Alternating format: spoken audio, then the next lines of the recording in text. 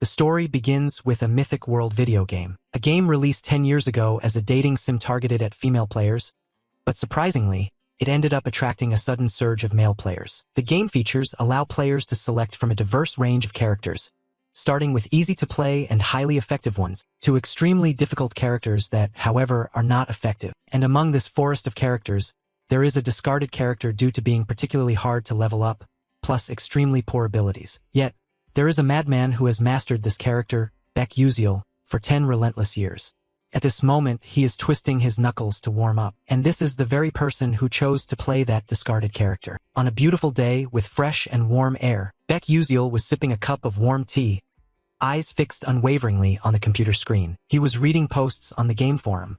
There were many new posts, and it seemed something quite interesting was happening. Just as he clicked on a post, a series of player comments appeared. The game encountered a stupid dragon. Suddenly it appeared and wiped out all my game data. How is this possible? It said my character died and can't log in anymore. What the hell is happening? My character was suddenly deleted. Reading this, Beck Uziel was quite confused. What kind of final boss is this in a dating sim game? I thought the game would end if the two characters got together. Scrolling down below, he noticed a post that was getting a lot of attention. Everyone, this boss cannot be defeated. This black magic dragon with a razor-sharp horn has an innate magic resistance of 99%, no cooldown, always causing me trouble with its spell absorption skill, and something shooting magic as well. How can I kill it? This must be a game bug. Beck Uziel suddenly realized this was a post by a famous trickster. Curious, he put down his teacup and exclaimed, "The final boss is really interesting." At this moment, he propped his chin with his hand, looked at the forum post from other players, and analyzed that strange, a magic immune monster in a world full of magic? How absurd, definitely a game bug. People were complaining their characters suddenly disappeared without a trace. At the same time, a notification appeared on the screen.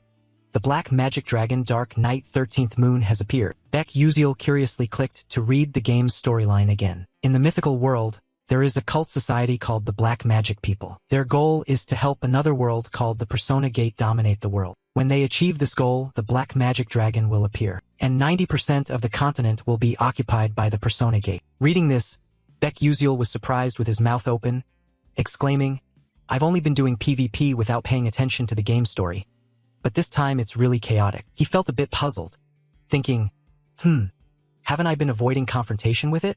Or maybe I should try a little. Thinking and acting, he began moving the mouse to the notification bar state. "Do you want to fight the dark magic dragon? Please select yes or no." Without further thought, he chose yes. "I will showcase the skills I've honed over the past 10 years. Beck Uziel said confidently. Briefly about Beck Uziel's character.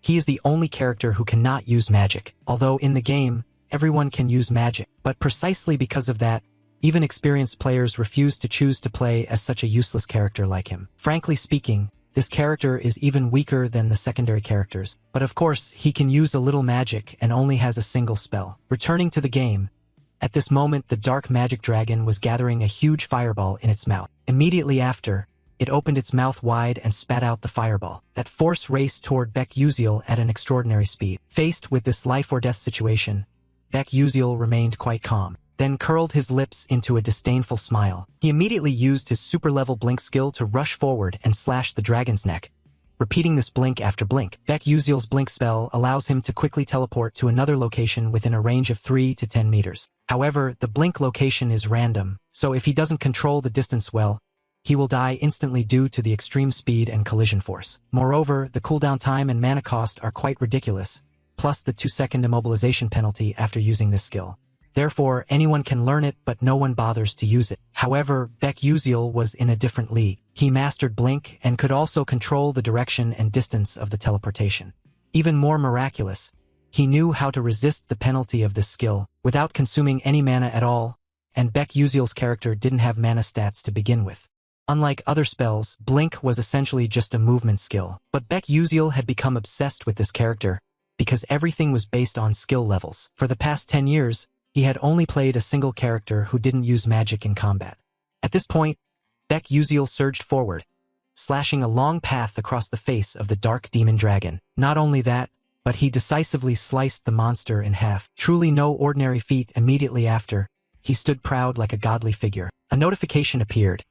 "You have defeated the final boss of the Dark Moon episode." In reality, Beck Uziel was also surprised, exclaiming, "What? I already killed the Dark Demon Dragon final boss. I know I equipped rare relics from head to toe. But this is still a worthless character. It's truly miraculous. But in any case, it's wonderful. I have to brag on social media that I just killed the Dark Demon Dragon. Before he could even post the article, the computer displayed numerous identical red error notifications because it had reached the 90% error conclusion that the mythical world was destroyed. However, you have come very close to the true ending. Looking at these lines of notifications, Beck Uziel gasped in amazement and exclaimed, "What is going on here?" Before he could regain his composure, another notification appeared. "Please proceed to the true ending." At this moment, he was utterly panicked, shouting, "What is this?" Then our protagonist mysteriously disappeared right in his own room. Upon opening his eyes, he was struck by the sight of a strange place. Beck Uziel was now lying flat on the ground. He struggled to sit up, feeling quite dizzy. Puzzled, he raised his hand to cradle his head, lamenting, "What has happened?" His body suddenly trembled violently. Looking around, he exclaimed, "Where am I?" Suddenly, he was drawn to a certain light. Immediately after, he realized it was a mirror. He approached and leaned close to the mirror. What he could not believe at this moment was his current appearance, a very familiar face that had accompanied him for over 10 years. That was Beck Uziel himself. But before he could understand what was happening, suddenly a notification appeared before him. Episode 1, Escape the Pursuit. Beck Uziel suddenly realized this was none other than Beck Uziel's opening mission. Impossible, am I dreaming? At that moment, he touched his pocket and found something, which left him stunned for a few seconds. The first thing pulled out in front of him was the Stella Trainee Enrollment Certificate. At this point, although he didn't want to admit it, Beck Uziel could already guess where he was. It had to be the world of mythology. So from now on, I'll be Beck Uziel. Thinking this, he covered his face in utter anguish, but he needed to think more logically. That voice told me to reach the true ending, but from my knowledge, this game doesn't have a real ending. It has countless possible endings. At that moment, his eyes suddenly filled with panic. Wait a minute, could it be that no one has unlocked the true ending in the past 10 years? Damn it, but I don't have time to think about that anymore. If I remember correctly, right after Beck Uziel woke up, the black demons would chase and storm into the house. Thinking this, he quickly rushed to the window and secretly observed. In front of him was a group of people dressed in identical black clothes. Under the snowfall, they frantically searched for him, shouting loudly, "Damn it! Where did that bastard Oat run off to?" Seeing this, Beck Uziel crouched behind the door. He glanced out furtively, thinking to himself, "This is bad. They've already arrived here." Meanwhile outside, at this moment, a man with white eyes spotted something. He pointed far up ahead and shouted, "Hey guys, there's a house over there. Let's go in and search it." After he finished, the whole group responded in unison. Realizing the important problem right in front of him needed immediate handling, but he himself was worried, not knowing what to do now. He recalled that there seemed to be a time limit to avoid them, but alone he could not fight back. While he was flustered and unsure of what to do, the system suddenly appeared. "You can use Blink." Beck Uziel was confused. Could he really use Blink? Born with mana leakage syndrome, Beck Uziel, who could not accumulate mana, could only place his hope on one thing. That was the magic he had spent his whole life practicing. Back to the present. Outside, the snow kept falling, blanketing the entire forest in white. Inside this old house, Beck Uziel kept pondering the system's suggestion. But currently, his Blink skill was only at level 1 with a maximum range of 9 meters. At this moment, he was extremely puzzled. How could this damn system tell him to use Blink? He wasn't sitting in front of a computer playing a game with a mouse to blink like that. Outside, the members of the Black Demon cult were running wildly toward the house. The sound of footsteps growing closer made Beck Uziel even more panicked. Damn it, they're here. I have to act now. There was no more time left. Damn it, I'm gonna risk it with you guys. Over there, as they arrived, they discovered something. Their eyes turned furious. One shouted, "Boss, I found that bastard. Chase after him quickly. Capture him alive for me." They frantically ran after from behind, mouths wide open, shouting loudly, "Stop. Don't let him escape. Catch him." Meanwhile, Beck Uziel was running for his life up front. This was also the first challenge in the Blink tutorial to lose the pursuers. While running, he thought that they were wearing magical shoes, so they ran faster than him. Therefore, the only way for me to escape was to use Blink. Calm down. I've used it countless times before, so of course I have to know how to time it perfectly. At this moment, they had caught up right behind him, shouting, "You brat, why won't you stop?" Glancing back, he suddenly realized, damn it, they've caught up already. But the truth is that Blink has a weakness. If the user can't control the distance well, they will collide with other objects and die instantly. However, if it were me, things would be different. Baek Yuziel thought to himself as he ran. At the same time, the leader of the Black Demon group caught up right behind him. He raised his sword and shouted loudly, "Let me send you to hell, die you dog." At the critical moment, hanging by a thread between life and death, Baek Yuziel used his blink skill to escape. He suddenly joyfully thought, "Awesome, it worked," leaving the Black Demon's group gaping in astonishment. "Hey, what was that? Blink? Is that Brad a mage too?" Seeing his foolish teammates lose their composure, the boss immediately turned back to reassure them. "Don't be reckless. Blink has a weakness. The user becomes paralyzed for about 2 seconds. This is our window to act." Saying this, he turned to look toward Baek Yuziel, but was so shocked he couldn't believe his eyes. Wait, how is that kid still able to move? On this side, Baek Yuziel was still running desperately. As he ran, he kept encouraging himself. "Careful, I have to be even more cautious. Come on, I have to use the rough terrain here to escape." If any player can't learn how to use blink at this moment, the only path is death. In fact, 99% of players who choose Baek Yuziel cannot complete the tutorial portion. Of the remaining 1%, while they manage to get through the tutorial, they fail to grasp how to control the blink distance and combo blinks. Thinking of this, he frantically blinked repeatedly, moving from one spot to another. This amazed the Black Demon cult greatly. He dares to blink on such terrain? This kid must be crazy. Then, the leader turned back to his comrades and said, "Those who can use magic, step forward. We will attack him from afar." With that, 3 of them stood up at the front, faces fierce and filled with murderous intent. Noticing they were no longer pursuing from behind, Baek Yuziel glanced back, a new worry forming in his mind.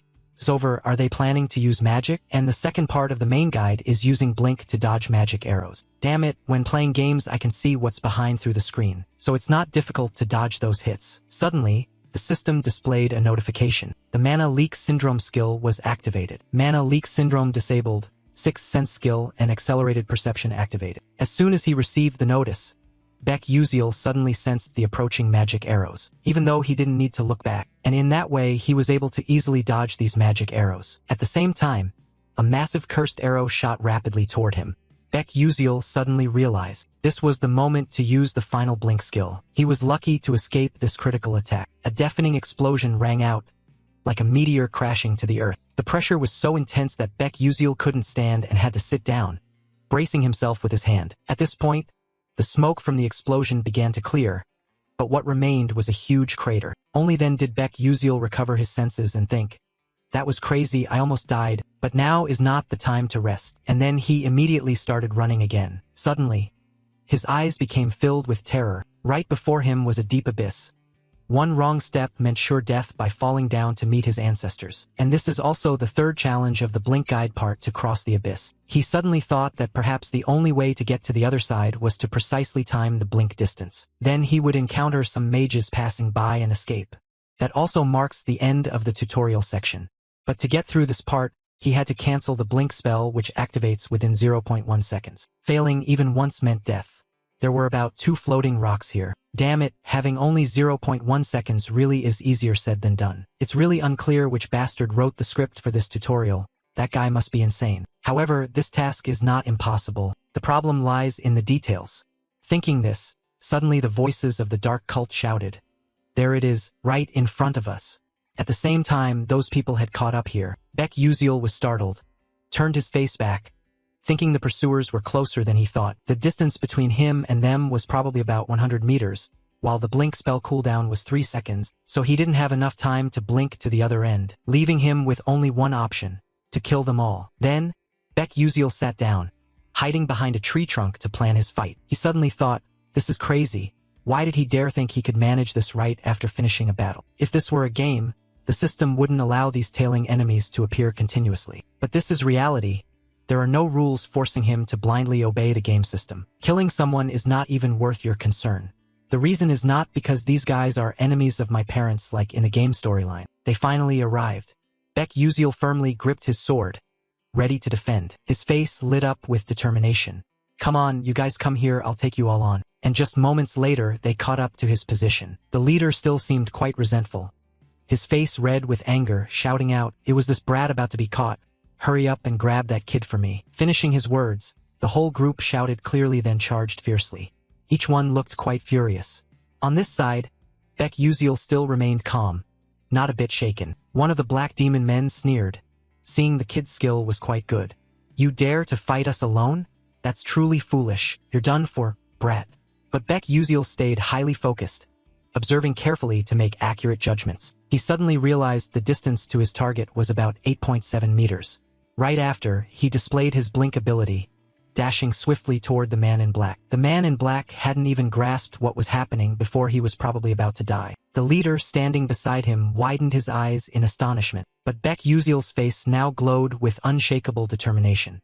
His speed was too fast, too dangerous, causing the man in black to spit out a large mouthful of blood, which shot straight onto Baek Uziel's body. Seeing fresh blood lightly dripping from his fingertips, but at this moment he felt no sense of guilt at all. If they don't die, then I will be the one who dies. I have to kill them all to survive.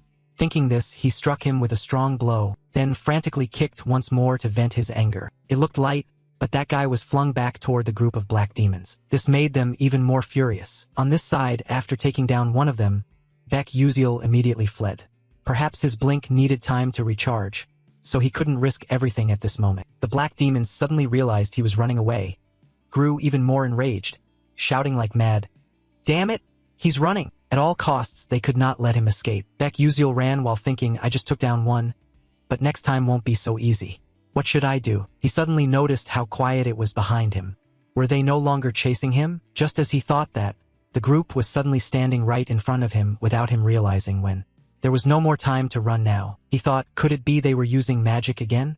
If only I could evade these bastards. On the other side, the leader of the black demons opened his mouth and ordered his underlings, do it. Right after the command, a strange magic appeared, heading straight toward Baek Uziel's position. He saw a huge spark shooting at him. Baek Uziel was extremely tense at this moment. Not only one spark, but many missiles hurtled straight at him. In this situation, he didn't yet know how to escape, only angrily cursing silently in his heart, damn that damned spell. But then he shouted, right, I have a way. Right in front of him now appeared a branch growing out of a crack in the rock. In a desperate situation hanging by a thread, he used the blink skill and dashed quickly toward that branch. And then a huge explosion occurred immediately afterward. Boom, boom, boom. The explosion created a large hole with dust flying thick all around. On this side, one of the dark demons looked quite pleased, smirking, serves that brat right. But before he could celebrate for long, he suddenly realized that the hole in front of him had no corpse at all. He mumbled in surprise, where did he go? While he was still confused, Baek Uziel had not only escaped their magic but also used blink, rushing swiftly toward the boss. Only when he suddenly realized it, was Baek Uziel already right in front of his face. The two stared at each other like that. The blink secret technique requires the same momentum before and after use. Without hesitation, he blinked again, dashed forward, and struck him with a fierce blow. At this point, only the sound of desperate screams echoed far away. Witnessing this, the entire group of dark demons was utterly shocked. What is happening? Not stopping there, Baek Uziel pressed the sword deeper through this guy's body, causing him to cough up blood and die instantly. Even now, they still didn't understand where this brat got such powerful magic, or why he had become so brutal. After dealing with the two, Baek Uziel was exhausted, his whole body smeared with blood. He thought to himself, now that I have taken down these two, but I have to hurry before they recover. The Scarface guy spoke up, this freak, his reaction speed is incredibly strange for a mage. Who the hell are you? After hearing that, Baek Uziel thought to himself, my reaction speed must be superior to all the other players. But that's only in the game. Here, I can't keep dodging their attacks forever, especially at this close range.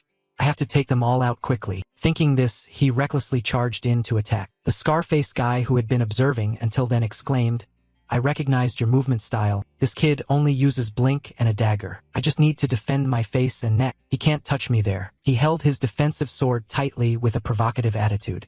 Come on, come here. Then he shouted loudly, Ice Tide. On this side, Baek Uziel was still showcasing his excellent blink skills, while the scar-faced guy unleashed a powerful force directed at him. He was quite confident in his combat ability, thinking, ha, I'm about to catch you, now let's see how you writhe in pain. But before he could gloat for long, he was utterly shocked. Baek Uziel was not only unharmed but also quickly rushed toward his companion, instantly beheading him. Witnessing this, the scar-faced guy's hair stood on end, and he trembled as he exclaimed, Damn it, before you only knew how to hide like a rat, but now you dare to fight back. Baek Uziel was covered in fresh blood all over his body and replied coldly, yes, but that was the old me. Anyway, I have to thank you all for helping me become stronger day by day. After hearing that, the scar-faced guy retorted bitterly, you son of a bitch, that's only because we went easy on you, now die. With that, Baek Uziel took strong, determined steps forward. His face was full of murderous intent, looking extremely fierce. Then he quickly hurled his spear toward him. Seeing the spear advancing, the scar-faced guy guessed in his heart, blink targeting an undefended spot. Surely he plans to throw the spear for me to block and then ambush from behind. Dream on, honey, no chance. Thinking this, the spear came close to his face. This guy simply lifted his sword gently, cutting the spear in half. He smiled smugly, thinking now all he had to do was turn around and hit him once to finish it. But it seemed his judgment was wrong. Suddenly, he froze in place, weakly uttering, huh. Then he gritted his teeth, his face twisted in an incomprehensible pain. At this moment, Baek Uziel did not attack from behind as he had guessed, but struck directly in front. He used all his strength to pierce through his heart amid his surprise. The scar-faced guy still refused to accept defeat, weakly shouting, did he intend to attack from the front all along? Thus, Episode 1 of Escaping the Chase was completed. After killing them all, the system displayed a notification. You have gained additional experience and received a bonus gift from the Constellatio project for developing a unique story. Baek Uziel looked quite exhausted at this moment. Slumped over, his breathing becoming rapid and erratic.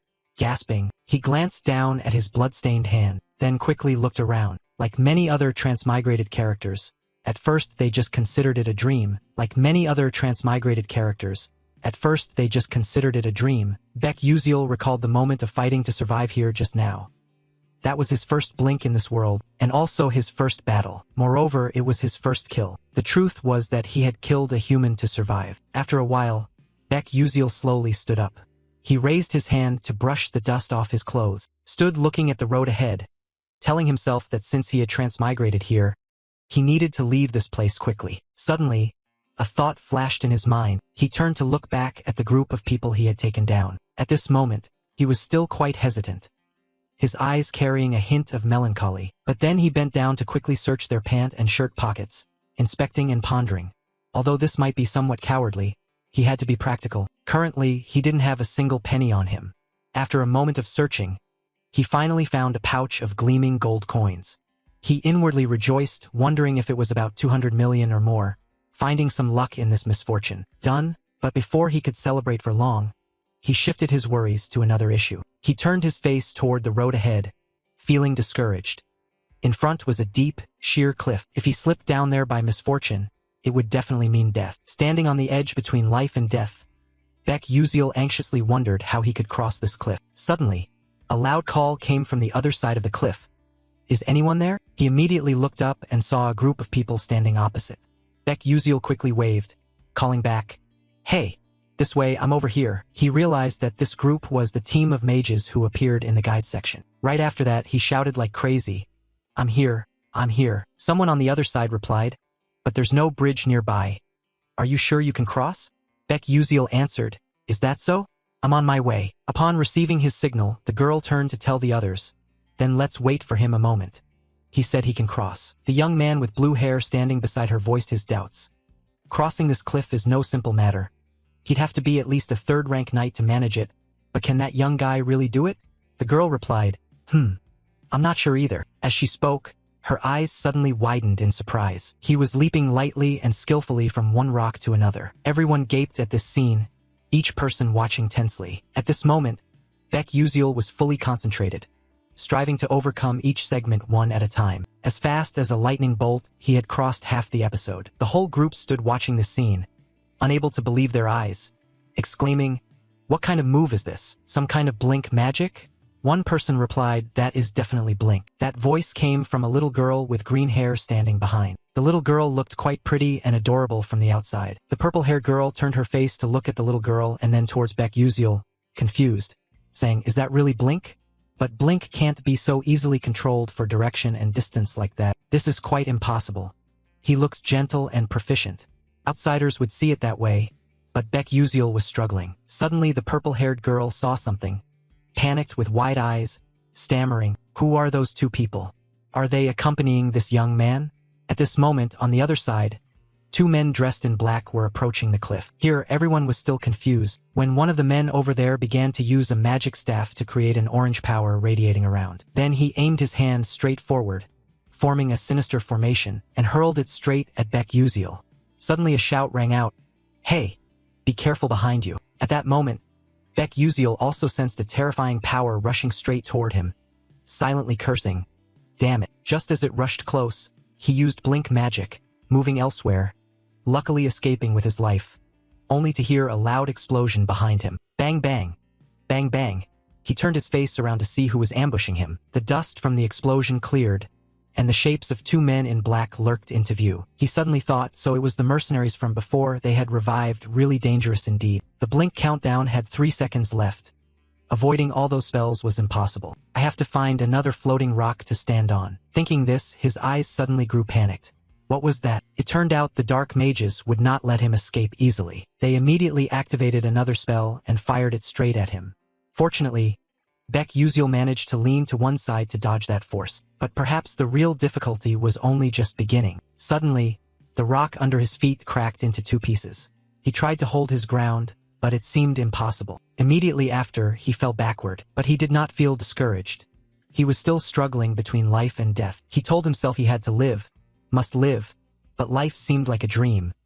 All the floating rocks were too far from where he fell. Even with just a glimmer of hope, he only wished to land on one of them. Then his eyes brightened as he saw a nearby rock.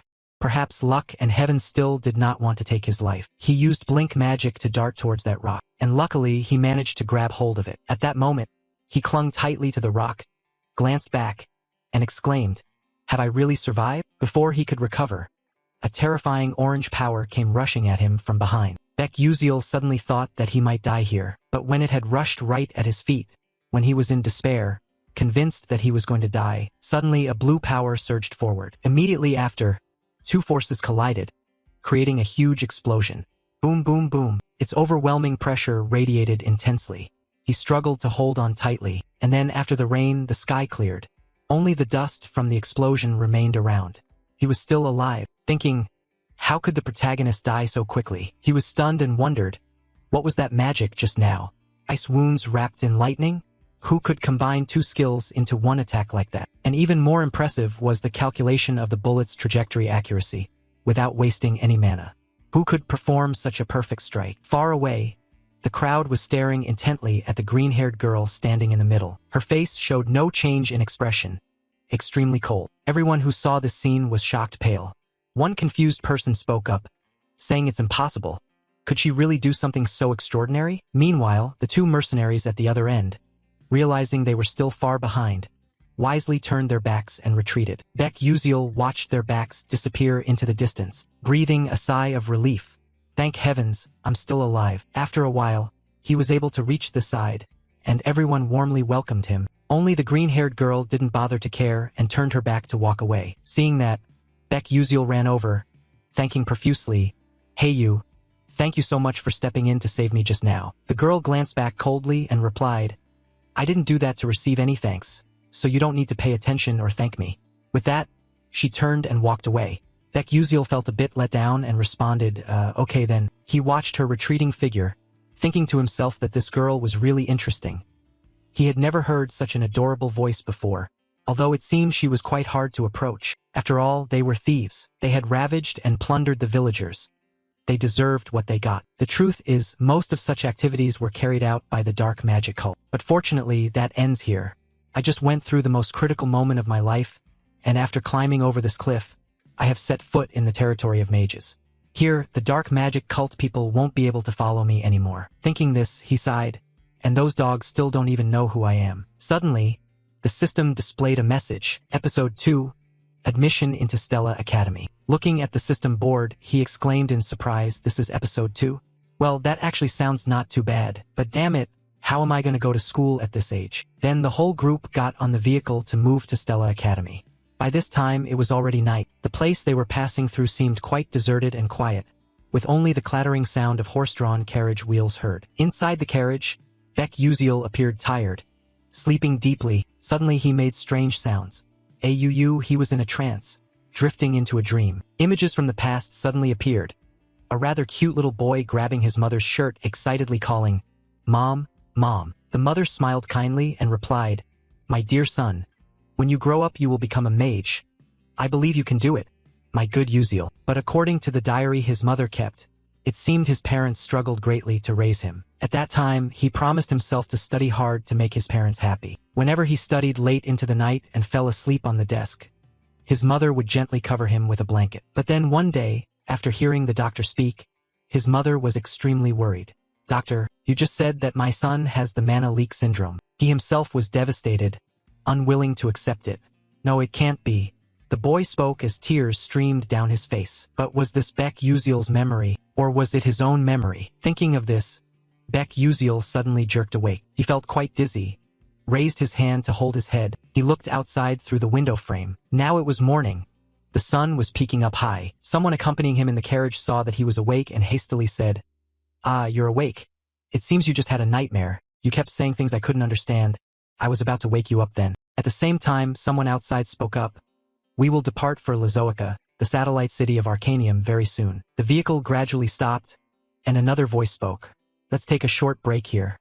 The whole group quickly got off the vehicle to relax. Beck Uziel, feeling quite sore, stretched high. Then suddenly he was a bit surprised, his eyes wide open as he looked. Coincidentally, the blue-haired girl was staring in his direction. At that moment, he intended to raise his hand to greet casually, but before he could utter a word, she turned her face and walked away. This made him feel a little embarrassed. He forced a smile.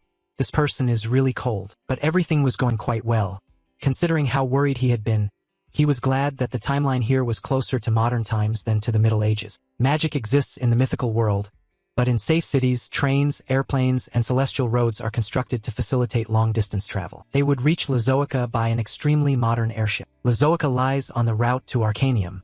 In Arcanium, the city of magic, everything truly begins. The magical towers, the mage conference, and the 5 prestigious academies are all located in Arcanium.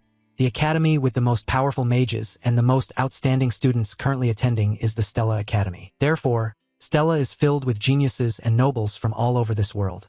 But Beck Uziel still couldn't understand why the Beck Uziel character he transmigrated into could study at this prestigious school. He forgot that he hadn't checked his own skills yet. Thinking of this, he hurriedly opened his system to check.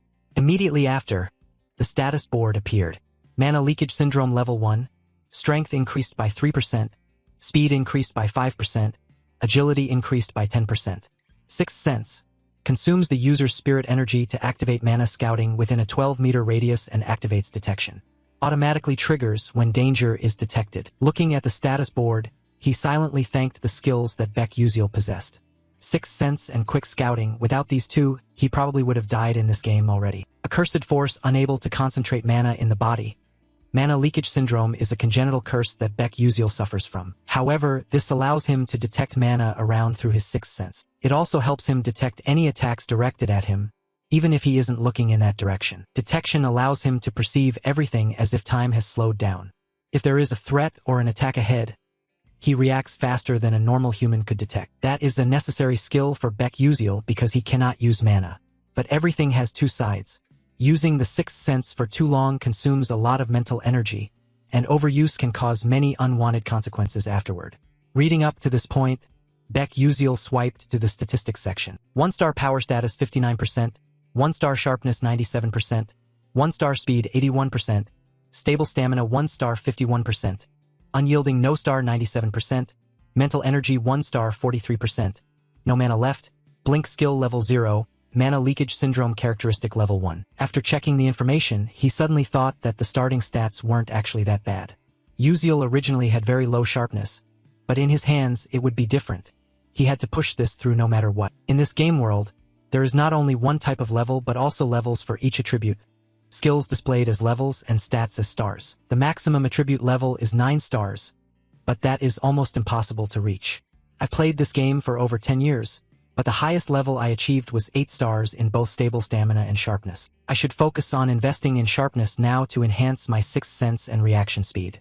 I can improve stable stamina and agility through various other methods. After all, the problem now is the mana leakage syndrome. If I don't train this, I won't survive long. I need to upgrade it quickly to reach the secret of the true body. Stella Academy is the way to suppress that syndrome. I have no other choice if I want to prevent the end of this world and cure my chronic illness. Thinking of this, Beck Uziel let out a helpless sigh. Phew, honestly, I don't want to go there myself. Someone please save me from this situation. Suddenly, the system chimed. You have missed some notifications, he exclaimed in surprise. Oh, I've never looked at this before. But before he could check it, an urging voice rang out. Hey, you young people. Let's go quickly. Beck Uziel had to set those notifications aside to check later. The girl with blue hair was still watching him closely at this moment, but she remained cold and silent. In front of them was a flying ship hovering in the air, enormous and modern. On the ship, everyone seemed quite excited and expectant. Suddenly, an announcement came through the speaker. Attention please. We are approaching Arcanium. Passengers are requested to remain seated. At that moment, someone noticed something and was quite astonished. Immediately afterward, he sneered mockingly. Hey, you guys, look at that guy glancing around like a child. Has he never been on a flying ship before? Haha. Judging by their looks, the person they were talking about was Beck Uziel. At that moment, he was looking around. Everything here was unfamiliar to him. They kept chatting. That guy must be a country bumpkin who just arrived. Looks like some naive guy in the city. Huh. Ugh. I don't understand why Stella lets these trashy types into the academy. Up to this point, Beck Uziel also heard those whispers about himself. He glanced over at them. They hadn't stopped yet. They continued to despise him, saying this news would spread everywhere. A few guys like him were enough to taint everything. He kept looking at them, but then he didn't bother with their mockery. He just sighed and turned away. His reaction caught that guy by surprise. Beck Uziel thought to himself, they're just immature kids. I'm an adult. I won't stoop to their level. His indifferent attitude deeply embarrassed that spoiled rich kid, who shouted, Hey, kid! How dare you look at us like that? Are you asking for trouble? He frowned and clenched his teeth as he continued. You little bastard, you better stand right there for me. Then, a gentle voice sounded, Hey! What the hell are you guys making so much noise about? He jumped in surprise and turned to look toward the voice's direction. His eyes widened in astonishment. In the distance, the silhouette of a girl with long hair appeared. Then he trembled and exclaimed, Princess Bayan. Beck Uziel also turned to look, pondering. Was he really saying Bayan? From his gaze, in front of everyone stood a princess with an incredibly beautiful appearance. A cold, proud aura. This was the princess of the Adalabit kingdom, Hong Bayan. She said nothing more. She just coldly walked past the group. Seeing the princess walk past where he stood, the spoiled rich kid smiled warmly, placed his hand on his chest, and greeted politely, Your Highness. Before he could say anything more, the princess cast a cold, icy glance at him, then ignored him and walked away. This left him feeling quite embarrassed, mouth agape without a word. She proceeded coldly further inside, leaving the whole group staring at each other in stunned disappointment. On this side, she had brushed past Beck Uziel. He suddenly realized she was the enemy of this world, according to the original storyline. Bayan is a main character in the game. She and the female lead are always at odds. But in the end, it's Bayan who dies. No matter which path is chosen, she still meets a tragic death in most endings, or must commit suicide due to being bullied by the entire academy. She endures the most shameful experiences in front of everyone, as if the developer resents her and wants her to suffer everything. At that moment, he grew quiet, recalling he had heard that she was very famous among players. Indeed, she was very beautiful but too cold, as if she would kill him if he dared to start a conversation. Suddenly, his stomach rumbled. He reached up to rub it. The immediate problem was to fill that empty stomach first. As soon as he stepped onto the second floor, at some stall, he saw quite a variety of sparkling pastries. He randomly picked one, but as soon as he held it, his face paled, thinking, Oh, why is this so expensive? Nevertheless, he shrugged and ate to fill his stomach first. After eating, Beck Uziel stepped out, stunned like someone who'd lost his ration book. He thought bitterly, Damn it, is it always like this whenever I eat at Arcanium? It's broken, it's broken. At this moment, the announcement speaker sounded again, informing everyone, We will arrive at Arcanium in 10 minutes. Please all proceed to the ground floor. Repeating, We will arrive at Arcanium in 10 minutes. Please all proceed to the ground floor. Thank you sincerely for your attention. After hearing this, Beck Uziel smiled and thought, Finally it's starting. After all, this is now his reality. Thinking this, he excitedly exclaimed, Let's get started. After a while, the group arrived at Stella Academy. Looking at the unfamiliar crowd here, Beck Uziel felt quite out of place. He took a deep breath, Thankfully, he had solved the immediate problem. The people from the Dark Demon sect could no longer track him. But could he survive in this place? Surviving in this world is not at all easy. He wished for something useful in this situation. Thinking of that, he suddenly realized he hadn't read the system notifications from before. He opened the system to check. The notification read as follows. The Stellar Project grants you a special reward. Choices. 1. A weapon you used in the game at a lower level. 2. A skill you acquired in the game with less power. 3. Experience. Looking at the status line, he pondered thoughtfully. Oh, it seems this system has a bit of ethics after all, but let's see, what should I choose? Should I choose the 2 flashlight reflective? As if reading Beck Uziel's thoughts, the system immediately replied that according to the search results, the ranking of such equipment is too high, so it will be downgraded. You continue to ask, what about the Super Blink? The system responds that according to the search results, this skill is an upgraded version of Blink, so it cannot be obtained. However, you can use rewards to enhance the Blink skill. After reading this, you stand stunned, silently cursing that damn system. Do you really have to downgrade it? Seeing you complain, the system immediately explains that due to a lack of narrative energy, we cannot fully materialize it. What's that? You look puzzled. The system continues, the force that affects the course of the story is called narrative energy. If you continue to explore hidden episodes, it will accumulate. Therefore, in the short term, you cannot possess items that are too powerful because you are just a novice. You anxiously wait for the next response but see no further display from the system. You ask again, what about the crest goggles? The system replies that based on the results, we conclude that it can be provided. Then let's take it. Having said that, the system immediately throws you the crest goggles. He held the glasses in his hand, looked them over with discouragement, thinking he never imagined a day would come when he'd actually have to wear this damn thing.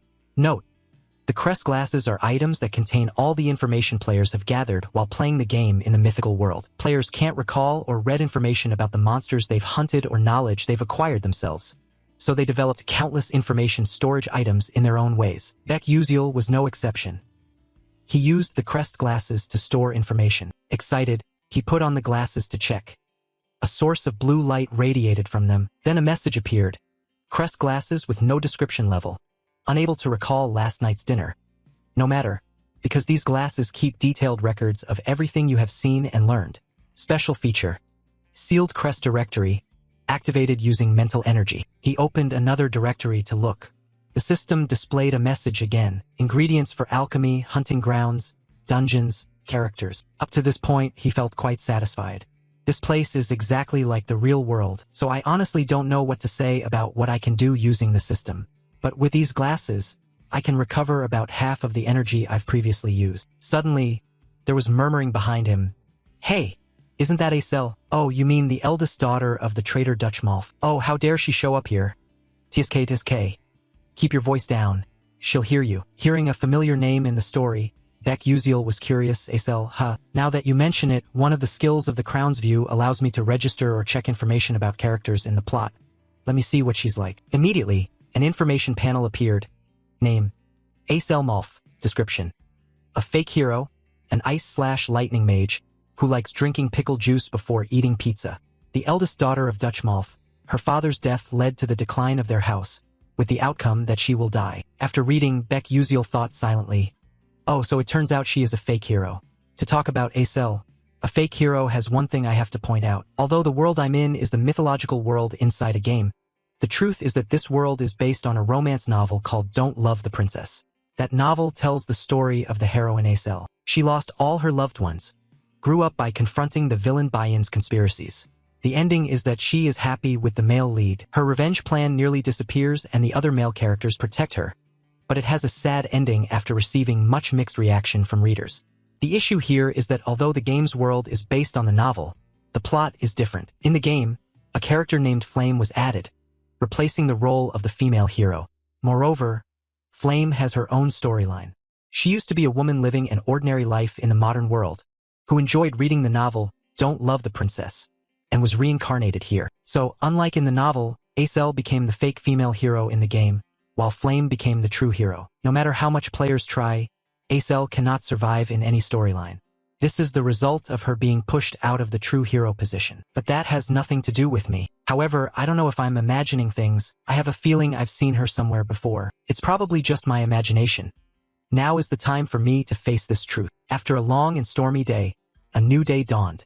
Rays of dazzling sunlight shone across Stella Academy. Inside, the students had changed into their uniforms, standing neatly in line to listen to the speech. At this moment, the principal spoke. As you all know, the dark mages are witches, those who have gained power from other worlds and transformed into monsters. Currently, they continue their invasion by opening persona gates or releasing ancient dungeons to conquer the magical world. Our responsibility as mages is to protect the world from evil forces. At this, murmurs suddenly rose from below. Starting a new episode with this lame speech? Indeed, it's really dull. At the same time, the speech continued to echo, and right after this, we will attend the oath-taking ceremony for the 4 students with the highest scores, who also represent the new students. Come on, please come up here. Immediately, the exemplary faces stepped up one after another. They were all handsome young men and beautiful young women with radiant faces. Looking at them, Beck Uziel silently thought they were all shining faces, as if they were the main characters themselves. But who is the one shining the brightest here? That's right, it's him. The principal's voice rang out. Representing all the new students present here, Ma Yuziang, please come up to speak. At this moment, the girls below looked on with sighs and admiration. Wow, he has the highest entrance score, and on top of that, he's both talented and handsome. Beck Uziel looked after him and had to admit, so this is the famous Ma Yuziang. Note, in the game, Ma Yuziang is a perfect embodiment of the saying, above heaven and earth, only I am supreme, with a mana rating of 9 stars and potential close to the gods. He is a genius among geniuses capable of controlling all elements in the world. Even if I can't endure until the final outcome, I must avoid bad endings by bringing Ma Yuziang over to the side of good. However, that cute short-haired girl is probably Flame. Beck Uziel began to immerse herself in reasoning, but it still depends on how she will act from now on. Since she is also someone who time-traveled here like me, accompanying her might be a good idea, but would things be more complicated if she considers me an enemy and rejects me? Anyway, I have an advantage in information, so I shouldn't ruin anything. Flame is a reader of romantic fantasy novels, while I am a player in this fantasy game. I swear to do so, even though my role in the plot isn't comparable to even a tiny villain in a shop. Moreover, the heroine Flame has a special ability to purify dark demons, but alongside that, she also has the power to bring misfortune to those close to her. Being near her will certainly affect me. My role is to support the main characters from afar, and to limit my involvement with them as much as possible. Thinking of that, Ma Yuziang's inaugural speech was finished. Below, everyone applauded enthusiastically. The principal's voice rang out, so I hereby declare that we will close today's entrance ceremony here. Immediately after attending the entrance ceremony, Beck Uziel's system notified her. Congratulations on completing episode 2 by joining Stella Academy. After the opening ceremony ended, all the students gathered in a lecture hall somewhere, each choosing a seat freely. Beck Uziel looked quite sad at this moment, thinking to himself that he had graduated from university long ago. Yet now he suddenly became a high school student. The feeling was so strange and unfamiliar. But then he comforted himself, saying that after all, there was something quite wonderful here. He held the watch in his hand, pondering that it was that having this was really good. This was the Stella watch, proof that you are a student of the most prestigious Stella Academy. If you own it, you will receive privileges and better services than other mages. Thinking of this, he happily stored the watch safely in his pants pocket, telling himself, I must quickly make use of this opportunity. At that moment, someone opened the door and entered. A man with a cold face walked in, stepped onto the podium and said, requiring all of you to stay seated in class. We will start the test right now. Except for writing tools, put away all other items. If anyone wears glasses, they must be checked by me first. Beck Uziel thought with annoyance, just finished the opening ceremony and already testing. The curriculum at Stella Academy is harsher than most universities in South Korea. Students have to take a test on the very first day. This is a placement test, through which they evaluate and assign classes for the students. When the exam papers were distributed to everyone, the teacher returned to the podium and spoke loudly. Everyone pay attention. We have 45 minutes to complete the test. Time starts now. Please focus. For someone who has studied this program for a long time like Beck Uziel, who exchanged answers with the teacher and the teacher answered back, seeing the exam paper made him dread it, his face drenched in sweat, thinking, damn it, I don't even understand the reading. How am I supposed to do this? It's really tough. The hierarchical test has nothing to do with the entrance exam. It is notorious for its terrifying difficulty. Students are divided from grade F to A and grade S based on their scores. Of course, most of the players are in grade S. In contrast, Beck Uziel ranked last among the 1141 students. Looking at the test, he hesitated. Maybe I should just submit a blank paper since I was already admitted, probably won't be expelled. Just consider myself volunteering to be placed in grade F. He glanced around. At this time, everyone seemed quite focused on the test. Only Ma Yuziong was sitting idly, propping his hand on his chin, lost in thought. Baek Yuziel looked back at himself with some disappointment. Oh, he's already sitting idly. Could it be that he's already finished? No wonder he looks so disheartened. In this game, Ma Yuziong's personality is one of despair. He was born into the strongest family on the continent, possessing a genius intellect and top-tier talent. Everything was easy for him. Depending on the actions of the female lead, Ma Yuziong would side with either good or evil. All the villains of the dark demon cult who want to exterminate humanity are extremely interested in him. But from the start, the biggest problem was his family. Watching such a genius only made me have to reevaluate myself. Suddenly he realized, wait a minute, why am I so stupid? I can use my blink glasses after all. I once used them to accumulate skills learned in the library. At this moment, they're really useful and there's no loss anyway. I have to try. Thinking this, he reached into his bra, took out the glasses, just about to put them on when the proctor suspected his behavior, came closer and spoke. Wait, what's with your glasses? I already said if you intend to use glasses, you have to let me check them first. Hand them over so I can inspect. Baek Yuziel was startled and thought, all right, damn it, I forgot about that. He quickly handed the glasses to the proctor. The proctor held the glasses in his hand, carefully examining this side. Baek Yuziel grimaced, sweating profusely, thinking, this is doomed. What should I do? If they discover these are magic glasses, I'll get expelled. He looked up, praying to heaven, hoping to survive this ordeal. Suddenly, the dam system appeared with a notification. A missing part of the blink glasses has been detected. Do you want to summon it? Baek Yuziel was so scared he nearly peed blood. No, stay there, system. The proctor was still using magic to check the glasses. After a moment without finding anything, the teacher handed it back to him and said, I don't see any mana here, but remember to ask first next time. Baek Yuziel was startled, then happily replied, yes, sir. At the same time, he silently rejoiced, thank goodness. If the original function was working, I'd be in big trouble. He immediately put on the glasses, looking a bit more intellectual. Right after that, the answers to each question appeared before his eyes. Based on that, he copied them down, smugly thinking, I've hit the jackpot, who knows, maybe I'll even get first place. With these answers, I'll definitely pass the F level, maybe even reach level A. While he was focused on copying, suddenly the teacher's voice rang out. The test time is over. All students must stop writing and hand in their papers. As soon as he finished speaking, the proctor used magic to collect the students' papers.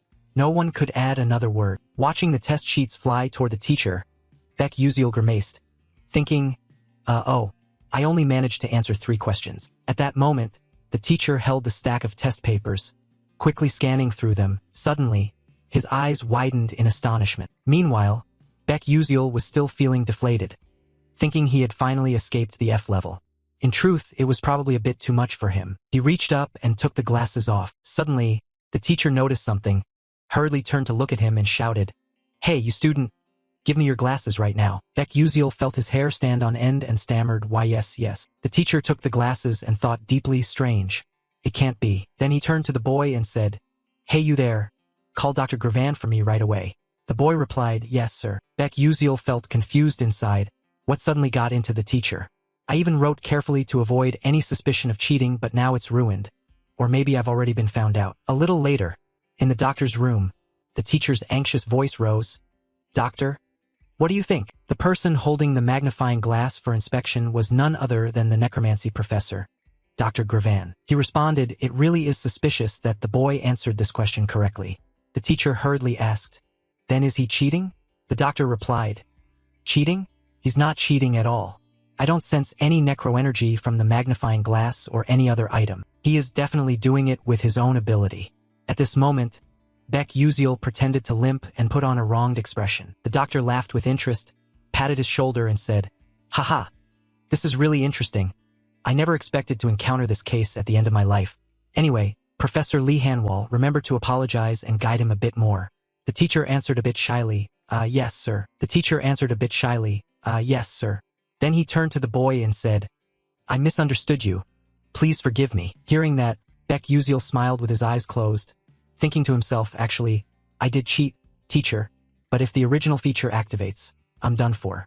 Then he replied, yes, it's nothing, teacher. A while later, In Professor Lee Hanwal's office, the teachers were focusing on grading the tests when they came across a certain student's paper. The teacher suddenly held the completed paper in his hand, looking at it for a long time as if he couldn't believe his eyes. Suddenly a voice called out, "Oh, Professor Lewin, is this the test from the first-year students?" Lee Hanwal responded, "Yes, sir." The woman cheerfully added, "I heard that there are many outstanding students this year. This woman is a senior council member of the Stella Academy, Professor Edel Taimen." Lee Hanwal answered, "That's right. This year we have quite a few exceptional students from the most prestigious family in the fire magic world, Princess Bayan of the Fire Nation Adalabit. Then also the heir to the Scalvan Empire, Jeremy Scalvan, who surpassed all his older brothers in the war for the throne at just 12 years old thanks to his magical talent. And coming from the world's grandest magic tower, the Full Moon Tower, the heir of Tower Master Hei Wonriang also enrolled this year." Hearing this, Professor Edel Taimen was impressed. "Oh, I heard that creating exam questions for elite students from famous families is very challenging. This year is sure to be interesting." Professor Lee Hanwal replied, "As long as the elder is satisfied, I am happy." As Professor Edel Taimen said, "This year's test has a new format. The first 3 questions are very difficult to solve with just ordinary academic ability. They are clever riddles with hidden meanings, testing agility. If unable to solve them, do students quickly move on to the next question? Secondly, how students deal with a problem never before seen in any book. The era of rote learning magic theory has passed. Now is the era of practical combat, requiring quick assessment and creative thinking." But that question required no answer. Over 1,000 out of 1,141 students left their papers blank. The remaining 100 students tried to find answers but did not produce a correct one. Among the new students, only 3 answered correctly. Ma Yuziang, a genius of the century who appeared like a comet, but no one knew which clan he came from. Flame, a student introduced to the school by the principal. Though a commoner, her talent was recognized, only slightly behind Ma Yuziang. And finally, Baek Yuziel, a character with no notable reputation. It's no surprise Ma Yuziang and Flame were considered geniuses, but Baek Yuziel had a very low entry score.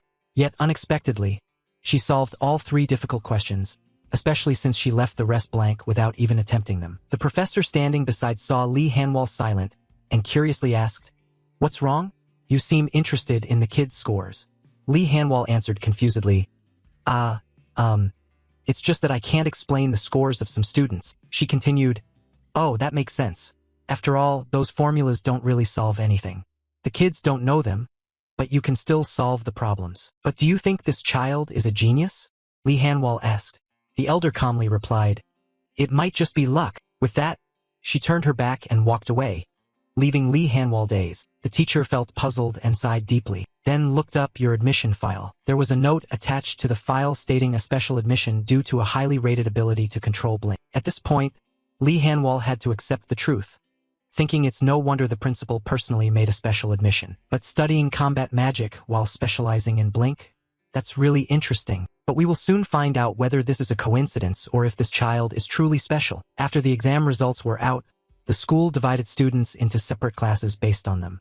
At that moment, everyone eagerly went to see which class they were assigned to. All you could hear were people asking each other, "I heard the class assignment results were posted on the bulletin board.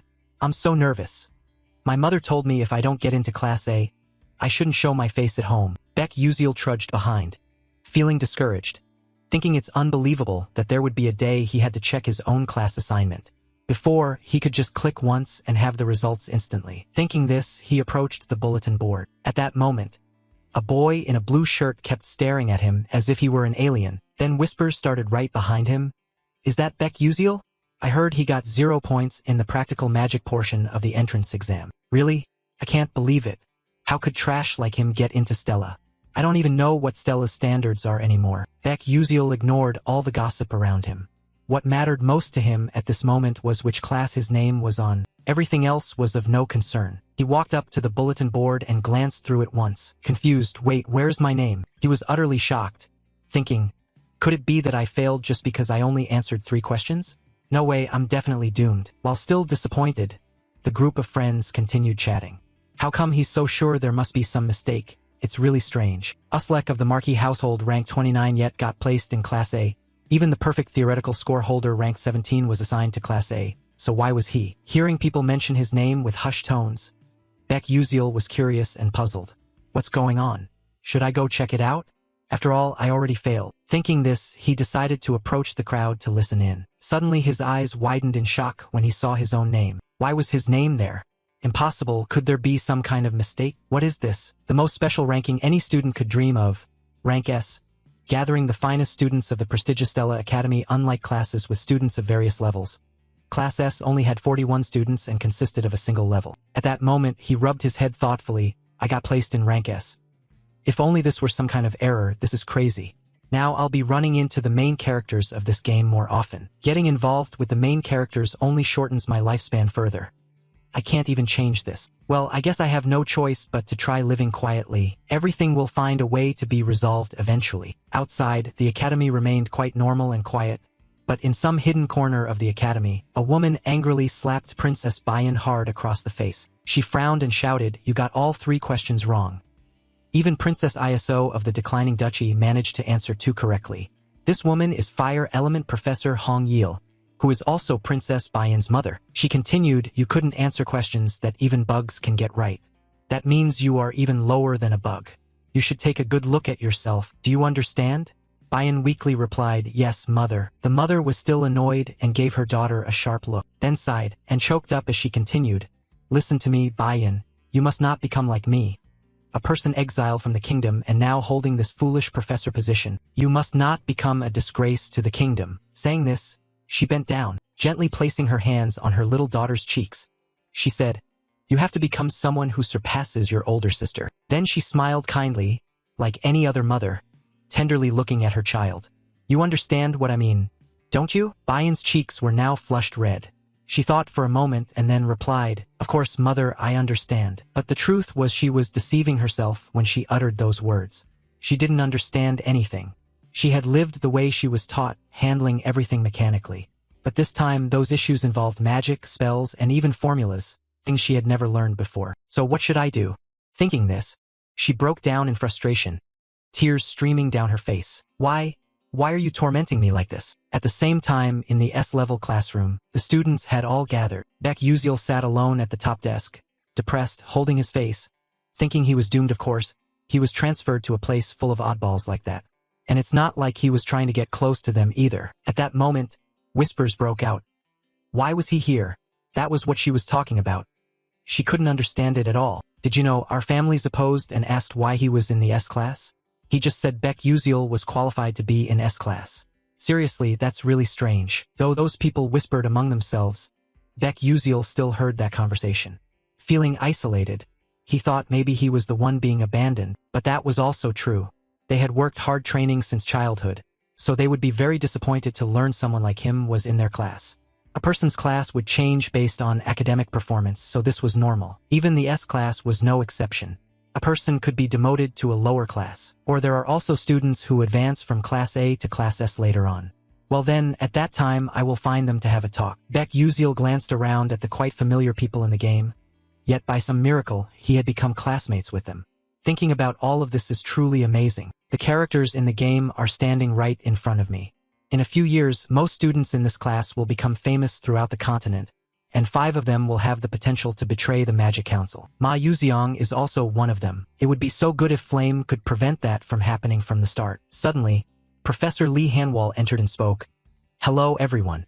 Please quickly settle into your seats." Hearing that somewhat familiar voice, Baek Uziel turned his face toward the podium. At this moment, the powerful professor was speaking. "I am very honored to meet you all. Some of you may have seen me before, but I will introduce myself as usual. I am the professor of Class S, Lee Hanwal." Hearing this, the students below started whispering and discussing. One said, "Oh, so that's the famous Professor Lee Hanwal." Someone next to him responded, "The number of dark magic beasts he's hunted has almost reached 4 digits. It's brutal, they even call him a level 7 magic warrior. He truly is on a different level." Seeing the students stunned and chattering, Professor Lee Hanwal spoke up to remind them, "Now, please be orderly. This year, it seems there are many talented students here, and there is even a special exemption student. As you all know, this academy is where we nurture battle mages, also known as magic warriors. You will experience a strict educational environment for 3 years. I expect all of you to keep up with the curriculum. I want each of you to show me the best abilities you can develop during your time at this school. So now, does anyone have any questions?" Facing the teacher's question, The whole class remained silent. The teacher smiled and continued, "Good. Then let's begin the lesson." At that moment, outside the door, the silhouette of Princess Bayan was entering. Seeing her with a bruised cheek, everyone was quite surprised, and Baek Uziel was no exception. He thought in surprise, Bayan is the one who always follows rules more than anyone else. How could she be late? What happened to her? She approached the teacher, apologized, and said something, her face showing signs of exhaustion and disappointment. Curious, Baek Uziel took out his crowbar glasses to check. As soon as he put them on, an information board appeared. Bayan, fire element antagonist mage, likes red ginseng candy, occasionally blames herself, only drinks coffee with milk Akalia style, has an evil mother, fate destined to die. After reading it, he suddenly thought not much has changed, her fate destined to die, but if Acel dies by flame, Bayan will die with her. It can be considered the inevitable destiny of a villainous character. I would save her if I could, but I am not in a position to save anyone. Thinking this, he felt a bit melancholic and took off his glasses. After hearing her explain the reason for being late, the teacher spoke up, "You should find a seat." Over here, Baek Uziel was still sighing sadly, thinking he felt quite bad, but he could only keep his distance. Then he absent-mindedly followed the flow of his thoughts. Suddenly, Bayan approached his seat. Her eyes were filled with resentment and sadness as she looked at him, while he still couldn't understand what was happening. Immediately after, Bayan sat down in the seat next to him. Baek Uziel was bewildered, thinking, what's going on? How do I feel right now?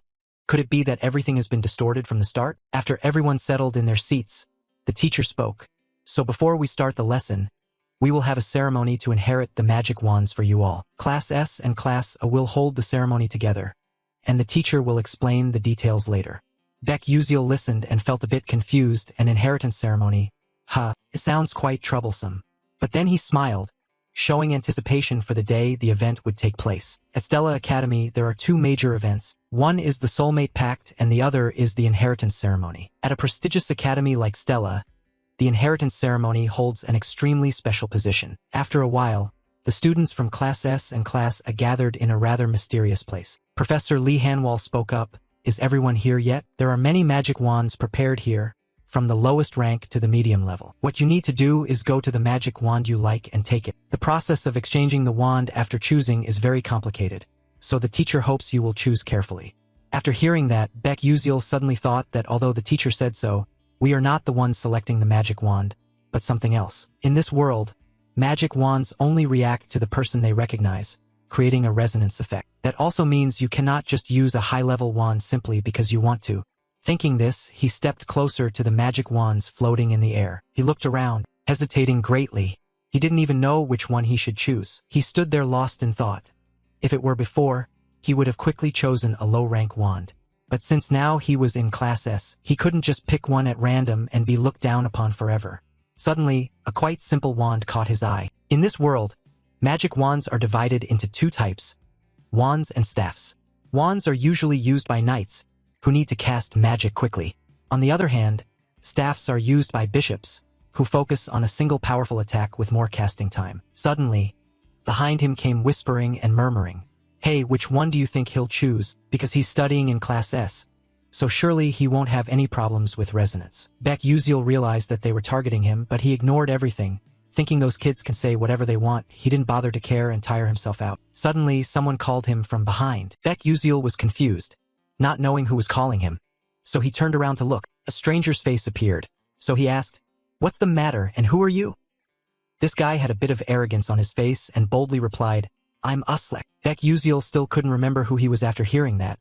Thinking he must be some minor character, this was the first time he'd heard that name. So he just answered indifferently to get it over with, "Oh, is that so? I got it." Uslek crossed his arms and continued, "Which magic wand do you plan to choose?" He casually replied, "I'll just pick one at random." After hearing that, he sneered sarcastically, "You better choose a magic wand that suits your ordinary civilian status. Don't try to climb too high and fall hard, causing trouble for Professor Lee Hanwal." Baek Uziel's face at that moment seemed like saying, "Your dad is probably scared of you." He didn't bother to pay attention, turned away, and added a taunt, "Oh fine, just don't cause any trouble." Seeing his mocking attitude, Uslek got even more bitter, blood rushing to his head, his face flushing red. Immediately after, he seemed to go mad and shouted, "You bastard, you want to fight, huh? Really annoying. Baek Uziel was about to ignore it, but this brat still wants to provoke. He sighed in disgust, took the eyebrow-wear glasses out of his pocket and put them on. At that moment, the boy's information appeared right before his eyes. Uslek Chechbalen, son of Marquis Chechbalen, subordinate of Prince Jeremy, level of dissatisfaction 3. After reading, he took off the glasses and put them away, a bit disappointed, thinking seriously, is that all the information there is? Then he raised his face looking toward him, sighed tiredly, wondering if he had anything special. Uslek then pointed at a staff arrogantly and said, "Anyway, I'm gonna choose that one, so watch carefully." In the direction of his hand, Baek Uziel saw it was a magic staff. Moreover, it was the Edmari Edamirai staff, apparently the highest rank here, an average high-level magic staff usually used by professional mages. On the other hand, no matter how talented you are, an average low-level staff is already the limit for apprentices. Even professional mages rarely use low-tier average magic staffs. The only high-level average magic staff here besides the Edmari Edamirai is none other. It is mainly kept here to flaunt. Everyone knows no apprentice here can obtain it. At that moment the teacher spoke again, "You should stand in front of the magic staff you like." Upon hearing this, the apprentices one by one moved forward in front of the magic staffs. It seems that everyone has found their own choice. Immediately after, blue lights radiated all around. Behind, the astonished trainees exclaimed, "Wow, didn't Haywin's chosen wand turn out to be Hayden a Mikotan? That's a medium-ranked wand." Prince Scalvin also managed to choose a medium-ranked wand. Observing the scene around, Baek Uziel also spoke up. Princess Bayan selected Suaviter Lehaven, which is also a medium-ranked wand. How many people can pick a medium-ranked wand? This year is truly crazy. Uslek was even more bitter now. Grinding his teeth in rage, he said, "Damn it, just you wait, I can do it too." As soon as he finished, he made up his mind and headed straight for the wand in front of him. He walked amid the stunned onlookers. Gasps of alarm rang out. Isn't that Uslek? Can he resonate with a high-level average wand? Uslek reached out his hand toward the wand, grinning confidently, like, "I'm going to make you all gape in awe. Let's see what a true Class S talent is like." Then he clenched his hand firmly on the wand. Instantly, tiny sparks of electricity flickered around. Shortly after, there was a loud explosion. Boom, boom, boom. Its overwhelming power radiated intensely, dazzling everyone nearby. This did not surprise Baek Uziel too much. He blinked. Just as he predicted, he had failed. At that moment, Uslek was thrown far away by the force emanating from the wand. He lay flat on the ground, gritting his teeth, unwilling to accept defeat. The nearby trainees who witnessed this scene panicked and shouted, "Oh no, it looks like he's seriously injured. Hey, someone quickly call the professor to come up here." A high-grade intermediate magic staff was impossible. So how the heck is this guy so reckless? Baek Uziel just sighed, thinking, who climbs high and falls hard like this anyway? Humph, little brother, it would have been better if you had given up this idea from the start. As he thought this, suddenly the figure of a trainee approached the staff. He seemed quite confident, whistling as he walked. It turned out that the true owner of that staff had already been decided, and the person who had this confidence was none other than Ma Yuziang. He stood looking intently at the magic staff in front of him, then broke into a triumphant smile. It seemed he was quite satisfied with his decision at this moment, but at this action, the surrounding students suddenly cheered. "Oh my god. Is he planning to take the high-grade intermediate staff? I don't think he can resonate with it." Ignoring the surrounding chatter, Ma Yuziang coldly reached out and touched the magic staff and gripped it tightly. Immediately after, it emitted a dazzling light all around. Yet he remained still, unaffected in the slightest. Its overwhelming presence was so strong that everyone around had to raise their hands to shield their eyes. As expected, Ma Yuziang was able to resonate with this magic staff. Holding the magic staff in his hand, he smiled brightly.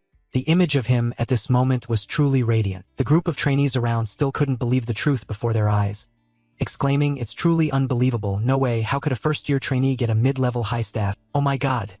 How could this happen?"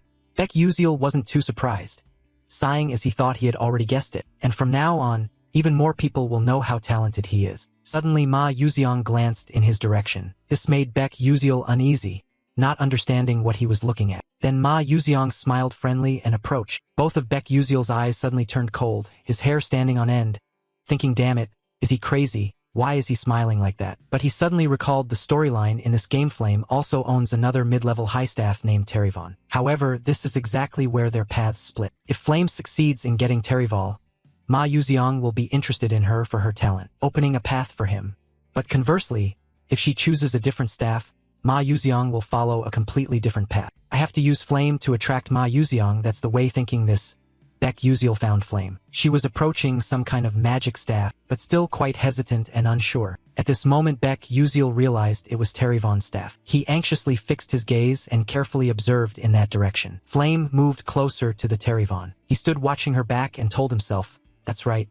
Take it. Then Ma Yuxiang will be curious about Flame and we will have a perfect and beautiful ending." But just as he was about to rejoice upon reaching near Terryvon's staff, the girl suddenly turned around and left. This shocked him so much he felt like vomiting blood. What is going on? Could it be that she doesn't like Terryvon? What's the matter? Does she not know or just hasn't gathered enough information? Things seem not good. Flame can resonate with any staff because she is the main character. But what if she chooses some strange staff? Then we lose another good option. This won't do. I have to take action now. I have to push Terryvon towards Flame. Thinking this, he focused and aimed precisely at Flame's position. Then used the blink skill to dart quickly towards her. In a flash he was behind her. Suddenly Flame sensed someone standing right behind her. She immediately turned around, confused, thinking, when did he get behind me? Baek Yuziel raised his hand and smiled friendly. Hello. Hi there. Oh, I was just curious which staff you plan to choose. Flame. She replied uncertainly, why do you want to know? Is it any of your business? Baek Yuziel shyly answered. Oh, I just want to give you some advice because you seem a bit confused. Hearing his lame response, Flame coldly said, that's none of your business either. If there's nothing else, I'm leaving now. With that, she turned and walked away. Seeing this, Baek Yuziel was about to say something, wait a minute, then suddenly realized that something was off here. Flame should have been friendly to everyone since she is a sociable person. So why is she so cold like this? I can't just give up like that. My whole life depends on it after all.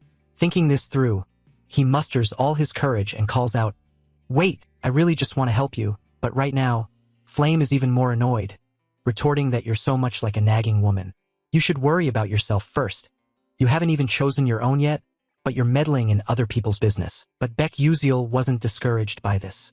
He continued, oh, but I feel there's a staff that suits you perfectly. Flame heard this and angrily shouted, are you trying to teach me? What the hell do you know about staffs? Facing this attitude, Baek Yuziel felt a bit hesitant, thinking to himself, what's wrong? Did I do something wrong? Or maybe she just can't be bothered with a lowly supporting character like me. He stammered his reply, well actually, I've heard a lot about you. You don't think you could get that staff, do you? Flame responded confusedly, Terryvon. Seeing that she had calmed down, Baek Yuziel smiled with eyes squinted and said, that's right. It's exactly that. Suddenly, a noise made Baek Yuziel's smile fade. A loud explosion echoed, the imposing force radiating around. It frightened him so much that he broke out in a sweat. His eyes opened wide. Then suddenly, a magic staff flew out of nowhere into his hand. He squinted and exclaimed, what is this? Then he carefully examined the staff. Right after, his face turned pale. Why was it in his hand? It should have been Flame who took it. Damn it all. At this moment, Baek Yuziel was at a loss for words, not knowing how to explain. His face showed a hint of embarrassment. Meanwhile, Flame just stood there, dumbfounded for a moment. Right after, she smiled with squinted eyes and said, well then, Baek Yuziel looked at the strange attitude and got goosebumps, trembling as he replied, nothing. But at this moment, he was secretly worried about the future ahead. So, it's over, my life is ruined. At this rate, even if I want to live in hiding, I can't anymore. So, the inheritance ceremony ended, but it seems its aftereffects still linger. At this time, on the school grounds, Flame was strolling slowly behind a group of some trainees. By chance, she overheard the conversation of two young men ahead. One said, hey, have you heard any hot news? This year, 2 students obtained the high-level episode staff.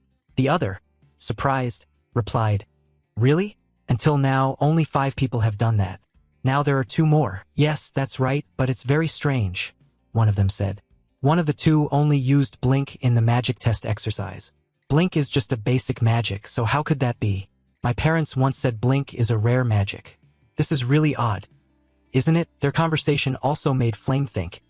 Even she didn't understand this matter. After a while, Flame arrived at the self-study room. The atmosphere here made her feel comfortable, and she exclaimed, finally, some quiet at last. All day today, wherever I went, I kept hearing whispers and rumors about that matter. The news that 2 students obtained the high-level episode staff has spread everywhere.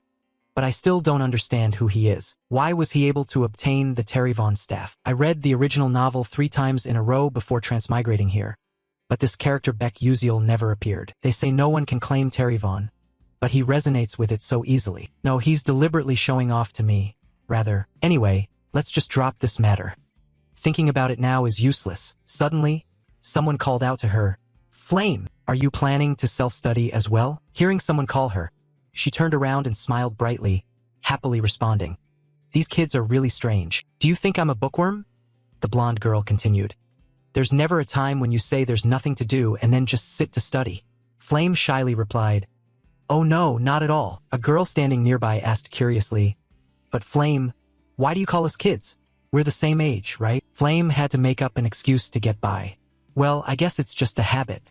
Where I used to live, people often saw me as an old lady, But in truth, she knew well she was living inside a novel, so there was no way she could act childish." Another voice spoke up, "So, are you planning to study alone today?" Looking back, she saw a cute girl with red hair and suddenly wondered if this was Jackie. Her style was surprisingly similar to hers, she thought, but still answered cheerfully, No, there's an upcoming episode meeting, so I'm planning to join." "Well, I'll go first then."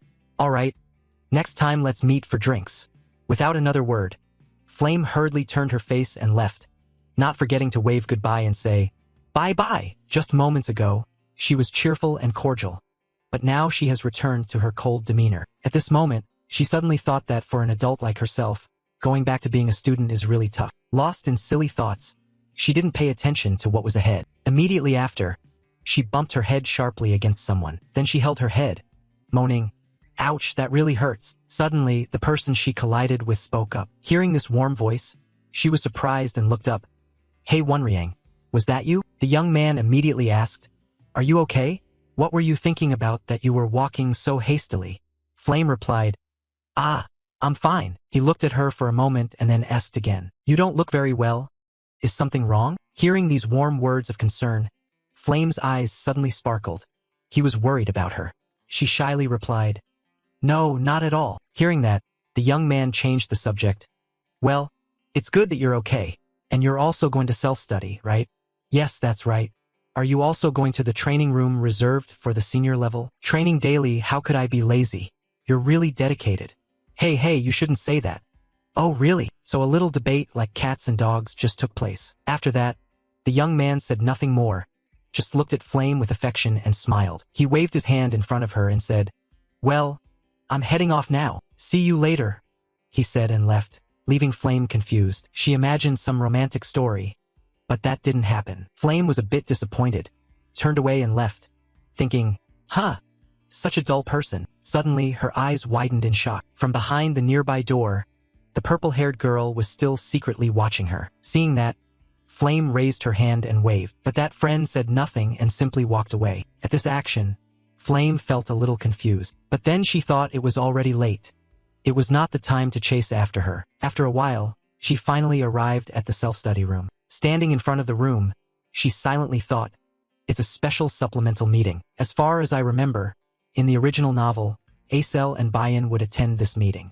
I'm curious to see how the heroine and villainess of this novel will face each other. Immediately after, she opened the door and walked in. Just as she predicted, all the important characters were already present. She slowly swept her eyes around the room. What caught her eye was the host, an A-rank trainee. He seemed quite surprised by the presence of the members here today. Flame quickly chose a seat up high to easily observe everything. As she sat down, she thought this was a supplemental meeting for students aiming to level up. No wonder it looked like a lot of famous S-rank trainees were participating. At that moment, Flame noticed Ma Yuziang and Beck Yuziel. Seeing the two happily chatting surprised Flame quite a bit. In this world, it was surprising that Ma Yuziang would be interested in Beck Yuziel, who had no reputation at all. Flame thought this was not just a coincidence, and it was also very unreasonable that Beck Yuziel couldn't answer any questions except for those 3 hellish difficult ones. Perhaps from the very beginning, Beck Yuziel already knew that if he solved those questions, he would definitely be ranked S. And if Beck Yuziel truly knew the future in advance, then his actions at that time were indeed extremely terrifying. Over here, Beck Yuziel was sighing wearily, wishing someone would just throw that name out of sight for him. On the other hand, Ma Yuziang was the opposite. He grinned with his eyes squinting and asked Yuziel, "Oh, Yuziel, Why are you sitting here? With your level, you basically don't need to attend classes like this. Or do you have some hard-to-say reason? Beck Uziel forced a smile and replied, Haha, there's really no special reason. I just came to check it out because I wanted to. But honestly, you're lying to yourself. You were basically forced to attend this class because of bad scores. He looked wearily at the person in front of him, strangely puzzled as to why he seemed so focused on him. At that moment, someone's voice arose. All right, quiet down. Everyone, let's stop the chatter here. Today, we will discuss the issues from the recent ranking test. As everyone knows, this ranking test was extremely rigorous, so much so that even the upperclassmen called its 3 questions the hell questions. And I will slowly explain everything to everyone more clearly. Although I said that out loud, inside he was quite worried. He didn't understand why those famous people were also here. His purpose was only to boost his reputation outside by helping those foolish kids in this class. Suddenly, an idea flashed in Kyle's mind. He glanced at Beck Uziel, thought for a moment, no, this was probably his chance. He had heard that Beck Uziel was the one who scored the lowest on the entrance placement test. So I just need to make him realize that I'm much better than he is. Thinking this, Kyle felt extremely confident. Continuing, please pay attention, everyone. Now, I will guide you through solving the first question. Then Kyle spoke as he wrote on the board. This question was actually a tricky riddle designed to lead everyone into a dead end. First, we have to do it like this. At this moment, the people sitting below listened attentively while diligently taking notes. Ma Yuziang also glanced at Uziel, seeing him deep in thought, and immediately asked, what do you think? Do you believe his viewpoint is correct?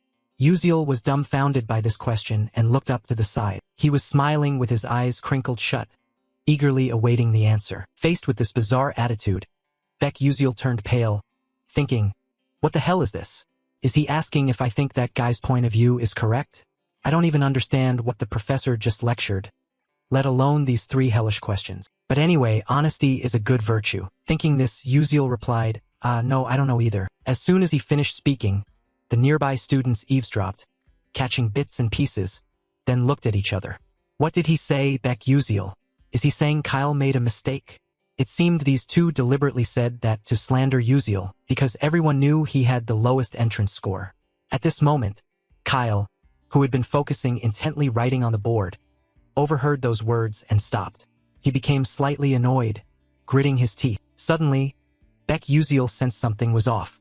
He glanced left and right, confused, thinking, what the hell is going on? Why is everyone staring at me like that? Meanwhile, Kyle also stopped writing, broke his chalk and said, that's right, I made a mistake. Beck Uziel was utterly stunned upon hearing that, wondering what the hell was happening. Immediately after, Kyle suddenly broke into a victorious smile and continued, so Beck Uziel, why don't you come down here and help everyone solve this part? Upon hearing this, he felt all the hair on his nape stand on end, panicking as he thought, damn it, what the hell is he talking about? Suddenly, he caught Ma Yuziang's gaze, looking somewhat surprised. He smiled brightly with a trusting look, like, you can do it. Come on, by now you must have figured everything out. It's this guy and those others who are deliberately pulling this stunt. Thinking this, he slowly stepped down from the podium, walking while reflecting, fine, if you want to humiliate me, then you've made a mistake. I will make you real, unable to accept defeat both mentally and verbally. At that moment, everyone's gaze converged on him. As soon as he reached the podium, he took something out from his belongings, then quickly went through the solution he had. Turned out what he took was a pair of glasses. He suddenly thought, 3 hellish questions. Or rather, it seems more like a pun. The gist of the question is like this. A sorcerer chants as follows, O Mother Earth, please shed tears and thus cause the dust to multiply even twice as much as before. The question is, why is this so? The answer to this question is quite simple. It's just that the dust is crying. They are merely a state of separation. Beck Uziel raised his hand to his head, wondering which damn fool had time to come up with this ridiculous question. To him, it was absurd, yet here it was a big, tough problem they had to solve. But in any case, that Kyle didn't treat this as an ordinary math problem. Instead, it was about making dust cry for dust. It's hard to put into words. His method, although wrong, still got the correct answer. It seems mostly due to luck. If faced with a similar question, he definitely wouldn't pass. And from now on, this stage belongs to me. Thinking this, Beck Uziel turned to him and said, I really can't show you how to solve this question, but I will tell you where you're wrong. Kyle was stunned upon hearing this and exclaimed, What? Beck Uziel continued, The issue is the foundation of the earth. But what if it was water or wind instead? Do you think your method can solve those too? Kyle replied, if so, I will use another method that is easier to understand. But if you do that, you'd need many different methods to solve the same type of question. Therefore, you only got the right answer by luck. This doesn't mean your answer is what the question's originator intended. After hearing this, Kyle opened his mouth to explain something but could only mutter, He had no choice but to accept the truth. You were right. Looking at Kyle's face now, Beck Uziel felt a bit embarrassed, as if he had disappointed him too much. He continued, anyway, its solution will be like this. Kyle listened intently while taking notes. The group of students below also focused and took notes after hearing this. This deeply astonished Flame. She didn't understand why everyone else was taking notes on what he said. Acel and Bayan should have joined the debate, right? But now both of them are busy analyzing his way of solving things. Can this really be possible? It's ridiculous. At this time, outside the sky was already getting dim. Inside, Ma Yuziang raised his hand to say goodbye to Uziel. Bye-bye, see you tomorrow. He smiled brightly and then left. Beck Uziel reluctantly raised his hand in return. Goodbye. As Ma Yuziang's figure gradually disappeared, Uziel finally raised his hand to cover his face, thinking disappointedly, damn it. If I keep getting involved with Ma Yuziang like this, it's over.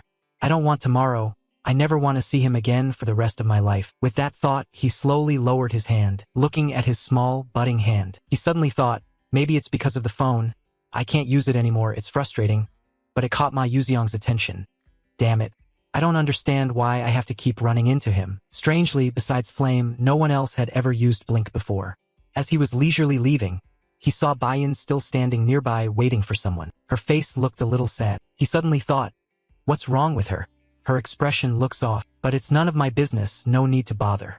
So he just walked past Bayan. Suddenly, she called out, Beck Uziel. While he was still confused, not sure if he heard correctly, she continued, I have something I want to ask you. The male lead was quite surprised by this. He could not have imagined that a perfect person like her would have something to ask him. He replied, Bayan, what is it? She didn't beat around the bush and went straight to the point. Why didn't you explain your answer earlier? The male lead was stunned by this question. He thought to himself, it's not that I didn't explain, but in truth, I didn't even know how to explain it. How can you explain a question that has no answer? Maybe she's misunderstanding something. He awkwardly scratched his head and replied, well, I didn't have to explain anyway. Hearing this, Bayan immediately interrupted. I understand. You don't want to reveal something there, right? This made him even more confused. He thought it's not that. She continued, then I will make it up to you. The male lead was shocked and replied, what are you talking about? Bayan clearly added, I mean I will compensate you fairly. The male lead was utterly shocked, mouth agape, exclaiming, huh. After a while, the two quietly went to Professor He Wonriang's room. After rummaging around for a while, they managed to find their own tests. He glanced over Bayan's test and then spoke, I really don't understand why you paid me to solve just 3 questions in the placement test. Bayan replied, I have my reasons, not convenient to say. You just keep talking. Yes, miss. The male lead responded. After looking through her test, you voiced your doubt. Hey, but you only got 3 questions wrong, while I missed all the others. Yet you asked for my help. Aren't you ashamed? Bayan calmly replied, no. The only thing I feel ashamed of is that I still can't understand the answers to those questions. If you can solve this doubt for me, I'm willing to do anything. Hearing this, the male lead was so surprised he was stunned, thinking to himself, he's supposed to be a model student, isn't he? Then you asked, but why are you asking me? You're a princess. Surely you have plenty of friends to ask. The girl stammered in response. That, in fact, among 1,141 freshmen, only 3 people answered these hellishly difficult questions correctly, and you are one of them. The male lead was so shocked he gasped. What? What did you say? The girl, somewhat embarrassed, continued. Those questions had no official answers, yet Ma Yuziang, Flame, and you were all able to solve them. That's the thing that makes me feel most ashamed. The male lead, unable to stay calm any longer, his hands shaking, replied, no, wait. Then you abruptly stood up, mouth wide open shouting. Those 3 questions were meant to trick us, right? Nobody could solve them. Why didn't you realize that while solving them? Bayan answered. After hearing that, you tried to suppress your anger and sat down. You suddenly thought, this is crazy. Now I understand why I'm put in Class S, and why Flame stops me. I have no idea about the game setup in this world. I also didn't know about those tricky questions. But maybe Flame is different, because she has read the entire novel. Even if she doesn't know the game storyline, she would surely know the setup in the story. For example, those 3 tricky questions. But since a secondary character not in the original novel appeared, Flame had to acknowledge the existence of this Baek Uziel. Damn it, no wonder she acted that way. Bayan was confused by his reaction and asked, "What's wrong with you?" The male lead replied indifferently, "Ah, nothing. Don't worry. Don't forget you promised to help me with something if I explained the answers to you." Bayan replied, "Yeah." The male lead continued, "I only have one small request. To turn my staff into a demonic sword. The blacksmiths in your kingdom can do that, right?" After hearing that, Bayan was quite surprised and said, "But only low-ranking mercenaries use that kind of weapon. Why would a future mage like you?" The male lead didn't let her finish, cutting in, "Ah, it suits my taste. All right, you can't say that's a flaw anymore." Then he looked at her expectantly and continued, "What do you think? Do you think you can make it?" The girl thought for a moment, then confidently replied, "Of course, that's way too easy for me. This is the best answer of the day." The male lead seemed very satisfied. His cheeks suddenly flushed red, thinking, "Wonderful, the sun is shining." Thinking this through, he calmly explained, "So I'll tell you how to solve this question first." He pointed to the test paper and clearly said, "That way is for you to change your own perspective." The girl, quite confused after hearing that, said, "How do I change my perspective?" The male lead knows Bayan's weakness is that her magic is very mechanical and she has gotten stuck in it. Bayan only realized this when she became a second-year student after losing to Flame. "I don't think I can help her realize this now, but I hope to guide her in the right direction. So what I need to do now is..." Thinking this, he continued, "Do you understand what a riddle is?" Before this question, Bayan was a little surprised. Then she replied, "A riddle? I think I've heard about that." The male lead continued, "Then let me give an example. What is between the knees?" Immediately after, the girl rested her chin on her hand, racking her brain and answered, "The inner side of the knee, right?" The male lead casually said, "You're wrong." Bayan still didn't understand and asked, Why is that?" He then emphasized the question once again. "What I'm asking is which letter stands in the middle of the word knee and the word knee. You get what I mean, right?" The girl realized she'd been tricked and felt extremely annoyed. Meanwhile, Baek Uziel, seeing her frustrated expression as if ready to explode, timidly said, "Hey, come on, don't glare at me like that. Calm down, just sit down and look at this question first. It also has its own formulas and tricks that you haven't learned yet. So what I mean is, when facing a problem, you need to solve it more creatively. But can you do this just with your own creativity?" Bayan fell silent after hearing that. She responded, ashamed of herself, "No, that's impossible." Only then could the male protagonist breathe a sigh of relief and smile as he continued, "Of course, although understanding many kinds of spells and how to apply them is extremely important, but for a sorcerer, the most important thing must be seeing this world through your own perspective. Magic will transform unpredictably, even if it's only the smallest changes. But on the other hand, you only think about the things you've seen and learned from books. Those are all still unrealistic theories. Magic isn't just about memorizing and casting spells. You may be better than me at analysis and evaluation, but you lack the most important thing for a sorcerer, which is creativity." After a long analysis by Baek Uziel, Bayan fell silent again. She pondered every word he had just said, unable to deny it or hold back her emotions. Her hands trembled uncontrollably. She was slipping into a state of utter despair. The male protagonist, seeing her serious expression now, broke out in a sweat. He rubbed his head, shyly speaking, "You understand what I just said, right? Even though it sounds a bit complicated and abstract." Bayan replied confidently, "Of course I understand." The male lead smiled awkwardly to pass it off, thinking, "This is really interesting. I don't even understand what I just said anymore." He then seriously continued, "I'm glad you can understand what I just said. So let's get started. I'll ask you, what does the man say to the horse when putting it to bed?" After hearing that, she was a bit confused. Immediately after, she placed her hand on her chin, pondering, "What does the man say to the horse when putting it to bed?" She thought hard but couldn't figure it out, then replied sadly, "I don't know either." The male lead then explained, "The answer is very simple. It's time to go to sleep." Then he continued with a series of other questions. Why don't they work harder? Maybe because they're always lying down while working. So what would happen if rock and paper both took part in a race? I don't know either. My answer is that in that case, the rock would roll while the scissors and paper would not move.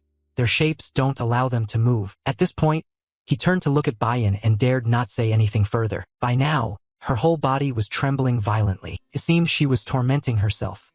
She was so angry that she furrowed her brows, clenched her teeth, very uncomfortable. Seeing her attitude, the male lead got goosebumps, thinking, "Oh, what is this?" She looked like she was about to go crazy at any moment. The male lead mustered up all his courage to ask one more question. What would the clouds say to the sea when it rained? She concentrated intensely, thinking, silently reassuring herself, "Come on, I can do this." Calming down, after a moment of inner struggle, she stammered, "I'm falling into the sea." At this answer, the male lead was quite surprised and exclaimed, "Oh, you answered that correctly." Finally, she was able to answer a question and receive recognition. Inside, she couldn't contain her joy, which shone clearly on her face.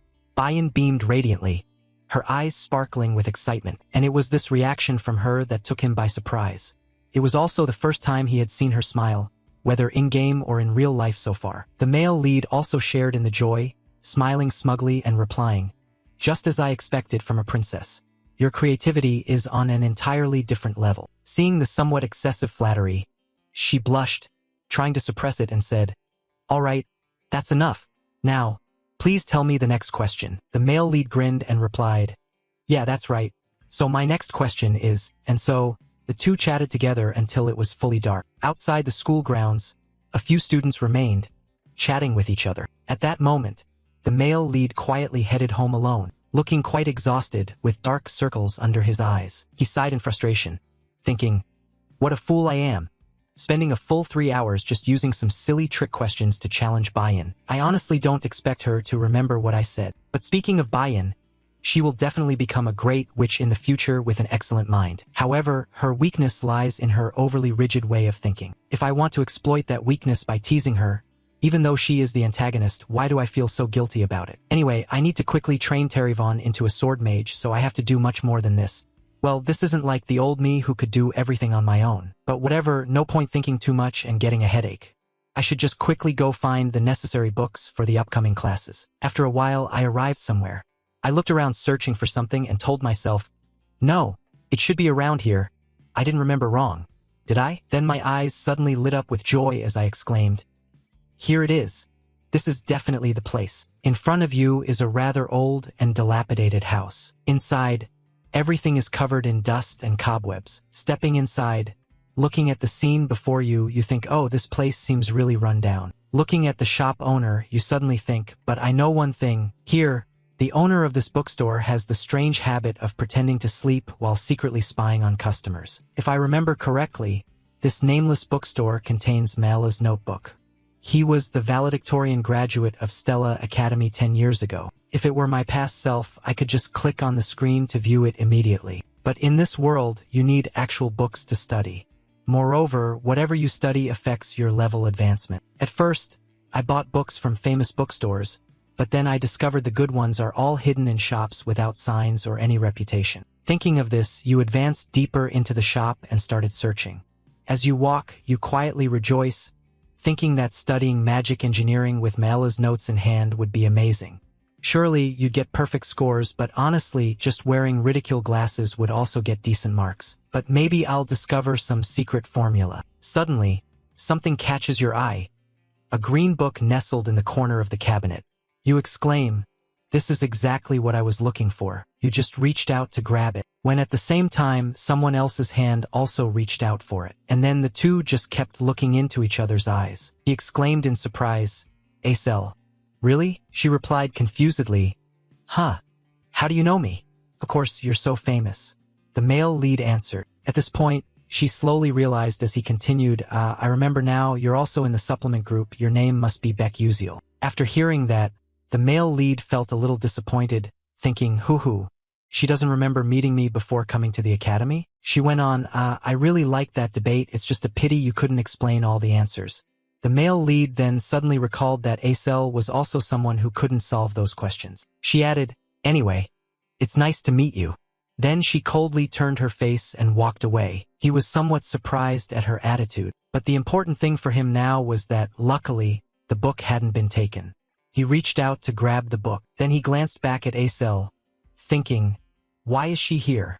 At that moment, She was still browsing books, but she seemed hesitant about buying them. This was clearly shown when she checked the price of each book she intended to buy. After looking at the price, she sighed in disappointment and put the book back in its place. It was this action that caught Baek Yuseal's attention. He also quietly understood that the reason she was here was because of that.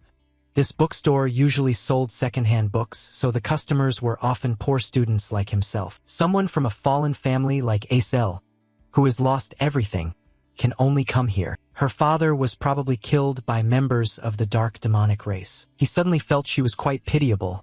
It was really sad. A princess like her had to buy old books, and on top of that had to look at their prices for fear of not having enough money. Moreover, Aesel also had a tragic end in the original novel. She died before Flame, who became the main character in this world. Can be said that the unluckiest character in the game is Aesel. Thinking of this, he had already found some books he liked. They seemed quite thick and heavy. He placed them in front of the shop owner and said, "I'll pay now, please." At the same time, Aesel also came to the checkout and looked at the pile of books he had chosen. Standing beside him, she could only wish. She seemed surprised to see him buy so many books. The shop owner was also taken aback and replied, "All of these." The male lead just nodded slightly and glanced in Aesel's direction. She looked a bit melancholic on this side, so he asked, "Are you okay?" She replied indifferently, "It seems you are like me in that you pick only good books." The male lead felt a bit embarrassed after hearing this, wondering if she had just intended to insult him. He then responded, "Which ones?" Cell continued, "All of those. Why are you reading books about advanced sealing theory? Sealing theory is an ancient art that requires items. Therefore, nowadays, when alchemists and magic engineers have become more advanced, that skill is rarely used anymore." He immediately answered, "Oh, this blink? It really isn't very useful." After hearing that, the girl thought he might be crazy for choosing them and said strangely, "So you actually know that too?" He replied nonchalantly, "Of course, that's why I took it." Hearing this, the girl was so surprised that she widened her eyes and exclaimed, "Huh, what?" The male lead hugged the stack of books and smiled slyly, saying, "Because everyone thinks like you do, which makes it easier to get high scores in this class. All right, I'll go first, bye-bye." As he walked away, he thought to himself with satisfaction, just as Aesel said, "Few people want to study the theory of sealing. But precisely because of that, I'll spend less time and it'll be easier to get higher scores than other classes. But with these few books, this semester will be simple." Then he left, leaving Aesel in astonishment. The girl felt confused. Although she wanted to ask more, her pride stopped her from speaking. Scene changes to the next day at Stella Academy. At this moment, Aesel nervously walked down the hallway. This was the first lesson of the void theory, also her first class since enrollment. She suddenly thought, since this subject is easy to score in, it probably won't be too bad. Then she also arrived at the classroom. By now, quite a few students were already there. As she found an empty seat and sat down, she accidentally overheard the conversation of the friends next to her. "Hey, you're studying nihilism too. But I think I'm in trouble. I registered because everyone said this class was easy, but it seems the rumor has spread far. All the smart kids are in this class, so we're really doomed." After hearing that, Aesel could only sigh, thinking she had no choice, but she would try her best in another class. After a while, the lesson ended, and everyone got up to leave.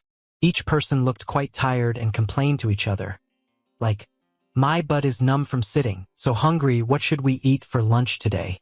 Let's go to the canteen and decide." Aesel felt lost, quietly trailing behind alone. She sighed sadly, thinking, "Oh no, what should I do now? But it's difficult to get a scholarship if you register for my class." Her stomach growled loudly, ravenous. Holding her wallet, she hesitated, wondering if she should just go eat first.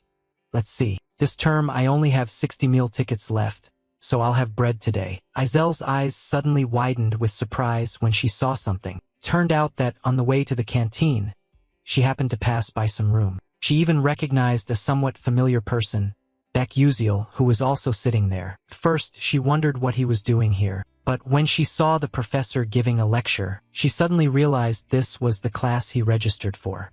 Strangely, this class had very few students, and not only that, they were all people with poor records. This professor is probably about to lose his job soon, she thought. But then she suddenly realized one thing: if she also registered for this class, she could achieve high scores without spending much time, and could save energy to study other subjects and earn scholarships. Oh, but the name Baek Uziel might already know in advance that this subject is easy. Oh, unbelievably, he had already planned which subject to take for a smooth ride. No, impossible, what am I thinking? It must be just a coincidence.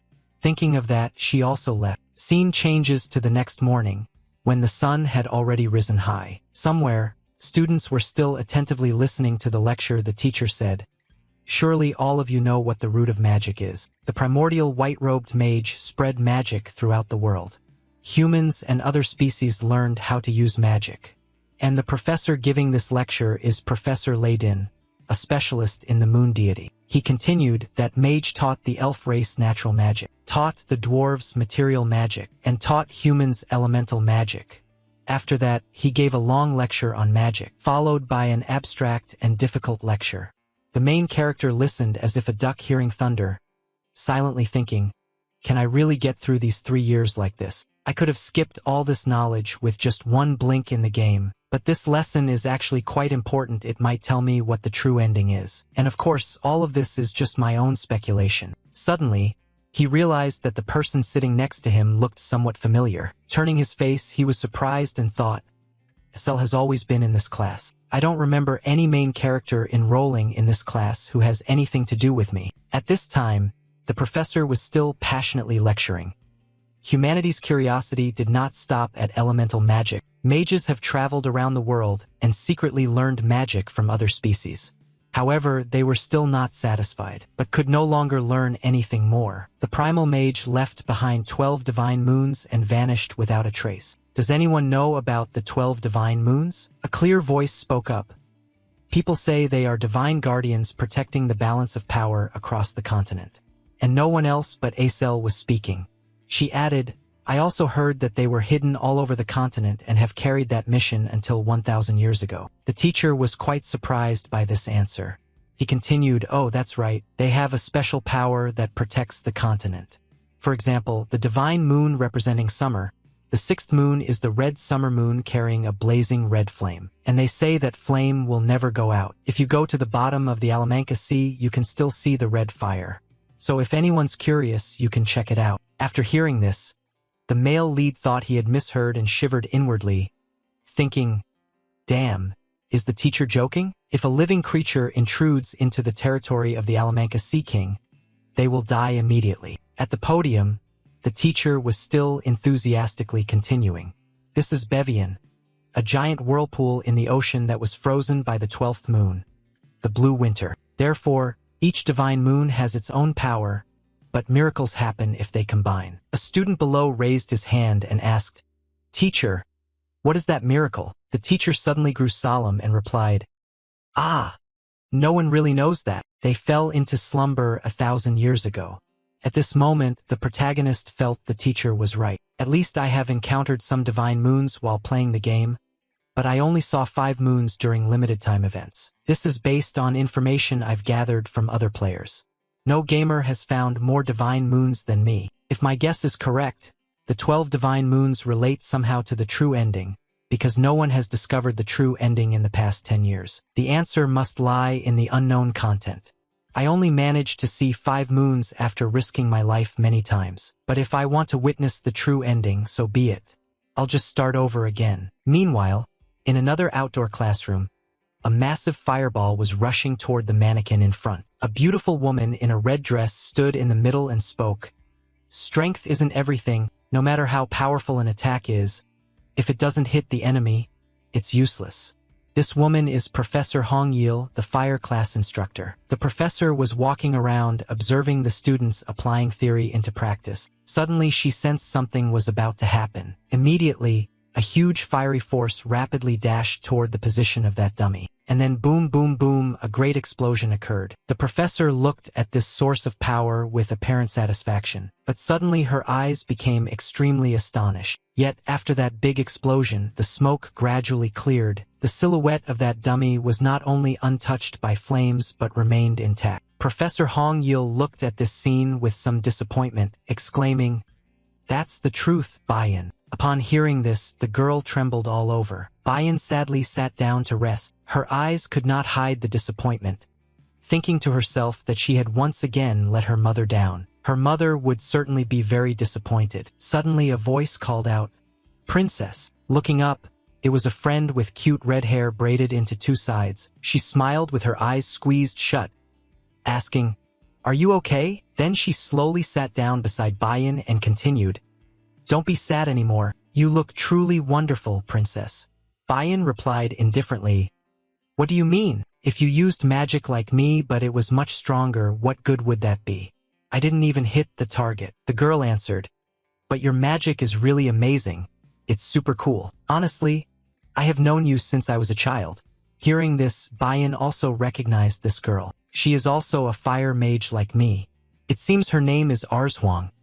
I think I've heard it somewhere before. People say that a fire mage prodigy has appeared, but even so, it means nothing compared to my magic. Thinking of this, Bayan exclaimed, "It's amazing that her accuracy is that high." The girl shyly replied, "But if I practiced more, how could I possibly compare?" Bayan stood up abruptly and continued, "But that's only enough for the weak. Anyway, talking with you already makes me feel much better. Goodbye." After saying this, Bayan left immediately, leaving behind the two braided girls sitting there in a daze. Scene shifts to some castle, which appears quite neat and orderly. Bayan is also present here, but she looks rather tired. At this moment, a voice spoke up, "Princess." A strong woman standing respectfully behind appeared. She continued, "Welcome back, madam. And she is Bayan's personal guard named Ia Terran. Madam, some warm tea and candies have been prepared." Bayan replied, "Thank you." J. Terran continued with the task of adjusting the magic staff you entrusted to me earlier. "Because that staff is very good, they say it can produce a high-level magic sword." Bayan listened while eating a cake, somewhat doubtful, and replied, "Is that so?" J. Terran went on, "However, there are some questions." Bayan was surprised and asked, "What questions?" J. Terran stammered in response, "As if I had heard rumors that it constantly drains mana from its wielder." Hearing this, Bayan was astonished. Then she stood up abruptly, turned her face back, and said in panic, "What? Isn't that a dark artifact?" J. Terran suddenly grew serious and continued, "Not exactly. It resonates with the energy of nature." At that point, Bayan became deeply confused and murmured, "Impossible. Something that drains its owner's mana yet resonates with the power of nature? But then, why is that magic staff only considered intermediate level?" J. Terran answered, "That is precisely why it remains at that level. What do you think about this? Its original ability still strongly enhances the user's mana and makes it stronger, or even elevate it to advanced level. But perhaps because it only absorbs mana without releasing any, it is downgraded to the intermediate tier." Hearing this, Bayan could no longer remain calm. She jumped up and shouted, "What? Advanced level? How could a student possibly use it?" Even J. Terran himself was quite surprised by this. Meanwhile, Bayan was still bewildered, clutching her head as she continued, "I know it doesn't resonate with everyone initially, but I didn't think people would use it even if they had it, unless they have an enormous amount of mana or nothing at all. I don't understand this. I can be sure any ordinary person would know that." She spoke at length, leaving her throat dry. She sipped some hot tea to warm her voice, then added, "But anyway, he is definitely a special person." Cut to a few days later, when the new semester began in some classroom, a teacher was enthusiastically explaining to the students, "Attack magic requires a deeper understanding than any other type of magic." And our main character was also sitting attentively listening in this class. This balding professor was Professor Carlium, teaching mana guidance. He continued, "That's why the mana guidance class is mandatory. From now on, in your one-on-one matches, you will learn guidance focusing on casting and aiming." In this class, Acel was also present, looking quite focused on listening. At the same time, on the podium, The professor was still passionately explaining that casting means shooting magic from the caster's body, while aiming means using magic on a stationary target. Then we will discuss the trajectory formula as follows. From a distance of 760 meters north, Chosu is moving southward at 12.6 meters per second. So, what is the appropriate trajectory and predicted distance Yonhai needs to cast water-type magic? As the teacher reached this point, the atmosphere suddenly fell silent. Below, two students whispered to each other. One said, "Among the attributes, what if it's water?" The friend sitting next to him stopped him. "If you're not a water specialist, it's best not to answer that question." But is that teacher trying to make things difficult for us? The male lead sounded quite sleepy hearing this. He kept yawning repeatedly, thinking to himself, "Really? This is so boring. Why does it take even more time than the Korean class?" Suddenly, the bald professor spoke up. "Uziel, please stand up and answer this question." The male lead answered reluctantly, "Yes, sir." But inside he silently cursed, "Damn, it's me again." After a while struggling to explain, he finally finished his solution and confidently turned to say, "Yes, I have completed it." Looking at Beck Uziel's presentation, the teacher was very surprised, exclaimed, "Wonderful, you managed to solve it so easily. Your initial attribute is water, right?" He immediately waved his hand and replied, "No, sir." "Oh, that's great. Let's move on to the next question then." It was precisely his actions that led Acel to see him in a different light. After a while, the lesson ended. Everyone rushed to leave. A clear voice called out, "Excuse me." Turning towards the voice, he replied, "Yeah, are you addressing me?" In front of him was Acel. She continued, "That's right. I have a question I want to ask you." She suddenly thought to herself that she had a question about Beck Uziel while observing him. It wasn't about his ranking, but that he was very intelligent even compared to the top mages. He could solve the professor's problem so quickly and accurately. That is something truly unbelievable. The level of that question is at least university level, not something a professor could easily solve. Even if Stella is a place where geniuses gather, what exactly is Uziel's status? At first I thought it wasn't the case, but now that's certain. He definitely has a course registration strategy. Thinking of that, Acel continued, "I want to ask you, what is your next course?" Taken aback by this sudden question, Uziel was quite surprised. He calmly replied, "Why do you ask? Do you like me or something?" Acel answered a bit annoyed, "What's that, old man? Do you think I'm a pervert? That's gross." Uziel, purple with anger, said, "I'm the one who thinks it's gross. Isn't that right?" But then he suddenly thought, "I'm an adult, what the hell am I saying?" Then he touched his head and ears awkwardly and said, "So why do you ask?" At this moment Acel answered seriously, "I've researched the classes you're enrolled in. It seems they are classes where you can easily get high scores. I won't beat around the bush and want to ask you directly. Where did you learn that strategy? Because this is quite important to me." After hearing that, the male lead thought to himself, "I was wondering what she was going to ask, now I understand." Immediately after, he waved his hand, laughed out loud and said, "Haha, what do you mean? The classes, well, it's probably just a coincidence here. If that's all, then I'm leaving." With that, he also turned his back and walked away. Acel was quite surprised by his indifferent attitude and blurted out, "What?" Watching that figure leave, she was unwilling and called out after him, "Hey, wait." But he no longer bothered to care. She mustered all her courage, lowered herself, ran after him and called out, "Please wait." At this moment, the male lead also heard and stopped. She gasped and said, "Please wait a moment." Uziel replied, "What is it? Why are you following me? Go learn that stuff from someone else. There are plenty of skilled people here, or just imitate me. You said you had already researched it." After hearing that, Acel stammered in response, "But anyone who studies divination can get an A+, so it's not that important. But if I sign up for the same class as you, it might negatively affect your grade." At that point, her eyes suddenly grew sad. She felt a bit guilty toward him, thinking that if he didn't get the scholarship, it would be a loss for him. But even in this situation, he still worried about someone else's grade. The male lead looked at her pitiful face and suddenly thought that although he was a bit troublesome, she would always be the female lead. Suddenly, she put on an innocent and cute expression and said, "But anyway, could you recommend a class to me? A class where it's easy to get a high score, please, I'm begging you." The male lead immediately replied, "Do you think that look can persuade me?" The girl raised her hand to her cheek, caressing it, looking puzzled as she continued, "That's strange, isn't it? Usually, when I look at my face, all worries disappear. But this overly confident expression is making the male lead feel nauseous," he said indifferently. "Are you serious?" Acel blushed deeply, smiling with eyes squinted and replied, "Ha ha, I was just joking. I knew you would react that way. So I've prepared some interesting things to make up for you." The male lead thought to himself, "Using me to make up?" He mentally shook his head. "Really? Kids these days love to make up for things like that. Just opening your mouth and you can make up for anything." Suddenly, Acel continued, "Do you know about the seventh magic?" Hearing this, the male lead was startled and replied, "Yes, I know," he said. She added, "Really? Not many people know about it, because it is an abandoned tower that has vanished and many spells prevent people from approaching where the tower once stood." However, she was passionately recounting the story but suddenly stopped when she noticed Uziel's strange reaction.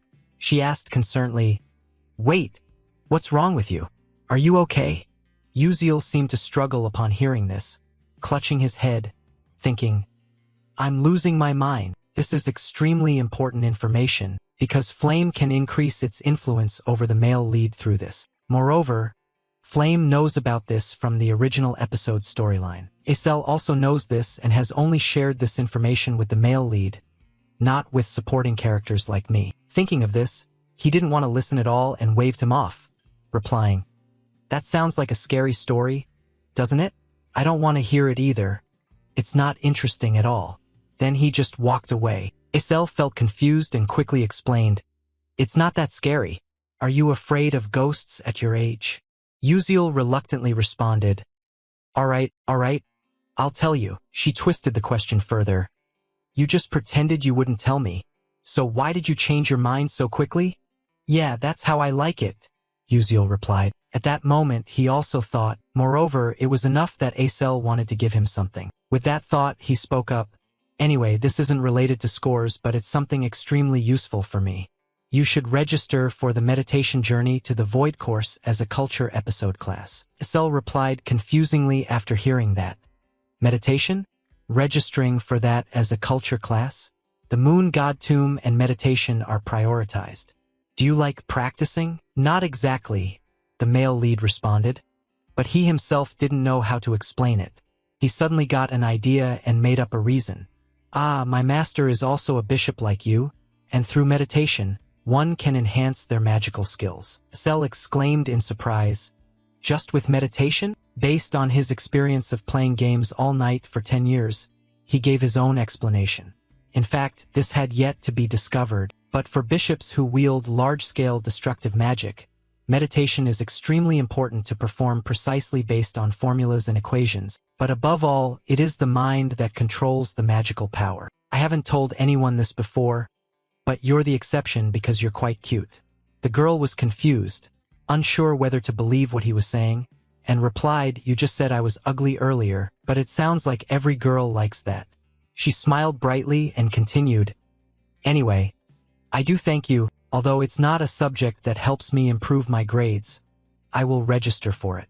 Uziel replied, "That's up to you, fine, you can do whatever you want." Having achieved her initial goal, the girl happily left. Watching her back as she walked away, Uziel seemed quite worried. He didn't know if what he had done was right. Only sighed and thought, "I told her everything. It made me a bit afraid of how the future might change. But if I just leave her like this, Acel will face tragedy again in this world. If meditation can help her, that would be a good thing." Thinking about this, he suddenly realized something in his mind. He himself is also a magician, isn't he?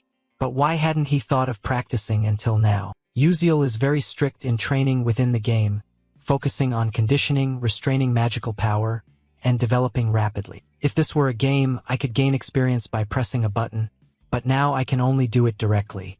Seems quite late, and there are no cutscenes or hunting missions, so I can't gain more experience. But anyway, I have to thank Acel. After a while, Uziel returned to the Stella Academy dormitory. All students are within the dormitory system.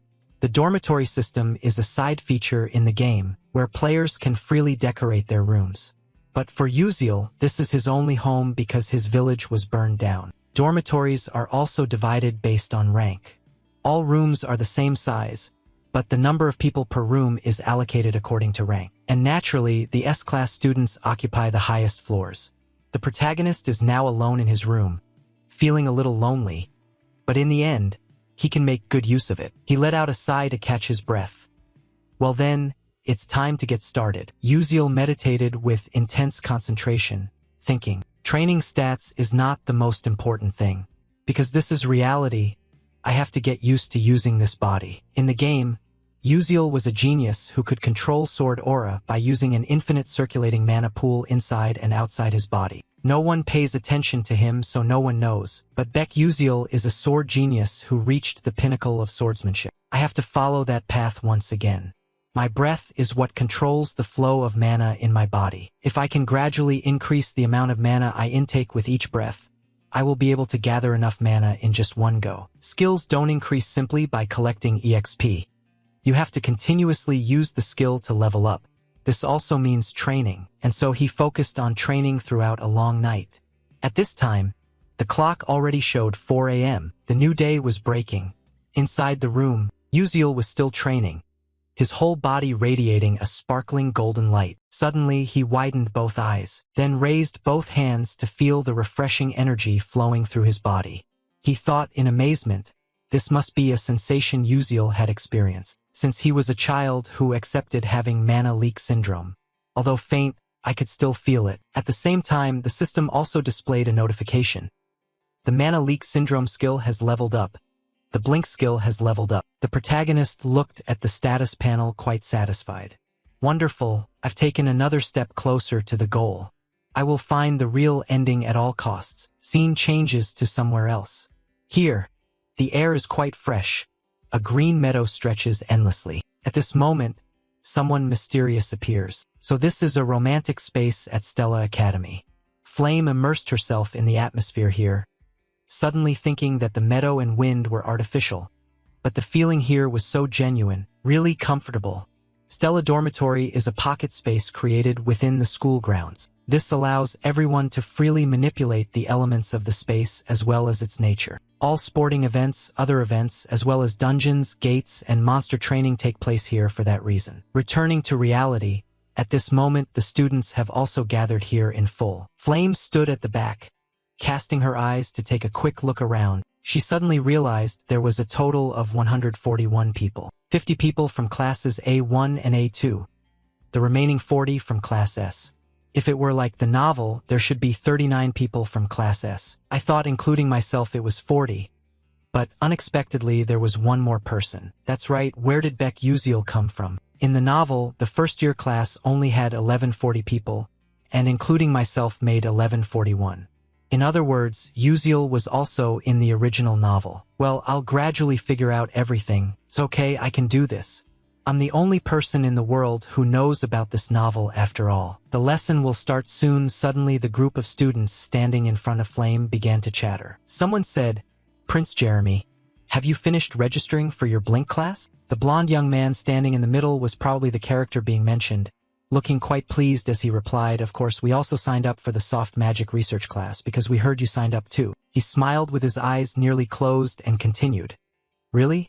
Then let's help each other out." Meanwhile, Flame looked after his silhouette and suddenly thought, that's Prince Jeremy from the novel. He was madly in love with Acel but was rejected by her. Since then, he seemed to have turned into a different person and eventually became a villain. He looked gentle, but every one of his actions was calculated. I should observe carefully to avoid getting caught up with him. Suddenly, Prince Jeremy also saw Flame. He was exactly like a friendly beauty queen, raising his hand to greet while flashing a bright smile. Flame also raised his hand to wave back, thinking to himself, but he really is handsome. Now I understand why so many sycophants surround him. But it must be admitted that his faction was made up entirely of the most famous people in school. Thinking this, she turned her face and walked away to another spot. She was determined to gather them all together, because from now on, this world would become her own reality. She had to start preparing for the future, but this action seemed to catch the eye of the prince. He smiled inwardly, thinking, Flame. At that moment, The teacher's voice rose, capturing everyone's attention. We will start with basic training before beginning today's session. I need to know your abilities so that I can teach you properly. I will be the one directly teaching. If you don't like it, don't say anything. Often you already know that our professor has the authority to deduct or add points to you. So remember that you will be expelled if you don't meet the required score. And now I will explain the training session right away. We will practice with the dungeon. I will use scenarios that occur in real dungeons, as well as various traps and monsters, to test all of you. You will get 4 points if you defeat a level 1 monster, 8 points if you defeat a level 2 monster, 20 points if you obtain the point staff. The top 5 students will receive a small reward and shopping privileges. Students without points will have points deducted. If you are afraid of failure or afraid to go alone, you may form groups. But remember carefully, points will be divided equally among group members. If you can eliminate a student, you will take that person's points. With that, the teacher immediately disappeared, leaving only his voice echoing back.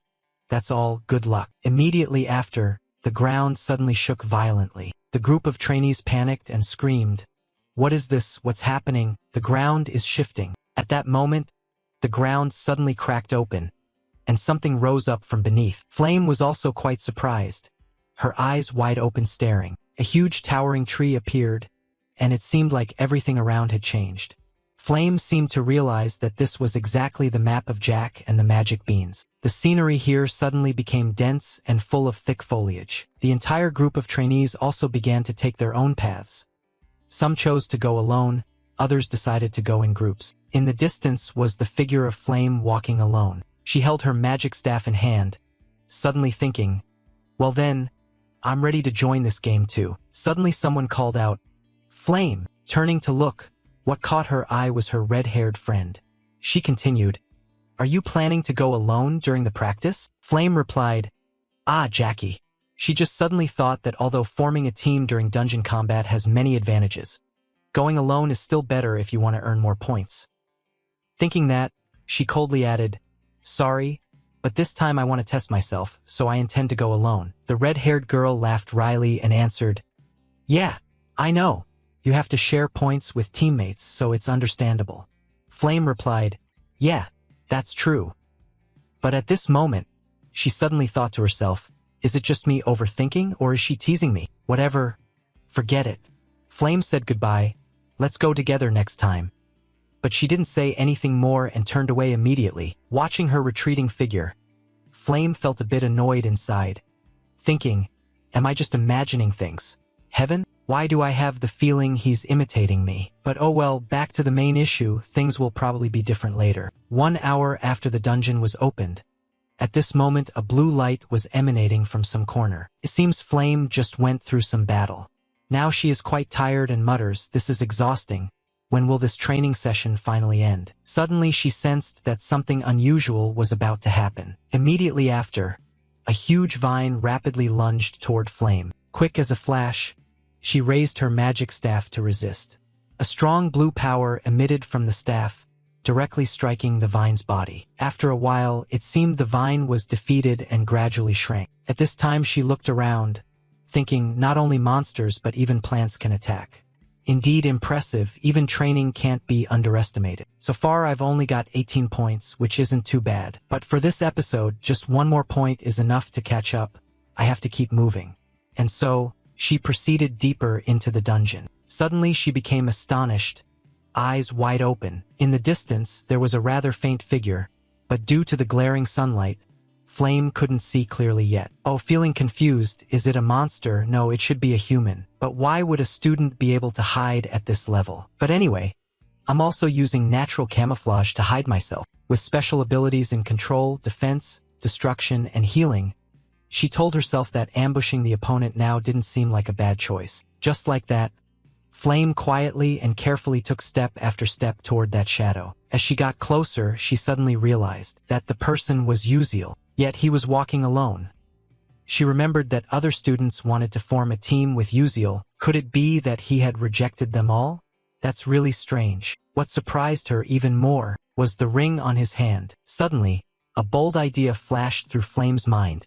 This was a perfect opportunity to test him. At that moment, Uziel was still unaware, yawning as he walked. On this side, Flame used her magic staff to generate a large dome of light. She believed that at a distance of about 15 meters, he wouldn't be able to defend against it. Immediately after, a strange magic formation appeared, radiating a fierce orange power throughout her body. Facing directly toward Uziel, she shouted loudly, "Light bullet!" As soon as she finished, a bolt of lightning shot straight forward. When it was about to reach Uziel, he suddenly realized someone was attacking him from behind. He instantly used Blink to move to another position. After the dust settled, Flame was utterly shocked and didn't understand what was happening. Where was the person? Uziel had disappeared without a trace. She was so frustrated that her hands trembled. How could he have avoided a second-level spell at that distance? Meanwhile, Uziel continuously used Blink to approach behind the attacker. Only then did he dare to breathe a sigh of relief and exclaim, "Did he want to kill me or what? Suddenly shooting a light beam like that." Thanks to the fact that the level of the mana leakage syndrome had increased, otherwise I would have been in big trouble. My Blink has upgraded to level 1 with a maximum range of 12 meters. I still have 2 more Blinks to use, and if I take advantage of the terrain, I can deal with him, but avoiding confrontation is best. Thinking of this, he quickly used consecutive Blinks to put distance between himself and Flame's position. He glanced back, figuring this distance was probably enough.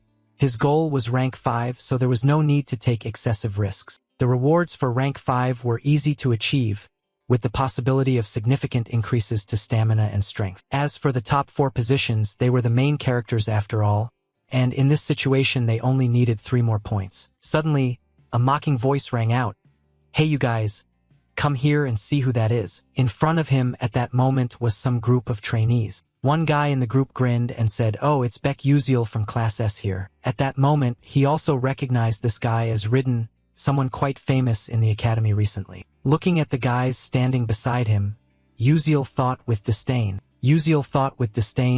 and there were even members of Jeremy's weak Uslek team, all just trash. But then he suddenly realized another problem. For such a weakling, how did he manage to gather so much? Another guy spoke up, "I heard he's a loser, having to cheat to get into Episode S." The blonde guy burst out laughing mockingly after hearing that. To get into Episode S by solving those 3 silly questions, he must have been fooled by Stella.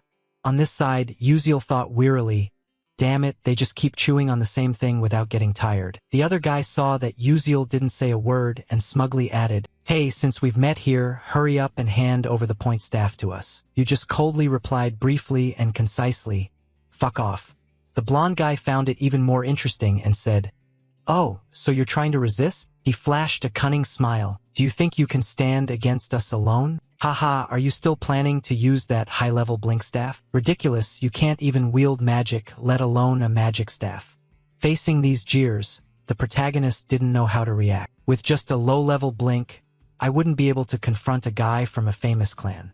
But if I have 3 Blinks, then I still have a way, which is to use the point staff in my hand. Moreover, this place is a dungeon, which is an advantage for me. Thinking this, Uziel extended the point staff forward and said, "Here, take this." The blonde guy saw that you were finally scared and voluntarily handed it over.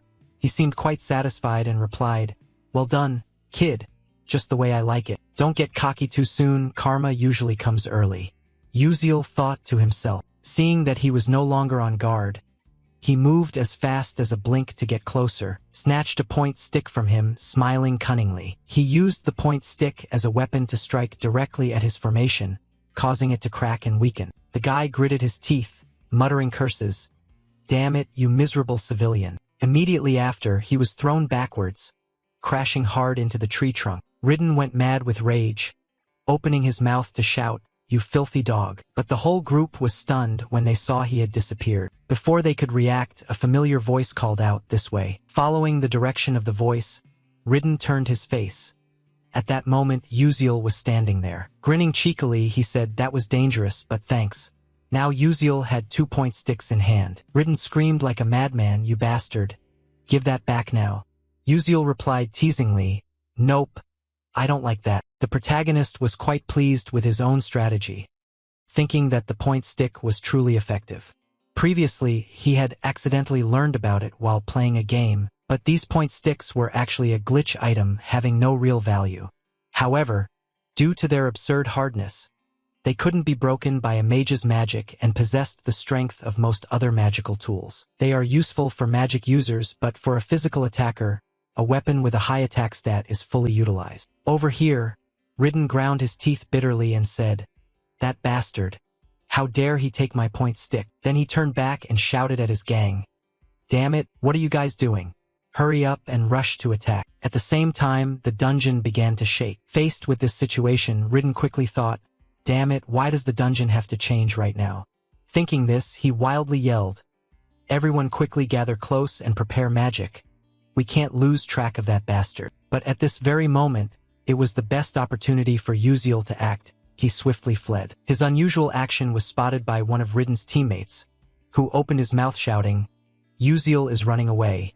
Guys." As soon as the words ended, they used magic staffs to create a source of blue power, aiming straight at Uziel, continuously shouting, "You bastard, you won't escape." This frightening aura rushed swiftly toward him.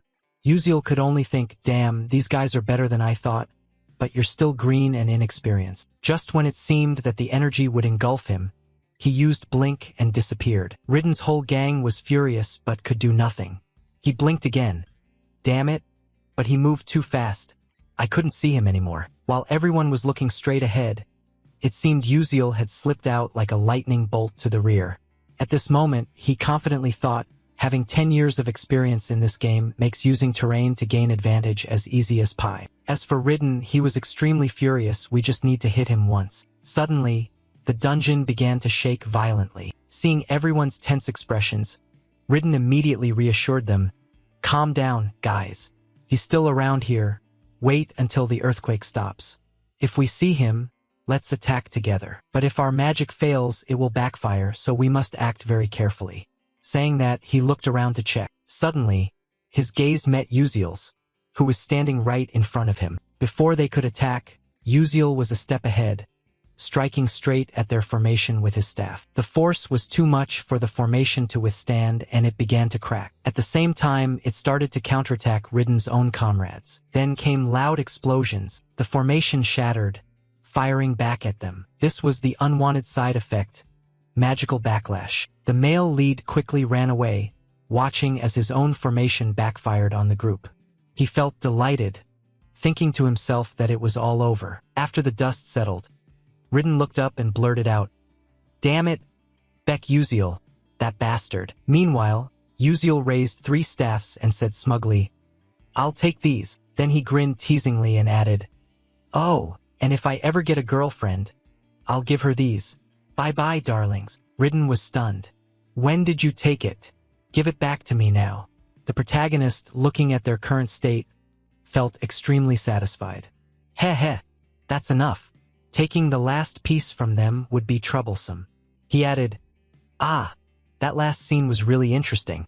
I played enough for now, I'm off." Having said that, he blinked away, leaving Ridden's group trembling with rage. He seemed to go mad, shouting loudly, "You damn bastard." The scene was also unintentionally witnessed from start to finish by a female apprentice. At that moment, Uziel had run far away from them, happily exclaiming, "Heh, I got lucky. If I fought normally, I would have been robbed, but since this is a dungeon, things will be different. This is the experience of a seasoned person. But I keep feeling something strange, coming from somewhere." By the time he suddenly realized it, it was already too late. A massive fireball was hurling rapidly toward him. Seeing this sight, the protagonist was shocked and exclaimed, "What the hell is this? Where did this rain of fire come from?" The flames shot down where he was standing, one fireball after another like a downpour. Wherever the fire hit, it exploded. He couldn't fight back, only able to blink away to dodge. He ran for his life, his face no longer calm.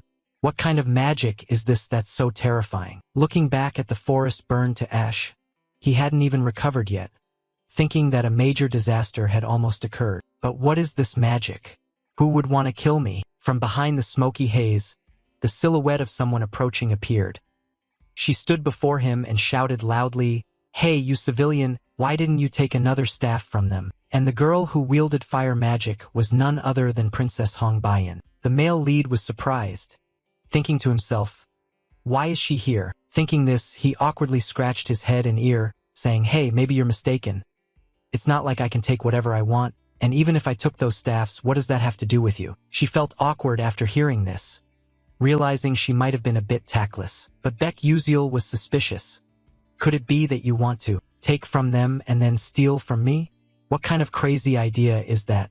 Don't forget I taught you before. She put her hand on her chest and explained, I am royalty, but if you understand my meaning, then let's fight. As royalty, I have no desire to steal from commoners.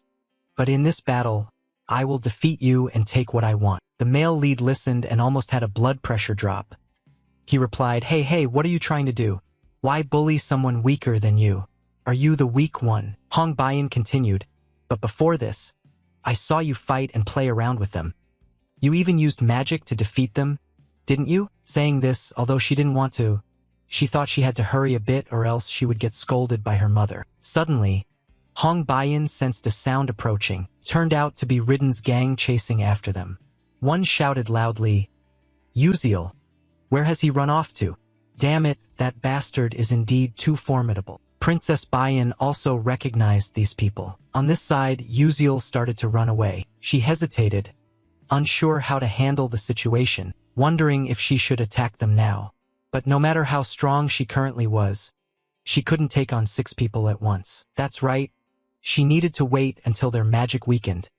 Only then would she have the chance to act. Meanwhile, Uziel couldn't just wait to die. He began attacking from behind Ridden. Then he used magic to strike directly at their formation. Hong Bayan stood at a distance watching, quite surprised that the commoner besides Blink could also use other magic. Of course, those guys were weaker than her, but all were skilled fighters. Compared to that country bumpkin, they should have been much better. Seeing this, she pressed her lips and steeled her resolve. Immediately after, a formation formed around her, and a source of fiery power enveloped her. At this moment, she thought to herself, it's time to use fire magic. Without hesitation, a powerful stream of magic shot straight forward. On this side, Uziel also sensed the magic. Swift as lightning, he used Blink to dodge to another spot. He suddenly realized its pressure was getting closer and more intense. Indeed, a terrifying flame was hurtling towards him. Then you use Blink, then jump up high, then down low. Hong Bayan kept focusing her gaze on the flames, and then boom, boom, boom, a huge explosion occurred. The protagonist finally dared to breathe a sigh of relief. Her magic really is dangerous. Luckily I have good intuition. Otherwise I would have been dead. But I've already used Blink twice. Now how should I face her? Bayan suddenly spoke up. Why didn't you take out your magic staff this time? Uziel replied speechlessly. I'm already holding your magic staff. Then what about the one given at enrollment? Hong Bayan continued. Hearing this, you suddenly realized, right, why didn't I think of that? Seeing his fake act, Hong Bayan said disdainfully, how long do you plan to hide your skills? As she said this, her eyes suddenly became agitated, turning a frightening blood red. She stared straight at Uziel, bitterly thinking, I'm serious about fighting, but that ordinary guy treats it like a joke? Thinking this, she angrily said, fine, if you won't fight properly, then I have no choice but to take you down here. Uziel felt chills, goosebumps all over, thinking, I am seriously fighting. I'm not joking with her at all. On this side, Hong Bayan continued, if you're not serious, you could die here. Behind her was a sea of blazing flames, her face gleaming with determination, thinking to herself, today I will definitely crush you. Breaking off her thoughts, she directed the flames straight toward Uziel. At this moment, Uziel could no longer keep calm. He desperately dodged, leaning to the left then to the right. After struggling to defend himself for a while, he was amazed by the scene before him. He slumped down, confused about what to do next, but he knew now wasn't the time to rest. He jumped up and looked at the huge fire in front of him, suddenly thinking, even if I blink to avoid it, her attack range is just too wide. What should I do? Suddenly, he heard a sound from behind. He quickly turned around to observe. A bold idea sprang to his mind. Immediately after, he showcased his blink skill. Lightning fast, he leapt higher. At this spot, the fire hadn't spread yet.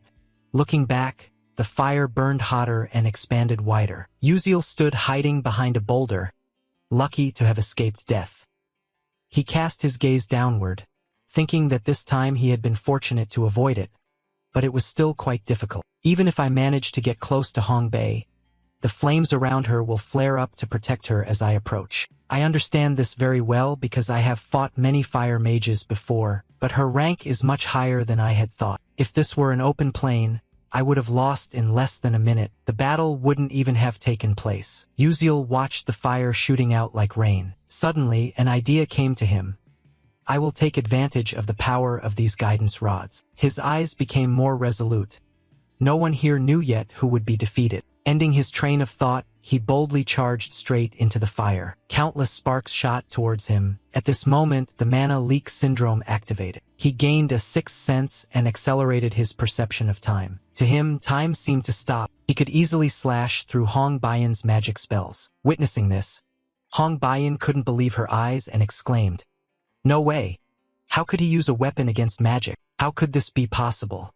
Uziel was still struggling in this fierce battle. He distinctly felt the passage of time, the sensation becoming even clearer. This was no longer a game controlled by keyboard and mouse, but direct bodily movement confronting the mage. The mana barrier grew stronger, and the sixth sense became as vivid as sight and hearing. As for Hong Baiyan, she was baffled and confused. How could this be? In this mountainous forest terrain, my fire magic should have the advantage. If so, the only option left is to increase magical power. Thinking that, she immediately channeled all her strength into the magic staff. Uziel kept wildly slashing at Baiyan's magic, fighting desperately for his own life. Then he ran behind a rock to rest for a bit. He suddenly thought, he couldn't just keep defending. He must break Hong Baiyan's magic shield with the staff. Then he dashed through the flames, approaching her.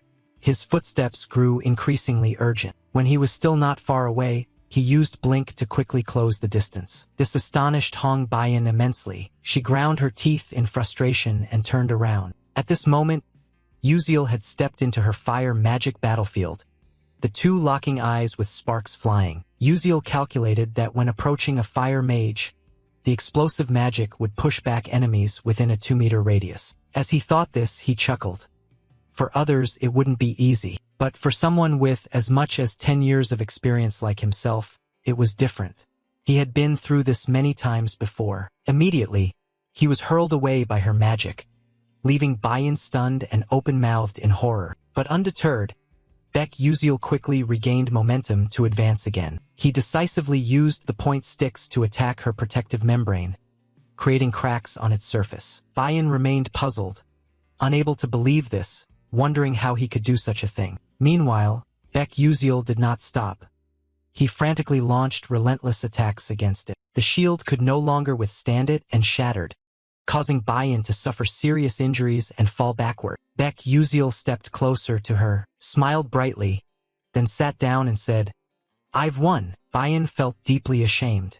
A proud princess losing so humiliatingly like this. She said bitterly, "Who exactly are you?"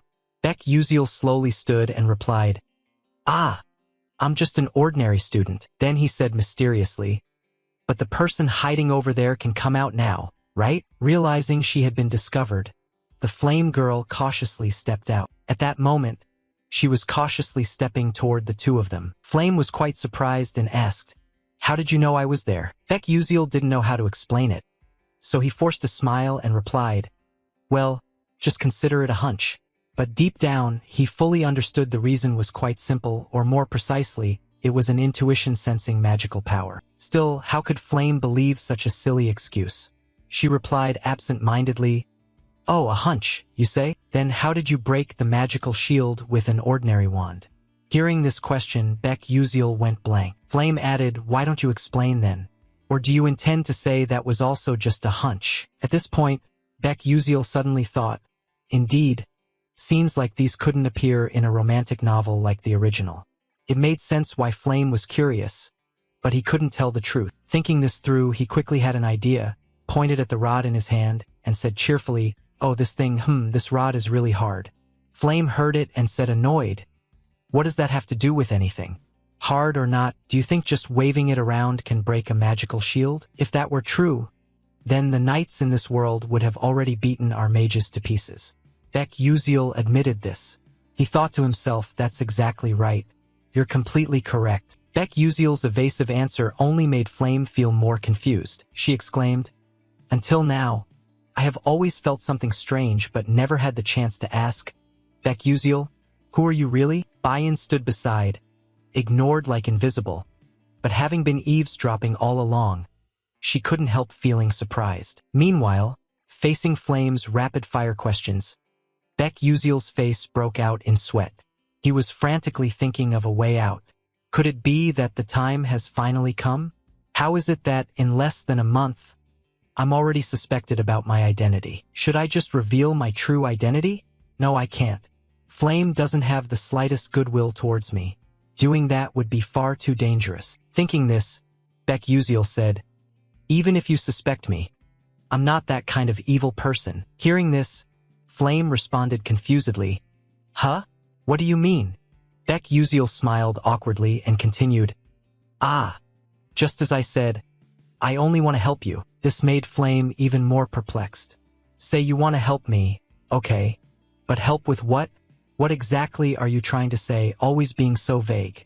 It's annoyingly maddening. But Baek Yuziel didn't explain further and turned away. He raised his hand in farewell. I want to say more, but there's no time. Well then, I'm leaving now. This action left Flame feeling deflated and angry, ready to blow steam from his head. And it was precisely Baek Yuziel's actions today that changed Bayan's perception of him. It seemed she was planning to do something crazy. Baek Yuziel suddenly thought it seemed fine. Just leave it like that, hoping these two would spare him. Suddenly, someone threw those point sticks at him. That action came from Bayan. After throwing, she stood there frozen, surprised, mumbling, how strange. As for Baek Yuziel, after taking this combo hit, he painfully held his head, turned around and shouted, damn, if you have something to say, just say it straight, why so cowardly? Bayan spoke up, I thought you would catch them, you can easily dodge all magic and traps yet can't catch this? Hearing these irritating words, Baek Yuziel was speechless, thinking he had no other way. The syndrome of sensing mana also has its limits. How could that intuition be maintained forever? Thinking this, he pretended to be in pain. Ouch, that hurts. The duration to maintain sensing mana depends on my mental energy. Since my mental energy is depleted, now I lose sharpness and even have a headache. But then Baek Yuziel curiously asked, then why did you throw this to me? Bayan answered without hesitation, you won, so take it. Although these point sticks seemed quite important, in his heart he quietly thought, is she feeling sulky? But if I take all of these, my score would jump up significantly. Besides, those others don't really benefit me much. Thinking this, he bent down and picked up one point stick, then stood up and happily said, all right then, thank you, but I'll only take this one, you keep the rest. So I'm off now. With that said, he turned his face and walked away, not forgetting to wave goodbye. As he walked, he indulged in a delusion of his own strength, thinking to himself with a sly smile that surely they must be marveling at his actions. What a kind-hearted man. Someone always merciful to losers like this. How cool he must be. He hoped they thought the same, but the harsh truth was that they did not think so. At that moment, Flame exclaimed, Rita, that guy's got issues. He's mentally unstable. Bayan probably felt the same, saying wearily, he's probably just a commoner, so his mind is a little scrambled. But deep down she was also wondering what the real identity of this Baek Yuziel really was. Meanwhile, outside the dungeon, Professor Lee Hanwol and the other professors were attentively monitoring every move of the candidates. The images being projected were incredibly vivid and realistic. Watching this, someone exclaimed, oh, the first-year Class S students this year are truly rare talents. Hearing the voice, Professor Lee Hanwol turned to observe. He stroked his beard and continued, in general, it's worth watching up to this point, isn't it? The person speaking was Telix, an elder of the Magic Council. A woman standing beside him agreed with this senior's opinion, saying, indeed, very interesting. She smiled with her eyes crinkled in satisfaction, perhaps thinking to herself, in my youth, I was much better than this. Hee. This woman was Jarina Aeon, a member of the Blue Tower Council. At the appearance of them, Professor Lee Hanwol was quite surprised, thinking to himself, the Magic Council, the Tower Council, just a trainee's internship observation but gathering such high-profile figures, which makes sense though, To recruit talent, you have to do that. Surely most of the other professors are also watching this internship session. Suddenly, everyone around murmured and exclaimed loudly, "Look! Look!" Following that, Professor Lee Hanwall also turned his face, looking toward the screen in front. They saw images of two male students seemingly preparing to clash. Quickly, everyone had identified these two trainees' names. They exclaimed, "Huan Yang and Ma Yuziang are facing each other now." Immediately after, Huan Yang made the first move. He used his magic staff to create an extremely powerful spell directed straight at his opponent. On the other side, Ma Yuziang showed no fear at all, calmly standing and observing, and then as it came close, he channeled energy and blinked up high, even blinking 3 times consecutively to dodge the opponent's magical force. This amazed everyone present. Jarina Aeon said, "Oh, damn. He can actually activate triple level 3 magical blink consecutively. Truly amazing." Professor Telix was equally surprised. Right at age 17, he has already accomplished that. Professor Lee Hanwall kept his eyes fixed on the screen, thinking that usually an ordinary sorcerer needs to be at least 25 years old to reach level 3. Yet Ma Yuziang at just 17 could already skillfully use level 3 magic. It was truly unbelievable. Suddenly, a voice exclaimed in surprise, "Look! Look!" Both of them were proficiently using 3 elemental attributes. The battle grew more intense and dramatic between 2 evenly matched opponents. Witnessing this, Professor Lee Hanwall also marveled, thinking a normal sorcerer could only control 1 attribute and would have to train hard just to manage 2. Indeed, mastering 3 attributes is proof of innate talent, and they had been bestowed that talent from birth. Watching this, Professor Lee Hanwall suddenly widened his eyes in astonishment and exclaimed, "Is that the final phantasmal beast?" At that moment, a giant hawk appeared, his gaze filled with murderous intent radiating all around. This made Ma Yuziang and Huan Yang startle and pause. But before they could react, the bird suddenly opened its beak and let out a painful scream. Its dreadful cry echoed throughout the dungeon. Then it slowly fell down. This terrified the two, leaving them speechless. They didn't understand what was happening either. The bird fell right before them, lying flat on the ground. Immediately after, a gentle voice spoke up, "Oh my, are you two fighting?" That voice came from the girl Acel standing above. She hesitated slightly before continuing, "I'm sorry for bothering you two." Up to this point, Professor Lee Hanwall was lost in thought. Oh, that girl is Acel. But the hidden monster only appears when certain specific conditions are met.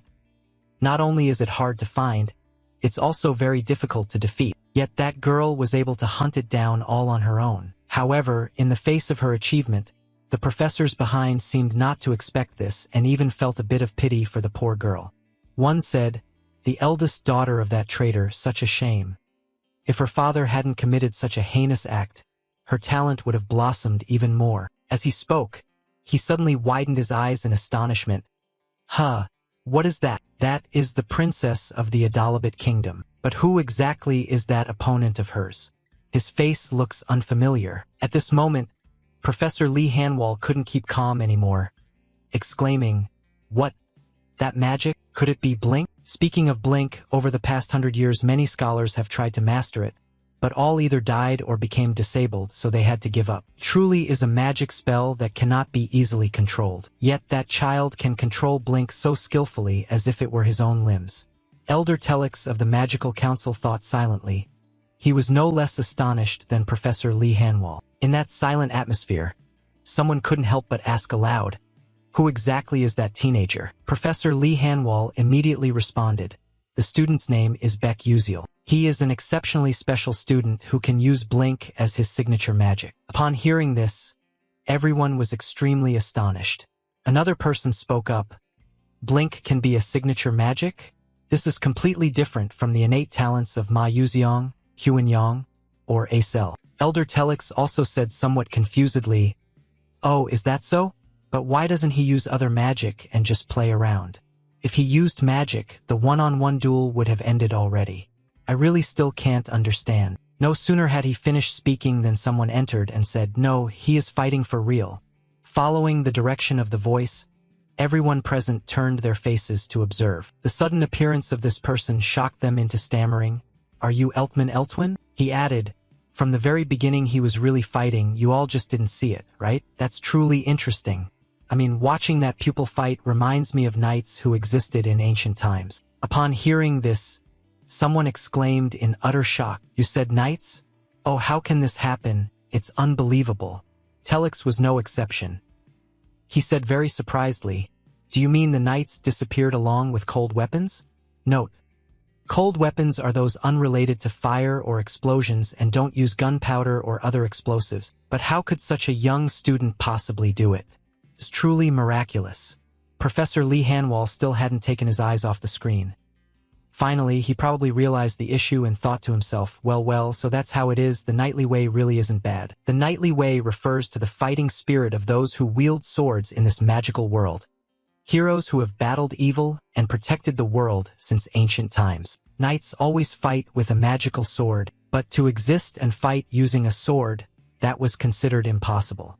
Yet this student was truly swinging his staff as if it were a real sword. Moreover, if Eltman Eltwin's speculation was correct, that kid was truly a rare talent. The principal of Stella Academy, renowned as the best magic school in the world, Eltman Eltwin was a 9th-level master mage and also one of the 10 great sages of the continent. If this was the great sage's thought, then the first dungeon training session had concluded. At this moment, on the practice ground dedicated to Class S students, a student was diligently training. Here, he used his magical staff to generate mana and attack the dummy in front of him. After a while of training, he grew exhausted and stood there panting heavily. Suddenly, he realized the mana in his staff was nearly depleted, but it seemed he was still dissatisfied with his own strength. Thinking to himself, "Damn it, this isn't enough yet.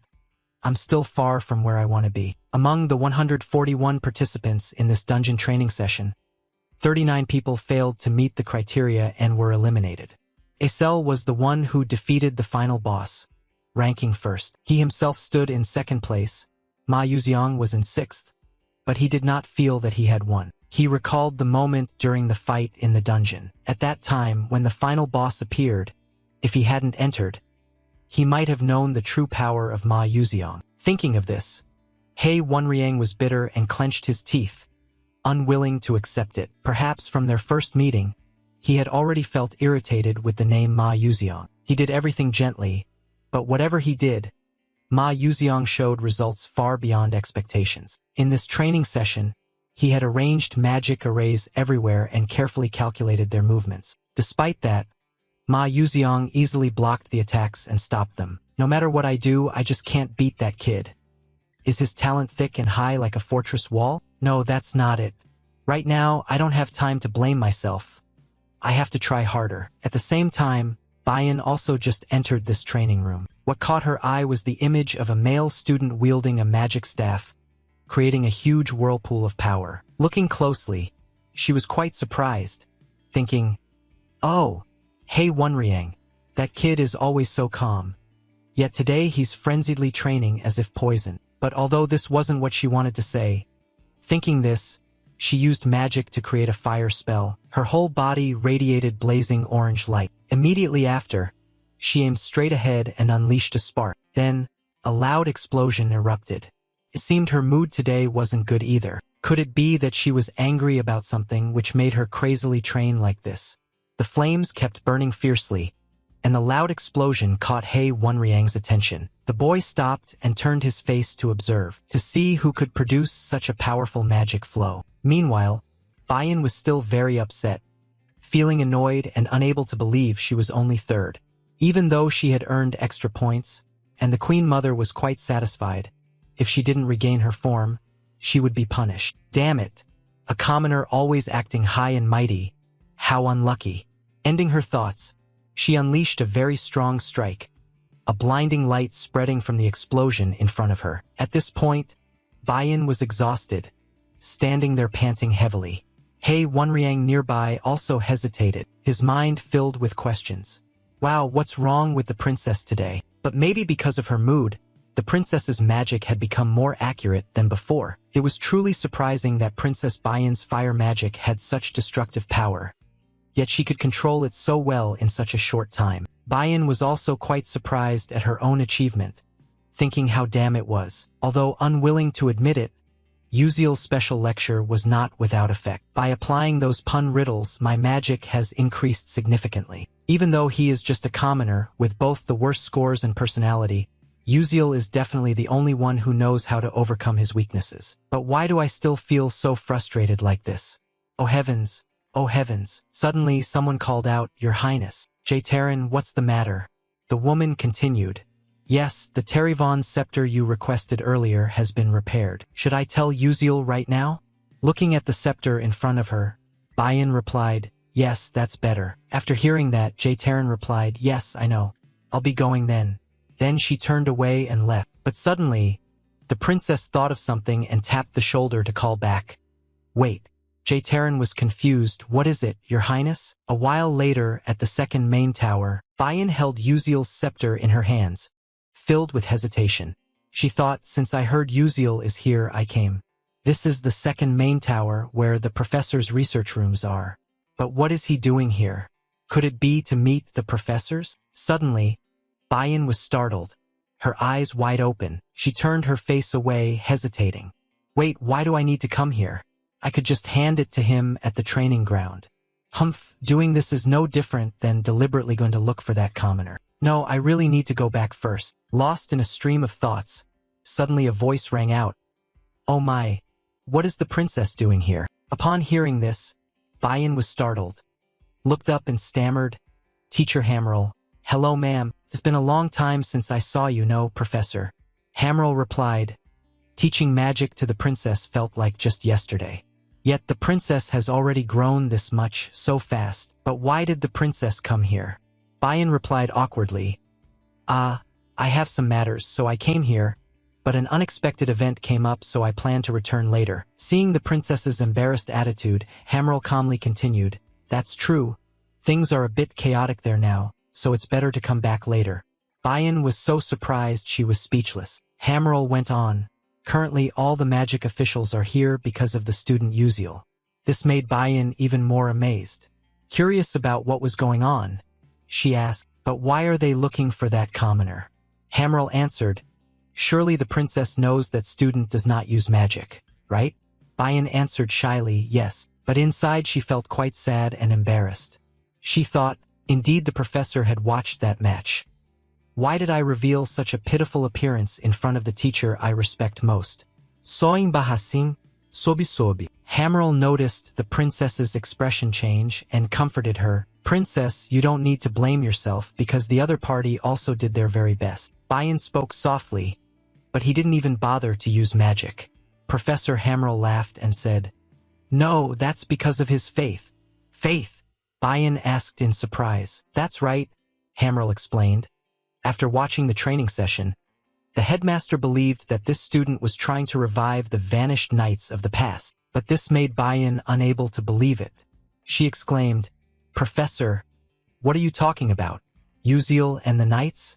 How is that even possible?" When she said this, she suddenly froze for a moment, recalling the way Uziel fought against her. She thought to herself, "It's unbelievable, but it's true that Uziel used the staff like a sword. He only used the pointed stick to shatter my protective shield, even that magical sword too." Thinking of this, she felt deeply sad and stammered aloud, "But if you don't use magic at the magic school, you will receive very harsh punishment, right? During magic practice, points can be deducted and other penalties apply." Hammerl suddenly lowered his voice and replied, "That's right. The student knew this well but still chose to take that path. But it's also wonderful, isn't it? Although he achieved amazing results through Blink, he still tried so hard. I can't believe faith is real." After finishing, the professor said goodbye and left, leaving Bayan standing there lost in deep thought alone. She thought that if someone said they wanted to pursue knighthood, they would obviously be laughed at. It was such a ridiculous joke in this era, truly absurd. Yet Uziel was not joking and genuinely wanted to pursue knighthood. She had once gotten angry and told him to stop joking around. Suddenly, Uziel's appearance cut through her stream of thoughts. He asked what he was doing here. Not only that, he was chewing on the 5th-rank herbal prize, ethelic, in his mouth. Bayan suddenly felt flustered, her cheeks flushing red. Then she composed herself and replied, "Yeah, I'm not here looking for you." Before anyone asked, she confessed herself, making Uziel laugh. "Hey, who said anything about you?" he said. In response to his teasing attitude, Bayan cast a sharp, cold stare that made the protagonist clamp his mouth shut, saying no more. Bayan held out the box in front of the protagonist and said coldly, "All right, take this." Just seeing the box, Uziel was overjoyed, his eyes sparkling bright. "Grateful," he said. "Oh, it's Terryvon. Thank you so much." When he opened it to check, he gasped, eyes wide, looking at the beautiful, gleaming sword before him, thinking to himself, "Wow, this is the invisible sword. Indeed, Adalabit's craftsmanship is excellent. What a wonderful help to the princess. With the money I currently have, I can't buy this." Thinking this, he asked if he could keep the box, but his true intention was clear on his face. If he sold it, it would probably fetch a high price. Bayan replied with fatigue, "Up to you." After listening, Uziel felt joyful inside. "I finally earned some money, though it's a bit intimidating." Seeing his excited attitude, Bayan shook her head in exasperation. Commoners really just think that way. But inside, she still felt puzzled about something she didn't dare to ask directly. After some thought, the princess gathered all her courage to ask, "Hey, Uziel." The male lead replied confusedly, "Yeah, what's up?" Bayan continued, "Do you really not use any other magic?" Faced with this blunt question, Uziel froze for a moment, unable to say anything. After asking, Bayan also felt a bit awkward, blushing deeply on both cheeks. She turned her face away and left. "Ah, it's nothing. I'm going now." The male lead stood dumbfounded, watching her figure fade into the distance. Then he also turned and walked away. As he walked, he thought about the magic question. But then he recalled that Professor Lee Hanwall had said something similar earlier. Though the professor spoke as if he understood his feelings and respected his opinion, he didn't understand any of it. There must be something good about it. As long as I have this magic sword in hand, I feel somewhat reassured. Thinking this, he exclaimed, "By the way, I should try it out. Let's see how powerful this sword really is." A little later, he arrived at the training ground dedicated to Class S. Holding the sword in hand, he mumbled, "Let's see, just need to channel mana into this." With that, a fiery glow emanated around his hand, and right after, a sharp sword formed. Looking at the sword, he marveled, "Wow, so beautiful, it's better than I thought. Isn't it?" Then he suddenly fell silent, thinking, "But if Flame wields it, it's different. It will have even more beautiful colors." The female protagonist Flame is a very special existence. Although she is human, she can still handle the magic of dwarves and elves. That wand alone, no one can use it because it continuously consumes the user's mana. But Flame can recover mana using natural energy and uses that wand as a special technique. As for me, I don't have a bit of mana. Even though I have tried to absorb mana continuously, due to magic leakage, mana cannot accumulate in my body and is pushed out. In other words, the mana concentration in my breath will become Terravon's clue.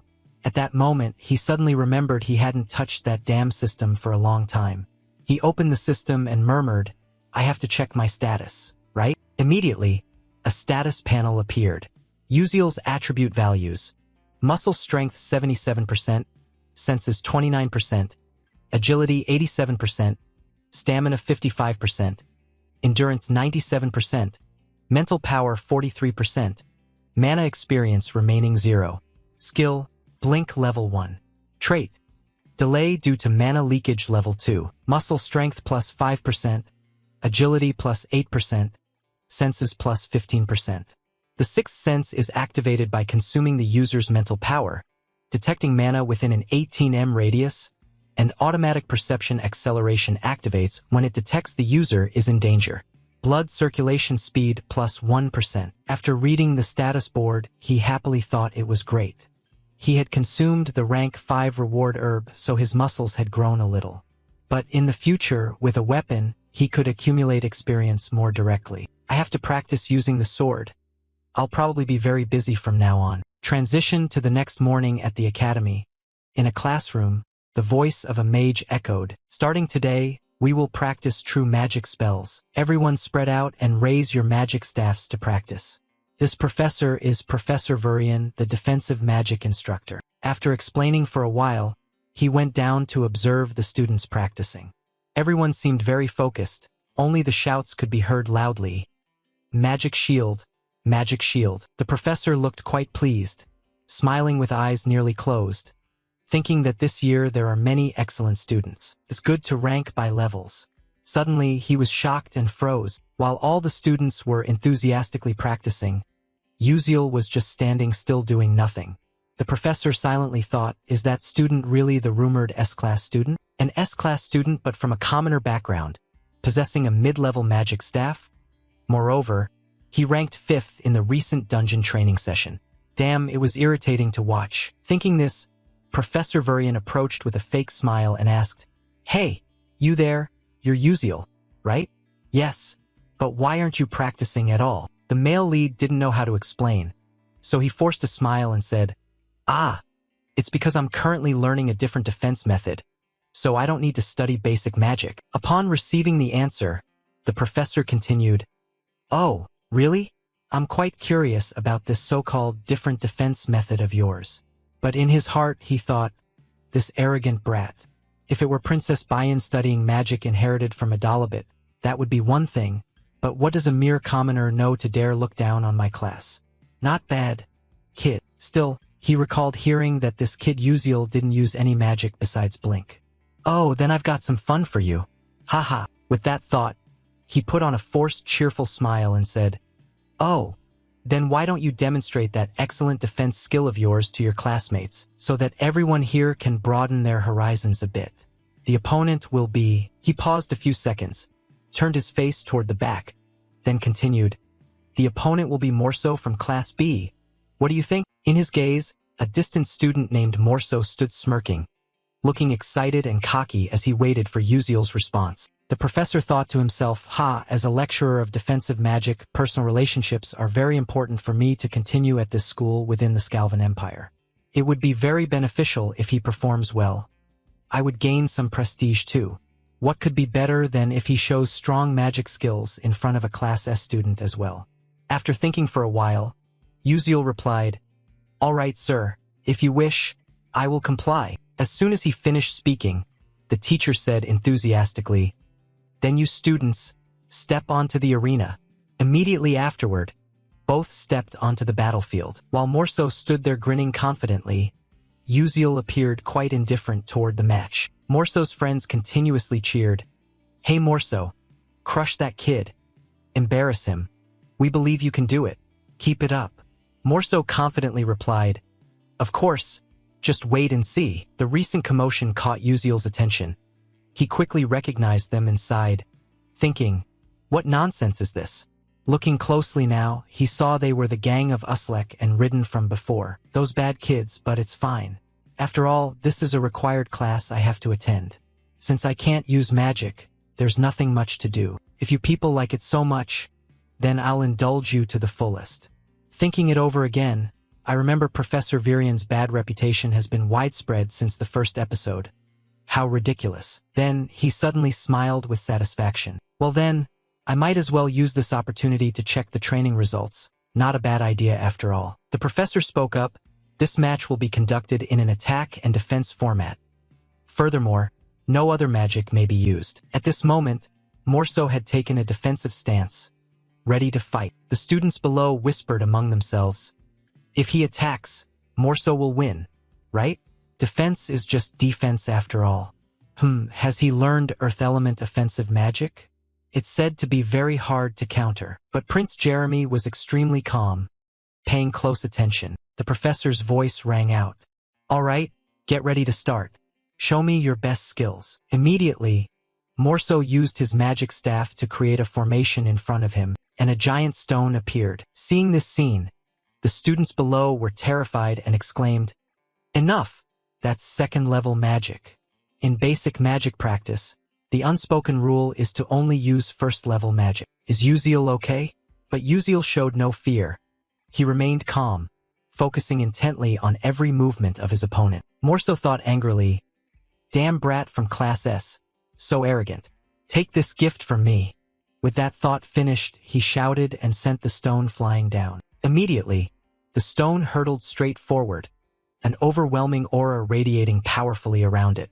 Uziel also sprang into action. He channeled mana into the magic staff in his hands, and instantly, a sword appeared. Without hesitation, he swung forcefully forward.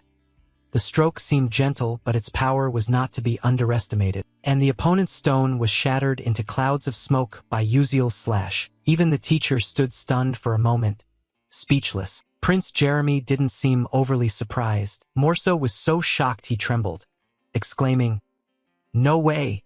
Has my magic disappeared?" The truth was that Uziel had sliced it away entirely. The students below murmured in amazement. One remarked, "It looks like he cut the magic with a sword," while another replied confusedly, "But the magic really vanished? That's impossible." The one heartbroken at this moment was none other than Professor Vurian, who pondered, "It can't be as simple as slicing it away and making it vanish. That's illogical." Yet, has Uziel truly annihilated Morso's magic? Within all magic, traces of mana always exist. If the mana is separated, the magic disappears. Could that be the method Uziel used? Meanwhile, Uziel lifted the sword to examine it, smiling with satisfaction. He thought it worked better than expected. Although he had only neutralized second-tier magic, staying to practice on the training ground for just a few days already yielded such good results. Excellent, this clearly makes it worth trying. This is truly my battlefield. Morso, frustrated, clenched his teeth and muttered, "Damn it! How dare a commoner block my magic?" The professor began to contemplate. If Morso lost here, it would be hard to explain. He couldn't just stand by and watch. Thinking this, he said, "Uziel, I acknowledge that your defensive method can be executed. However, that method only blocks magic one at a time, so it still has limits. For example, what if attacked in large numbers?" These words seemed to hint at Morso. He quickly grasped the professor's meaning and flashed a cunning smile. Uziel sighed in exasperation, thinking that the teacher liked to say so many pointless things. Suddenly, he widened his eyes in astonishment. On this side, Morso had already started to act. He created more stones. Truly, a formidable opponent. Immediately, he controlled all the stones to rush toward Uziel, releasing a terribly intense magical energy. Seeing this scene, the group of students murmured among themselves, saying it was a bit too much and that someone might get hurt. Why didn't the professor call for a stop? Morso smiled smugly. Thinking this was the end, the piercing stones charged forward. The situation was becoming increasingly tense, and Uziel was shocked, his eyes wide open, watching the large and small stones rushing quickly toward him. The protagonist thought there were a total of 11 stones flying in. If he couldn't use Blink to cut them, then there was only one way to block them all. Thinking this, as the stones came close, Uziel remained unflinching, gently swinging the sword in his hand to block them. He acted lightly as if nothing was happening, but immediately all the stones exploded simultaneously. Witnessing his advanced magic being easily blocked by Uziel, Morso experienced a full range of emotions from surprise to rage. His eyes red, teeth clenched, he exclaimed, "Huh!" bitterly thinking to himself, "How could my strongest magic be blocked so simply? By what strength, by what power could a hated commoner do this? Damn it, this is crazy." On the other hand, at this moment, the one who was freaking out was Professor Vurian. He bitterly thought, "Damn it, what is this?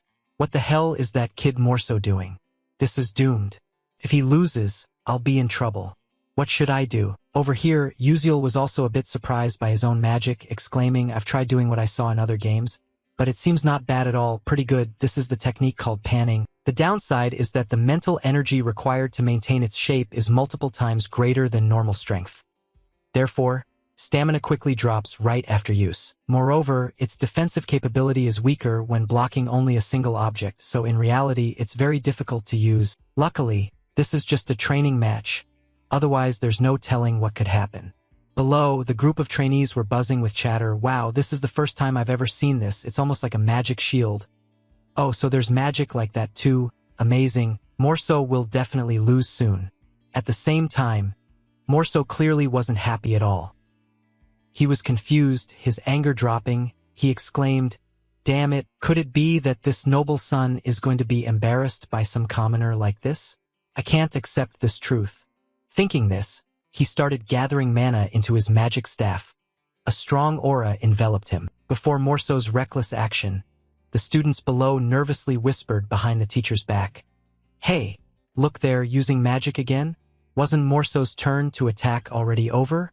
Meanwhile, Professor Vurian remained highly focused on observing the battle, ignoring the surroundings. He smiled triumphantly, thinking, that's right, keep charging the attack, finish off that commoner kid. Morso shouted loudly, die. This time I won't let you off.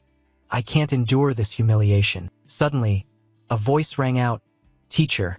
Smiling triumphantly, Professor was startled and turned around, saying, huh, what is it, Jeremy? Prince Jeremy smiled with narrowed eyes and said, why don't you let Uziel have an attack turn? Caught off guard, the professor froze for 5 seconds, then forced a smile and stammered, well, that's... At the same time, the students began to aggressively bombard the teacher with thoughts.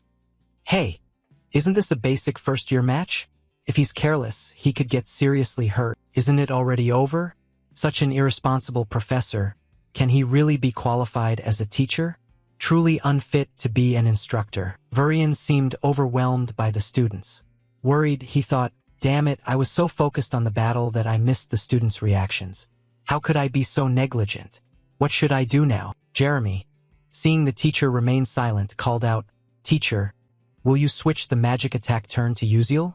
The professor stammered, magic? While everyone was focused on the professor and diverted their attention from the match, Uziel gained the advantageous position, pressing the sword's edge close to the opponent's neck. At this point, the outcome was already too clear. Uziel was the winner. This victory left a humiliation for Morso. In the end, he had to accept the fact that he had lost. The students below suddenly exclaimed in surprise, wow, Uziel finally won. He's better than I thought. It seemed Uziel had caught the eye of Prince Jeremy, who suddenly broke into a dangerous smile.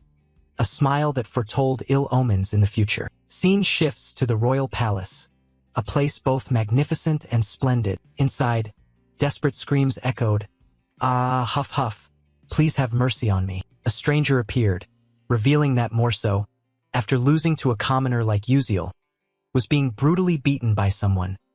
Blood splattering everywhere. The person responsible for this was none other than Prince Jeremy. After a while of tormenting his opponent, the prince walked off, wiping blood from his hands, speaking to the girl in front of him. Vera Jane, she replied. Yes, sir. Please let me know what you need. Jeremy Kelvin glanced at Morso lying beaten on the floor and said, that classmate is quite injured. Did you fail to take care of him? If there is any mistake, I will be very upset. His words seemed to carry a threat. Make sure you take good care of him, or you will suffer the same fate. Vera Jane responded, yes, sir, I understand. You can rest assured. Jeremy added, that's good, then we can thank her for that. Watching Jeremy's figure leave, Vera Jane worriedly thought, not a loyal minister but a classmate, that's really strange. In the Scalvan Empire, where the power of the empire is determined by magic, Crown Prince Jeremy surpassed all his elder brothers at the age of 12 to claim the throne as heir. Not being a loyal minister meant the Dordan family was permanently expelled from the political arena. In fact, it wasn't only Morso who caught Jeremy's eye, but Uziel's ordinary civilian life would also no longer be peaceful in the future. Cut to the next day at Stella Academy. Everything continued on its normal course. In a magic class, an experimental practice session was underway. The onlookers who had been eagerly watching Uziel's challenging duel were still chatting about it. Hey, have you heard? Uziel from Class S is going into the night path, so weird. A night training at a magic school. Could it be he wants to become famous? I heard he even defeated Morso of the Dordan family, which shows he's really capable. Really? Isn't the Dordan family influential in the Skelvan Empire? This is getting interesting. Flame overheard this and sighed in frustration, thinking, it's annoying that everywhere I go I hear Uziel's name. I don't care, but for some reason it bothers me. Who even is that kid? At that moment, the serious voice of a professor rang out. All right, gather your attention right now. What's all this noise you kids are making? Then, the professor held up a vial of liquid solution in front of him and continued. Alchemy requires precise timing and perfect temperature adjustment. This professor is none other than Alchemy Professor Maizen Tiran. Today we will practice the Tiran Fatigue Recovery Potion that I have researched. Please focus on the practice. Flame practiced while feeling annoyed. Damn, it's really frustrating. Just a tiny mistake leads to a big failure. A small slip-up ruins everything. Alchemy is too difficult and complicated. I want to avoid it as much as possible. At the same time, the professor's alarmed voice rang out. Altarisha, you're being dangerous. Do you know how you can become an alchemist like that? The blonde girl stammered. I'm sorry. Flame stood back observing and thought, Professor Maizen said I will become a black steed and even better in the future. I probably have to go gather materials to prepare. There's no choice but to diligently listen to the lectures. I believe I can do it. Suddenly, a smug laugh caught Flame's attention. Uziel seemed to have succeeded and stood there laughing proudly. Awesome. This is it. Flame thought wearily what's gotten into Uziel, laughing like a madman. At first, I thought he joined this class to get close to someone, but now I see he's just a weirdo. What am I even witnessing? She sighed and thought, well, it's none of my business. I'll just go gather more materials. After a while, the perfect experimental results appeared. Flame was exhausted after struggling intensely, gently wiping the sweat off his forehead, his mind racing. Finally, it was done. Luckily, his high academic achievement allowed him to complete this quickly. Taking a closer look, how is Acel doing? He saw Acel was still fumbling through practice. Flame felt relieved, thinking it was good that she was performing well in a normal way. But wait, normal? If he remembered correctly, in the original episode, Acel accidentally obtained Mala's magic code notebook. So wouldn't this class produce a product similar to Tyron's fatigue recovery medicine? Then why did he make just an ordinary medicine? Lost in thought, suddenly the professor's angry voice rang out. Uziel, who said you are allowed to change the experiment ingredients as you please? Uziel replied, yes, but doing it this way will yield better results. Hearing this, the professor was startled and confused, saying, but the problem is this result is different from the fatigue recovery medicine Tyron I instructed. Looking at the vial, Flame couldn't believe his eyes. His eyes widened, amazement filling his thoughts. The high-grade medicine was supposed to be made by Acel, yet Uziel achieved this extraordinary thing. Why was it Uziel who manufactured Tyron instead of someone else? Meanwhile, Professor Maizen Tiran tried to keep a cool head because losing it would mean a fever. He raised his hand to his forehead and sighed wearily. No, this attitude is really inappropriate. Truly, coming from common folk means you can't make anything decent. Hearing this, Flame recalled the story's plot while thinking. That dialogue was originally the reason the family was destroyed. This phrase had haunted Acel because the pain of losing her family lasted until the very end of the blink. If Uziel had known this truth beforehand, would he have drawn the criticism of Professor Maizen Tiran in order to protect Acel? Professor Maizen Tiran holds significant influence within Stella. If she accused him, his academic record would be seriously affected. Flame thought to himself, why would that kid go that far? Because of anyone? Dying for a girl is the most heartbreaking death. At the same time, Professor Maizen Tiran shouted fiercely, Uziel, what is that rude attitude? Didn't your parents teach you manners? Call your guardians here immediately for me. Only then did Uziel realize the serious trouble he had caused. He thought to himself, I forgot because I was so obsessed with alchemy that I completely overlooked this nuisance. How foolish of me. He timidly replied, I have no parents and no relatives. After hearing this, Maizen Tiran became even more irritated. Her face red with anger as she shouted, if you do that, aren't you disrespecting me? Are you trying to bypass me? Uziel thought, fine, since I've already been scolded, what else can I do? Oh right, tomorrow I'll try making kimchi medicine and cola medicine. In the weeks that followed, the quarrels between teacher and students still had no end in sight. Professor Maizen Tiran said, how many times have I told you? Don't use ingredients that haven't been taught. Uziel replied, but after slightly changing your method, the results improved a lot. Hearing this, the professor was so furious he could blow steam, shouting at a stubborn student, you really think you can do that? Immediately, Uziel adjusted his glasses and began analyzing the professor's position. A notification appeared, Maizen Tiran, 21% dark magic infestation level.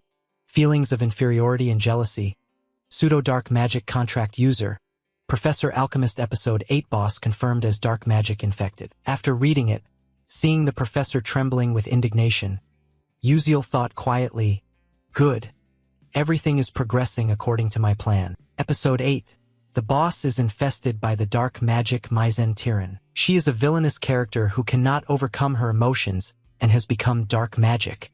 If the infestation level exceeds 90%, she will transform completely into dark magic.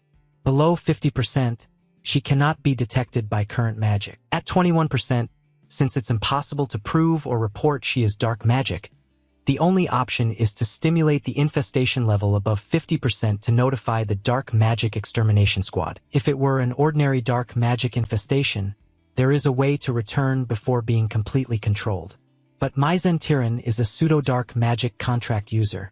Having made a contract with dark magic through her own will, the seed of dark magic is sprouting, so she cannot return to her former self. Uziel thought, episode 4 hasn't started yet, but I must prepare in advance since there is such a powerful boss. Otherwise, other students might also become dark magic and threaten Stella. Maizen Tyran continued to threaten. If you don't change your attitude, don't expect good results in alchemy. Uziel sighed. Damn, that's better anyway. If I attract attention, there won't be any damage, right? It seems that during the time doing exercises, I should maybe work out my muscles, haha.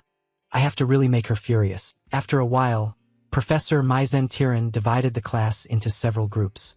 Standing in front of his group, Uziel held his head in despair, thinking, unexpectedly the practical test turned out to be a group exercise. Damn it, this is crazy. None of the students assigned to his group were happy. Everyone's face was gloomy as if soaking in a bath of misery.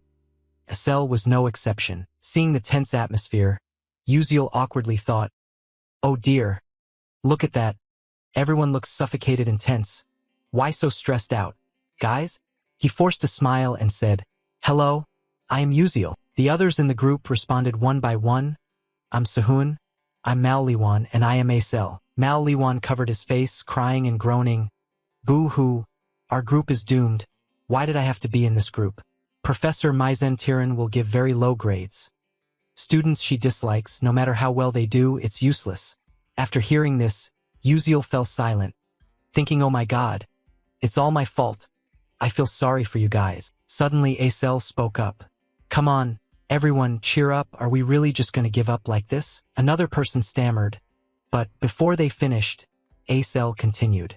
After all, in the practical test, at least 3 alchemists will come to assess compatibility. By then, Professor Maizen Tyran won't be able to ruin our scores. Hearing that, Sehun and Marion became more excited, their eyes sparkling brightly. Without saying anything, the whole group turned and smiled as brightly as flowers. Perhaps a glimmer of hope was kindling in their hearts. Suddenly a voice spoke up. Oh, then we just have to work hard. How fortunate. I also want to try once. Uziel turned to look at Acel with admiration. Here was the savior. The girl was a bit surprised but ignored him, turned her head, and continued speaking. Anyway, the Type D enhancement drug assigned in this exercise isn't too difficult to combine with the knowledge we've learned, but we have to find really good ingredients. So who will find the fire lizard tail, the main ingredient of the demon medicine? Without hesitation, Uziel raised his hand. I will find that. Everyone knows that the corpse of a monster is the most important thing in alchemy, right? You have to choose the freshest one for better results. The whole group seemed to understand this. Someone added, good. Let's decide on that. Classmate Uziel will take on this task. Inside, Acel thought to herself that seeing his confidence, she could trust him. On this side, Uziel smiled smugly. Fire lizard tail. Huh? I'll have to go directly to the mountain to find it. Cut to the alchemy professor's office. A student walks in. The professor calls out, come here. The professor held up a piece of paper and said, can you deliver this paper to the first-year students of Class C alchemy groups, but except for Group 12? The student replied, yes, sir, I understand. The alchemy practical test will take place in front of professional alchemists. If you perform poorly, the path to becoming an alchemist will be blocked. The professor thought, Uziel, just wait and see. I will show you the price of opposing the professor. Scene shifts to the private training ground of Class S. Acel is practicing magic. Suddenly she hears a call. Flame, a male student hands her a piece of paper. This is for you. They told me to deliver it to you. An announcement about alchemy. Take this. Flame takes it and replies, thank you. The male student adds, one more thing. Absolutely do not tell any other student. You'll understand why, right? Watching his figure walk away, Acel sighs. Students are just like that. Meaning don't reveal this to Uziel's group 12, right? I should know better than anyone. Think he's afraid of me or something. As she opens the paper to read, Flame is quite surprised. The content reads, notice, the practical exam will change from using the level D enhancement potion to the Tyrant supplement potion. Students, please take note. She realizes something, eyes full of astonishment, thinking, wait a minute, if Uziel knows the original formula, he will be able to stop this, won't he? Instead of preparing lizard tails for the level D enhancement potion, the italic spider shell should be prepared for the Tyrant supplement potion. That's right, this time is the opportunity to test that kid. A few days later, to prepare materials for the practical lesson, Uziel went to the Dirably Grand Arena through the teleportation gate. As soon as he stepped out, the male lead raised his hand to his head, grimacing in pain. The teleportation gate is great, but stepping out makes me dizzy. Oh, my head. A strange voice spoke up. Welcome, Master Sorcerer Uziel. It was a warm greeting from the staff here. Uziel replied shyly, I'm not an official sorcerer yet, just a trainee. The cheerful staff member continued, even as a Stella trainee, you enjoy the same benefits as a full sorcerer. Hearing the mention of Stella, the nearby trainees buzzed with excitement, whispering, look, a Stella trainee. Really? It's my first time seeing the Stella uniform. I'm so jealous, it looks pretty cool. The staff member added, if you need any support, just let me know. Uziel responded, oh, thank you very much. Then he stepped inside, thinking as he walked, with just a pass and the Stella pocket watch, you get treated like an official sorcerer anywhere. The Stella Academy is truly wonderful. Plus, you get to use the teleportation gate for free. Usually it costs 1,000 credits. What luck! Thanks to that, I make sure to visit neighboring cities every weekend. As a result, what I know is exactly like this world. He ventured deeper into the forest, scanning his surroundings and muttering, I think this is the place. Today's target is the level 2 fire lizard monster. Their strength and physique are slightly superior to regular beasts, but their magical defense and speed are formidable. They can only be defeated using level 2 magic or higher. Thinking further, I once hunted level 1 monsters and found it not too difficult, so level 2 probably won't be a problem either. Very quickly, Uziel sensed their breath nearby. He channeled mana to transform his magic staff into a sharp sword, silently preparing himself. He stood upright alone, concentrating intently. Across from him, a pair of blood-red eyes stared fixedly, as if wanting to devour its prey alive. The fire lizard aimed straight at Uziel, but he was no rookie. With his keen instincts, Uziel immediately detected the enemy. With no unnecessary movements, he whirled around and delivered a deadly strike. Death came too swiftly. The lizard hadn't even realized what happened before it bled out and died on the spot. Who would have thought? Uziel cast a cold glance at his handiwork. Quite impressive. Within the blink of an eye, one was already eliminated. He exclaimed, one down. Now, any of you who want to join my team, come on over. I'll take care of all of you alone. Suddenly, he was stunned by the scene before him. A few fire lizards were crawling clumsily closer. Each one looked fresh and juicy. Uziel smirked. Now it's time to start gathering materials. Without further ado, he fiercely charged forward to attack, the results exceeding all expectations. Finally, the day of the practical exam arrived, and Acel suddenly widened her eyes in surprise. So fresh. Uziel answered nonchalantly, of course, who do you think I am? Hee. Acel continued, all right, that's too much, now you also know how to choose ingredients.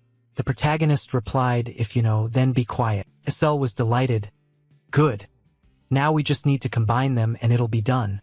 Let's do our best. At this moment, everyone's eyes were full of anticipation for the upcoming results. Professor Maizen spoke, is everyone gathered yet? Standing next to her were 3 other alchemists who would be judging today. Maizen continued, as announced, the test will take place under the supervision of alchemists from the Alchemist Association.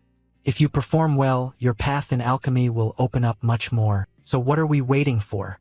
Let's start. Today's assignment is a Tyran supplement. Upon hearing this, Uziel's whole group widened their eyes. Is she messing with us? Professor Maizen Tyran continued. Has everyone prepared their ingredients? Isel panicked. Sorry, Professor, we thought the assignment was a de-enhancement medicine. Maizen Tyran smirked coldly. That's true, but I have already announced the change of the assignment. Haven't I? The assignment was changed to a Tyran supplement, right everyone?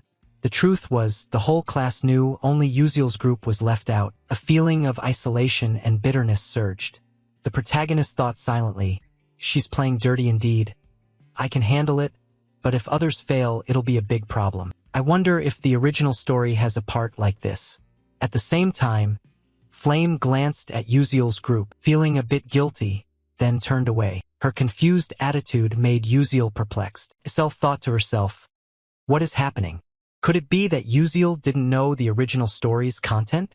Why didn't he stop this from happening? Professor Maizen Tyran spoke up. Student Isel, could it be that you prepared the wrong materials? Isel anxiously stammered that Maizen Tyran was irritated. For an alchemist pursuing truth, mistaking ingredients and losing sight of the goal was unacceptable. She smiled slyly, realizing there was no other way. It looked like Group 12 would be eliminated. Suddenly, Uziel raised his hand. Wait, creating the Tyran supplement isn't that difficult. Professor Maizen Tyran was confused. What did you say? Uziel confidently declared, I will create it using different ingredients, and it will even be more effective than the professor's version. Exactly my usual style. His arrogance made Maizen Tyran bitter and furious. Yet she could do nothing, thinking that the main ingredient for the Tyran supplement was Italic spider venom, which contained a large amount of nutrients, and the Tyran supplement was made from that. Yet he intended to use a fire lizard's tail instead. How insane, but all the better. Taking advantage of this, I will end his alchemy path in front of everyone. Just wait and see that arrogant brat. Maizen Tyran exclaimed, very well, you have 1 hour to complete the Tyran supplement within the allotted time. Looking at the fire lizard's tail in front of her, Isel panicked. Hey Uziel, are you crazy? What can you even make from that? Uziel forced a smile. Since it's come to this point, we have no choice but to take a risk. Just trust me and follow my lead. It's better to try than to be eliminated. Maybe luck will smile on us. After hearing this, the whole group felt reinvigorated and encouraged. I will do it, I want to try too, we must open their eyes. Right after that, the group got to work practicing. Uziel said, alright, listen to my explanation. Looking back, alchemy was Uziel's most cherished field in his journey to conquer the game world. He had meticulously recorded every formula, no matter how small the detail. The Tyran B-type supplement formula was, of course, no exception. Initially, he did not intend to use this formula because it was something Professor Maizen Tyran from the future had painstakingly researched and invented. Thinking of this, Uziel confidently said, the reason why Atalix tarantulas contain many nutrients is that they are necessary for reproduction. The fire lizard's tail also has a similar organ. He pointed to a spot on the tail. This is the blood vessel here. Can everyone see it clearly? I heard that the Awo tribe in the southern desert often uses the fire lizard's blood vessel to nourish their chieftains. They live very long lives. So this blood vessel could definitely replace the Atalix tarantula. Mao Liwan raised his hand. I know a bit about the raw material processing techniques of the Alakair tribe. Let me take charge of this part. Uziel said happily, that's fine, that's great. As for this mistletoe, it must be dried using the desert region's special method. Does anyone know how? Sehun replied, it's the solar drying method, right? I learned it when I followed my father. With this amount of vascular tissue, I can dry it in 5 minutes. Before he could finish speaking, Isel volunteered, let me take care of the next processing step. Uziel smiled, well then, I'll trouble you. Immediately after, the whole group got to work, serious and focused. Each person had their task.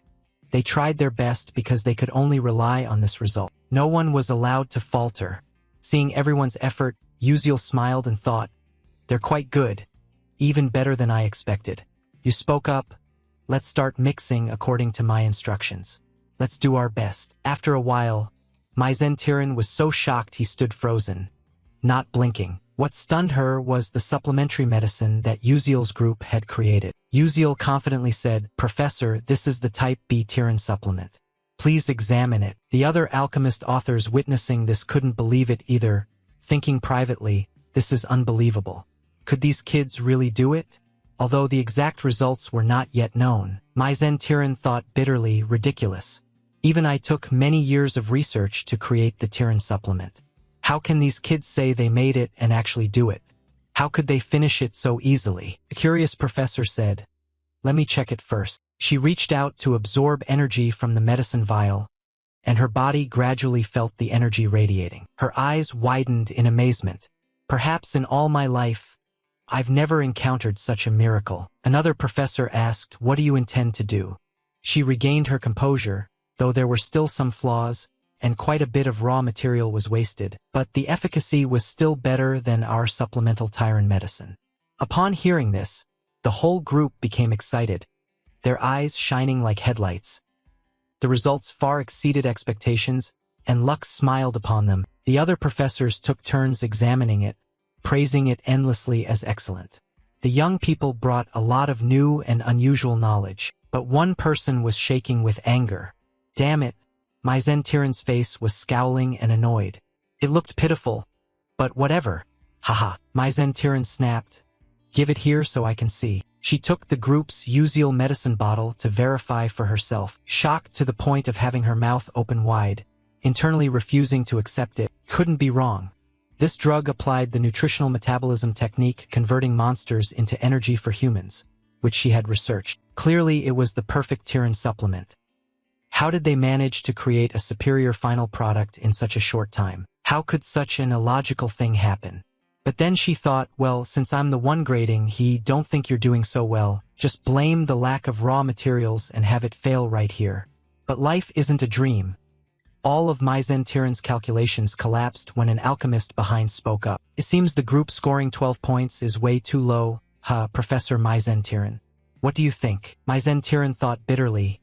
Damn it, these old folks are here again. She gritted her teeth, resigned to accepting that the group with 12 points had passed. She gritted her teeth, resigned to accepting that the group with 12 points had passed. We succeeded. They passed the practical exercise successfully, but one person was probably so angry they were having a heart attack. Maizen Tiran's face twisted, and she thought to herself, I will deal with you later, Uziel. Just wait. At this moment Maizen Tiran's dark infiltration rate was increasing. A few days later, at the dedicated training ground for Class S, the trainees were enthusiastically practicing. After a while, Flame was exhausted. Finally finished, but I still have to go to class. I'm dead tired. Suddenly she widened her eyes as voices came from afar. It's okay. Arzhuang, you did very well. Right now, you're still better than the princess. Don't cry anymore. Through Flame's eyes, a group of friends were comforting Arzhuang, the red-haired girl in the crowd. Flame thought to herself, that girl seemed to be known as a fire magic prodigy, but they said his rate of progress was terrifying. I've been training for years, yet sooner or later the princess will surpass my control abilities. Flame was shocked. Hong Baiyan's control abilities were supposed to begin developing only in the second year, so how did he manage it in the first year? Could it also be because of him? Thinking back to the alchemy practice, she found it strange. The formula for the Type B Tiran supplement was originally discovered by the future Acel but was stolen and perfected by Maizen Tiran. Yet Uziel knew a version of the formula not present in the original work. It seemed that the original episode didn't include this detail. Wait, he knew future information but not the content of the original episode. Could it be that he's not a transmigrator but a time regressor? If so, everything makes sense. If Uziel comes from the future, he only knows future knowledge. He doesn't remember all the petty events related to Acel. Flame continues to speculate. In the original story, Ma Yuziang also once did a regression. The 11th seal, the only moon in the world possessing the power to control time. If that is his power, then it's truly terrifying. Lost in thought, a voice rang out, what's going on? Flame. Turning around, he saw He Wenriang approaching. Flame ran up to him just in time. You know Uziel, right? What impression did he leave on you? He Wenriang was surprised.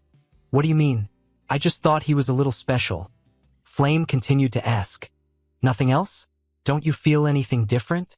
He Wenriang said calmly. No. Flame disappointedly put his hand on his forehead. Haze, is that so? He Wonriang wondered. Flame, do you have feelings for Uziel? Flame candidly replied, I think so. She thought to herself, after all, Uziel is like me. Both know the original episode's content in advance. Murmuring, but no, this won't do. I can't stand still here forever. He Wonriang puzzled. What do you mean? Flame answered, I mean standing still like this doesn't suit me at all. By the way, since we're talking about Uziel, how about I meet him and confess right away? He Wonriang stood frozen, not understanding what Flame was mumbling about. Confess? This phrase stunned He Wonriang. He stood still for a few seconds, speechless. Immediately after, Flame left, not forgetting to wave. Thanks for listening to me. I'm off. Leaving He Wonriang with 1,000 questions in his head. His eyes vague, slightly sad. The guy watched Flame's figure fading away, his hand slowly lowering. Flame's words echoed in his mind. Confess what confession? Could Flame possibly have special feelings for Uziel? Oh, that's crazy. A long day passed. Scene changed to the next morning. Uziel sat alone, dazed. Sipping a bitter coffee, he sighed sadly, thinking about what to do now. Currently, the dark invasive rate of mesenterin has reached 37%. In less than 3 months, that event will occur. Mazen's darkening will randomly affect a student, possibly Flame's friend like Jackie, Arzhuang, Bayan's loyal female knight, or even He Wonriang, the heir of the low moon shadow. If He Wonriang is darkened, it would truly be a disaster. Though the probability is very low, his darkening means the worst outcome, requiring special caution. Thinking of this, Uziel's eyes widened in astonishment. In front of him was Flame, looking quite annoyed. Flame spoke first. What are you doing? Uziel was confused. Doing what? Flame continued. Last time you didn't clearly answer the question about your identity. He thought, so that question, you make others awkward. How do I explain this? This is a long story. Or just tell Flame the truth. Maybe she could have extra information to make things better. Might as well go all in or nothing, let's try. He spoke up, But before he could finish speaking, a series of warnings from the system appeared. Warning. Plot strength insufficient. Warning. Do not reveal the time travel identity to this character. Warning. Do not share knowledge or information you know with this character. Multiple urgent warnings startled Uziel. He thought wearily, almost going crazy. What the hell is this? Then he said, let's do it this way. Everyone has their secrets, so we'll only tell half the truth. What do you think? Flame replied, okay, I agree. He felt relieved hearing that. Thank God. If Flame interrogated further, I wouldn't know how to answer. Flame continued, let me ask first, you know the future, right? Uziel, barely relieved, grimaced, oh God. Told to only say half, but you ask directly like that. He replied, you ask meaning you do too, right? What's your purpose coming to this school? Flame candidly said, of course it's to prevent the world from being destroyed. This world is in danger. Uziel sighed, thinking luckily, not sure if true, but I don't want this world to perish either. Flame went on, now it's my turn. Why do you act that way? Uziel thought, what exactly does he mean by that way? He wasn't sure of his meaning, so he evaded. He answered, no particular reason. I just do whatever I believe is most right, thinking that's enough of an explanation. But Flame angrily snapped, don't lie. How can someone be so kind? You must have a purpose, something you want to achieve, right? Uziel was confused. No, not like you think, no, is there something you want to achieve? Actually, I'm not sure either. Flame was annoyed. What did you say? Not sure? Uziel continued, I just want to survive. Hearing the truth, Flame was shocked, speechless. Survive? She felt a bit awkward for suddenly asking this question. Stammered, probably sorry. I misspoke. Uziel was bewildered. What the heck? Is it over now? Flame's eyes welled with tears. She turned away and left. Well, I'll go first. See you later. Uziel was puzzled. What's going on? I haven't even asked anything yet and she's crying. What did I do? Suddenly, an angry voice rang out. Uziel felt a chill down his spine. An ominous premonition. It was He Wonriang, eyes piercing like bullets, radiating killing intent. Without beating around the bush, he barked, answer quickly, why is Flame crying? If you lie, I won't forgive you. Looking at He Wonriang's furious face, Uziel was terrified. Oh my God. Just a glance from the rival of the strongest character is already chilling me. Now I remember. There's a plot where Hei Wonriang loves Flame unrequitedly. I'm doomed, but I didn't do anything. Misunderstandings are troublesome. I have to be clear. You spoke up. There's nothing shady between me and Flame. Why are you asking that? Hei Wonriang frowned. Do you think I'd believe that? Believe it or not, you have to believe it, especially that what you're thinking isn't true. Rest assured. Yuziel forced a smile. All right. Is that okay? I really have nothing shady with Flame. Hei Wonriang fell into thought, then suddenly lowered his face, so... My question was unnecessary, sorry about that. But the way he apologized gave Yuziel goosebumps. Stammering, it's really okay. Well then, I'll be going now. Hei Wonriang turned and walked away. Yuziel sighed with relief, thinking, what was that about? It's nothing like him at all. Hei Wonriang, who is always cold and rational, is acting so unsettled. It makes me uneasy. The scene shifts to the evening. Isel closed the book in exhaustion, wondering why she couldn't focus at all today. Suddenly remembering the conversation with Yuziel in the practice room. Yuziel, I have something I want to ask. Did you come up with the formula just now on the spot? After thinking a moment, he replied, let's just say yes. But at that time, she was shocked. She had always considered herself a genius, thinking that was enough to defeat anyone, but apparently not. Thinking this over, Isel was startled. What was she just doing? At this rate, how could she possibly avenge her father? Those who betrayed her father and pushed him to death, the vile and cowardly Adalabit family.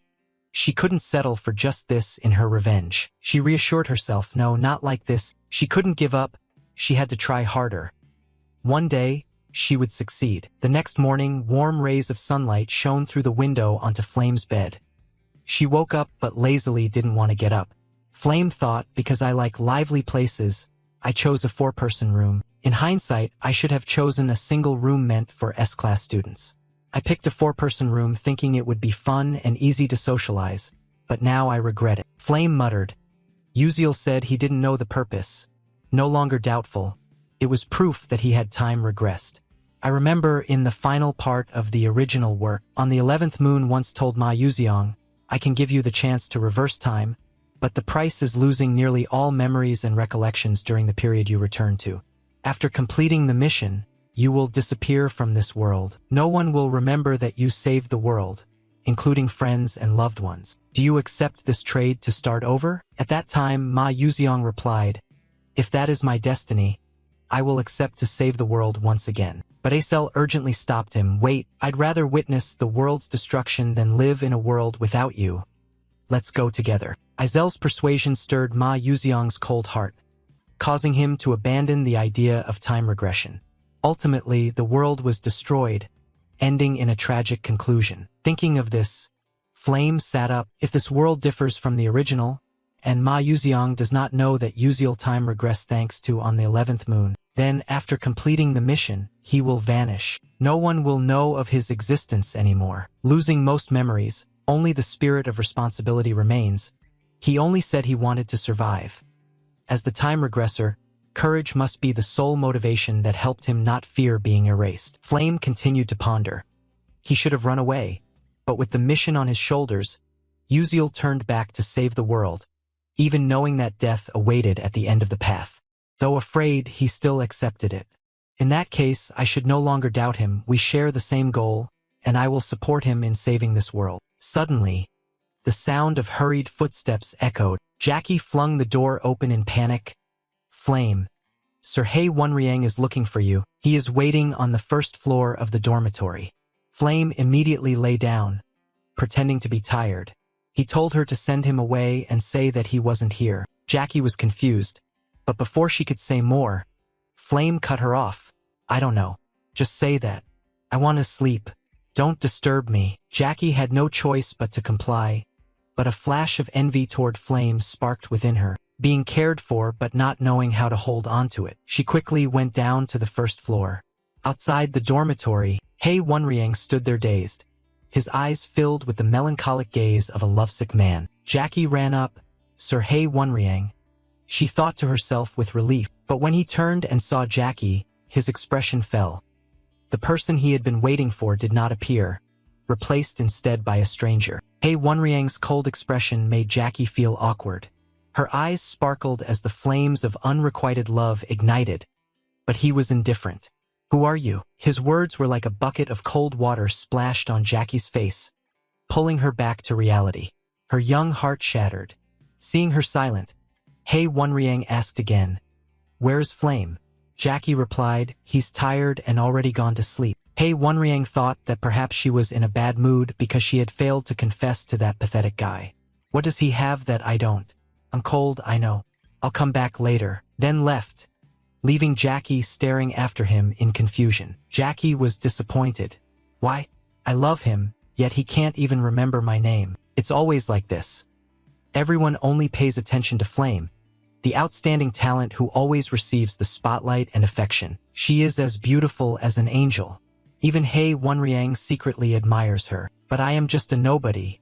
Fate is so unfair." Jealousy was building up. Jackie clenched her fists, bitter and truly furious. Cut to the next morning at the main tower #1 of Stella Academy. A man spoke up.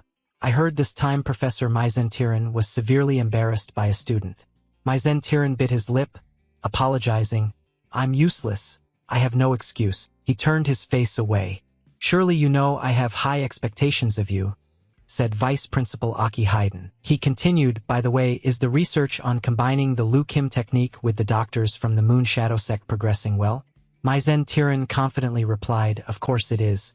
I won't let you down." Aki Haydn patted his shoulder and whispered, "Good. I only trust you." Maizentiran responded, "Yes, please entrust it to me. I'll take my leave now." After Maizentiran left, Aki Haydn sneered in contempt. "What a fool. She doesn't realize she's being used. Even if she did, she wouldn't care. What she craves is status and honor, which makes her open her eyes. It's ridiculous that a mage studying counterdark magic is working for the dark magic. I eagerly await the day the alchemist dark magic study is completed." Cut to somewhere else. A slender figure carrying a towering stack of trembling documents, while those around remain indifferent and no one helps. Suddenly, a kind person approaches. It is Uziel. He cheerfully says, "Teaching assistant, are you okay? Let me help you carry them." Thanks to Uziel, the documents were delivered to Professor Maizentiran's office. The teaching assistant sighed with relief. "Thank you. Without you, Professor Maizentiran would have scolded me again." Uziel replied, "No problem. It's a small matter." Taking the opportunity, Uziel looked around. The room was filled with crumpled, torn papers scattered messily from the desk to the floor. He thought it was truly chaotic. Suddenly his eyes lit up as he stared intently at the board. "Oh, what is that?" The teaching assistant explained. That's a formula Professor Maizentiran is researching with other doctors, apparently called the random spatial exchange calculation." Uziel was startled. The random spatial exchange calculation. This is the initial formula of alchemist dark magic study.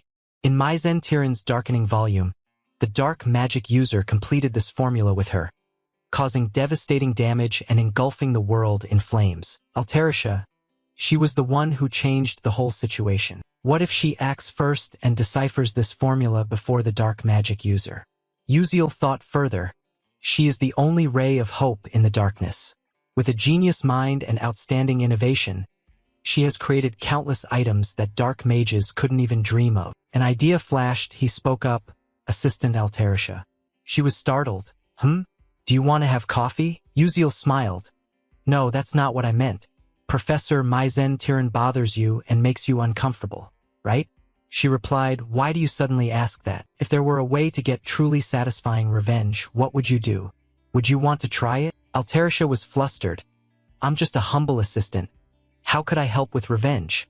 If I'm not careful, I might get fired and end up homeless on the streets." Uziel continued, "So what? Do you have any ideas? You could very well become a great alchemist, even surpassing Professor Maizentiran." Altarisha was surprised. "What?" Uziel added.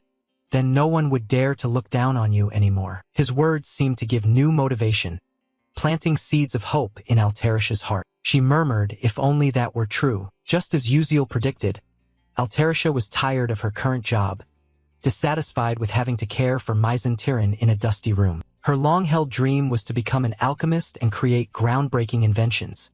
She had the talent to do so, because later on Altarisha would become a great alchemist, with genius intellect and outstanding creations, deserving of the very best. Currently, Altarisha had temporarily set aside her dream due to harsh realities, but Uziel thought to himself, I will help her achieve her dream soon. After the first preliminary exam at Stella, Uziel continued to visit Altarisha, giving only a few suggestions, which Altarisha quickly grasped. Cheerfully, oh, you think so too?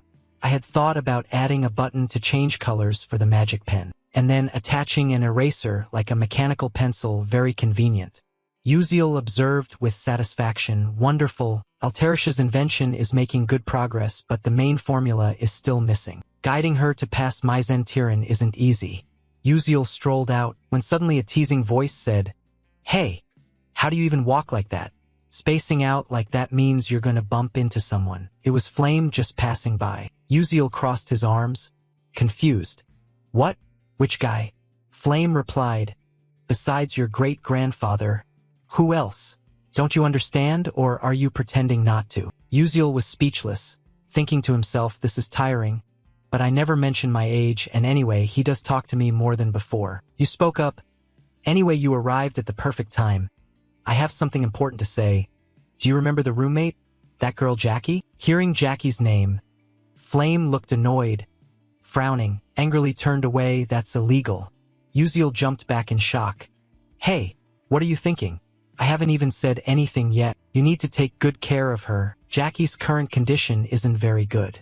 Uziel thought to himself, if Jackie gets corrupted by dark magic, she will be very unstable. Flame replied, I'm not sure, but we've planned a hunting trip this weekend. I'll check then. Uziel answered, Okay, I'm counting on you, but what do you think about going hunting? The hunting season is approaching. The target is Matevis Cemetery, where episode 4 begins, with main characters like Ma Yuziong, Acel, and Flame all participating. There is even a big battle with a level 5 necromancer.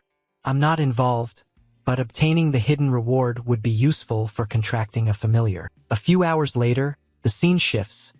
Uziel goes to Professor Lee Hanwall's office to ask for permission to go out. Lee Hanwall holds the paper and reads it. Training, huh? But you probably can't learn swordsmanship or knightly arts there. Uziel freezes, unsure how to respond. Suddenly he notices Ma Yuziong's application for going out and thinks to himself, as expected, they're starting the hunt now, perfectly matching my memory. He persuades, teacher, quite a few people have been hunting recently. Lee Hanwall replies, it seems everyone is going to Matevis Cemetery to join the club activities, probably searching for treasure. Ma Yuziong and Hei Wonriang are very diligent. Ma Yuziong said he would return to the clan, while Hei Wonriang went with Flame. Uziel is startled. What? Without Ma Yuziong, we can't stand against the necromancer. With the current team formation, we cannot defeat a level 5 necromancer. What to do? I can't request support without evidence, and the plot doesn't allow revealing everything, but I'm not going to let things happen like this. A few days later, at Matevis Cemetery, a male student just killed a giant fish, which lay gasping on the ground. He shouted, saying it's a level 2 monster, a weak piranha. Suddenly, a gruff voice scolds, Hey, you stupid bastard, don't ruin things. Did you hear the team leader's order? This is second-year student Kasif Derek. Dok Chulkwang scratched his head and chuckled awkwardly, saying sorry. Chip Derek was annoyed. How can that idiot even laugh? A girl spoke up from afar. Forget it. Talking too much is a waste of words. That was second-year student Ban Dian. She turned to me, saying we shouldn't pay attention to them, just ignore them. Isel replied softly, Yes, ma'am. Chip Derek turned back and said, I heard everything. Is there a problem? It's too noisy. Be careful how you speak in front of the freshmen. Isel thought to herself that she heard there was an opening in the club, so she'd follow along, hoping they weren't bad people. Just as she was lost in thought, the team leader's voice rang out, Isel, let's go. She replied, Yes, ma'am. Suddenly, a loud explosion echoed from afar. The whole group was startled and looked in the direction of the blast. What was that? Could there be a fight nearby? Ban Dian asked, If there's an overlap in hunting areas, should we go greet them? Team leader? Kasif Derek blankly answered, Yes. As soon as those words ended, The whole team aggressively moved toward the source of the explosion. Estelle suddenly widened her eyes. She spotted Bayan in the distance. Flame and an unidentified group of people were there. They were arguing. Bayan shouted clearly, "I took down the giant piranha first." Flame replied, "Nonsense. It's in our hunting area, so it belongs to us." In front of Estelle lay the dead giant fish, its teeth clenched. She thought that the giant piranha was said to be a rare Tier 3 monster. They were probably fighting over the spoils. Getting involved would only cause more trouble. Besides, I don't want to face the little sister who killed my father at all. Must leave here immediately. Suddenly a voice rang out, "Come on, juniors. If you have anything to talk about, just confide in your senior." It was Kasif Derek who cheerfully stepped forward. Bayan and Flame simultaneously shut up and scram. Kasif Derek was annoyed. "How dare you say that to your senior?" Bayan replied that if you are a senior then behave properly. What is the captain confused about? Suddenly, a loud rumbling noise arrived. The ground shook. A mysterious source of energy radiated. Flame thought this energy was a bad omen. A skeletal hand suddenly thrust forcefully out from the ground. Everyone was shocked, their eyes wide open. Flame was stunned. It's impossible. The skeleton appeared already. In front of them, countless mummified corpses lay on the ground with gaping mouths screaming horrifically. At the same time, in another area of the cemetery there was a warning sign. "Do not enter alone." The system updated experience, skills, increased stats. Uziel appeared, sighed. Wished he could use magic, but all he had was blink. Giant fish corpses lay scattered on the ground. He murmured, "It's about time." Looking into the distance, he recognized the tombs. "Ah, found them." His expression briefly saddened. He lacked overpowering skills like Ma Yuziang to wipe out a skeleton army and also lacked overwhelming strength. The only option was to fight like a player. Episode 4. The attack of the Death Necromancer begins. The ground shook. Something quickly emerged. A skeletal monster lieutenant boss appeared 3 times in this episode. With red eyes and bare, nasty teeth, it stared at Uziel. He thought with his current power, a direct confrontation would surely be death. "But I do not intend that." Grab his head and punch him hard again. The unwritten rule of comics is that when someone transforms or summons, you have to stand still and watch. But that doesn't mean standing still means getting caught. The magic staff, the backbone, completes the command rights of the bone general belonging to Uziel. Now the whole world is yours. Let's get started. More and more skeletons appeared on the other side, surrounding the group. A cold aura spread out. Flame thought he had been careless and off guard. This is episode Spirit Master. Something feels off. If I remember correctly, the one dealing with this episode is the Demon Yuziang, so why is Acel with this group? Where is Demon Yuziang? Could it be that I have to face a level 5 Spirit Master with them? Seeing Flame lose his composure, Hei Wonriang reassured him and sent a distress signal to Stella via a pocket watch. "Just hold on until they arrive." Dok Chulkwang added, "That's right, wait a moment, the professors will come. Even if we can't defeat the Spirit Master, at least we can escape." Bayan spoke up, "Now is not the time for consolation. This is a graveyard. The longer we delay, the more skeletons gather. We must quickly return to base." Jackie fearfully stepped back when he saw the grotesque skeleton horde.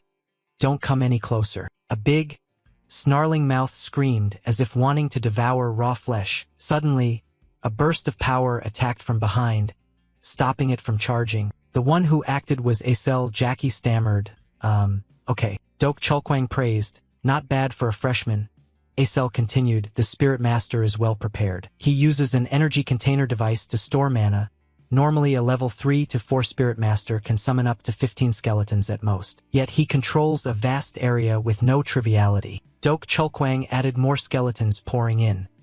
"This has been planned for a long time. Surely they want to kill us to create the skeletal mages." Kasif Derek forced a smile, thinking as the captain he must show his prowess by wiping them out with powerful magic. But life isn't a dream.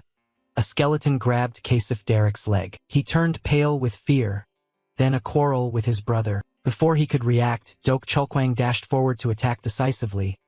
"Damn it, don't think you can run." But unexpectedly a hand appeared in front of Kasif Derek. In an instant he couldn't resist. Dok Chulkwang realized, damn it, they were chanting a counterspell. Quickly ducking down, a terrifying source of power formed, oppressive and intense. fragile as if it could explode at any moment. Everyone was startled and panicked. Bayan shouted, "No, if it explodes, then we—" A big explosion rocked the cemetery, leaving a huge crater. Many were injured. Fortunately, Flame was unharmed, but the group of necromancers kept advancing relentlessly. Flame thought silently, "This is wrong. This is my limit. I'm too exhausted." The situation was dire. Magic power drained with no time to recover. While the enemy forces were terrifyingly numerous, jaws agape, skeletons screamed as they approached. Flame, faint-hearted, suffered a drop in blood pressure. "It's over." She gripped her staff tightly, trying to observe. "Is this where I die?" But suddenly the skeleton horde stopped as if being controlled. Flame couldn't believe her eyes. "What is going on?" Finally stopping. "What the hell is this?" From afar, Uziel's figure advanced like a deity descending to save the day. Flame was stunned, wondering how he could be here at exactly the right moment. She noticed the skull Uziel held in his hand was that of the dry bone general, much stronger than regular bone soldiers, usually accompanied by elite bone soldiers as escorts. Yet he had captured it alone. Unbelievable. Dok Chulkwang regained consciousness and thanked him, saying it was thanks to him they survived. Uziel politely replied, "It's nothing." Acel asked how he managed to get the dry bone general's skull. Uziel joked that he fished it out from the bone broth pot, but thought silently that he didn't need to reveal he ambushed the summoning spot. His joke left Acel speechless. Uziel remained calm. After all, he had to quickly devise a new plan. If the necromancer directly controlled the dry bones and ignored the dry bone general, it would be troublesome. Dok Chulkwang asked the junior if he had any plans. Uziel replied that on the way here, he saw the necromancer controlling near the base area, making escape impossible. Their only option was to strike directly at their core. Everyone was bewildered by his recklessness. Duho hurriedly asked if he was thinking straight. Uziel calmly replied, "Didn't we learn this in school? Although necromancers control powerful bone soldiers, their cores aren't what we should fear. Bandayan is worried, but he must have a guard squad around him. The control range is too broad. If we don't strike directly at their core, we won't escape." He thought to himself that the guardian team of the Death Spirit Master consisted of 1 dry old general, 6 elite bone soldiers, and 50 regular bone soldiers. The number would gradually increase. The opportunity was only now, but how to convince them? Someone spoke up, even though he was a bit foolish. "But in terms of combat and tactics, he had more experience than us." Bayan continued sincerely, "With this situation, we can't break the siege, and the Death Spirit Master didn't expect us to dare attack the core directly." The two seniors looked at each other. Perhaps that was the only way to survive. "I don't know what you're relying on, but we can't separate." "I'll help," Bandayan happily agreed. "Fine. I'll go first before the Death Spirit Master discovers us. We still have a chance." At the same time, at another location in the Maitvis Cemetery, a figure appeared. He spoke up. "Meeting Stella's fledglings here is really fortunate.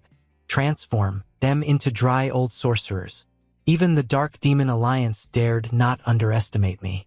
That is the level 5 Death Spirit Master of the Dark Demon Tower, S.A. Baihyuk." He laughed wickedly. "Accumulating mana in the magic power vial here where 700 dry old rest. No one dares to underestimate me anymore." Suddenly he froze. What was this? I've lost the feeling. Could it be that my general has been defeated? A crack echoed as a force struck the shield from behind. He was stunned, not understanding what was happening. The skeleton behind shook violently. He was horrified. A level for magic shield crack? How could that happen? He was enraged. "You bastard! I won't let you escape." But as swift as a blink, he had no time to react. A huge explosion thundered, completely destroying the group of skeletons. The flame is the combined strength of the Uziel group. Baihyuk was stunned as if frozen. "Damn it, I was too careless. I didn't expect them to dare to attack the core directly. Even if a chick, Stella is still Stella and cannot be underestimated." He thought, although he didn't want to. Dealing with this is too dangerous. He must summon elite bone soldiers, biting his finger until blood spurted. "Spread your arms, evil ones. Obey my command." The earth cracked open. The dry warrior appeared bearing teeth with a sly grin. A legion quickly surrounded, but Baihyuk spat a mouthful of blood. His body severely injured, he wiped the blood bitterly. Damn it, although summoning the bone soldiers caused me harm, that's enough already. Stop them for me so I can kill them, the dry warriors growled and charged to attack. While he stood observing from afar with a smug smile, he exclaimed, "Good, fight well. Now I can be at ease." But life is never that simple. Uziel quickly demonstrated his blink skill, appearing right behind the death spirit mage in an instant. Sa Baihyuk immediately turned around in panic, shouting loudly, "Damn it! Who are you?" On this side, Uziel sneered, not bothering to answer. At this moment, the death spirit mage was terrified and thought, I clearly already had the positions of all 12 students of Stella Academy through the vision of the bone soldiers, so how on earth did this kid get so close to me? Suddenly his eyes opened wide in shock. Unable to believe what he saw in Uziel's hand, he anxiously exclaimed, "Impossible! Isn't that my bone soldier general? Why is it in your hand?" But suddenly Uziel lightly let go. The skull fell to the ground with a bang. Without stopping, the male lead slashed hard at it. Due to the elite skeletal soldier suffering worsening injuries, Sa Baihyuk kept coughing up fresh blood. His pale face and clutching the wound inside, he couldn't help but feel bitter. He thought, damn, I was too careless. It turns out this is the true power of the students at Stella Academy. On this side, Uziel was sweating and thought to himself, Dok Chulkwang and Bandiayan should have handled the elite skeletal soldier first, then supported me, but because those elite skeletal soldiers were trapped, could it be that I have to fight alone? I'm the weakest here, or should I run? The male lead sensed this move wasn't quite right. Suddenly Sa Baihyuk coughed up several mouthfuls of blood, and Uziel was startled awake. Only now realizing his condition, he muttered, It seems he's seriously injured too. It turns out he overexerted himself summoning the elite skeletal soldiers and suffered internal injuries. Looks like I can do it. Thinking this, he involuntarily smiled with confidence. At the same time, Bayan's flames erupted fiercely. Suddenly Jackie ran over in a panic. "Princess, it's dangerous. The necromancer is fighting Uziel one-on-one." Bayan was startled. What? She looked ahead, where Uziel and Sa Baihyuk were fighting. A fierce power radiated around. The battle was extremely intense. Bayan muttered, "This is serious. This situation is completely unlike the original plan." For some reason, Uziel is the only one facing the Death Priest. Meanwhile, the Stella trainees are dispersing everywhere. Perhaps they have to split his forces and eliminate the enemies one by one. Can Uziel hold him off until we arrive? If he dies, I won't forgive you. Hang in there, Uziel. On this side, Uziel relentlessly uses blink to move swiftly. His wide-open eyes observe carefully to devise a reasonable solution. Precise judgment and blink skills help him temporarily avoid Sa Baihyuk's attacks. Knowing he can't dodge forever, Uziel switches to a high-risk, high-reward style like when he was in the game, suddenly blinking close to the Death Priest. Sa Baihyuk, a level 5 Death Priest, grits his teeth when seeing Uziel's reckless play and growls, "Humph, you won't defeat me easily. Don't even dream about it." After speaking, a cage made of bones enveloped him. Uziel smiled faintly, thinking it's probably no better than this. In case of situations like this, he had already prepared a special cola potion of bone essence. Haha, now this arena belongs to me. With that thought, Uziel threw 2 cola vials at him. Immediately, the bones corroded rapidly. Sa Baihyuk's eyes widened in disbelief as the protective magic he was proud of crumbled away. Recalling how he had bragged earlier, his face flushed with embarrassment. He screamed madly, "You damn bastard! How dare you destroy my bone shield? Eliminate him at once!" Numerous sharp bone spikes launched toward Uziel, but he had blinked behind Sa Baihyuk a long time ago. Proudly holding the sword in his hand, Uziel thought this was the moment. He expected to take him down in one strike, but unexpectedly Sa Baihyuk turned around with a twisted smile and bit the bait. As if everything was within his prediction, he had noticed Uziel's appearance from behind, and only then did the protagonist realize, damn it, he was the one being deceived. Suddenly a sharp bone spike emerged from the ground, piercing brutally through Uziel's leg. Fresh blood splattered everywhere. Uziel painfully and bitterly thought, damn, I got hit. Suppressing the pain, he tried to retreat. Sa Baihyuk laughed triumphantly, "Haha, you bastard. Keep causing chaos. Now you'll face this bitter end." Feeling the sharp pain from his leg, Uziel gasped, thinking maybe he had been too careless. Although injured, he was still a genuine level 5 mage. But I can't die here. He must be exhausted. Continuously using magic has been draining his body. In other words, that's all he has, whether level 5 or whatever. What should I do now? If he takes another hit from me, I could destroy him, but because of the pain, I can't focus. Even my sixth sense isn't working. My head aches like a hammer blow. Blink is hard to use now. What should I do? Suddenly a thought flashed in Uziel's mind. That's right. That's it. While bowing his head in thought, Sabayhyuk stepped right in front of him, preparing to attack with a confident expression. Die, Uziel quickly realized. Without hesitation, he immediately ran forward at full speed. But because of his wound, he stumbled and fell face down on the ground. Seeing the pitiful state of the protagonist Sabayhyuk, he burst out laughing like a madman. Haha, look at you running for your life. How miserable you are. But Uziel did not care about the mockery, and quietly told himself just a little more. He struggled to drag himself forward step by step. Sabayhyuk kept mocking. Haha. Struggling is useless. I will kill you right here. But Uziel did not think so. He curled his lips into a smile and said, I've won. The distance between Sabayhyuk and Uziel was 13 meters, meaning he didn't need to cancel the blink move, while the necromancer was still confused. Not knowing what trick Uziel intended to play, suddenly, his eyes widened in extreme horror. In less than a second, Uziel had blinked right in front of him. The protagonist braced himself, enduring the sharp pain in his leg. He focused all his remaining strength into his sword, then unleashed a critical strike that pierced through Sabayhyuk's heart. Fresh blood splattered everywhere. At the same time, on Uziel's teammates' side, with the necromancer dead, the skeleton soldiers suddenly stopped attacking to everyone's astonishment. The entire legion of skeleton soldiers vanished into the wind. Seeing this, Dok Chulkwang exclaimed in surprise, Could it be that Uziel has defeated the necromancer already? As if waking from a nightmare, Jackie collapsed to the ground, eyes full of disbelief, murmuring, It's unbelievable. Uziel truly defeated a level 5 soul necromancer. The words sounded like a starting whistle, and everyone's emotions exploded, as if returning from the dead. The whole group cheered in unison, We're alive, we're alive.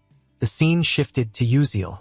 After defeating Sabayhyuk, he also lay exhausted on the ground. After a while, he slowly woke up, sighed, feeling extremely tired, and thought, I want to go home as soon as possible. Afterwards, the Stella Academy Magic Knight immediately flew to Maitvis Cemetery, received the information, and took everyone back to school. As soon as he returned to the academy, Uziel was called out and scolded by Lee Hanwal.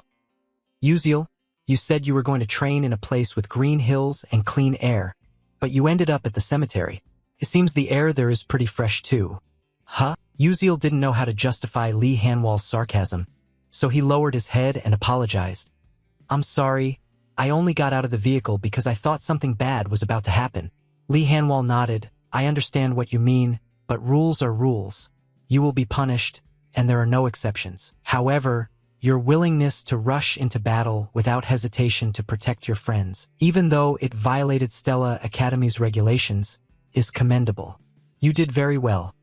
The school will give you a deserving reward and bonus points. Wait until that time comes, Uziel replied. Yes, thank you, teacher. After saying this, Lee Hanwal turned and walked away, leaving the male lead standing there sighing, thinking to himself, I guess I should head off too. The doctor said I have to rest for a few days to recover the thigh injury. Need to rest well for a full recovery. While walking and thinking, the sound of someone's footsteps gently approached. Uziel turned around to see who had come to thank him. Turned out to be Aisel, the female lead of the story. Aisel always wore a bright smile on her lips, no matter how heavy the burden on her shoulders. She stood firm and overcame every difficulty in adversity. She was a wonderful character. Seeing Uziel staring, Aisel spoke, I really thank you for today. The male lead gently replied, next time treat me to a meal. But Aisel's complexion did not look very good. She thought silently, there was one thing I learned from this event, even before that in this world there are many people more outstanding than myself. I have always considered myself a peerless genius, and that belief has not changed until now. But only when I enrolled at Stella did I realize the truth that this world is vast and full of extraordinary people.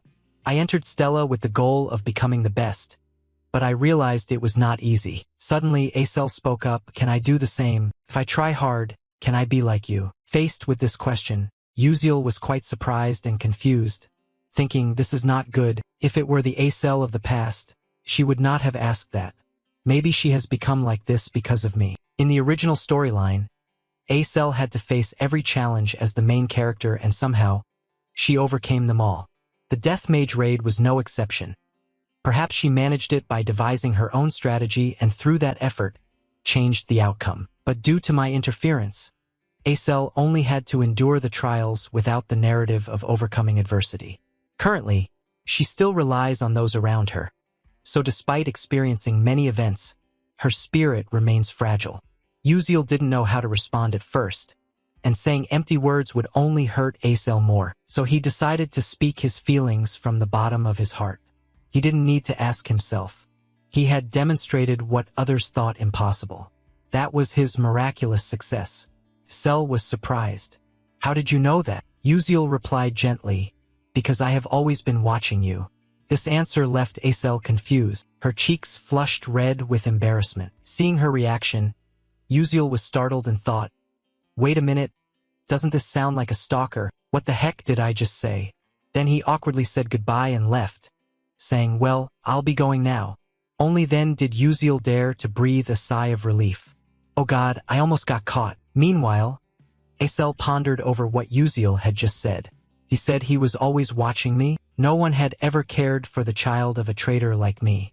Even if they did, their only purpose was to scrutinize and criticize my mistakes. No one truly cared, yet he had always been watching me. Uziel's words pierced through Azel's icy heart, flowing through her veins, preserved in her mind. She felt her heart pounding wildly, the flame of passion for magic and a seemingly lost goal awakening again. Before anyone could realize, the sun had appeared on the horizon, a new day beginning in the city. This place is the Magic Council, the gathering spot of the world's most outstanding mages.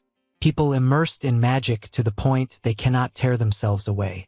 A momentous event is about to take place. Everyone is talking about the Stella Academy student defeating a 5th-level necromancer. This is truly absurd. What era is this that necromancers still exist? Have the dark mages not vanished with time? Even though it's sensational news, the fact that a Stella student defeated a 5th-level necromancer is true. Hearing the rumors, Uziel thought it was just an award ceremony. Yet there were magical reporters and nobles coming to watch. They are really overdoing it. Wait. Why does Bayan look so excited? She's openly joyful. Feeling Uziel watching her, Bayan turned back, her face cold as before. "What are you looking at?" The male lead was flustered. "Nothing at all." Then, Lee Hanwal looked at everyone and shouted loudly.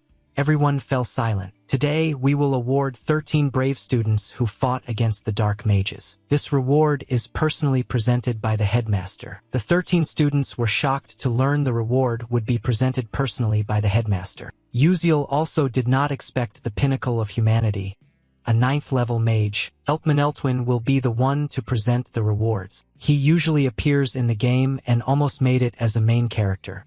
Although he is said to be 300 years old, he looks like he is just 18 to 19, always wearing a gentle smile.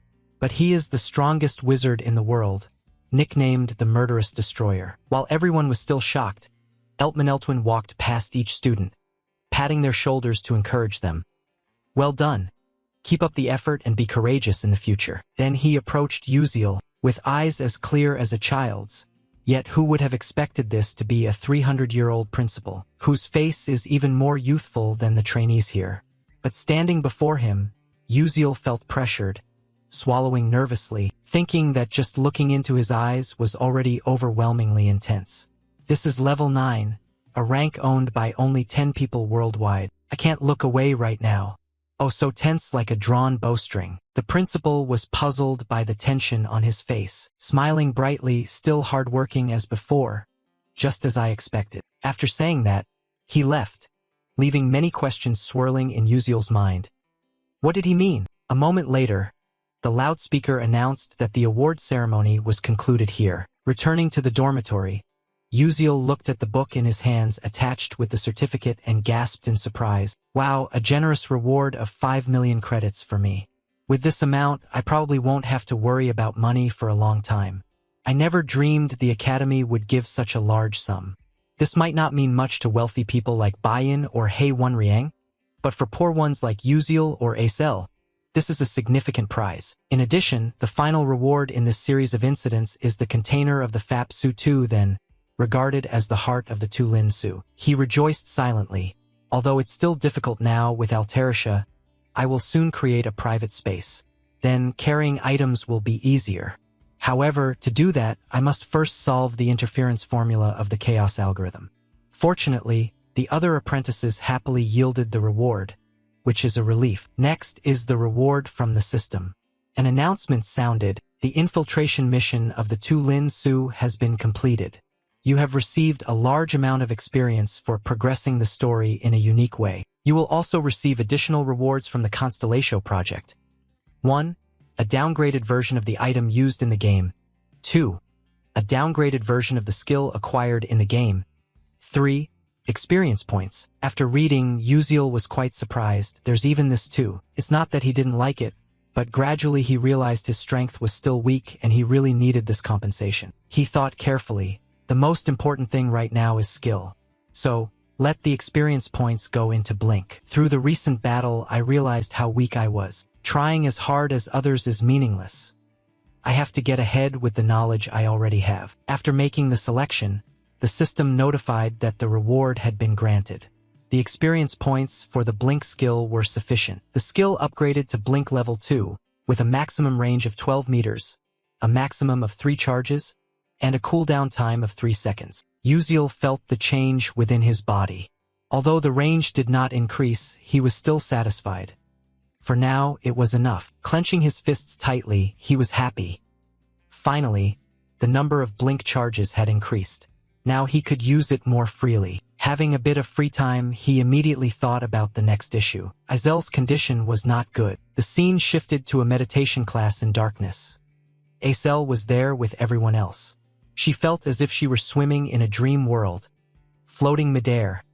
It wasn't a bad sensation. A cold wind blew through, and she felt as though something was stuck inside her. Acel tried again and again to push it out, unaware that she was startled by a student's call. Acel. She quickly looked around and saw the other students sitting cross-legged in meditation. Just like her. She thought, "Oh, did I accidentally fall asleep?" A transparent butterfly flew past her ear, conveying the professor's voice. "Why use magic during meditation? Look at the top of your head." Acel looked up, eyes wide with amazement. Indeed, a solitary pillar of ice was hovering in the air not far from her. She had accidentally used magic without realizing it. Acel was stunned. Wait a moment. When did I create this? I didn't perform any formula or calculations at all. She asked herself, could it be that the other students didn't notice? Even if it was just first-level magic, they should still be able to sense the mana flow. If this was the effect of the meditation that Uziel introduced, it was truly amazing.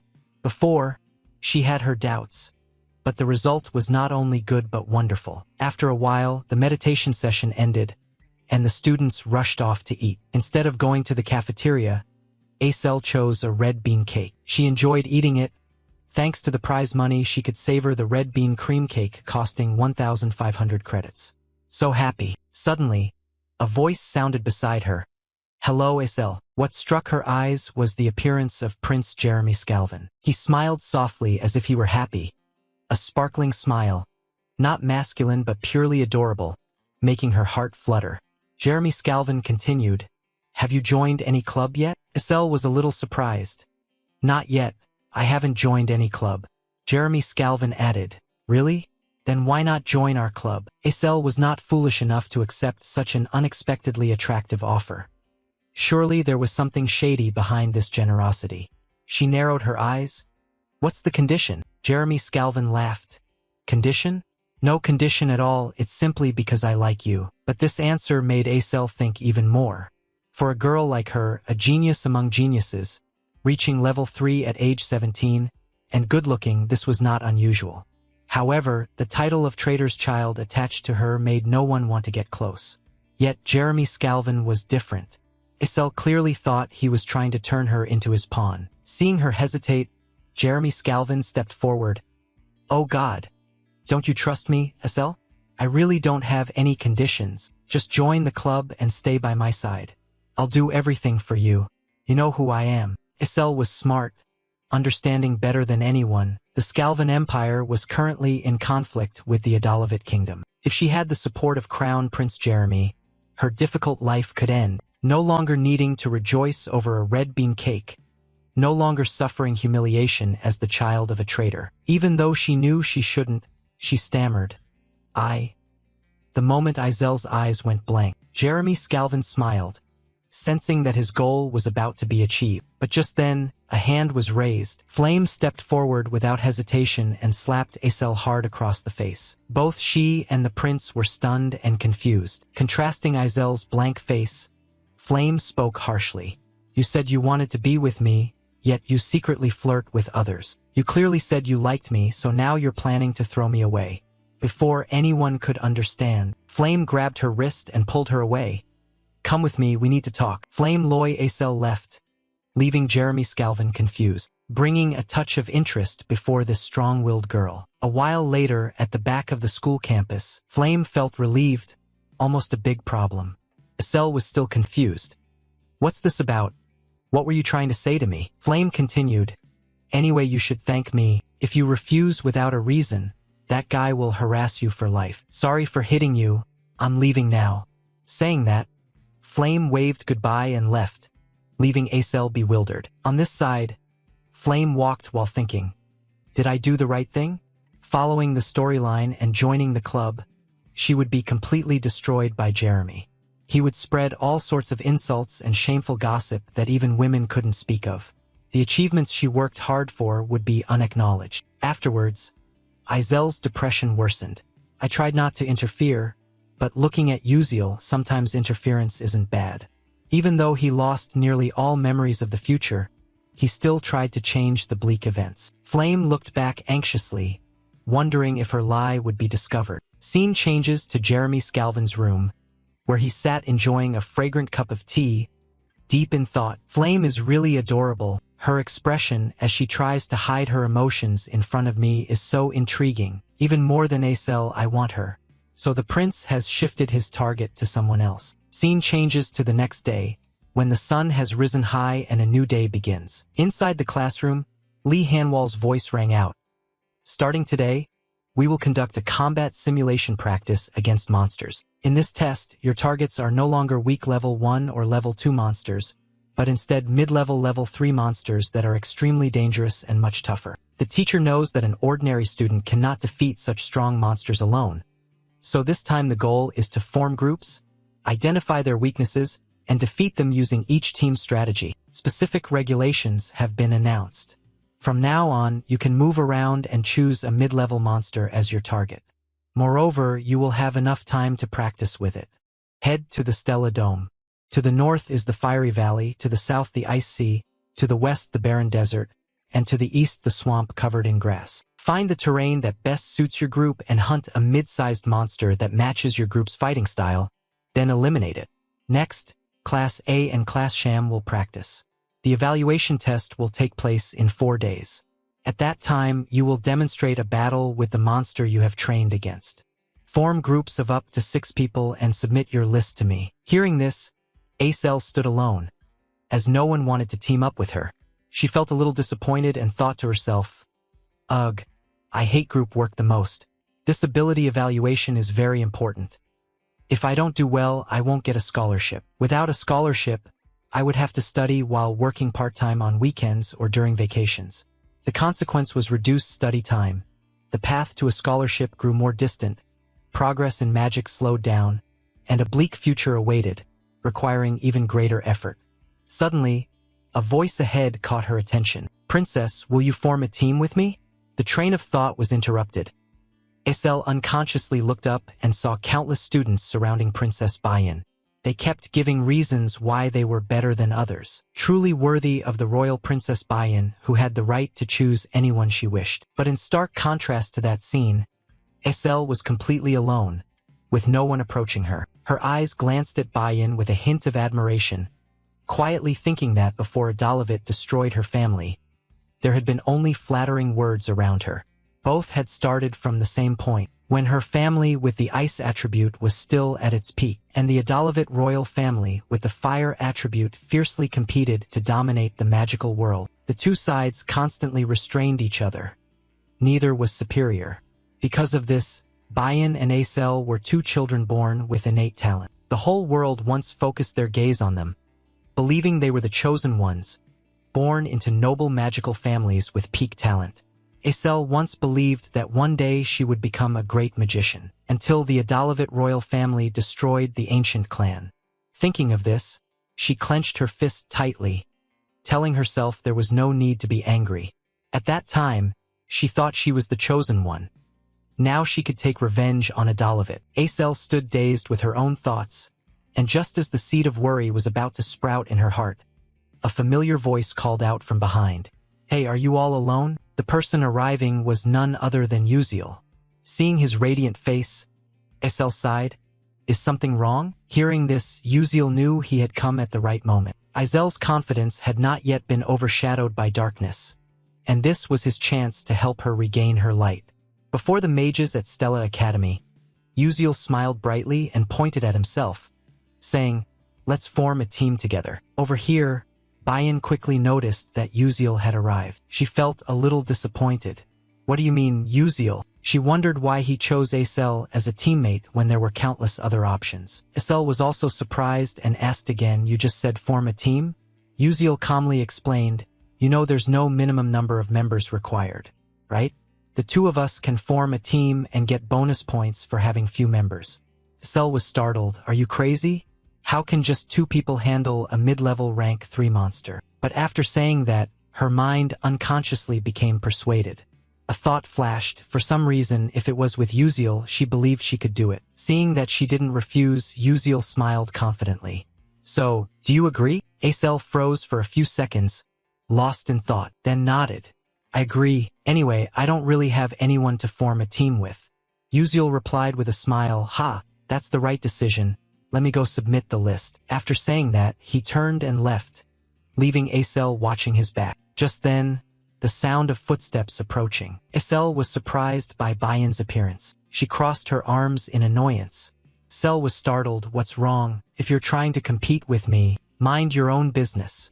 You're a pig in human disguise with no shame." Hearing the contemptuous words from Bayan, Izel's heart felt like it was being cut with a knife. Then Bayan turned and walked away. Now, Acel understood that Bayan approached not out of fear of her potential, but because Uziel had been taken by her.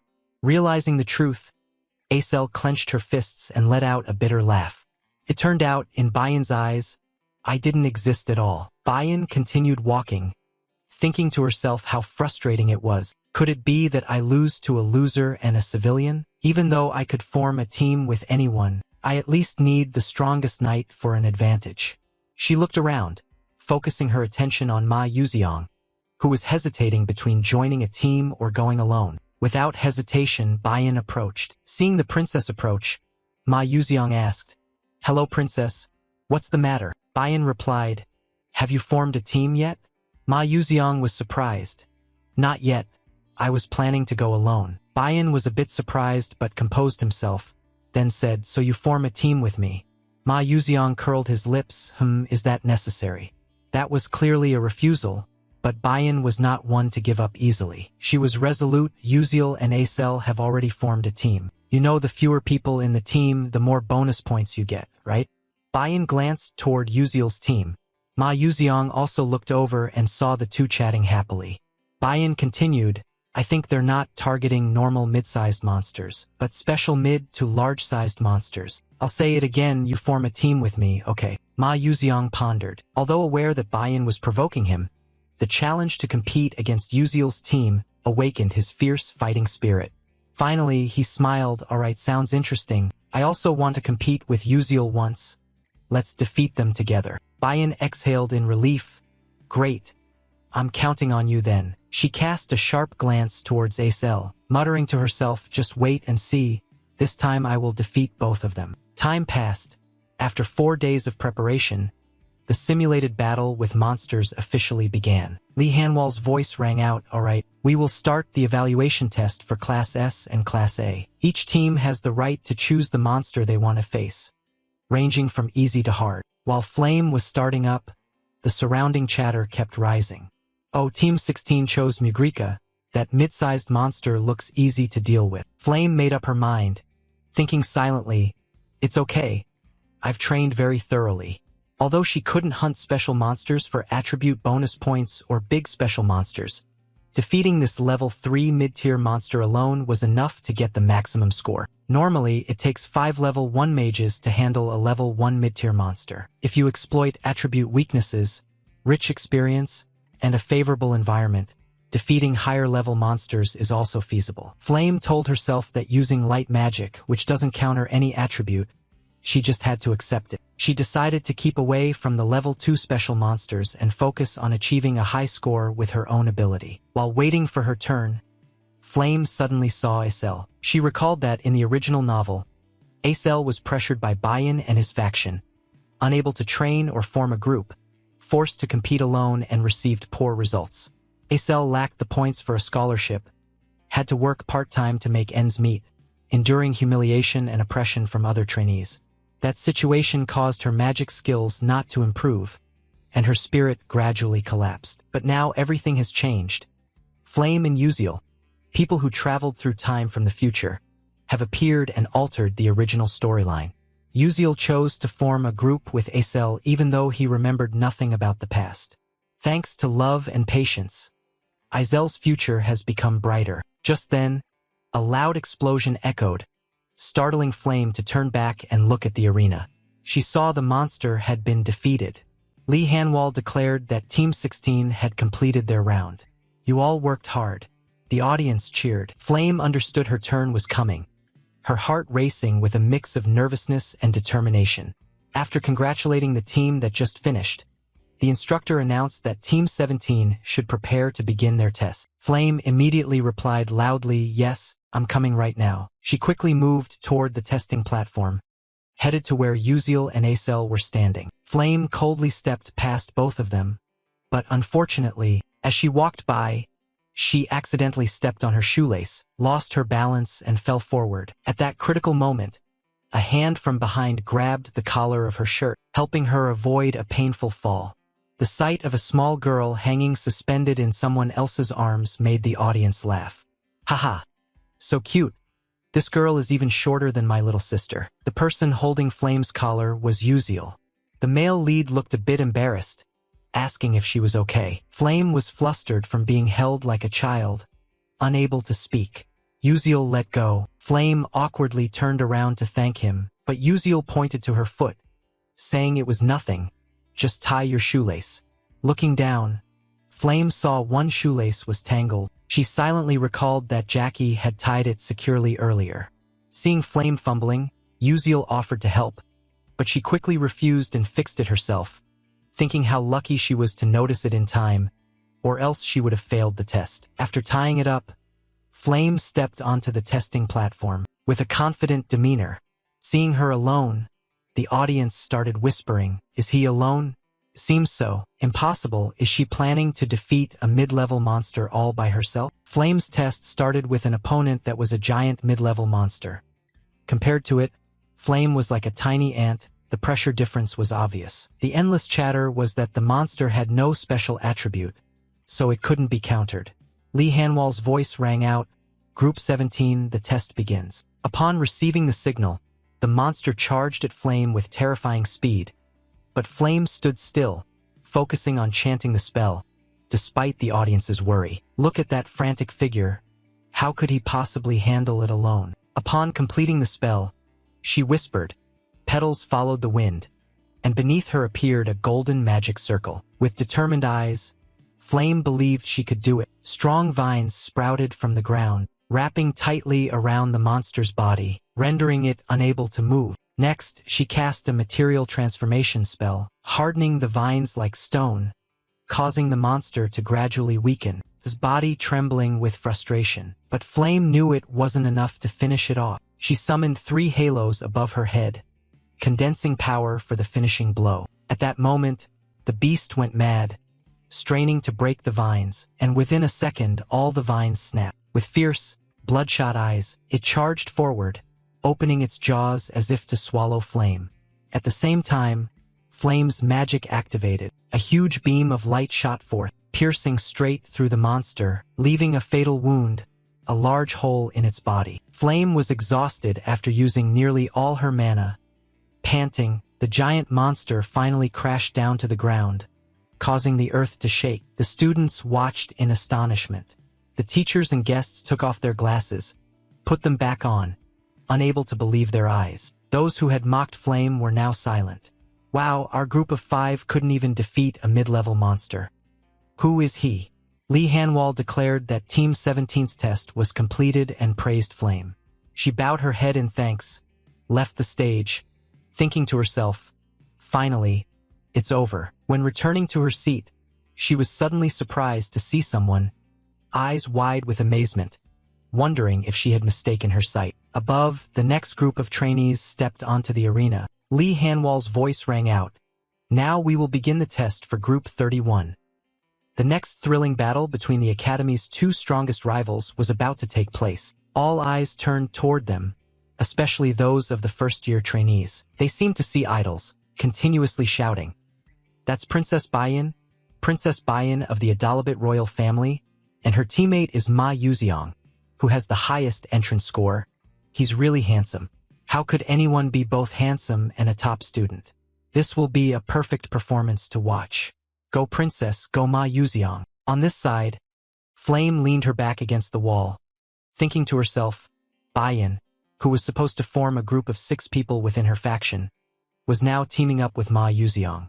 Yeah, in the original novel, these 2 characters had nothing to do with each other, but now they were in the same group.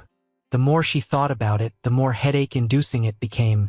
What kind of crazy combination was this? While Flame was confused, a monster summoned by Bayan's group appeared. Its body was covered with diamond-hard scales coated in slime, with 2 wing-like fins that allowed it to soar through the sky. It had arms, legs, and a head resembling a carp, creating a bizarre appearance. The students in the stands gasped in astonishment. Wait, was this real? Unbelievable, the illusory fish of gods and demons. It was a special mid-to-large monster. Who would have thought they'd dare to challenge such an impossible different type monster? Were they out of their minds? According to the original novel, Bayan used the fire attribute, while Ma Yuziong wielded 3 attributes: earth, lightning, and fire. But those were just his true hidden attributes that couldn't be revealed. The illusory fish was a water-type monster with a tough scaled body that once dominated the seas thanks to its intelligence and numbers. But due to a curse from centuries ago, they lost all their intellect and became mere monsters. Yet, they still retained the ability to fly in the air and were immune to lightning, which was the critical weakness of flying creatures and countered the attribute Ma Yuziong commonly used. The 2 not only targeted the special medium and large monsters that everyone failed to defeat, they also gave up attribute advantages, clearly aiming to score full marks on this test. But that score is only theirs if they succeed. While everyone was still buzzing, Lee Hanwall gave the start signal. The phantom fish soared high, roaring, its foul breath spreading across the stands. Seeing it approach, Bayan raised his staff and began as planned originally. Ma Yuziong nodded. Understood. Princess. He spun his wand and stepped back to observe from a distance. A trainee wondered, what are they planning to do? The person beside him was confused. I thought they were going to attack. Why is the knight stepping back? What kind of mage is this? While the audience was focused on watching, Ma Yuziong suddenly blinked, jumping into the air to confront the phantom fish directly. Dok Chulkwang, seeing his confident posture, stroked his chin. Oh, for a first-year trainee, his blink is quite impressive. Bandayan nodded, that's right, this kid is pretty good. But at that level, he can't reach the monster. Blink can't be used midair, so what exactly is he planning? Amid suspicion, Ma Yuziong used his wand to summon a square stone platform beneath his feet. Then, the fireball cast by Bayan exploded right at Ma Yuziong's position after his blink. The shockwave propelled him forward like a missile, heading straight for the phantom fish. The audience gasped at this coordination, the 2 of them working together so perfectly. It was unbelievable. When approaching the phantom fish, Ma Yuziang formed a giant fist of stone in the air, striking directly into its body, causing the monster to fall to the ground at a terrifying speed. When the dust settled, the phantom fish lay motionless. The extreme physical force cracked and shattered its hard scales. Not missing the opportunity, Ma Yuziang cast a spell. A blue magical circle appeared on the ground. Countless stones rose up, locking the phantom fish tightly, but he was not skilled at controlling magic, so it was quickly broken. Ma Yuziang landed without anger. His purpose was merely to buy time, because Bayan's destructive magic had been completed. A giant fireball, like a miniature sun, descended upon the phantom fish, causing it to scream in agony. The terrifying explosion engulfed the area. The audience could hardly believe it, shouting, "Oh my God, it's in pain?" The phantom fish is known for its high fire resistance. After that, Ma Yuziang continued wielding his wand. He smiled smugly, finishing it off. Just then, a force of lightning struck straight into the monster, while it was still reeling from Bayan's previous attack. Finally, the phantom fish was defeated, reduced to ashes and dust. The crowd's emotions erupted. They applauded enthusiastically. The phantom fish was defeated without a chance to resist. It was crazy. This year's freshmen are incredibly strong, especially the first-year girl who managed the mid-level monster so well. Their skills rival those of the senior S-class students already. After the performance, Bayan and Ma Yuziang returned to their seats, sensing eyes filled with envy and admiration. Bayan was confident. The feeling of victory with overwhelming power made her imagine herself as the main character of the episode. Glancing at the group of Yuziel and Acel, she thought, "Could you really beat me? No matter which monster you and Acel choose, you can't possibly put on a better show than us." That was what Bayan thought to herself. But when Yuziel stepped onto the stands, his next words silenced the entire audience. "Please summon 5 monsters for me." Everyone was taken aback, surprised expressions clearly visible on Princess Bayan's face. Contrary to her calm demeanor, the other trainees buzzed with chatter. "I just heard what?" Aside from Princess Bayan's group in flames, didn't all other groups need 5 people to barely handle a mid-sized monster? Yet now these two intend to fight 5 at once. "I've heard rumors about Yuziel, but is he out of his mind?" All attention focused on the male lead. A series of blue lights surrounded the two of them. The summoning completed, the mid-sized monsters appeared in the arena. Yuziel and Acel were surrounded by the monsters, looking like 2 tiny ants among them. At the special observation corner, 2 teachers were somewhat surprised, and the monsterology researcher Viken spoke up. The monsters Yuziel's team summoned included the poisonous frog Heimer Raiden, the black sand bison, Carden Nami Slime, and the falling monster. Princess Bayan, standing nearby, questioned Ma Yuziang.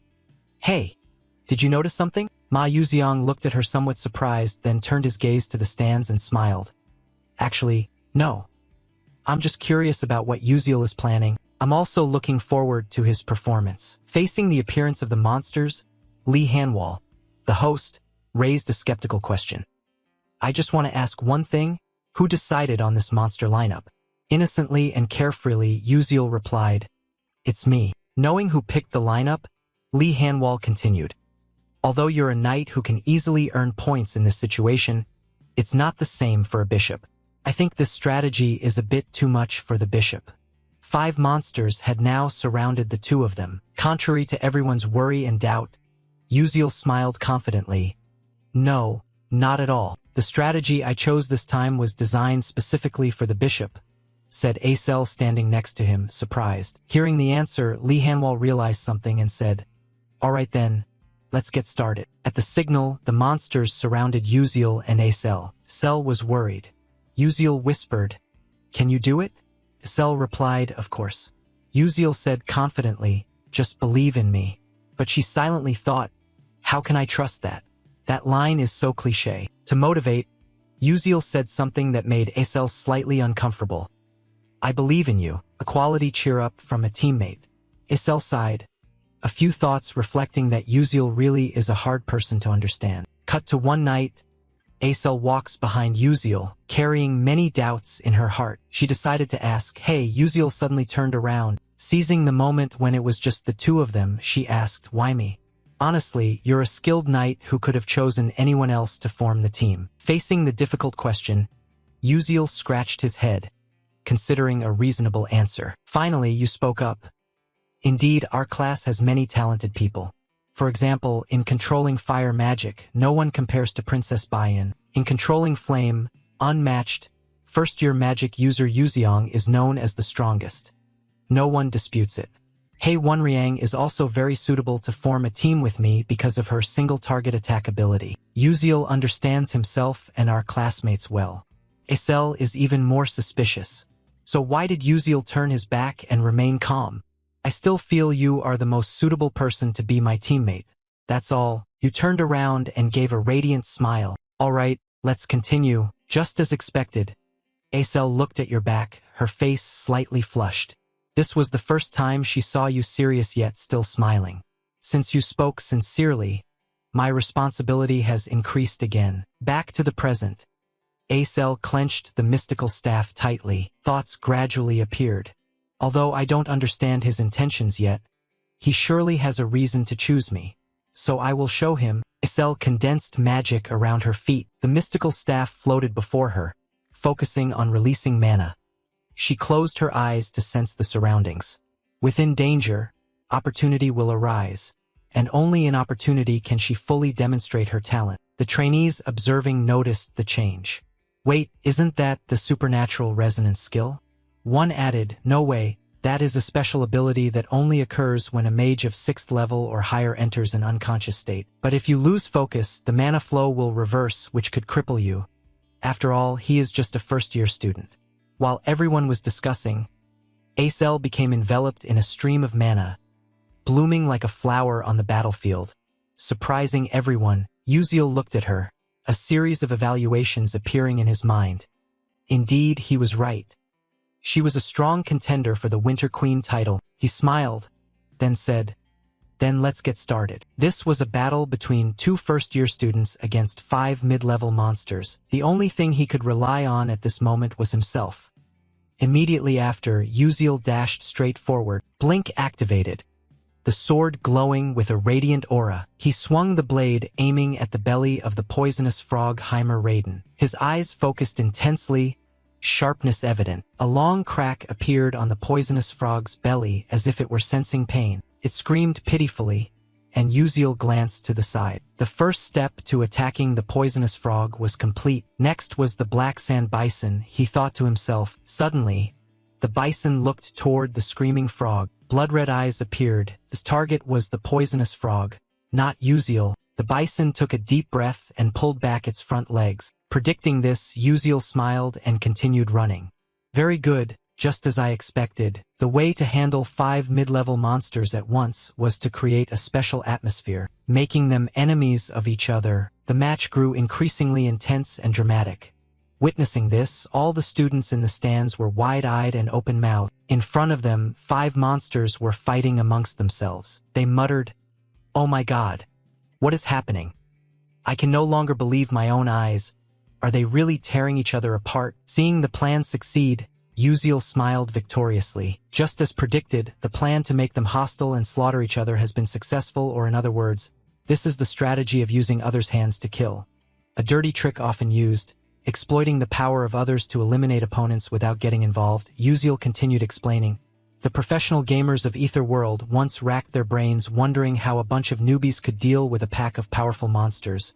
After countless experiments, they found a solution by exploiting the characteristics and attributes of the monsters. He analyzed, first when I attack and wound the toxic frog Heimer Raiden, it emits a red light. This light stimulates the berserk attack instinct of the black sand bison. Then the bison sprays sand around as it moves. When the sand sticks to the Nami slime, it feels uncomfortable, producing a massive amount of water to keep moist. He smiled. Well done. The plan is still on track thanks to the barrier on the simulator pedestal. The water level rises very quickly. As if remembering something, Uziel looked at the Carden bird and gave a sly smile.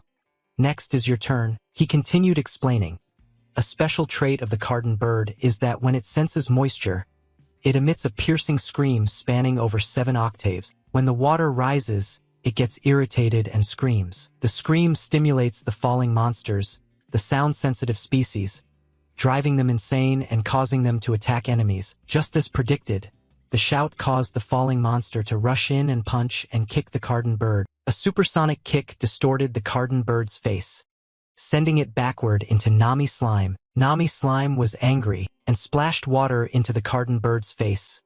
Everyone thought it would counterattack, but it didn't. The Carden bird stared at the falling monster with eyes full of murderous intent. The falling monster glared back as if to say, "There's a lot of blood here. If you like it, then come at me." The two charged at each other and fought hundreds of rounds. Other monsters also began searching for opponents and attacking one another. In the stands, scholars and professors were surprised. One scholar exclaimed, "It's unbelievable that the student named Uziel knows all the characteristics and weaknesses of the 5 monsters like this. Even I, a scholar specialized in monster studies, hadn't thought of this plan. They are reckless and thoughtless but admirable." A female professor spoke up, "I agree, they are reckless and crazy, but what surprises me is Izel's concentration." The girl maintained the mana flow steadily while the monsters fiercely fought.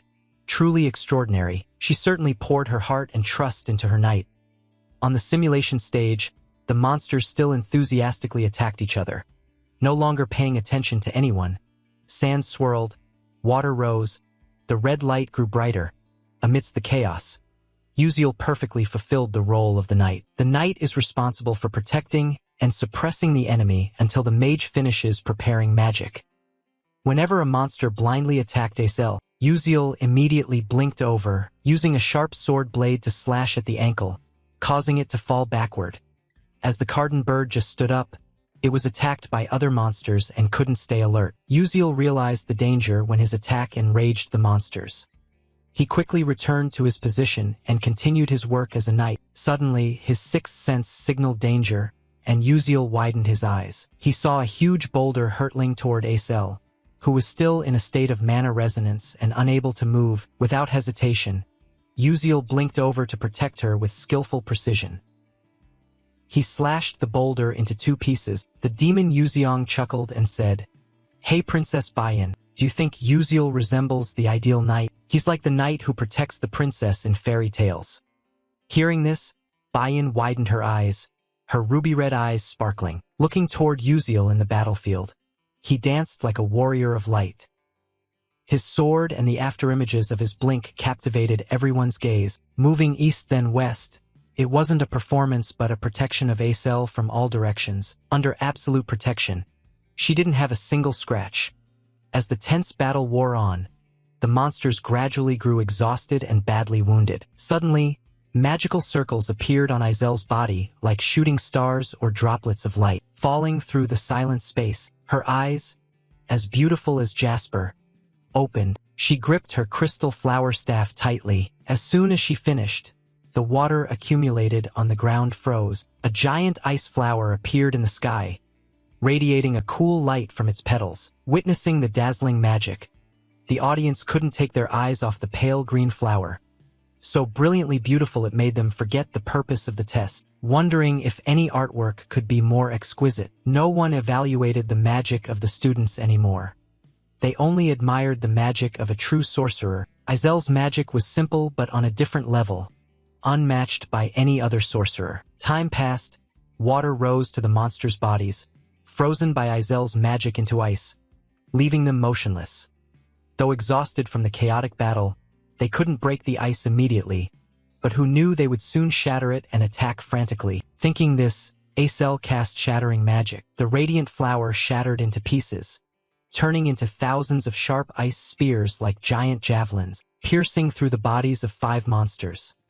Their skin was ripped, frozen, and necrotized. When they tried to move, the wounds attached to their flesh made them howl in pain. The audience whispered, "What now?" "I don't know either. Hey, do you think they really defeated 5 mid-level monsters with just 2 people?" Suddenly, someone panicked. "Impossible. Look over there." Everyone looked toward the melting ice on the Carden bird. Its eyes widened, steam rising from its body. An innate trait. When sensing cold and high humidity, it emits a terrifying heat, enabling all 5 monsters to simultaneously break the ice. Their murderous gaze fixed on Uziel's group, the ones responsible for their plight. The teachers showed signs of disappointment, sighed. In the end, those 2 still didn't succeed. Their strategy perfect, the battle magnificent, But man proposes, God disposes.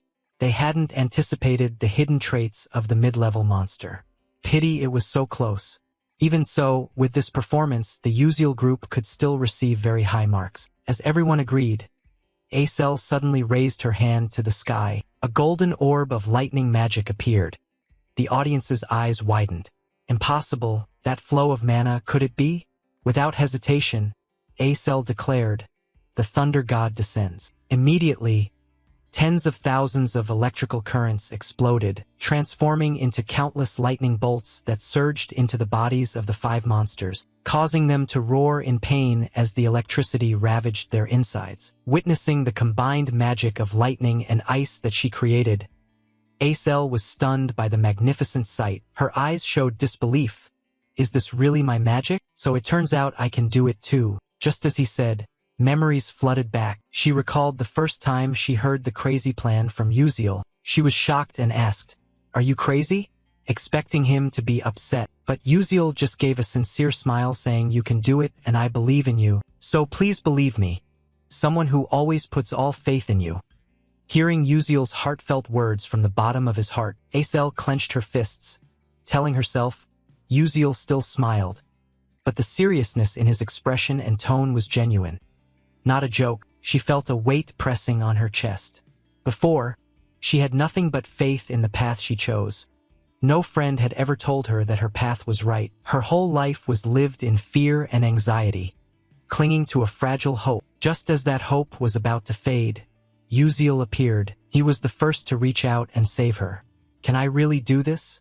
Now she felt as if drifting in an endless ocean. Although she tried to overcome the storms, she still hesitated, wondering if she was going the right way. But that question no longer mattered. Far at the horizon, Uziel had gone ahead, leaving behind footprints of light across the vast ocean like stars guiding sailors. Like a lighthouse guiding ships safely away from danger. Acel sensed the light whispering, "Follow me. I will lead you." Then, Lee Hanwall declared, "The test for Group 32 ends here.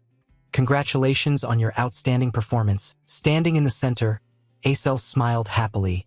Her insecurity and inferiority vanished, leaving only bright confidence, though her face remained lost in hopeless thoughts. On the south main side, Uziel hung suspended in the air, thinking inwardly, "That was close, I almost got swept away.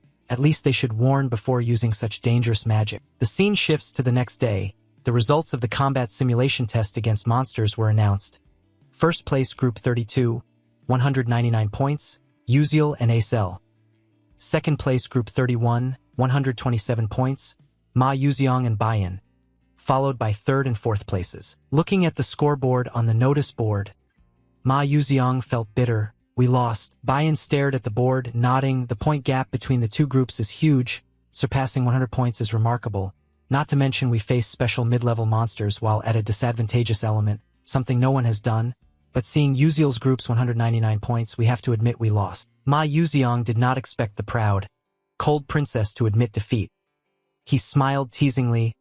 "Oh, I didn't expect you to accept it so quickly," Bayan haughtily retorted. "Shut up," Ma Yuziang continued, "though I don't want to admit it. Uziel is a more talented vanguard knight than me. As for Acel, she takes on the role of a skilled long-range mage better than her." Hearing that, although Bayan partially agreed, she could not accept losing to Acel. Looking at the handsome face of Ma Yuziang, the image of Uziel appeared before her eyes. Bayan comforted herself, wishing that Uziel were her knight.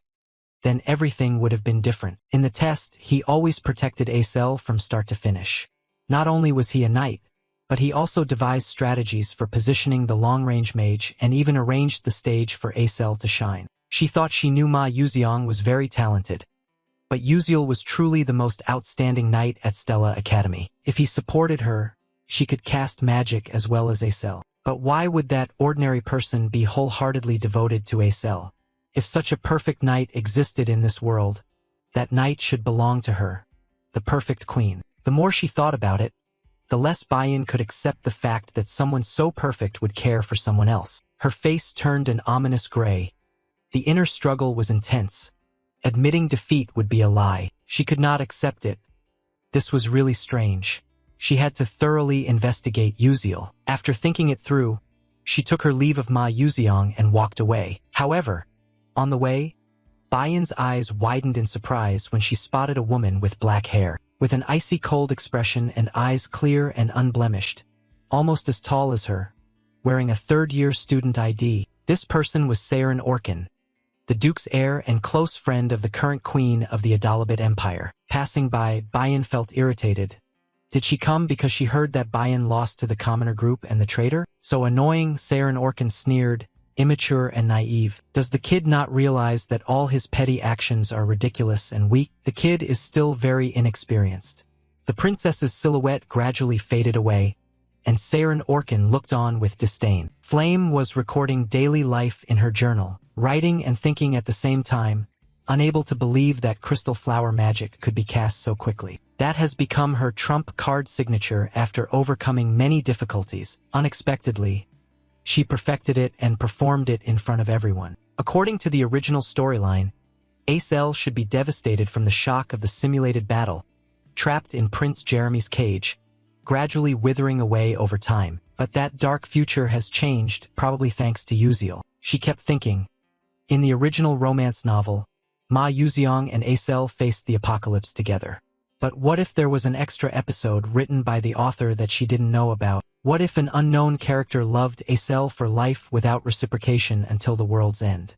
That sounds too far-fetched. After reading many romance novels, strange thoughts circled in Flame's mind. One answer emerged.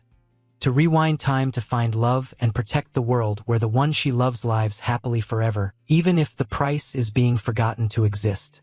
In that last moment, did Yuziel feel any regret? Flame's heart tightened, emotions choked her. Unable to believe she was witnessing a tragic story from real life, not a movie or book. What does it feel like to trade existence to turn back time? The scene shifts to Yuziel's room. He stares intently at the system board. Episode 5, The Battle Simulation with Monsters ends. Congratulations to the host for gaining a large amount of experience by leading the story in a positive direction. The Constellatio project grants an additional reward. Yuziel exclaimed, "What should I choose this time? I had thought about it before but hadn't decided yet." Blink was enhanced from the previous episode. It's best to prepare for the next episode. The more he thought, the more headache he got.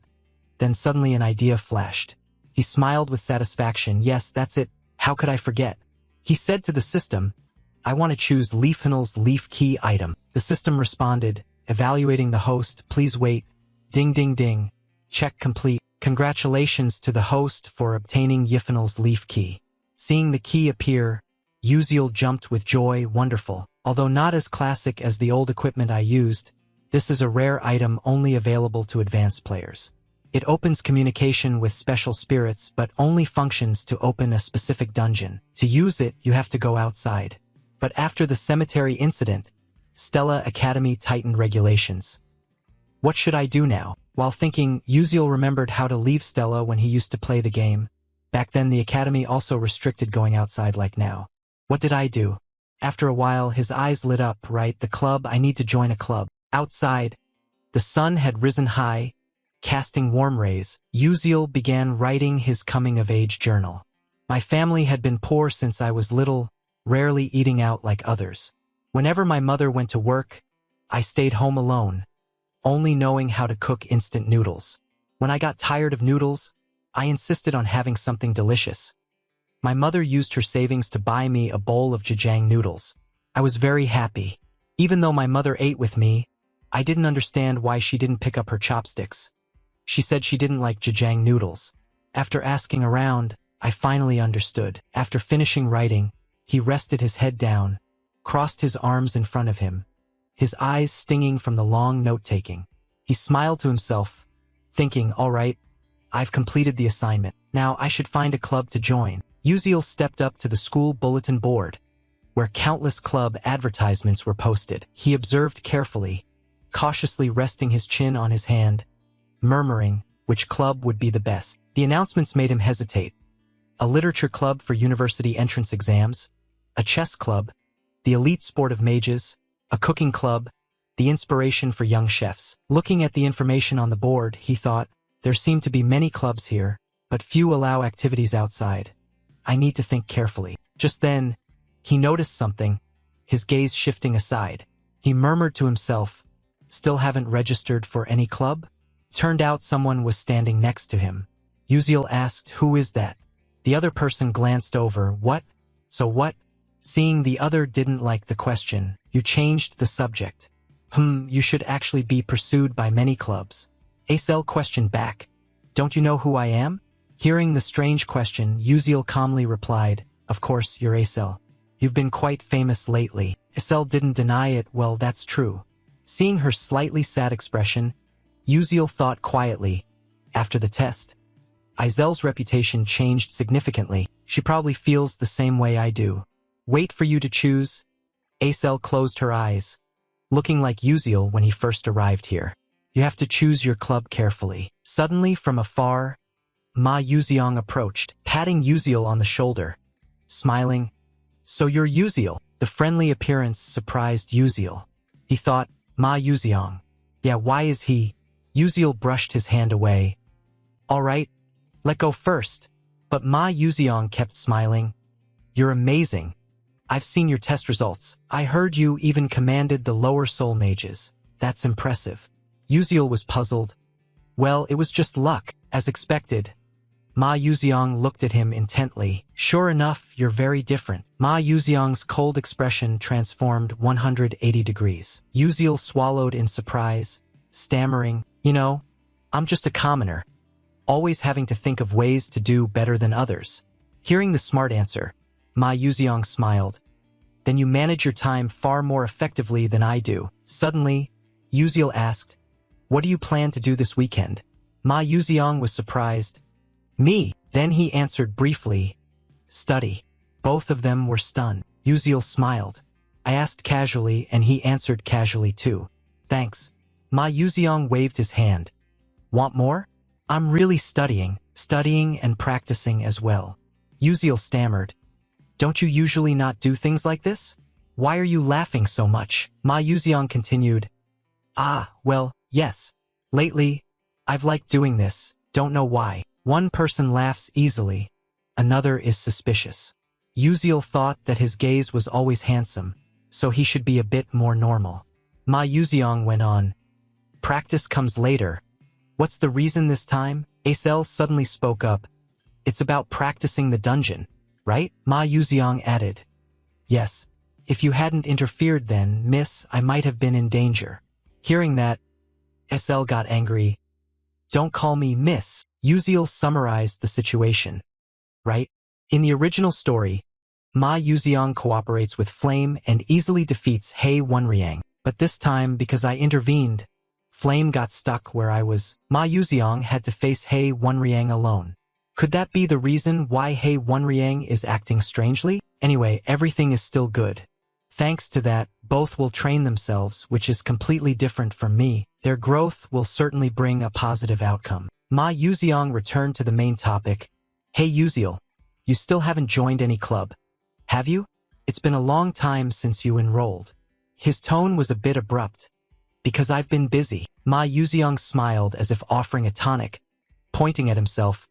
Then join the club with me. Uziel looked away. Let's see. If you meet my requirements, I'll consider it. Ma Yuziang asked, what kind of club do you want? Uziel began a speech. It must be quiet, few people, no private gatherings, with the 4 major insurances. Lunch includes cheese and pork chop. Free to operate outside. Respect individual activities. Allowed to go outside. Cell was confused. What club in the world is like that? Uziel knew well, smiled. Of course there isn't such a thing, I was just kidding. Ma Yuziang suddenly said, that's interesting. If I create a club like that, would you join? The two of them stared blankly for a few seconds. Uziel asked back, trying to stay calm, can you really establish a club allowed to go outside specially? Ma Yuziang smiled brightly and confidently. Yes, I definitely can. In Uziel's mind, he calculated, that's right. Ma Yuziang has broad connections linked with the hidden powerful factions in Stella Academy. Although scary, they would be useful. Freedom to operate outside school, health insurance, enjoy beef chop daily, no unreasonable restrictions. But he thought further. There's no free meal in this world. Ma Yuziang and I aren't close. Even if I show genius-level game knowledge, is that enough for him to create a dream club for me? Serious attitude, great idea. But what benefit does he get by making this club for me? Ma Yuziang's eyes flickered as he looked at Yuziel like a precious gem. Of course, you're very special. Yuziel thought, what exactly does he know? Then suddenly remembered one big problem of Ma Yuziang.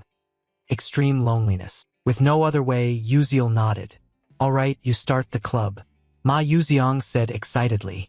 Really? Yuziel replied calmly, yeah. But you have to let her join too. He pulled Acel in, surprising her.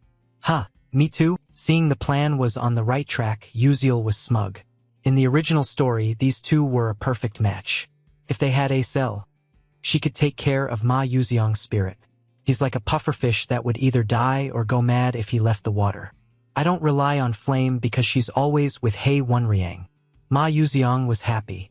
Having Yuziel nearby was good enough, and adding the beautiful Miss Acel was welcomed. Acel was annoyed and said, "Don't call me Miss. It's irritating." Hearing this cat and dog conversation, Yuziel wondered whether this decision was right or wrong. Ma Yuziang asked further, "So what's the club's name?" Yuziel had it ready. "Leave it to me." A moment later, the application appeared before everyone. The club establishment form, club name, Culinary Club, President Yuziel, members Ma Yuziang and Acel. Purpose: to explore cuisines around the world. Acel was hesitant. Is this okay? To reach the special activity seal rank, they need at least one faculty advisor and 5 members. Ma Yuziang's mouth twitched in a smile like a savior. Leave the members and the seal to me. But finding a faculty advisor is what I find difficult. Yuziel turned to him. How did you get special permission to go out but still find a professor difficult? Ma Yuziang smirked. It's nothing. That smile gave Yuziel chills down his spine. Seeing everything settled, Ma Yuziang took the paper. Okay, I'll go ask for the seal for the club registration form. Yuziel replied, Yes, I rely on you for everything. Watching Ma Yuziang's back gradually disappear, Yuziel thought the special activity seal wasn't something just anyone could get. If they stamped it for him, they must be one of them. Cut to the main tower number 1, the office of Vice Principal Stella. He was enjoying his porcelain tea when the door opened. His expression changed as Ma Yuziang stepped in. Seeing the face of the endlessly charming prince, the Vice Principal smiled respectfully. Oh my, what breeze has brought you here? Welcome, young Master Ma Yuziang. Noticing the flattery, Ma Yuziang smiled warmly. Yes. It's been a long time since I saw you. Ma Yuziang plopped down into the vice principal's chair, crossed his arms with a satisfied smile. Oh, your seat is more comfortable than I thought. I like it already. Haha. At the arrogant words, the vice principal only gave a faint smile and bowed respectfully. Thank God, young master. It is an honor that you like it. I'm truly glad to see you grown like this. Ma Yuziang responded indifferently. Is that so? Life at Stella Academy is great. I meet many interesting friends. This place is much better than home. While speaking, his smile shone brightly, but the vice principal frowned, thinking to himself, what is this crazy kid doing here anyway? Regaining his composure, he asked, So what breeze has brought you here? Ma Yuziang didn't answer immediately, gently placing the paper on the table. The corner of his mouth curved up full of meaning. This is the application form to establish a club.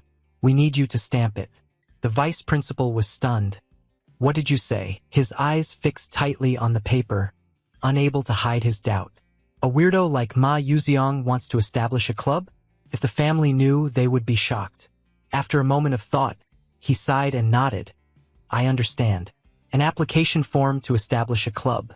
Huh? First, let me check if it meets the criteria.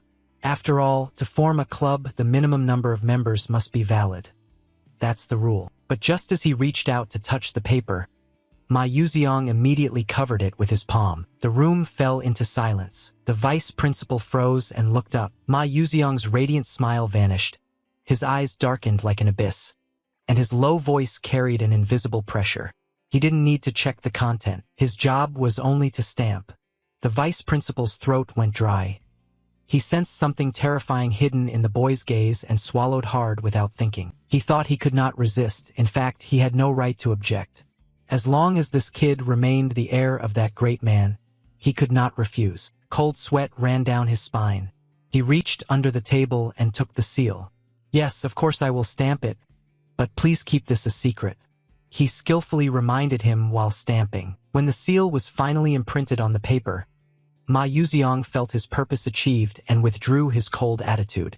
I understand. Thanks, I'm off now.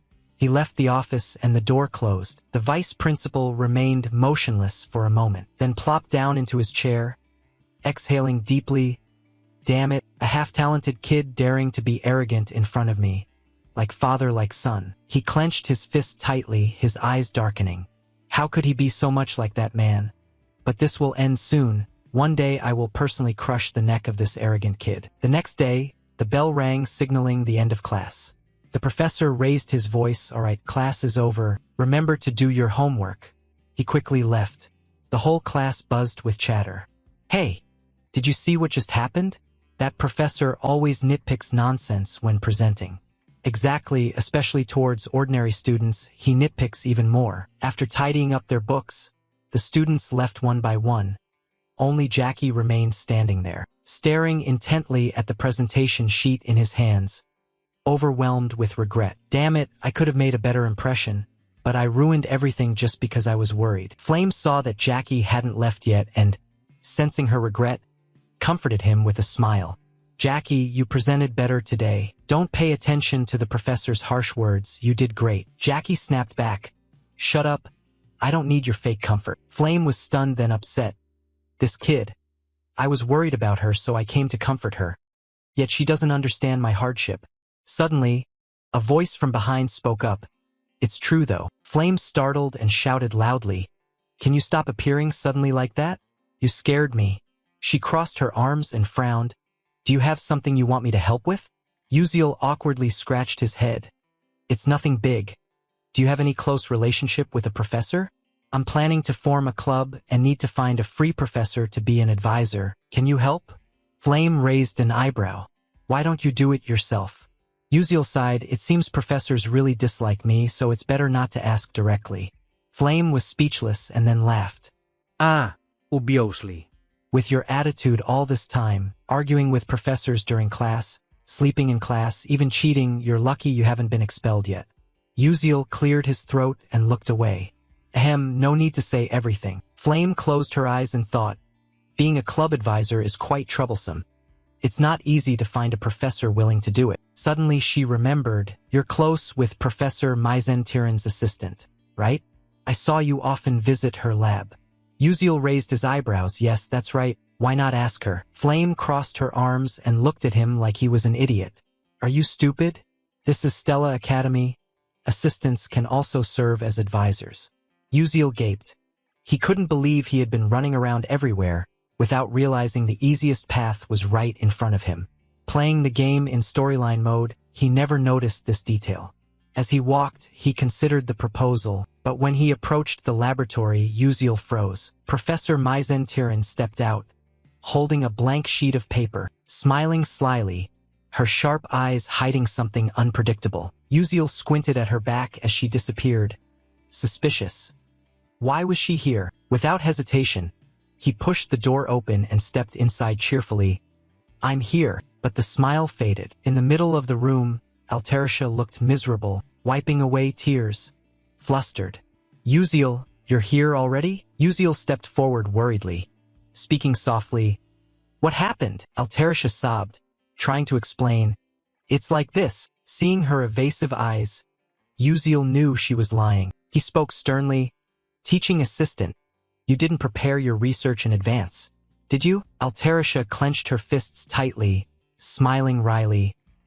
Well, about that, I already gave it to Professor Mizentiran, The alchemy seminar is coming up. The professor said he would present on my behalf. Her eyes gleamed with hope. It's great. My research will be presented before the world's top alchemists. But Uziel interrupted angrily. I get it, Altarisha, your research Shungua has just been completely stolen. Is your name even on it? Altarisha froze, hesitated, then forced a bitter laugh. Haha, it's okay, it's also an experience. Alchemy is like that. It's not just me whose Chungguo were taken. Everyone goes through the bitter reality and acceptance. Uziel was upset. Is this how they endure to become alchemists? You think even though Maizen Tiran is about to solve the formula, I want Altarisha to complete it herself first. Seeing her research stolen, I can't just sit idly by. Uziel asked, teaching assistant. Besides that, what other research are you working on? Altarisha was surprised. We're tackling the research together. I mean the technique of random digital interference combined with Qigong. She sighed. That technique has existed for 300 years, and no one has solved it yet. I tried following your unique idea, but it still wasn't effective. Uziel smiled confidently. If we can solve it, this research will make a breakthrough. Actually, I've already solved that part. Altarisha's eyes widened. Her pupils constricted in shock. What did you say? You really solved it?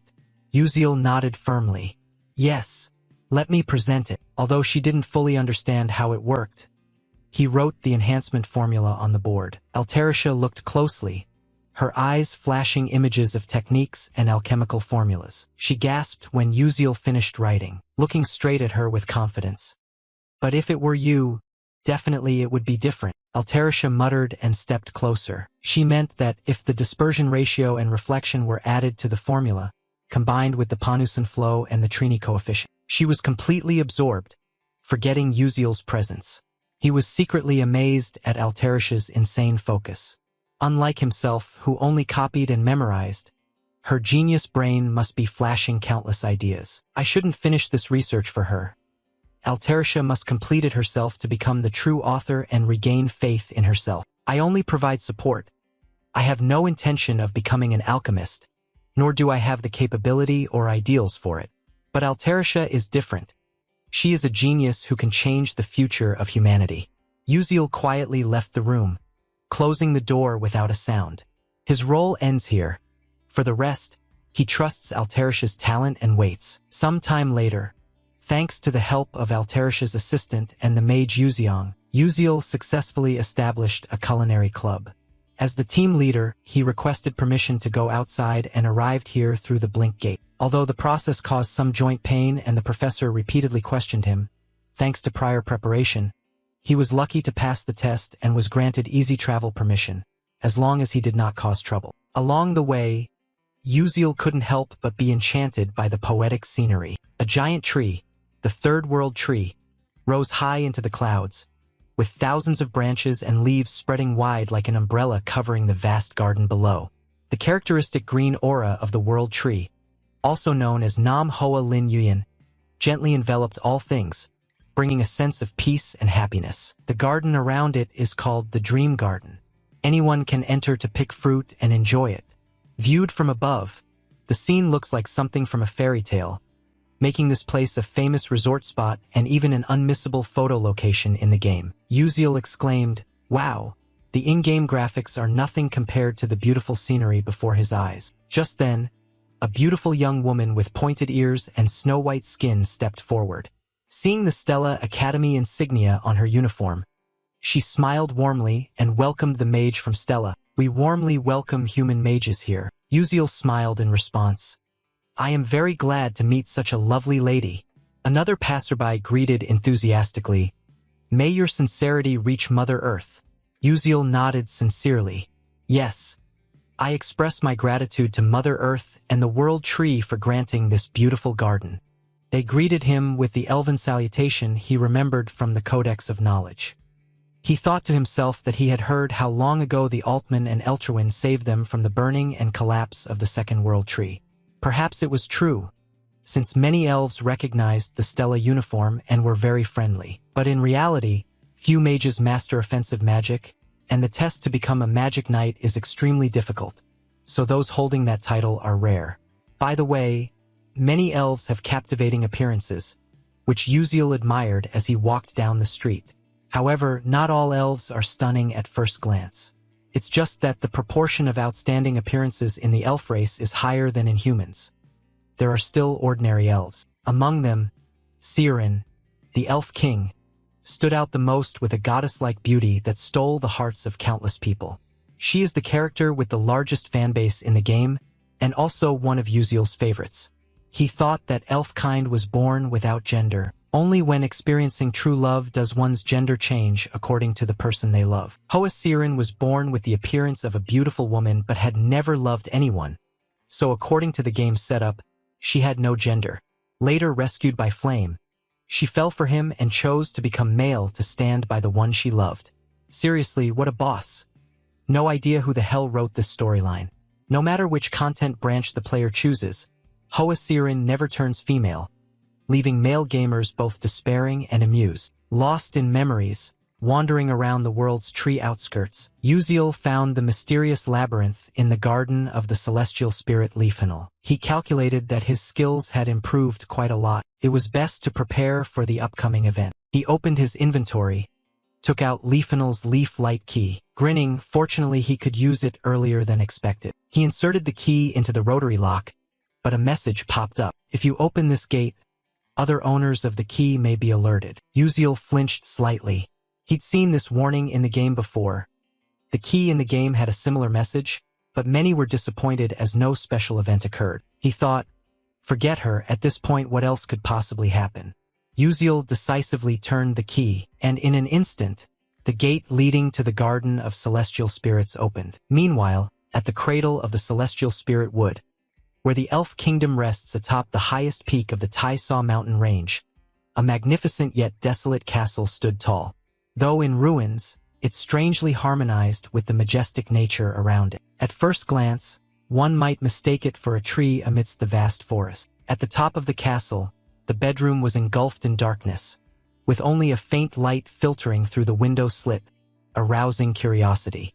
Could it be that sunlight never reached here? Stimulated by the light, a slender woman rose from bed, slowly walked to the window, her snow-white hair cascading like snow blossoms over the ice cypress mountain range. Gazing at the breathtaking natural scenery, her golden eyes widened, sparkling like gold, radiating brilliantly. Anyone who looked at her would lose their sanity, captivated by a beauty beyond the endurance of any sentient being. She was the fairy queen Hoa Siren, often excessively sleepy early in the morning. Even when awake, she would quietly sit by the window, watching the birds freely soaring, a feeling of unease rising within her. She didn't know when she would ever be like them, free to spread her wings, but she could not leave here. She felt truly envious. Suddenly, a strange sensation from her chest startled Hoa Siren. She raised her hand to her head, frowned, as if someone had stepped into the secret garden, the resting place of the 1,000-year-old divine Leafinal. Hoa Siren couldn't believe it. That was a forbidden area. No one was allowed in, so who dared to trespass? Putting aside the matter of where that person got the lost key, she was curious about the identity of the one using it, and decided to go there herself, even though she knew she couldn't leave the room. At that very moment, her heart tightened. Pain like hundreds of needles piercing her made her stagger. She had endured for decades without revealing her face, unable to act recklessly, fearing that a slip of the tongue might trigger a curse causing someone to go mad. She clenched her hands tightly, controlling her emotions, telling herself to wait a little longer. The World Tree's birthday was coming, and as the Fairy Queen, she had to appear before all the people. Then she would investigate who that person was. After making up her mind, Hoa Siren continued gazing out the window, sunlight caressing her face. Many reasons kept her living in this dark, secluded place. Whether sleeping or going about her daily life, she always feared someone might accidentally see her flawless, captivating profile. Turning back, Uziel had just stepped into the dungeon when a strong fragrance suddenly hit his nose, causing him to uncontrollably sneeze repeatedly. Damn it, this damn pollen. The sound attracted plant-based monsters in the root dungeon, who rushed to attack. Uziel ran for his life but couldn't keep running forever. He stopped, determined to fight. The battle was fierce, but plant-type monsters are resilient and not easy to kill. Uziel pulled out an alchemy bomb. Fire is the weakness of wood-type monsters. This is why I chose alchemy as my secondary skill. Although I can't combine gunpowder and magic like a high-level alchemist, a level 1 fire bomb is enough to handle them. He threw the fire bomb at the tree roots. Boom, boom, boom. The bomb exploded, and the monsters screamed in pain. Taking advantage of the moment, Uziel drew his sword, used Blink to approach, quickly searching for the weak point. Without hesitation, he thrust straight into the root's head, collapsed and vanished into nothingness. The system bell rang, congratulating him that he gained experience points. Uziel breathed a sigh of relief. At least these weak monsters gave a decent amount of points. Looking ahead, he continued the journey. The real target of this episode was right before him. There was no time to waste. The system announced that he was entering the labyrinth's boss room. The giant wooden door closed. A gentle breeze passed by, and the scene before Uziel looked like a fairy tale painting. A magical night sky, a bright full moon more splendid than Earth's moon, enveloping an endless field of flowers. Countless stars adorned the night, making it even more poetic, the moonlight shimmering on each petal like a silver layer. Uziel took a deep breath, strengthening his resolve to step toward the center of the maze. His eyes lit up. The woman praying with folded hands on the stone pillar over there. Could it be the divine deity Iphanal, the boss of this maze? The most mysterious beings in the world are divinities. Phenomena when a pure soul cultivates for 10,000 years, comprehends the truth, and evolves into a new entity. Even in the world, such existences are extremely rare. But the creature before me is not a perfect celestial spirit. That woman, just before becoming a celestial spirit, had her heart stolen, forever frozen in this state. Uziel cautiously approached, each step filled with vigilance. Suddenly, the ground shook violently, causing him to tremble, his face showing alarm. Just 1 second later, unable to maintain his footing, he collapsed. Uziel realized this was the pressure of magical power. As expected, even in death, a celestial spirit remains a celestial spirit, but he couldn't give up. Thinking this, he fixed his gaze on the charging celestial spirit. Although the pressure made his legs heavy, he still refused to quit. The distance between them grew smaller and smaller. When he reached beside the celestial spirit, Uziel's legs, exhausted, gave way. He panted wearily when suddenly a system sound rang out. Experience. Trait of suppressing magic leakage increased. Ability stats increased. Only then did Uziel breathe a sigh of relief, his breath easier, no longer pressed down by the pressure. Indeed, this place is the training ground left behind by a celestial spirit before departing. A miracle that mages across the world frantically seek but none have discovered. The magic veins here, just moving normally, have a 100-fold effect. Thanks to absorbing the celestial spirit's aura through the body, the natural harmony ability skyrockets tremendously. Simply put, enduring all this hardship is just to find a good gym. In real life, I never touch the gym, but here, whether I want to or not, I have to do it. While thinking, Uziel's gaze was drawn to a branch emitting purple energy in the hands of the celestial spirit. Without hesitation, he stepped forward to take it. The system notified, you have acquired a special artifact, the branch of hatred, high grade. Description. Hatred does not fade with time, it only burns fiercer. Special functions. 1. Upon first contact, causes an abnormal hatred state on the target. 2. Upon second contact, hatred explodes, dealing damage. 3. Hatred accumulates daily, storing up to 3 months maximum.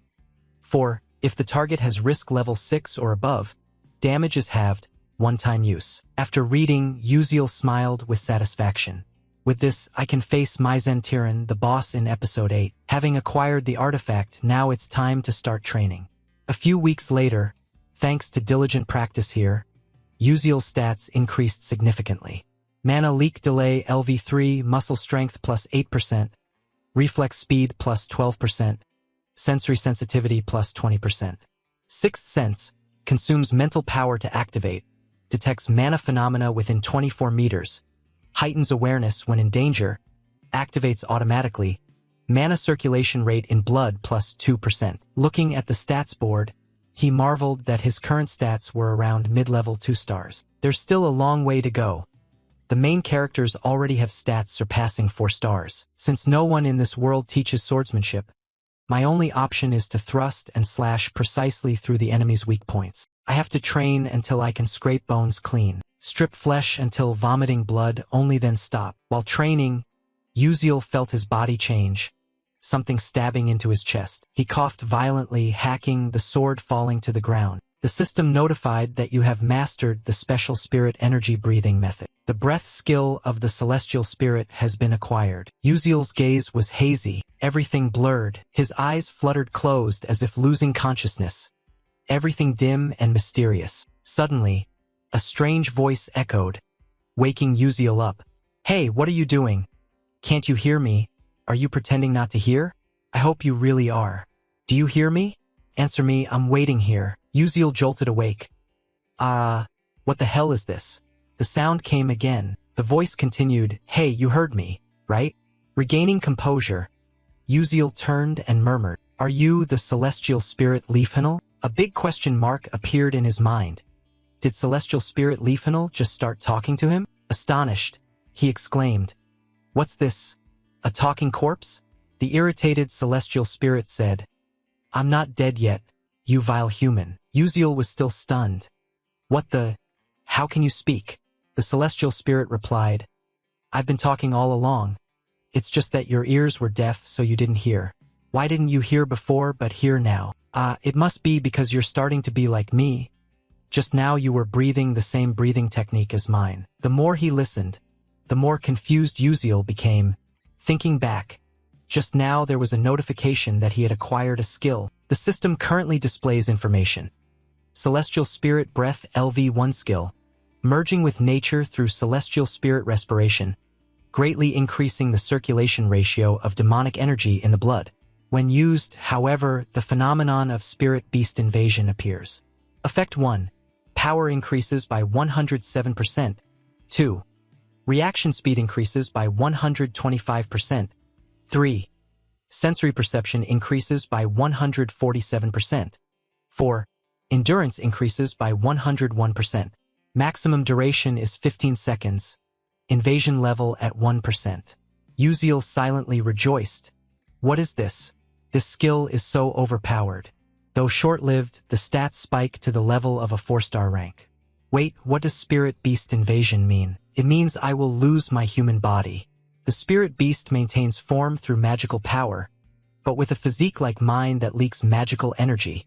Losing the body means death. This skill shortens lifespan the more I use it. He reminded himself to stay positive. After all, this is a useful skill in an emergency situation. After the silence so far, the celestial spirit spoke. Strange. This is the second time a human has exhaled celestial spirit breath. You resemble that person. Presence so faint it's hard to detect. Body devoid of demonic energy as if not existing in this world. Uziel was surprised. Who was that person? The celestial spirit continued. He also wielded a sword like you, severing magic, even cutting through celestial spirits. Uziel was shocked. What? He thought no swordsman like that was ever mentioned in the game before. If strong enough to cut through celestial spirits, he must be a true master. He asked, "Can I meet that person?" The heavenly spirit said harshly, "No. The disciple of the ancient archmage already killed him." Uziel was struck like lightning. "The ancient archmage, you died long ago. How could you be alive?" The heavenly spirit continued, "Do you want me to teach you? I once fought him and recorded all his breathing techniques and moves." Uziel was half believing. Really? The heavenly spirit added, "But there's a condition. I cannot leave here, nor speak to anyone else, because I am as good as dead. Find my heart for me, help save me and bring me back to life." Just as expected, Uziel was straightforward and said, "Sorry, with my current power, I cannot take the heart of another heavenly spirit." After some thought, the heavenly spirit reluctantly said, "It doesn't have to be a heavenly spirit's heart, just a pure heart of a divine beast." Uziel was confused. If you use a divine beast's heart, you will lose most of your strength. The heavenly spirit replied, "That's okay. It's better than being trapped here forever, living alone all my life." Hearing that, Uziel thought that both sides would benefit. He said, "If it's just an ordinary divine beast's heart, it wouldn't be impossible. I can do it." The heavenly spirit asked, "Really?" Uziel told himself, "The reason I'm cultivating here is to prepare for an upcoming summoning contract ritual, where I will meet countless divine beasts. Compared to finding a heavenly spirit's heart, this is much easier. I am confident I will try to bring one back if I can." The heavenly spirit was delighted. "Thank you, I will wait. Oh, and there's something I want to give you." Uziel was surprised. "What is it?" The heavenly spirit said, Look behind me. He asked, what is this? Celestial spirit response, Alpha's flower chain. A symbol of the bond between Leafinal and the destined friend. No power. Uziel had never heard of this item in the game. At most it had no flame, but could be used for burning. He put the ring into his pocket, but suddenly startled. Wait a minute, he is a celestial spirit after all. Observing carefully, he exclaimed, a symbol of a celestial spirit? Maybe this is more useful than I thought. At the same time, in Alterisha's laboratory, she was personally perfecting the formula based on Uziel's instructions. After a period of concentration, she stopped to look at the result. I've done it. No, now is not the time to be complacent. She continued to copy the formula from the board onto paper. A while later, Alterisha happily said that a new era would begin tomorrow. If Uziel knew, he would surely be very happy. In another place, the Dwarf Kingdom, the mineral capital of the Black Steel Empire, the dwarves here are extremely energetic, lively, and full of vitality. Amidst this scenery, the two main characters, Uziel and Alterisha, set foot in this strange city. Just upon arrival, Uziel beamed with a bright smile. We have arrived. Alterisha stood beside him, glanced around, nodded in confirmation. Yes, indeed. Today marks the day of the Grand Academic Conference, a major event with a venue that changes annually. This year, the honor belongs to the Optical Metallurgy Academy, renowned as one of the world's top alchemy schools, located in the Kingdom of Dwarves. Since the dwarves invented material magic, this year's conference is expected to be on an extraordinary scale. Rumor has it that the greatest alchemist, while Suk Koden, the golden alchemist, will be attending. A thought flashed through Uziel's mind, accompanied by a sense of satisfaction. This is the perfect moment to present Alterisha's latest discovery. But his gaze shifted to Alterisha beside him, who spoke up, worry evident. Uziel, is this really okay? This is something that Professor has devoted half his life to researching. Uziel thought to himself, what a fool or kind soul, unable to do anything when his research is stolen, yet still speaks so nicely. Sensing her unease, he changed the atmosphere. Don't worry, Alterisha. It's not like I copied Professor Mizentiran's research. I simply surpassed her. Alterisha hesitated. Thank you. The two continued walking. Uziel spoke playfully as they went. Then let's go in. That red carpet looks too stressful. Let's take the back door. Alterisha nodded eagerly. Oh, right, that's a good idea. As they stepped inside, a broadcast sound echoed, drawing the attention of the hall. Welcome to all doctors, professors, and researchers of the Alchemy Society. Now, I hereby declare the opening of the 87th Golden Ratio Academic Conference.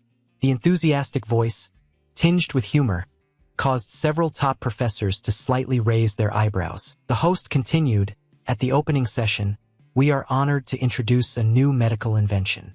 The sound of high heels echoed, spotlight beams swept across as a figure walked out with great charisma. None other than Professor Mizentiran, whom Alterisha had mentioned with respect and a touch of guilt. The presenter solemnly began, please welcome Professor Mizentiran from Stella Academy to introduce the latest medical drug product. She gently stepped up to the podium, her sharp eyes scanning the audience, then projected the first slide onto the screen. Hello, I am Mizentiran from Stella Academy. Today, I will introduce the new Alpha experimental drug line from Hongduok. She paused and clicked the remote control, the screen displaying an image. First, please take a look at this. The presentation began to become lengthy and detailed, precisely in accordance with high professional standards, requiring more patience than knowledge. Everyone listened attentively, although even those of us seated below barely understood what she was saying. The terminology seemed aimed at splitting atoms, making anyone lacking patience prone to a half-awake drowsiness. After a prolonged stretch, she concluded her presentation with, that is all for my talk. The hall seemed to awaken from hypnosis as applause rang out accompanied by dramatic nodding. A wave of chatter broke out.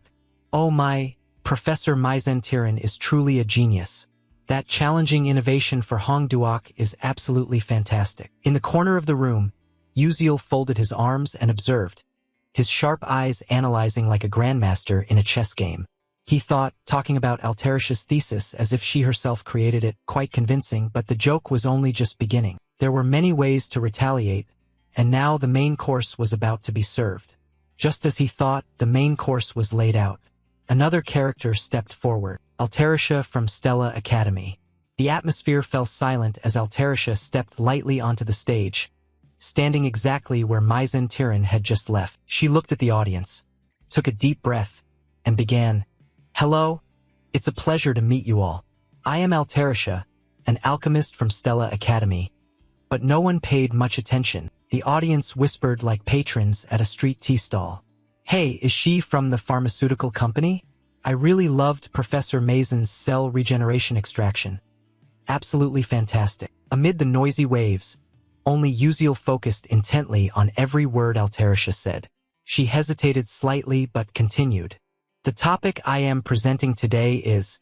At that moment, a faint smile appeared on Uziel's lips as if he knew what was about to happen. Altarisha's next sentence silenced the hall completely. "This is a complete summary and thorough understanding of the technique using mixed variable alteration." Silence enveloped like time, standing still, no chatter, no whispers. Everyone turned to look at her, eyes wide as if asking, "What did she just say?" No one dared to interrupt, but the atmosphere was shattered when an elderly man slammed the table and stood up, his voice sharp. "Do you know where you are standing?" The auditorium trembled, all eyes turning to Altarisha. Under the pressure, she was slightly flustered, stammering but maintaining her composure. "Yes, of course I know this is a wonderful and honored position, especially for someone like me." Her response was humble yet resolute, but the professor was relentless. "Then explain clearly what the spell you just cast means." Altarisha gently pressed her hand to her chest, calming herself. She took a deep breath, looked directly into the expectant eyes, and said, "Please understand it from the perspective of an alchemist." The auditorium erupted like a broken hornet's nest, murmurs spreading. The incantation to transmute variables, impossible, for the principles of magic and alchemy cannot be combined. Indeed, for 3 million years, no one has resolved the contradiction between those two. A renowned professor sitting in the front row, with white hair and deep-set eyes, raised his hand to his mouth and cleared his throat to steady himself. The tense atmosphere was broken when the moderator's voice rang out like a bell to relieve the stress. "Please keep order and allow the speaker to finish."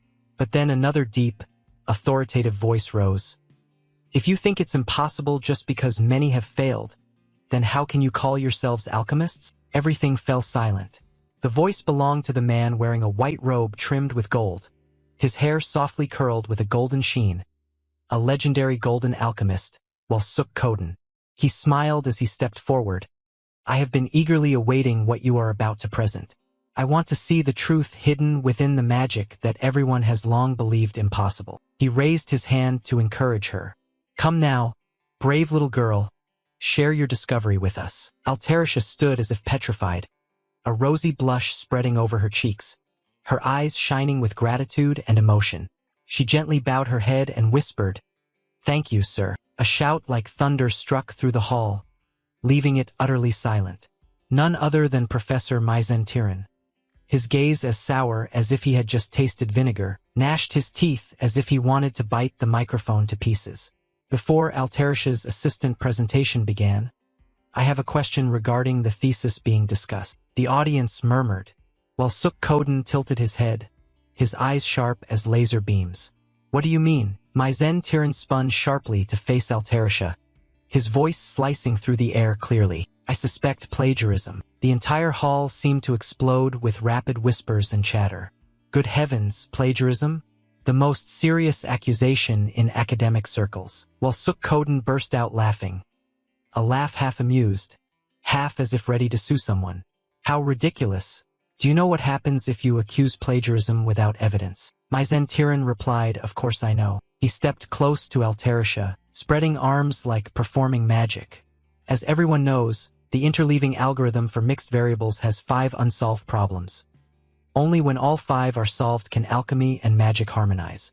Until now, our academy has only solved 2, and even those answers are incomplete." Uziel folded his arms and listened attentively, eyes narrowing. Maizen Tiran continued proudly, "But I, Professor Maizen Tiran, have solved 4 out of 5 problems. And the assistant standing here is my assistant." The auditorium buzzed with excitement. Someone whispered amidst the noise, if this thesis is indeed... My Zentiran raised her hand to interrupt. That's right, this thesis is definitely mine. She tilted her head with a challenging smile. Even if my assistant accidentally solved the fifth problem, so what? My Zentiran's gaze was like an icy dagger piercing Altarisha, sharp and cold. Her face curled into a triumphant smile. Bitter thoughts echoed in her mind. Altarisha, you insolent brat. You are a genius, I do not deny that. But so what? This will be where you end. Fool. Talent means nothing if no one recognizes it. Your talent will forever belong to me. My Zentiran leaned close to Altarisha, face to face, voice like a judgment bell. So, Assistant Altarisha, do you dare affirm that you have solved the remaining 4 problems? The hall fell silent. Altarisha froze, eyes wavering, took a step back, heart pounding. I knew it, this would happen. My hair is about to turn gray. Oh God, what should I do? But a voice like a breeze whispered in her mind. If you ever feel troubled being alone, call me over. Altarisha's eyes opened wide, glowing brightly. Fear vanished like rain erased by sunlight. She inhaled deeply, lips pressed tightly together, curling into a calm smile. Her right hand slowly rose. I have a request. I want to invite a co-author up here. The auditorium erupted as if bombed. A loud murmur spread. What? A co-author? While Suk Koden raised his eyebrows in surprise. Who is that person? Altarisha lowered her hand, her gaze directed toward the audience, pointing directly at a young man in the sea of people. My co-author is Uziel. Uziel almost toppled backward, mouth agape, eyes wide as if his brain had just powered down. Co-author, I only contributed a few ideas, right? No, wait. How am I supposed to react now? After Altarisha introduced him as the co-author, Professor Myzentiran also looked toward Uziel, and then he took his steps forward, gradually approaching the podium. The crowd's chatter mixed in too. How ridiculous, such a young student here, really? I don't think anything will actually change other than disputes spoken aloud. Golden Alchemist Professor, while Suk Koden showed some interest, folding his arms eagerly. Oh ho, I eagerly anticipate this. On Uziel's side, after moving, he now stood closer to the lectern, his gaze somewhat downward, carrying a slightly somber mood. He gradually moved closer to Professor Myzentiran. Then his gaze fixed straight on the professor, showing no signs of worry or hesitation. He quietly stepped past Professor Myzentiran's side, but suddenly, a surge of magical energy burst forth, originating from the branch he was holding in his hand, and the power of this spiritual force touched the professor's arm. A system information panel quickly updated afterward. The special hatred skill of the defensive branch item was activated, targeting Myzentiran after he passed by. It seemed the professor did not notice this.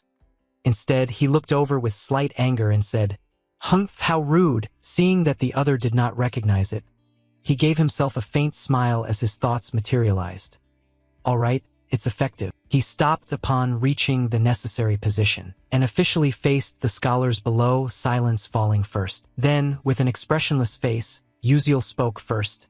First, I would like to listen carefully to Professor Myzentiran's argument. There is a saying that seeing once is better than hearing 100 times. So let's work together here to solve the cross-training technique. A smile appeared on his face, and once again, murmurs broke out among the people. A debate between a professor and his assistant over this report? Sounds really interesting. Agreeing with everyone, Altarisha's worry turned immediately towards him. Speaking somewhat hesitantly, "Hey Uziel, I noticed you seem a bit anxious." You cast your eyes elsewhere, but then you quickly reversed the question. "Hey assistant, don't you believe me?" Hearing that, Altarisha looked a bit confused. No, I believe you." To reinforce her certainty, Uziel added words of comfort. "I've been by your side all this time, so don't worry, Assistant Altarisha. You can do this. I trust you more than anyone else." Seeing his smiling face, Altarisha felt her cheeks flush slightly, her thoughts racing through her mind. Could she really do it? Her hand then clenched tightly onto the collar of her own shirt. Focusing, she adjusted her glasses, but more thoughts rushed in again. That's right, Uziel is correct. She had to trust what she had accomplished during all this time. She neatly adjusted her hair as well. Meanwhile, Myzentiran was left bewildered and unable to control the situation here. After regaining her confidence, Altarisha stepped forward to stand opposite Maizen Tiran and said, "Then let's get started." Altarisha had completely gained her confidence. The method of intersecting variables in alchemy. 300 years ago, an alchemist declared, "I have discovered a miraculous formula that can solve this equation. This is the miraculous formation that can resolve the anomaly, but I urgently needed to use the restroom, so I couldn't write it down." Afterwards, he died in the restroom, which made the formula famous. Since that time, countless alchemists have attempted to experiment with it, but the results have been complete failures. Therefore, now no one wants to try it anymore. For this reason, the unsolved formula has been considered impossible, but now someone claims they can solve the random blink caused by the Thoa magic force. A smoker with a cold expression commented, "Interesting." Information about this person also emerged later. A member of the Moon Mage Tower, Squad 13 of the Destruction Team, Captain Kane, another girl nearby wearing similar attire yawned long. "What's so interesting?" "Bored to death for sure." Updated info. Vice Captain Hazen Macaron. Then these two appeared here by putting themselves into stealth mode. After finishing the previous yawn, Vice Captain Hazen Macaron looked up and cast a half-glance of judgment. "Is that Captain Professor really a dark mage?" Then someone nearby also whispered, "Seems like there's a smell of tobacco around here." Looking toward where both had started recording information on the blackboard, Vice Captain Hazen Macaron continued to comment, "The more I think about it, the more I feel this mission is a big scam." But then Vice Captain Hazen Macaron looked over at Kane standing beside him without saying a word, and could only helplessly rub his head, close his eyes, and continue speaking. What could he do when the captain blindly trusted whatever the old man said? But then she was suddenly forced to open her eyes and look ahead. Not only her, Kane also paid attention in that direction, where both Maizen Tiran and Altarisha once again faced each other, quickly forming assessments in their minds. Then, the atmosphere in this auditorium changed, right? And then the host's voice rang out again, "Yes," just after finishing the first difficult problem solution. Moving on to the position of Professor Walsuk Koden, the golden metallurgy expert, who was currently surprised by the information written below. That was observing a continuous flow of information recorded specifically and in detail on the two blackboards. He then offered another assessment, similar yet a completely different approach. And on this side, Captain Kane also formed his own line of thought while intently watching in the same direction. Yet Altarisha's explanation was simpler than Maizen Tiran's. Moreover, the final results had some differences. Below, the host's voice rang out once more, announcing the second difficult problem solution. Again, both returned to their blackboards to continue writing. Above the observation area, a few people had started to gather, and the worry mixed with surprise was clearly visible on their faces. It was truly astonishing. Many had solved the second problem before, but this kind of explanation was something I had never seen until now. This was a problem said to require at least 200 lines of writing to resolve and clarify, yet she managed to solve it with exactly 12 lines. The person they were both discussing was Altarisha. Observing on one side, Uziel crossed his arms and smiled, internally reflecting on his own judgment. The audience's reaction was also very positive. He kept his smile there, and his thoughts shifted somewhat. Yet the real part was only just beginning. The host's voice rang out again. Currently, the solution for the third difficult problem was continuing. Would the third problem, which no one had ever solved until now, really be cracked right here? Both were intensely focused on recording their research results on the board, and a bead of nervous sweat appeared on Altarisha's face. Meanwhile, Maizen Tiran's anxiety was even greater. Both had stopped writing, and Walsuk Koden below began to show surprise as the assessments were continuously made. Had she really solved it? Maizen Tiran, who solved the third problem previously considered impossible, achieved truly impressive results. Although he heard this praise, Maizen Tiran showed no sign of happiness. Instead, he felt a mix of surprise and confusion. Walsuk Koden's words revealed this, but more than that, Altarisha had something even more impressive. Looking at the results hidden within Altarisha, Maizen Tiran began to feel frustrated and angry. His thoughts quickly overwhelmed him. What was this way of reasoning, after all? On the other side, with a satisfied smile, Uziel then heard the endless chatter of those around interrupting.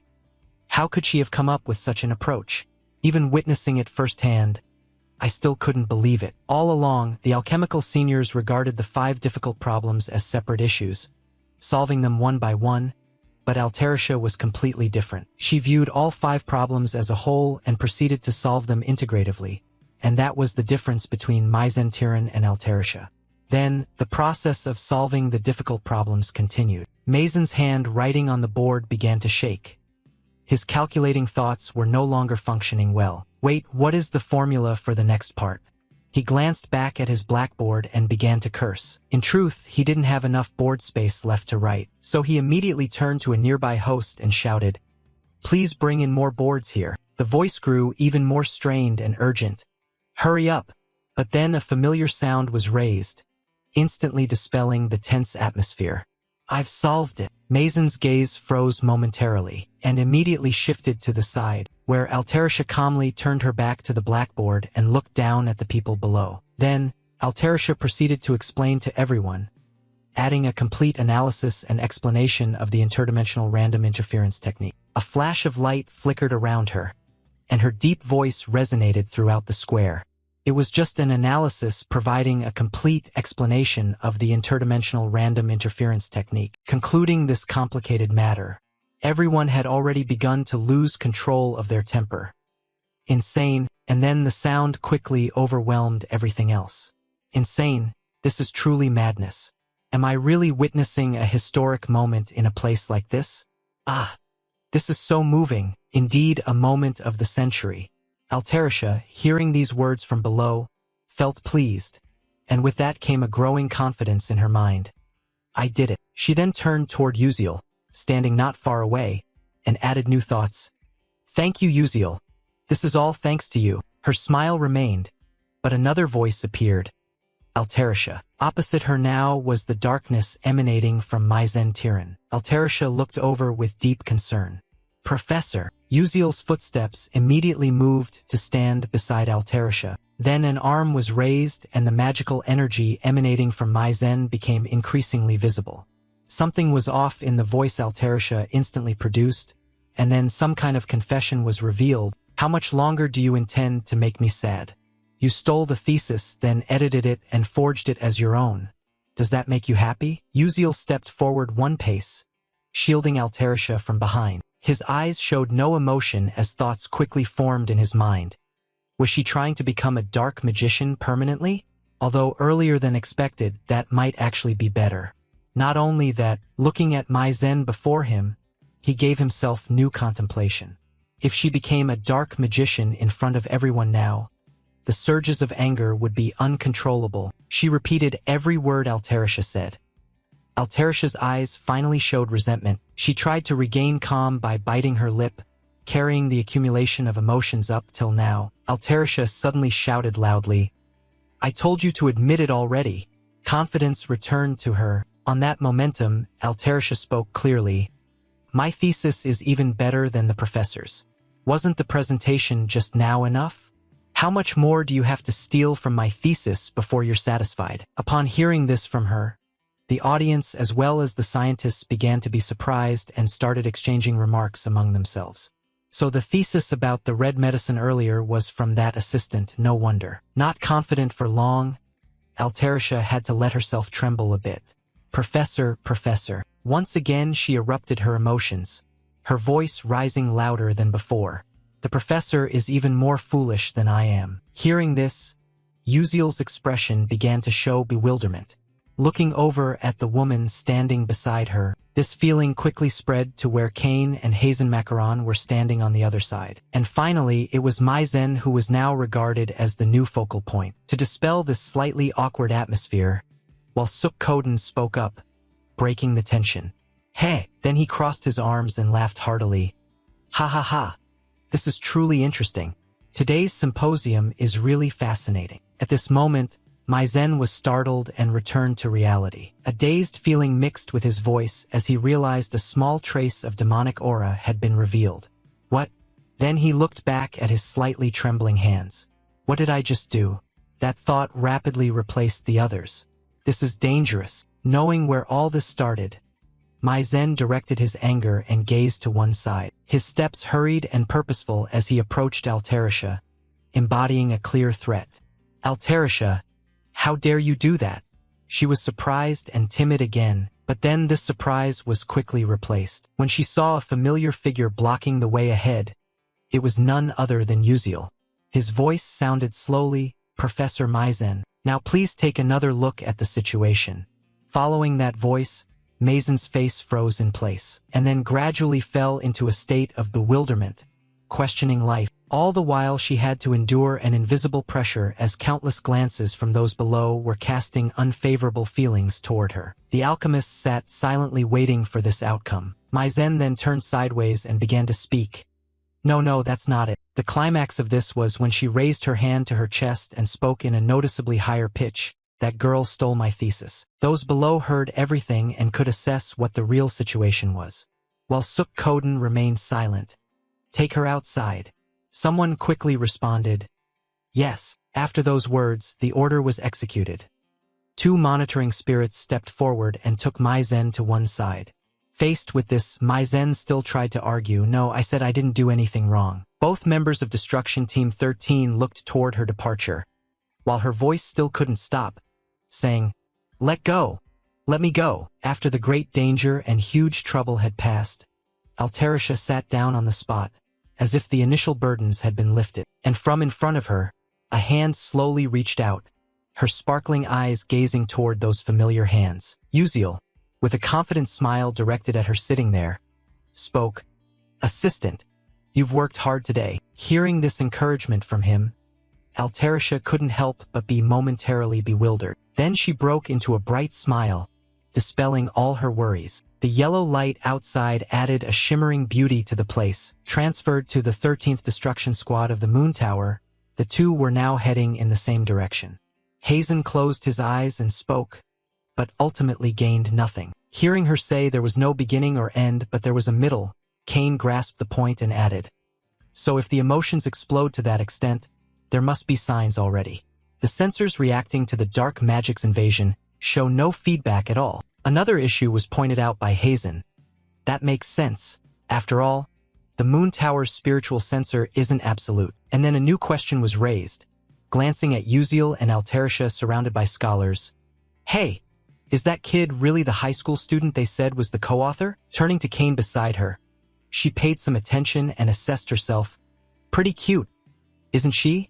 Kane, hearing this, cast a half-glance back and asked, "Have you investigated yet?" Hazen looked a bit puzzled and responded, Just received news from Matra. Before coming to Stella, that kid's hometown was destroyed by dark mages, so he must be a civilian with the lowest achievements, yet somehow he entered Class S.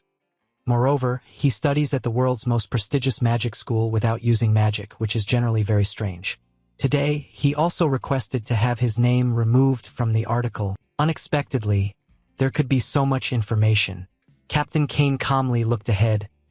"I see, remember carefully." Then his eyes showed surprise at something. From the front, Uziel stared directly at Kane, with 1 part concentration and 9 parts expressing uncertainty, and then he decided not to pay it any mind. He looked straight ahead and smiled brightly. Standing there somewhat dazed, Captain Kane tried to ask himself, "Wait, our eyes just met a moment ago."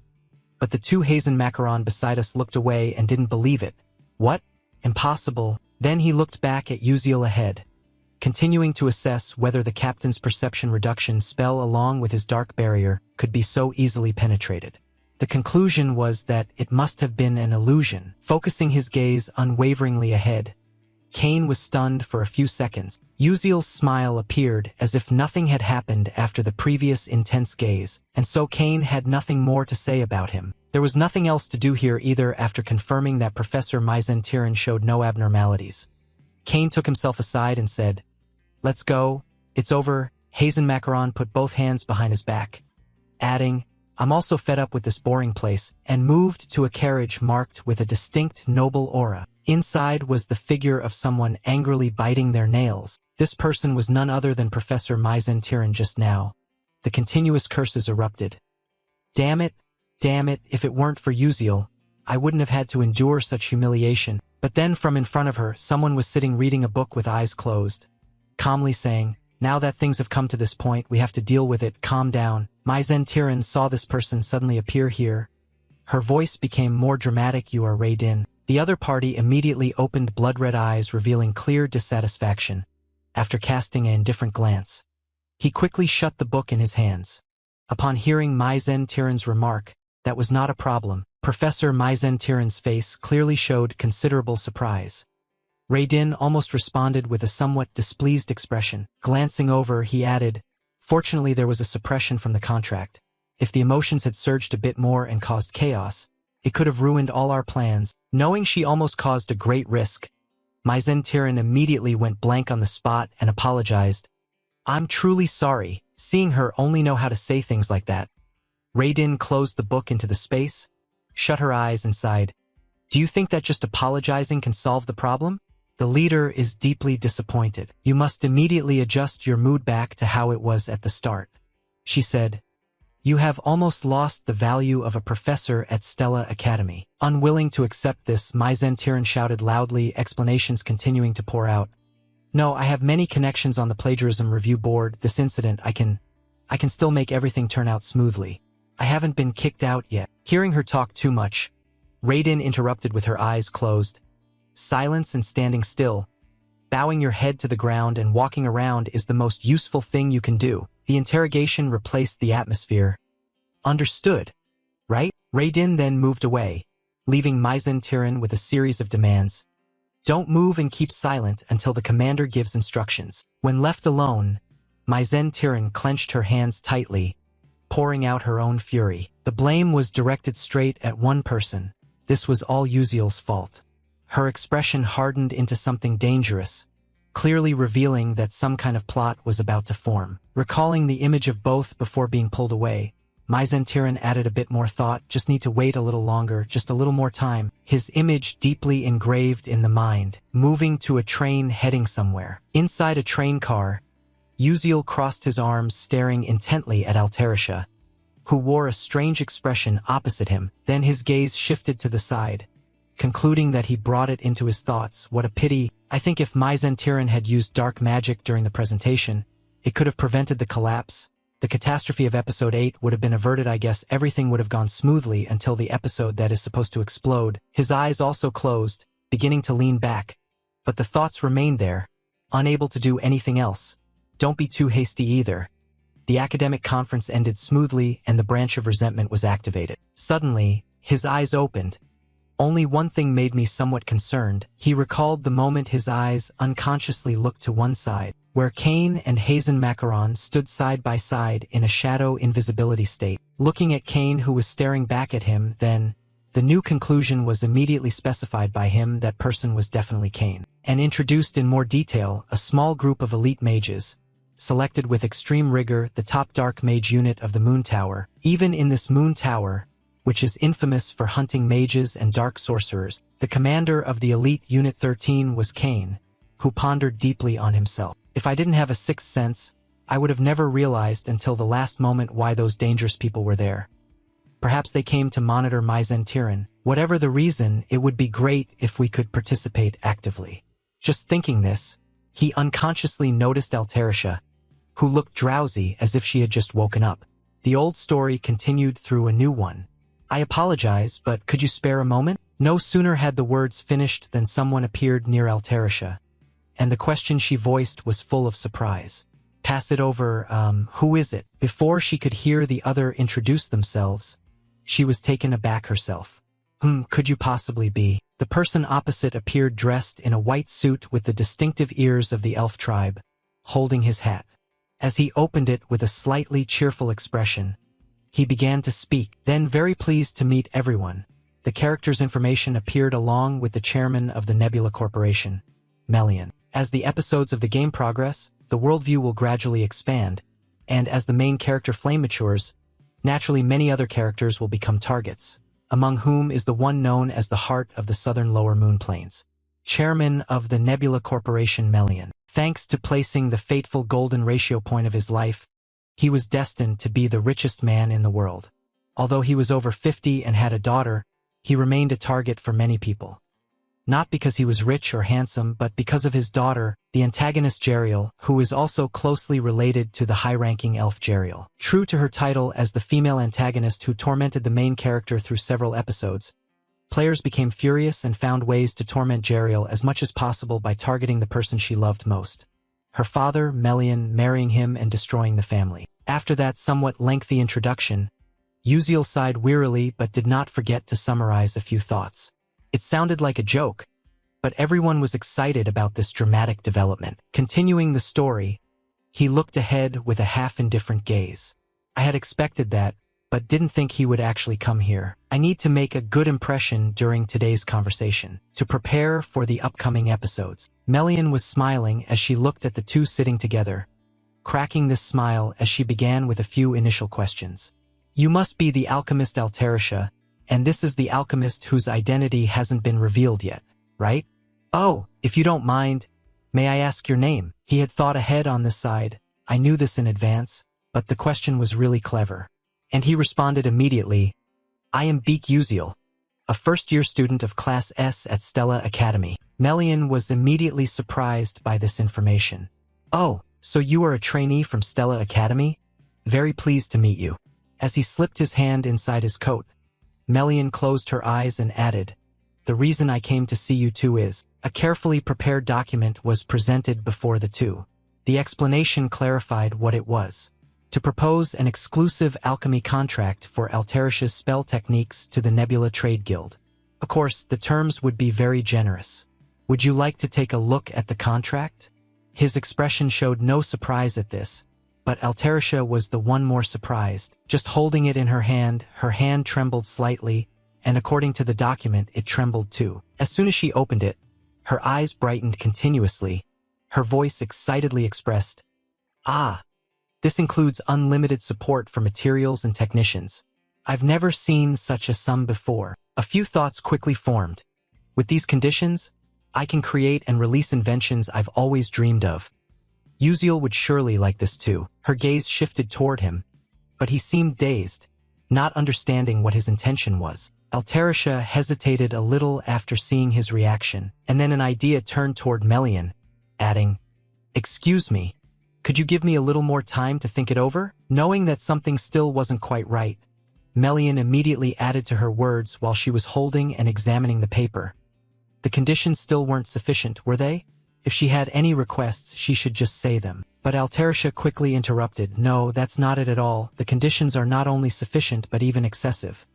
It's just that I need to discuss it with the co-author of this technique. Uziel, sitting beside them, was also surprised by her words. He couldn't believe he was the reason for this important issue. A look of bewilderment appeared on his face. Having heard that from her before, Melian chuckled somewhat wryly and thought, Is that so? I had assumed the co-author was just a figure of speech, but it turns out not to be the case. Looking at the two people opposite him smiling brightly, he thought to himself that he didn't need to pay attention to her. How could that be? At the age of just a teenager, to already be able to help resolve a long-standing issue of over 300 years must surely mean he was an extraordinary genius. Melian raised his hand forward to ask, Do you want to take a look at the contract? After all, no matter what, he was still just a student. Following the suggestion, Uziel also took the paper and studied it carefully, confirming Melian's continued reasoning. With these conditions, it certainly couldn't be refused. His face still smiling, he immediately gave his answer. I must decline. Unexpectedly, this could happen. Melian's expression became utterly bewildered as she looked across at the man sitting opposite, and the major doubts raised. Could you please tell me the reason? If the conditions are not satisfactory, I will immediately make corrections. He stopped speaking there, staring straight ahead. His thoughts unraveled every issue. Signing an exclusive contract with the Nebula Trade Association, the largest trade guild in the world, was certainly a good move. But although Melian is an excellent businessman, he is extremely stubborn by nature and unwilling to lose anything if this technique were bound under his control. Only cheap items can be mass-produced, limiting the diversity, individuality, and overall performance of the equipment. Moreover, because of the excessive monopoly, many mages will not be able to access these devices, and technological development will become biased towards commerce, allowing those black mages to catch up technologically. In fact, I've seen players choose the storyline branch just to earn money, but the outcome is always a sad one. From those inferences emerged a new issue he raised, unrelated to the conditions. I simply do not want to sign an exclusive contract. Melian then hesitated a bit and said, So you mean, holding the paper in his hand, his face showing no clear expression. He added that this technology, a fusion of magical studies and alchemy, will have a tremendous impact not only on daily life but also on the crafting of equipment for mages. We hope that more mages will use these new pieces of equipment. Upon hearing all this from him, Melian offered a few confirming remarks. You have great dreams and ambitions. Having big aspirations is a good thing, but to realize those wonderful dreams, money is essential. He immediately responded, As it happens, I have just concluded negotiations with a series of investors, and one of them is Chairman Melian himself. And as if understanding his point, Melian posed an important question. So, do you intend to sign contracts with those people and with me at the same time? If so, most of the conditions I propose will have to be dropped. Without denying it, he smiled with his eyes closed and confirmed, That's right. Frankly speaking, I also desire those conditions very much. Then his eyes gradually opened, and in a calm and measured tone, We will elevate the product to premium level. A new smile appeared on his lips. This is the proposal I offer. We will still strive to make the items as widely available as possible. But among those, the premium items that are difficult to craft will be exclusively contracted with the Starlight Trade Guild. That's called a brand, isn't it? Seeing that he had such high confidence in himself, Melian, standing opposite, squinted slightly. As a professional merchant, Melian understood his meaning. She pointed her arm toward him and smiled as she asked a question. Excellent, but will those luxury items really sell? I would never do anything that would harm myself. Knowing what he was worried about, he lowered his gaze and replied with a few words. That's right.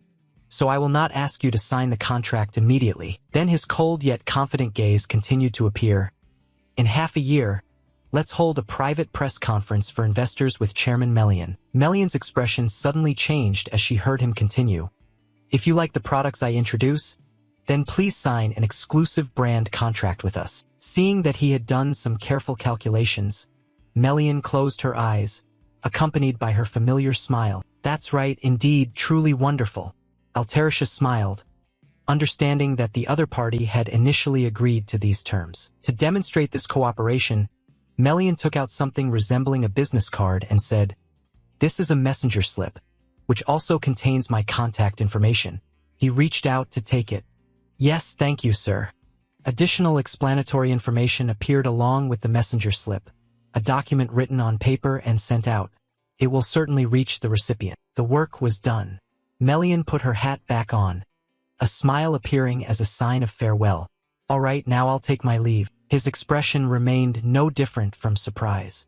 Meanwhile, Altarisha kept a faint smile on her face. As calm as he could be, now he was trembling just as much. He raised his hand to his chest to check if his heart had fallen out. His words were a little shaky. Oh my God! I thought I was about to die from worry. Seeing him like that, Altarisha standing beside him also felt anxious. Was that typical behavior for someone who worries a lot? In response to her bewilderment, he replied, I'm really worried. Hearing him say that, she naturally smiled and added a compliment. Just as expected, Uziel is amazing. Hearing her say something strange to him, the other side looked confused. Huh? Seeing him puzzled, Altarisha changed her tone. It's nothing, and paid her no more attention. He turned his focus to the door he had recently left through. His thoughts accompanied by a smile. After all, one problem had been solved. When I return, I think I'll go to a nice restaurant with the club members. Some additional information appeared. The scientific conference had safely concluded. Classes at Stella Academy were continuing as usual. A professor was on the podium addressing the students below.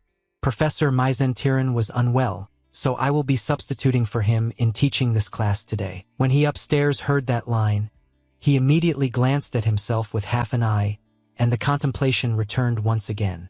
It really has vanished without a trace, hasn't it? That contemplation escalated further as images of Professor Myzentiran's demonization appeared.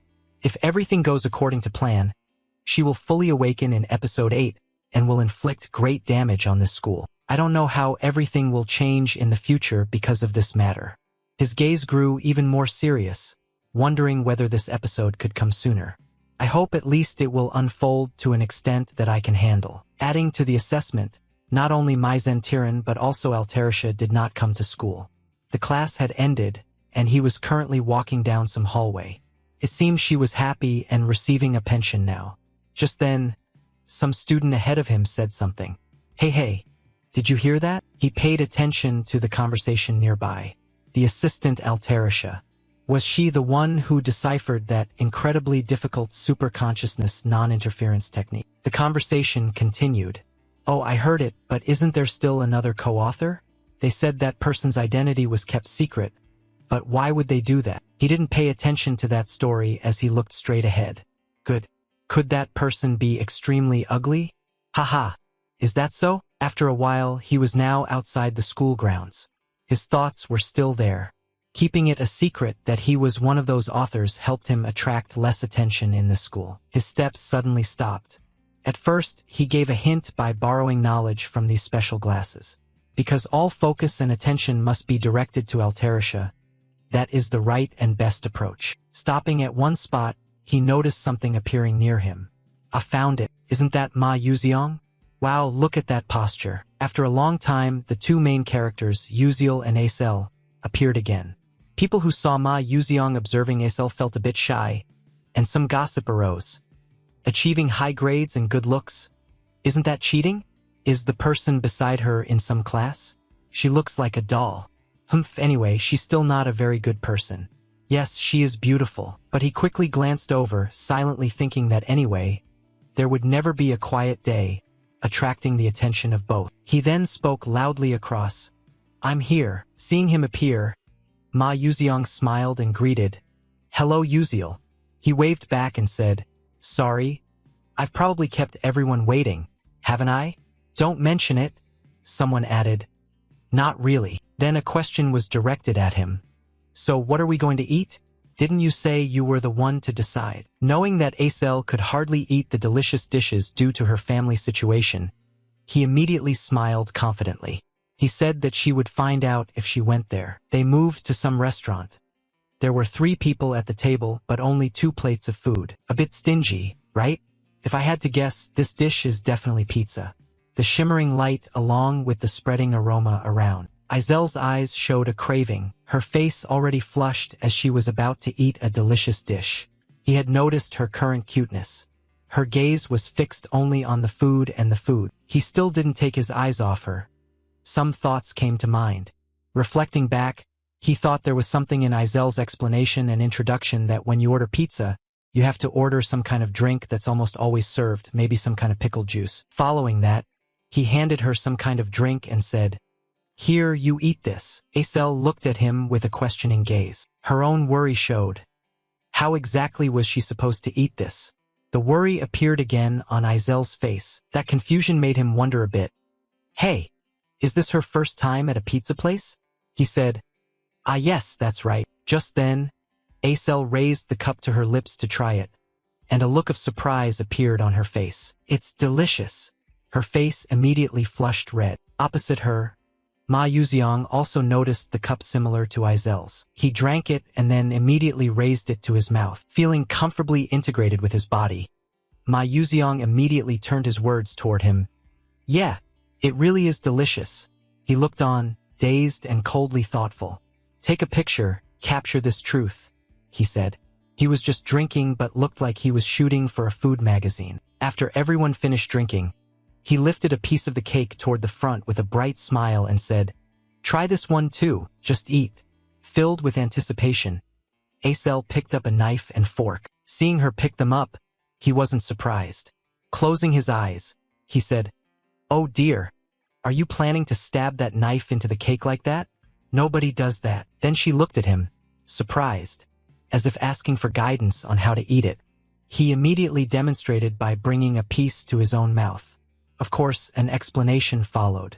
They said eating it that way is very tasty. Acel glanced back and forth, feeling awkward. That seemed a little strange. Wasn't it impolite? Meanwhile, Ma Yuziong smiled brightly. Oh, isn't that just too much fun? So Ma Yuziong picked up the cake with his bare hand, choosing a spot to bite. All right, let me try it here. You don't know until you've eaten it. Only after tasting do you realize you haven't truly eaten before. Never mind, making myself look dazed again and again. Acel followed both examples, holding the piece of cake in her hand, then quickly took a bite, her eyes tightly shut. Afterward, her body trembled slightly, catching the attention of the two male classmates sitting nearby. She brought her hand up to her cheek. Izel's face immediately lit up with joy, a few thoughts also appearing in her mind. There was a gentle sweetness flowing in every slice of cheese, along with bell peppers dancing on top.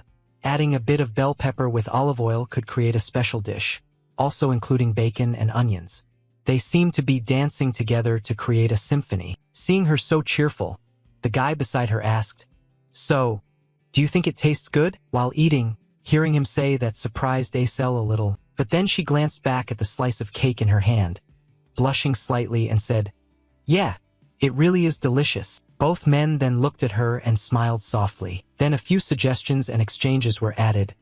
"From now on, let's come to this place to eat regularly. Will you take me along?"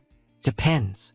Don't be like that." The scene shifts to a sunset over some field, where a remarkable crack appeared, signaling that some danger was about to be born. Back at the classroom, as she walked, her steps suddenly stopped when someone called out, "Hey Flame, have you heard about that?" Her gaze shifted, responding with a soft smile. "Yes, I have heard." The female trainee looked a bit flustered. "Oh, really?" She spoke and quickly left. "See you later." Flame watched the figure disappear and then stood silently in place, sighing deeply. I guess she came to talk about the rumor concerning Assistant Altarisha solving the interference enchantment formula, but as far as I know, it was all created by Uziel. His image appeared in her mind, sparking a new line of thought. But how did he solve that formula? Clearly, to regain the past, most future knowledge, except for key events and stories, must be forgotten. Could he remember those things? Or was it because he was just too smart? In front of Flame, some people were whispering excitedly. Then someone approached and greeted, "Hello, Flame." That person was none other than Jeremy Scalvin.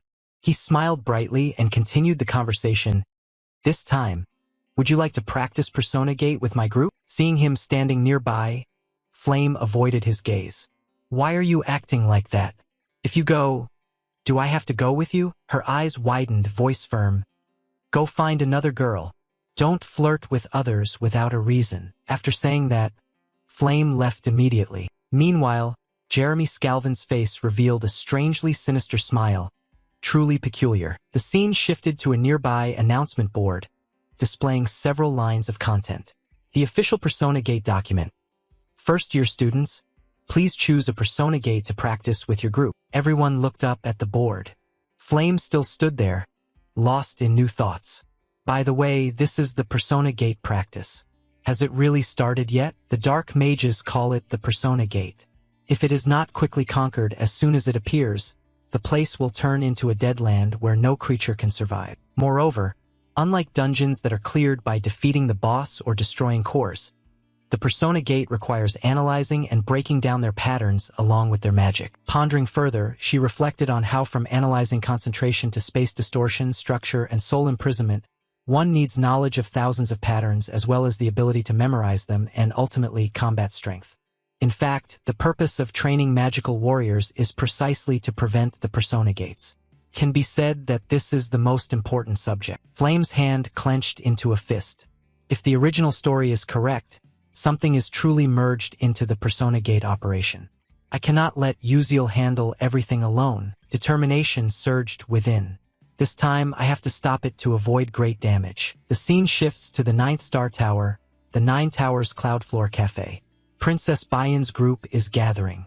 The table is filled with pastries and fragrant tea. A sudden question rang out. "Has everyone tried the new dessert?" A few responded, "Oh, you mean the pumpkin cake without cream cheese. The flavor is really unique." Princess Bayan took a sip of tea as the chatter continued. "That's right. I tried it once and was truly surprised." But Bayan's thoughts did not agree. It was dull. Just then, her eyes widened when she heard someone mention the recent matter.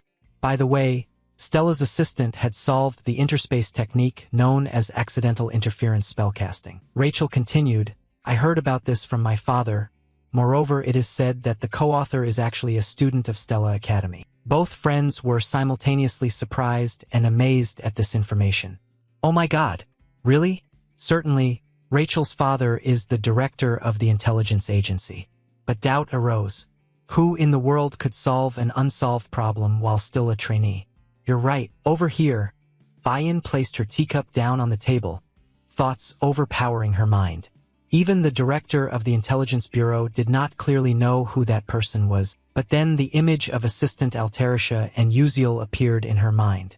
So Uziel was indeed the co-author of the interspace interference technique. Her face noticeably darkened. Unable to control her emotions, her hand suddenly gripped the edge of the teacup. A series of questions drifted through her mind. Why did Uziel hide that truth? Was he deliberately raising the reputation of Assistant Altarisha? Then a thought flashed. Could Uziel have feelings for Altarisha? She abruptly stood up, causing her friend beside her to look up and ask unconsciously, "Princess?" Bayan immediately turned her back and left. "I have to go now." The classmate unconsciously added, "Yes, but it's tea time now." The other three stared blankly as she left, not understanding what was happening. A question echoed upon seeing her hurry by. Why would the princess act that way? The scene shifted to the schoolyard. Bayan was walking when suddenly a figure appeared right in front of her. Her eyes looked downward, not yet recognizing the person. It wasn't until a voice called out that she paid attention. Realizing someone familiar, she responded, "Princess Hong Siwa." Hearing her call her by name, Hong Siwa quickly covered her mouth to laugh. "Oh my, didn't you tell me to call you sis?" An additional piece of information. They were forced to become enemies because of the fate of the legitimate child and the illegitimate one. "My half-sister, Hong Siwa. I hate that woman to death." Cutting off her thoughts, Princess Bayan asked again, "What are you doing here?" Hong Siwa smiled brightly. "Ahaha, don't look at me like that. Isn't the reason you came here for something? Recently, in the first-year class, a commoner trainee appeared who is very interesting, right?" The question made Bayan slightly startled. She was talking about an ordinary person who still upholds the spirit of a knight, a quality almost lost in this world. The image of Uziel flashed through her mind. Seeing her strange reaction, Siwa folded her arms and added, "Judging by your reaction, it seems you're interested in him too." Her voice became more thoughtful. "He is a knight who sacrifices everything for the mage." With a cold gaze and a mocking smile, "Isn't that every princess's dream?" Bayan's hand clenched tightly.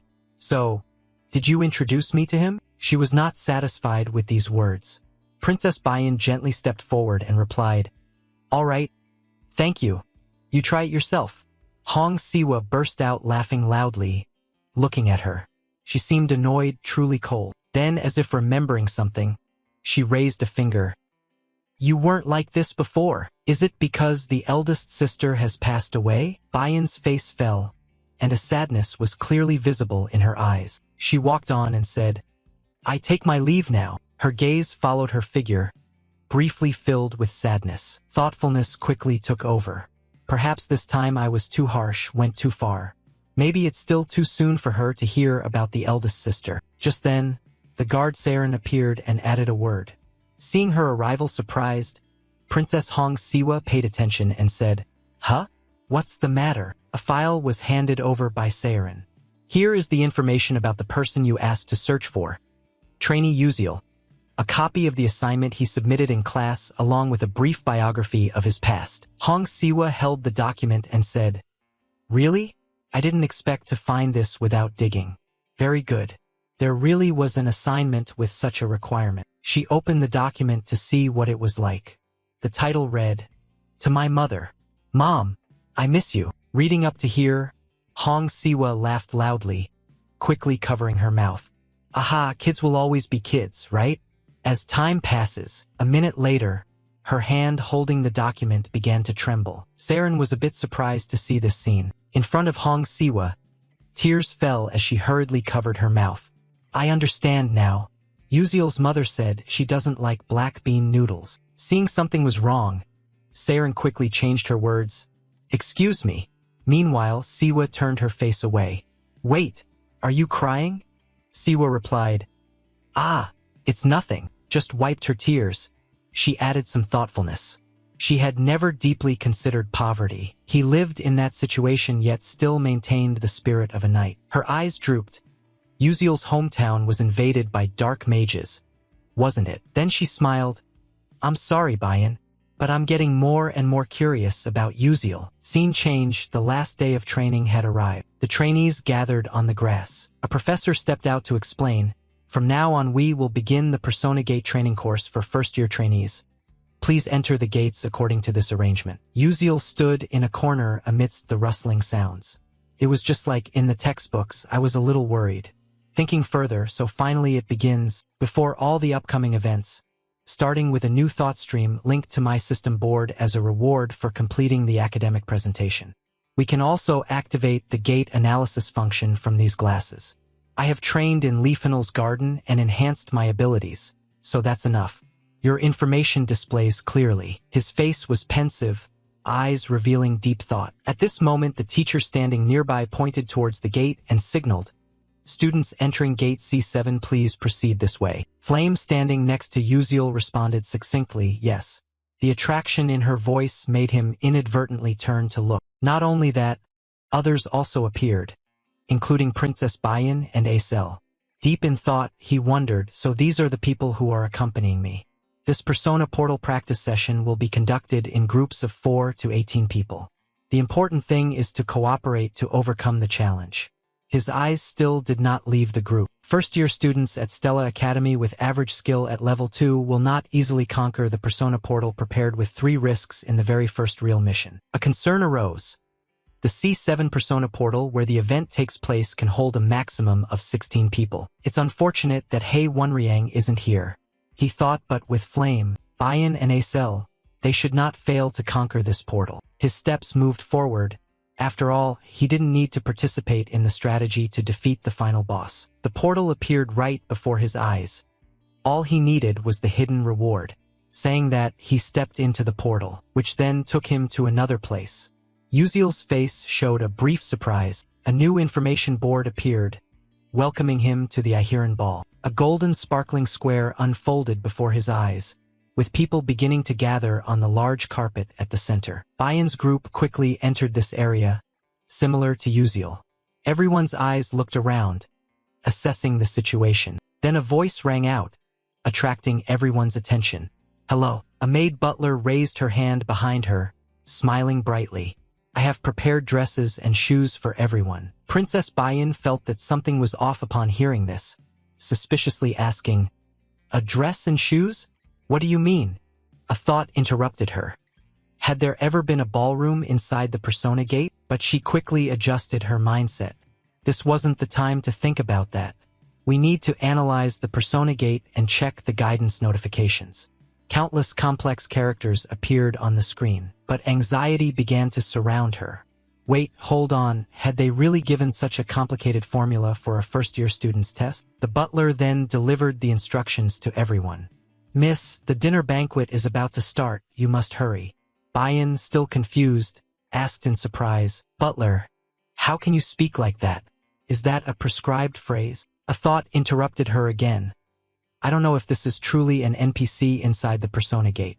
I've heard that those created by the mage within the gate cannot express personal actions. Seeing the butler smile freely along with her previous words, Bayan's mind began to waver. No, it can't be. This is Stella Academy. No way would a real Persona Gate appear here. It must just be Stella's technology a little more advanced. The butler's smiling expression remained on her face. Why would you say that, sir? Bayan changed her tone. Don't worry. Go get the dress. The butler replied, Yes, I understand. She left under the princess's gaze, with anxiety creeping in. I don't know if it's because of my mood, but this training session somehow feels like it won't end easily. Time passed quickly. A step appeared, and Princess Bayan had changed her outfit, her silver pink-red hair blending with the color of her dress, her beauty flawless to the highest degree. Then her eyes suddenly glanced at a figure, none other than Uziel in a classy suit. His gaze was also directed toward one side. Bayan looked over, her face briefly flushed. He was dressed quite elegantly, looking very fitting, but focus soon took over, and a few memories surfaced. This piece was submitted by trainee Uziel for a subject. It is said to be his past story. She received the document and gently stroked her hair. I see. Glancing through the information, she seemed to have caught a clue. Back to reality, she still didn't take her eyes off. Could it be because of Uziel's personal information that she received a few days ago? I feel he seems different. He stood in front of me, yawning repeatedly. His eyes looked back while her thoughts continued. Overcoming the past like that, the path of a knight in Stella. Uziel's bewildered expression cut through her thoughts. What are you looking at? Is this your first time seeing a civilian yawn? Bayan was briefly surprised, but then bashfully averted her gaze and replied, No, it's nothing. Just then, a voice interrupted. Is everyone here already? Someone gradually approached their position. All eyes turned to this arrival. A red-haired lady holding a fan continued speaking.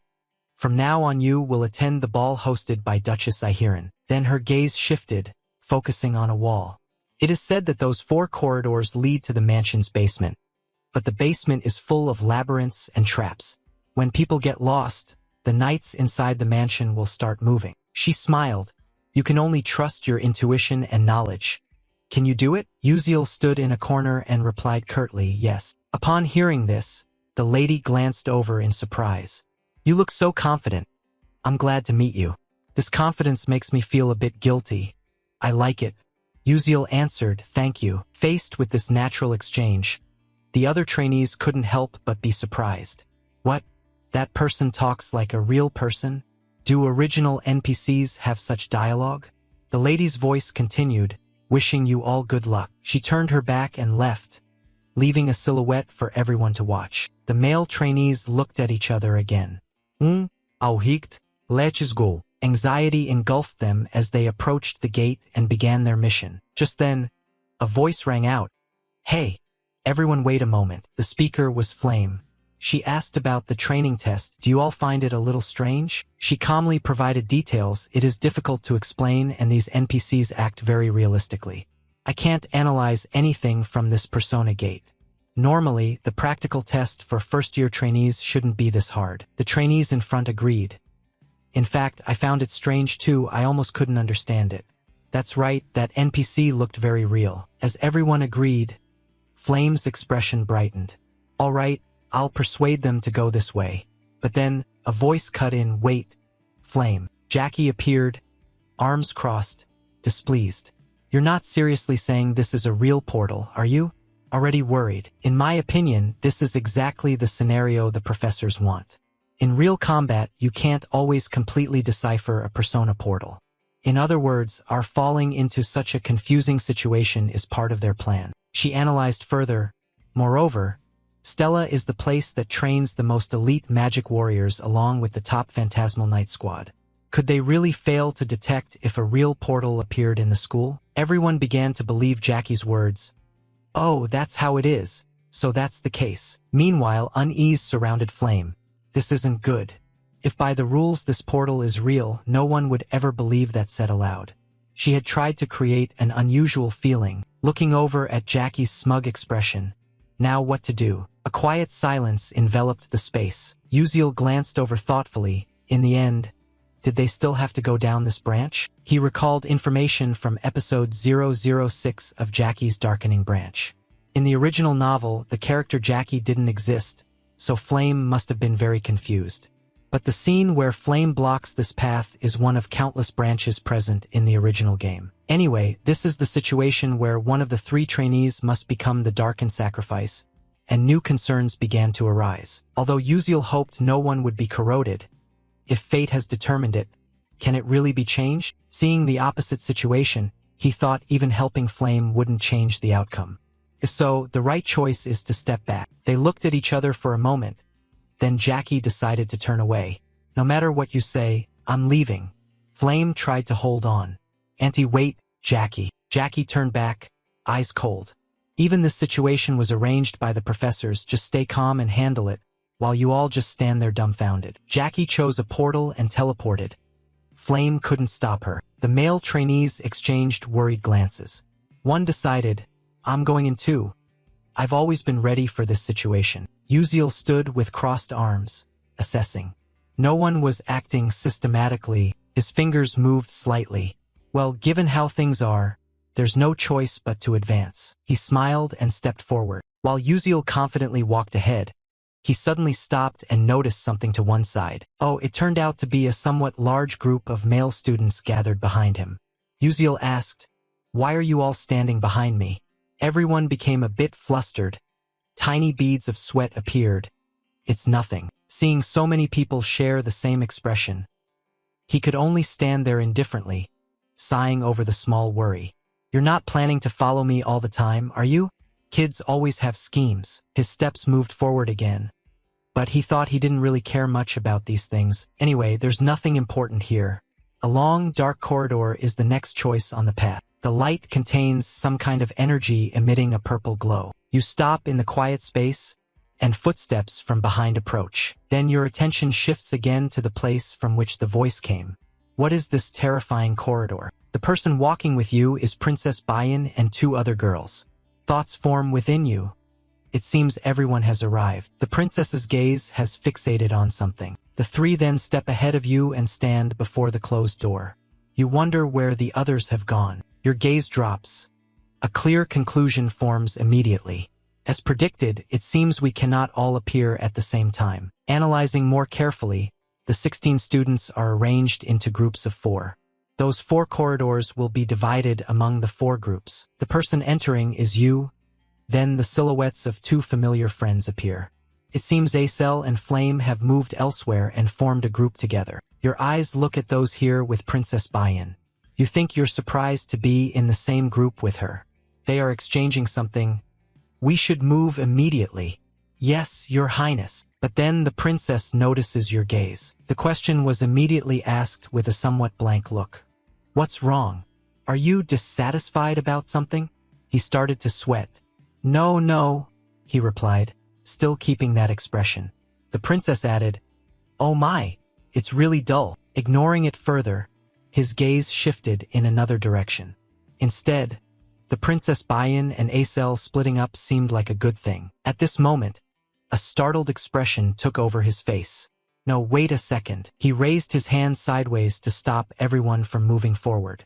There was something ahead. A golden light appeared, revealing several statues in dancing poses. Their shapes resembled decorative mannequins. A big question arose among everyone as they looked at them. Figurines, yes. Princess Bayan said nothing but was somewhat startled. Then attention was focused straight ahead. There, inside the room, stood a gate. The 2 girls standing beside the princess offered their opinions. Will our unlocking spell even work? I have some doubts about that. We can't even understand this gate. Our level is too low to do anything here. It's so dark this place makes me a bit scared. The situation is a bit difficult. Princess Bayan looked over at him and asked, Hey Uziel, have you deciphered this gate yet? But his answer was somewhat disappointing. The princess's face displayed that disappointment most clearly. For an ordinary person, is it too difficult to expect so much? There must certainly be something here. But then the surprise was replaced when his voice sounded once more. But I already have a preliminary idea about how we might move away from this place. With this new feeling, the princess immediately asked back, Really? Are you serious? His gaze remained forward, looking at the dolls ahead. Uziel pointed forward while diverting her attention, adding, If you look closely, you can see that each statue poses differently, but they are all performing the same dance. The question was asked, Do you know what that dance is? Hearing him say that, her eyes fixed forward and then an answer gradually formed. She immediately said, It's Serena's soul-catching dance that has faded away. Analyzing further, this is the dance Serena performed right before she died, unable to bear her own tragedy. He then asked again, So surely you remember the moves clearly, right? Princess Bayan was somewhat startled. Understanding his thoughts and calculations, she exclaimed, No way. To calm her down more, he looked forward again with some thought. Now she must have also noticed that each movement of the statue is sequentially connected, but occasionally some movements oppose each other. Time had passed for a while. He glanced around and continued, All right, is everything ready? The other 2 friends moved to the empty spots and began their dance moves. Done? I said, Me too. Princess Bayan then performed the move in the vacant spot. His gaze kept watching without looking away. Then the gate opened perfectly. Everyone's cheers echoed. We did it! The door fully opened and in front appeared a dark corridor, with the light of a new area shining in the distance. Without hesitation, everyone quickly moved through. All attention turned back to Princess Bayan as everyone advanced forward. A large room appeared, bathed in golden light. Knight armors held swords up and down, arranged in different positions. Beneath these armors were strange patterns. A friend pointed in that direction, asking if there might be some hidden meaning in those armors this time as well. Another friend added, "All right, let's move closer and examine those armors carefully." Everyone then split up to observe each standing armor, but there was no further progress. No matter how I looked, I still couldn't understand why this time it wasn't the same. That's right, I didn't notice anything unusual. But then Princess Bayan's gaze shifted to another direction, the place where Uziel was touching the carpet with those special drawings. A question was immediately asked, "Hey Uziel, what are you doing?" After observing for a while, he stood up and gave his opinion. This time, it seems that these knight armors are just optical illusions. The real clue is the carpet. Another surprise made everyone focus again. He added the explanation that this time the dance on the carpet is actually the key. If you look closely, you can see a figure performing a specific unique movement. If we can sequence them in the exact order, we can solve this puzzle. The two girls were also looking intently and added to his words. "Oh, you're right, I think I know about this." The tango in Serena's silence. Everyone once again split up and observed the movements engraved under the carpet. Uziel and Princess Bayan also looked down more attentively. After a while, surprise formed in him as if he had discovered something strange. The sequences were newly arranged and the light flashed more intensely. A familiar sound rang out and a loud voice announced, "The door has opened." A new path revealed. He and everyone quickly moved in that direction. "All right, let's hurry up." Princess Bayan's gaze once again did not leave him, adding an evaluation to her thoughts. "He really is different. I had known this from the moment I was taught how to change perspectives, but I couldn't have realized that it would make such a huge difference." The breakthrough speed was strangely fast, enough to pass through a gate that couldn't be analyzed. The added anxiety, along with strategy, ideas, observation, calculation, reasoning, could this really be the level a first-year student had reached? It was as if he had come to the Persona Gate after practicing it dozens, even hundreds of times. Arriving at the new place, her thoughts still lingered. Upon reflection, before Uziel entered this school, he had mentioned that his hometown was destroyed by dark mages. The little whispered remark he made suggested that this place also had other stone statues. Meanwhile, further analysis by Princess Bayan revealed that it was a remote, secluded village that no one had ever known about, but it was a frontier in fierce battles against dark mages. Now I understand why his villagers lacked basic academic knowledge but were very skilled in strategies and combat. Looking back at him, further analysis suggests that he must have fought on brutal battlefields against dark mages in his past life. Whether that is the reason or not, he was truly different from the other students. The quiet chatter ahead. "Let's go there and help adjust the weight balance for me." "All right, I understand." A touch of surprise was added to the princess's face. Everyone tried their best to get high scores, yet he openly guessed randomly, scribbling on the test as if to show everyone that was the case. He also didn't do his homework, and his attitude in class was terrible. But wait, hold on. After looking again at his handsome features, a new assessment emerged. So why is he trying so hard now? Princess Bayan immediately grew serious. There must be a reason. Don't tell me you can feel it. The atmosphere has changed. Uziel turned back to look at her. A finger pointing in a direction immediately caught attention. "Hey, why are you spacing out like that? You should come over there too." But she unexpectedly questioned him. "Tell me, commoner." He was dazed, not understanding what she was saying. Bayan voiced her suspicion. "This Persona Gate, the one we are challenging, does it really exist?" She waited silently for an answer, but all she received was contemplation and silence. He then evaluated her. "Your eyes have become sharper, Bayan. Normally, one wouldn't be able to discern the truth to the very end and would always be obstructed by a cell." A smile replaced the look. This was evidence that Princess Bayan was gradually moving away from the path of becoming a villainess. Seeing him, the princess gave a slight nod. "What are you smiling about?" He replied, Nothing. The other two friends stared around in confusion. Why didn't the princess come here? What had happened? Turning his back on her, he immediately gave the answer to the previous question. As you said, this place is real. You could get injured or even die. If you can't get through, it will cause a synchronization phenomenon with the outside world. Therefore, I plan to get through this place as quickly as possible. Princess Bayan paused for a few seconds. She knew that Uziel always acts when there is a reason. Her lips pressed tightly together. She thought she would not accept help like this. With narrowed eyes and a drop of sweat falling, she was sure she would survive on her own strength. Meanwhile, in another scene, a dark room filled with fallen soldier armors lay scattered around. Flame and Acel are teammates in this trial gate. Seeing both of them appear here, someone immediately called out to one of the two, "Hey, Flame!" Flame looked over as a female friend waved. Over here, over here." Flame headed toward the three people running over. "Is everyone still okay?" One friend went missing.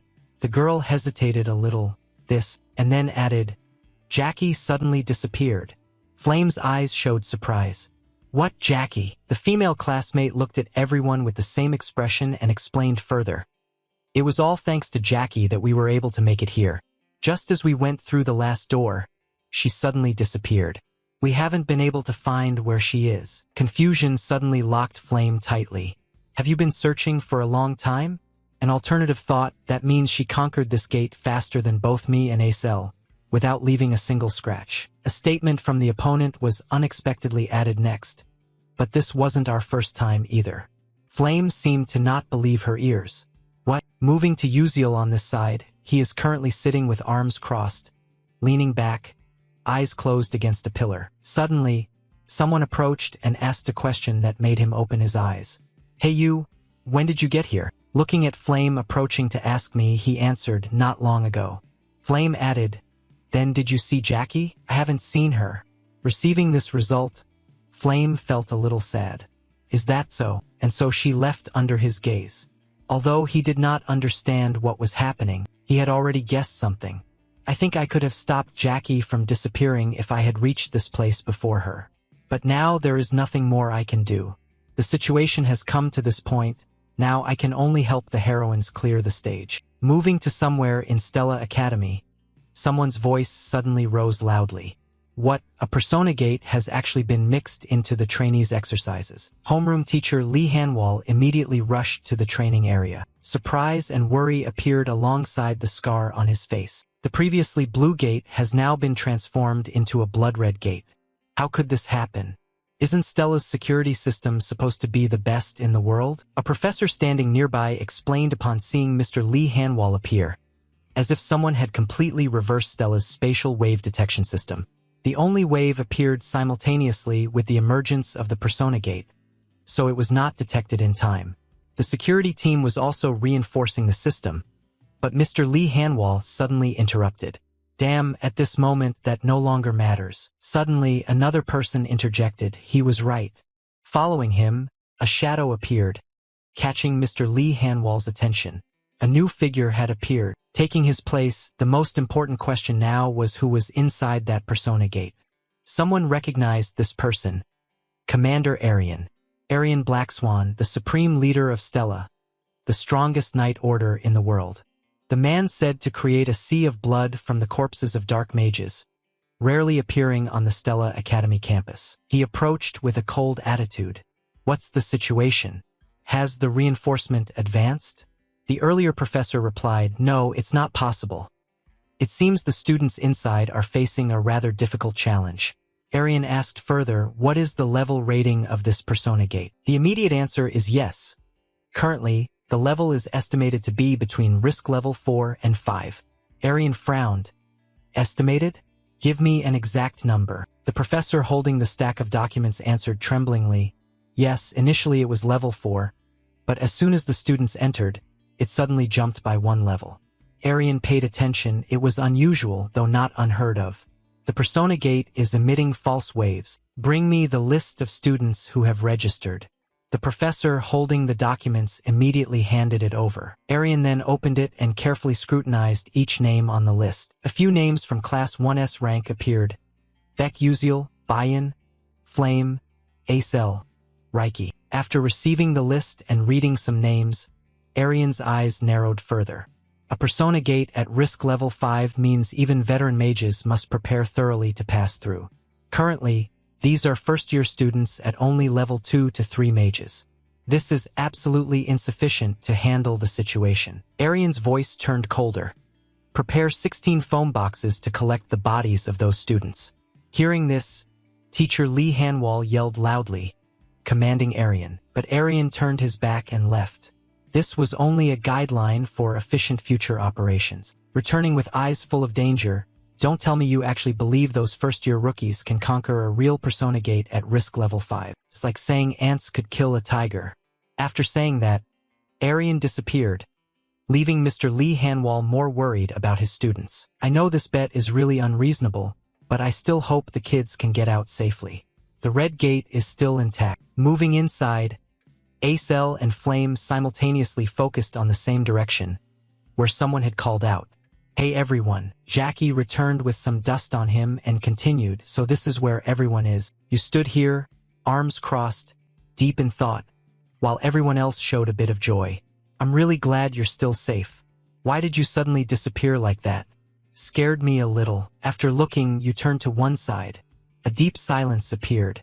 "Now that everyone is here, the only thing left is to fight the final boss here." While pondering, not long before, suddenly something was about to appear and caught Uziel's attention. And then red status boards continuously appeared. "You have arrived at the dance clock tower. If you go down the stairs here, you will reach the ballroom. The party seems to have just started, so hurry up." Everyone in the group headed towards a staircase leading downward. "I guess we have to go down these steps." While everyone was focusing on the passage below, Flame anxiously looked up, as if realizing something bad was about to happen. A monstrous spider began to take shape in her mind. Atop this clock tower dwells a great sword spider. The leader, a level 4 risk monster. Its 8 legs can transform into 8 sharp blades. Flame swallowed nervously and took a deep breath. "It's very dangerous, and I can't just rely on Uziel forever. Moreover, he has lost his memory, so he has no information about the great sword spider leader. But I've done some research on that great sword spider, so I'll try to stop it myself in some way." And then Flame looked over at Acel nearby. "If Acel and Uziel face the final boss together, we might be able to get through without suffering much damage." "All right," Flame resolutely spoke up. "Wait, everyone." Just then, someone's voice cut in, startling her a little. "Wait a moment." It was Uziel looking up toward a high corner. "There's something above us." Flame froze for a few more seconds. Then he broke the newly formed silence. "You all go down there first. I'll check around here first and come down later." Following his words, no one objected. They all continued going down together, led by Princess Bayan. At the very end and moving slowly, worry still lingered in Flame. Uziel probably didn't even know about the existence of that great sword spider. The shadow just now appeared, but he could sense its presence right there. That was impossible. "Don't tell me." Hesitating to choose an alternative, she thought he didn't know that his senses could be that extraordinary. Well, after all, he did deflect the magic. While she was hesitating, everyone else had moved deeper below. At that moment, a male trainee stopped, as if sensing something. "What is this sound sensation?" The other trainees shared the same expression. Then, Princess Bayan detected the location of the strange sound and immediately warned everyone loudly. The sound was coming from above. Everyone's attention shifted upward, only to be shocked once again when a giant sword spider charged towards them. It was the sword-tongue spider. Another trainee objected, "No, that was the level 4 risk giant sword spider leader." Seeing it appear here, Flame's mood began to worry. What was going on, and what about Uziel? Thinking about Flame, Princess Bayan suddenly realized that somewhere in that worry, commoners, the expressions of both then turned to Acel nearby. "Don't tell me that." But then, unexpectedly, a foot of someone appeared on the spider's body. Uziel jumped down from above, delivering a deep stomp to the spider, with a flash of golden blink light manifesting outward. The sword was already held tightly in hand when someone below called out loudly, "Uziel!" Seeing that the people below hesitated a little, he suddenly shouted even louder, "I will stay to handle this guy, so everyone else hurried downstairs. Acel seemed unable to believe what had just happened. She started to seriously doubt him. Could he stop it all by himself? She then clenched her teeth and made a decision. Perhaps she should step forward and support him. Just then, someone's voice called out, "I don't know what you're thinking, but what we need to do right now is to move to the ballroom immediately, as fast as possible." Princess Bayan suddenly approached Acel and spoke those words. Before continuing forward, Princess Bayan didn't forget to look back once more and added, "That is the most helpful thing to do for that commoner." Still surprised by him earlier, now Flame was additionally baffled by Princess Bayan's actions and expression. Curiosity arose as she watched the princess's back disappear. In the original work, was Bayan like this? Flame's curiosity was justified. Normally, Princess Bayan would have been jealous of Izel's battle prowess and likely have some conspiracy. But instead of jealousy, this time the princess helped Acel. After that, no one stayed to bother him. The door of the room below was then thrown wide open. Everyone proceeded toward a new dance venue. The sound of instruments and music spread throughout the room. As everyone stepped further into this place, someone exclaimed in amazement, "Oh, that was completely understandable." It was far more magnificent than what they had expected from this special dance party. The crystal chandeliers cast radiant light in the air. The masked nobles held hands and danced amid that brilliant atmosphere. The red carpet stretched along all the stairs here. It was truly enchanting. While the atmosphere was lively, suddenly the lights here abruptly went out, along with the music stopping accordingly. Everything became silent. All the nobles were quiet, as if waiting for a main character to appear. And in that darkness, a slow step emerged. Once again, everyone was stunned. Princess Bayan immediately spoke, diverting attention. Someone was coming down the stairs. Flame began to make a small guess. Maybe the final boss, Duchess Ihiran.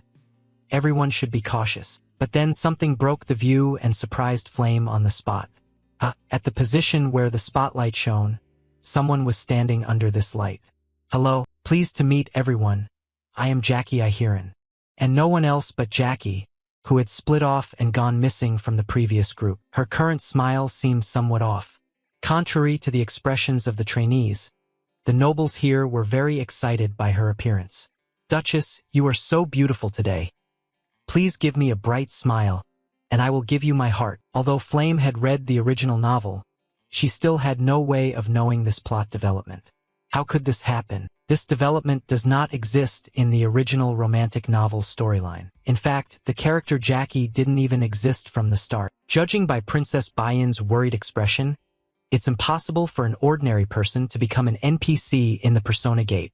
And not just any NPC can become the final boss. Looking at Izel's expression, there is only one way for someone to become an NPC in the Persona Gate, and that means Jackie was already a dark mage. Flame bit her lip after making these inferences and understood why Uziel said those strange things.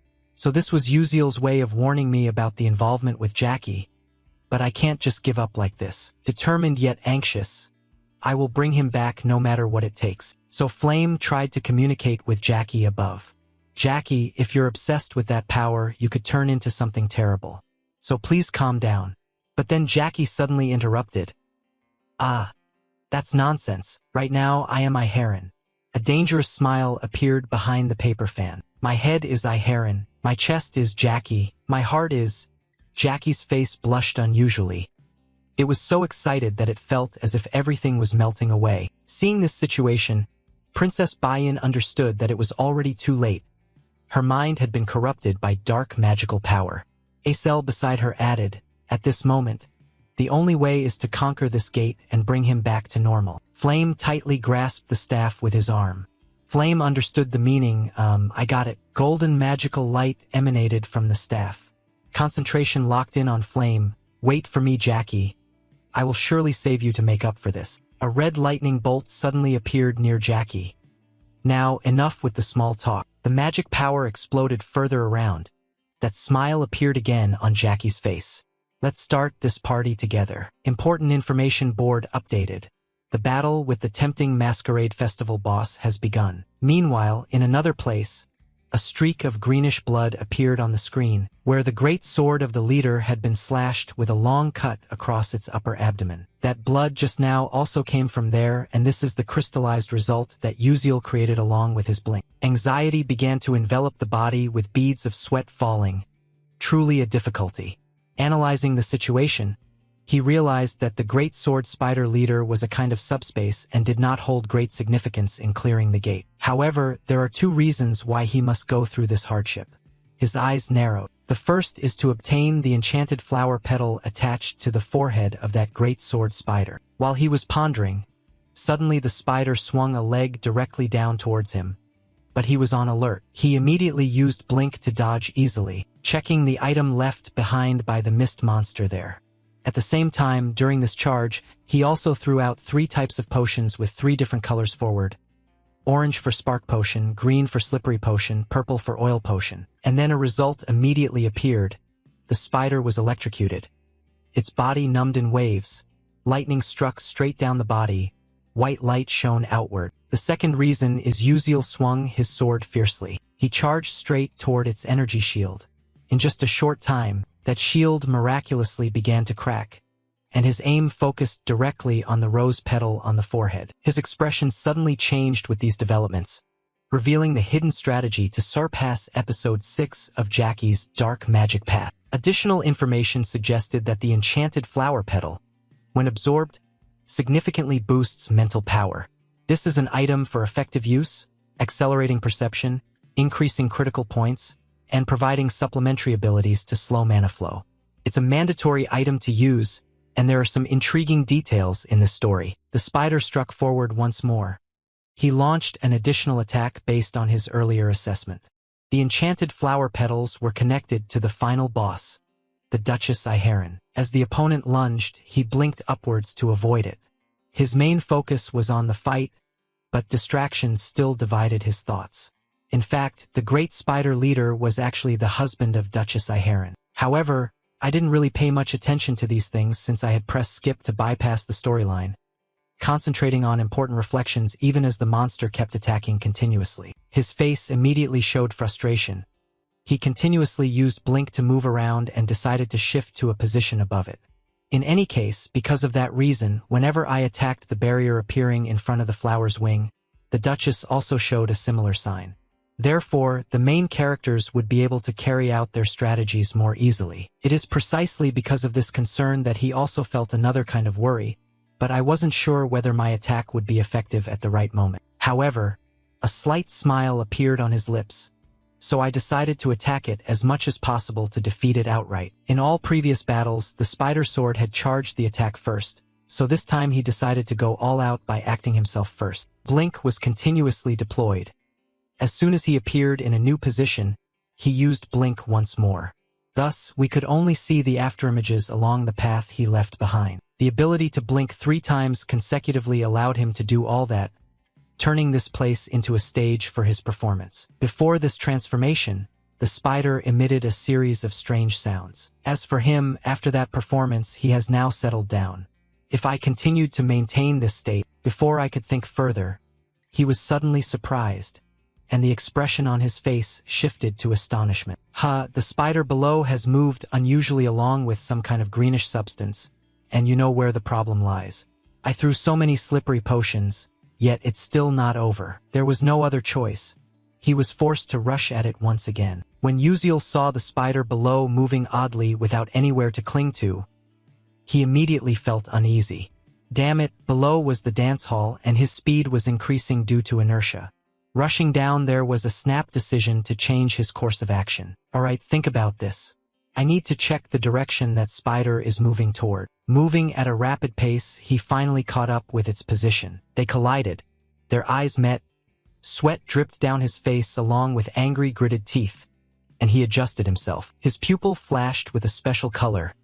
Blink. A few minutes earlier, just as the large bulletin board appeared, the battle with the Masquerade Festival boss Temptation had begun. Following that announcement, Princess Bayin's entire group gathered together into a fighting cluster. Meanwhile, Jackie's hand grasped a part of her black dress. Blood-red music sounded, and Jackie's dance immediately began. All attention was focused on her movements. Each step she changed triggered new flashes of red lightning, and beneath her feet, a strange magic circle had formed. Once again, Jackie changed her steps according to her dance. The red lightning bolts began to alter the situation around, and everyone stepped aside. But the announcement seemed too slow, and then all the previous lightning bolts converged on one spot to attack.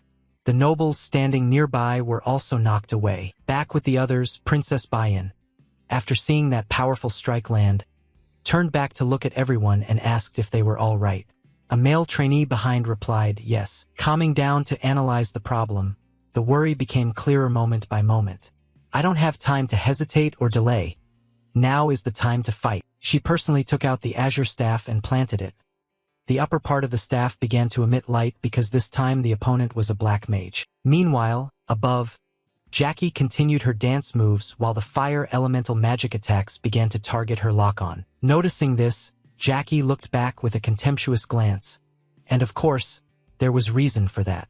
It wouldn't be that easy. After that speech, a strange black formation appeared right in front of Jackie.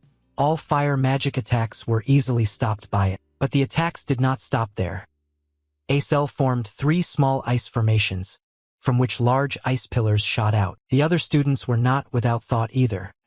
They all simultaneously launched spells rushing toward the target. But unfortunately, all those attacks were blocked by the similar magic circles from before. The students were taken by a huge surprise. All the magic we created, is it completely ineffective? While everyone launched their attack, Jackie made a new move. Red lightning bolts formed in the sky, and a slight startle was born. Ah, she's attacking once again, be careful. At that moment, by some miraculous way, Flame created a complex magic formation right in front of her. Jackie looked over and seemed to realize something. Mirroring her previous gesture, Flame also grasped a part of her own skirt. The sound of music began to play. Flame held her staff with an indifferent expression and started the requested dance. Those watching her action didn't know when it happened, but were greatly surprised. Why are you suddenly dancing here? But Flame didn't answer and continued her dance. After a while, Flame stopped, her eyes half lowered, staring straight at the opponent. Following the previously formed magic formation, Flame immediately unleashed an attack outward. A golden light swept past Jackie's side, who, holding a fan and with wide eyes, could only stand there watching. Seeing it succeed, Flame silently rejoiced. All right, it's exactly like what I read in the novel before. Then she raised her voice loudly, everyone, let's dance. The eyes of Princess Bayan and Acel looked on in astonishment. And with the explanation continued by Flame, we already had hints from the previous episodes.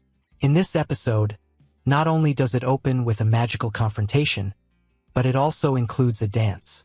We can only use magic through our dance movements. Quickly understanding, Princess Bayan grasped the issue. So that's it, the dance of Duchess Iharan cannot be broken by ordinary magic. Acel also formed some ideas. The dance can counter Serena's quiet tango, and everything boils down to one important clue. Serena's farewell song is dead. Without hesitation, Princess Bayan opened the scene with a dance. Acel synchronized and began to dance as well, and the other classmates knew this dance too. The musical notes created blended harmoniously with the dance, and within a short time, magical attacks were successively unleashed, heading straight for the spot where Jackie was standing. Unexpectedly interwoven, she held the fan in front of her mouth, and just like that, a large explosion formed before everyone, with Jackie at the center. The music was still playing, and Acel, in that melody, began to feel a new worry. Would that attack be effective? But then, the sound suddenly changed, causing her to change as well.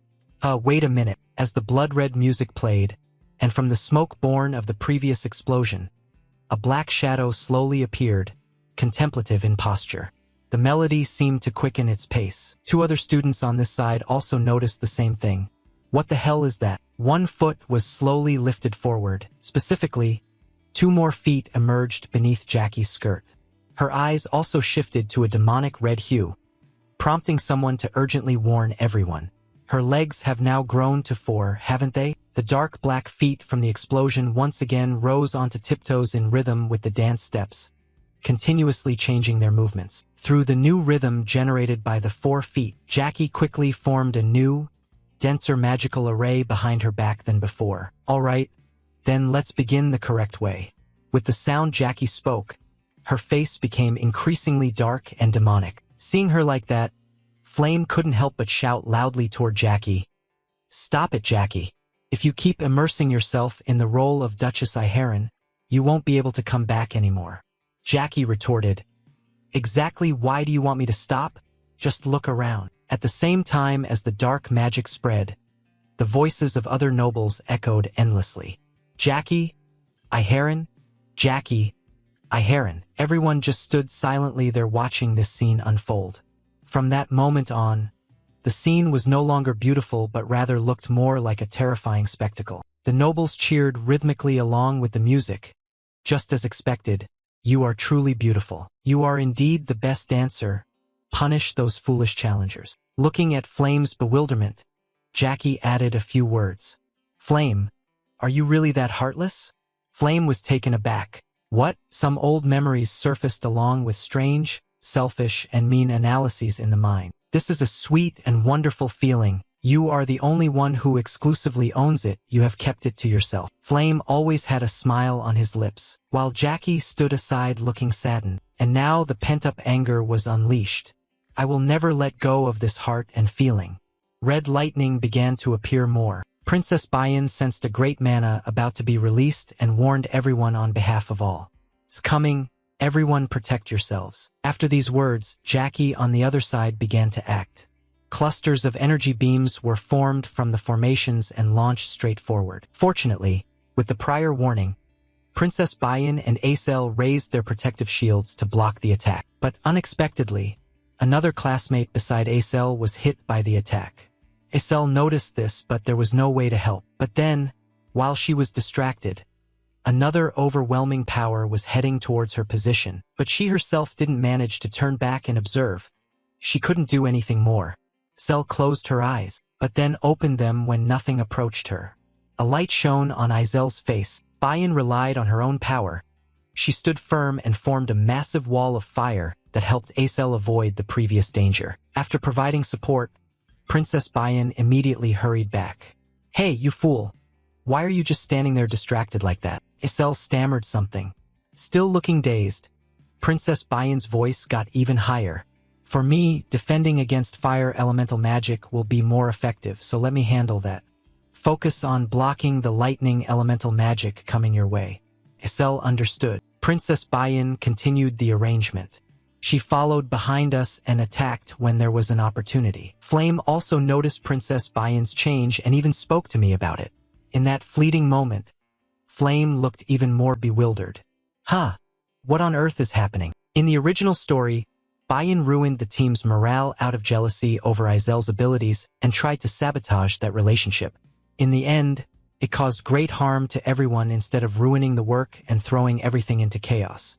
At this time, Bayan was the one who grasped and understood the situation best. A blood-red energy strike this time flew straight at Princess Bayan, and was blocked by an ice barrier erected by Acel. The princess was a little startled as she looked at her. Meanwhile, Flame's thoughts were still there. No, that was Bayan and Acel. They were together. Acel looked at Princess Bayan and spoke naturally and gently. "You shouldn't let your guard down." Feeling teased, Princess Bayan immediately appeared sulky. "What do you mean?" Soon after, surprisingly, Flame appeared behind the two to assist with attack and defense. "Me too. We can't afford to lose to those two." Flame officially counterattacked by forming a great magic just behind and continuously releasing yellow energy beams forward. But with 3 dark magics in front of me, Jackie blocked all of Flame's attacks aimed at him.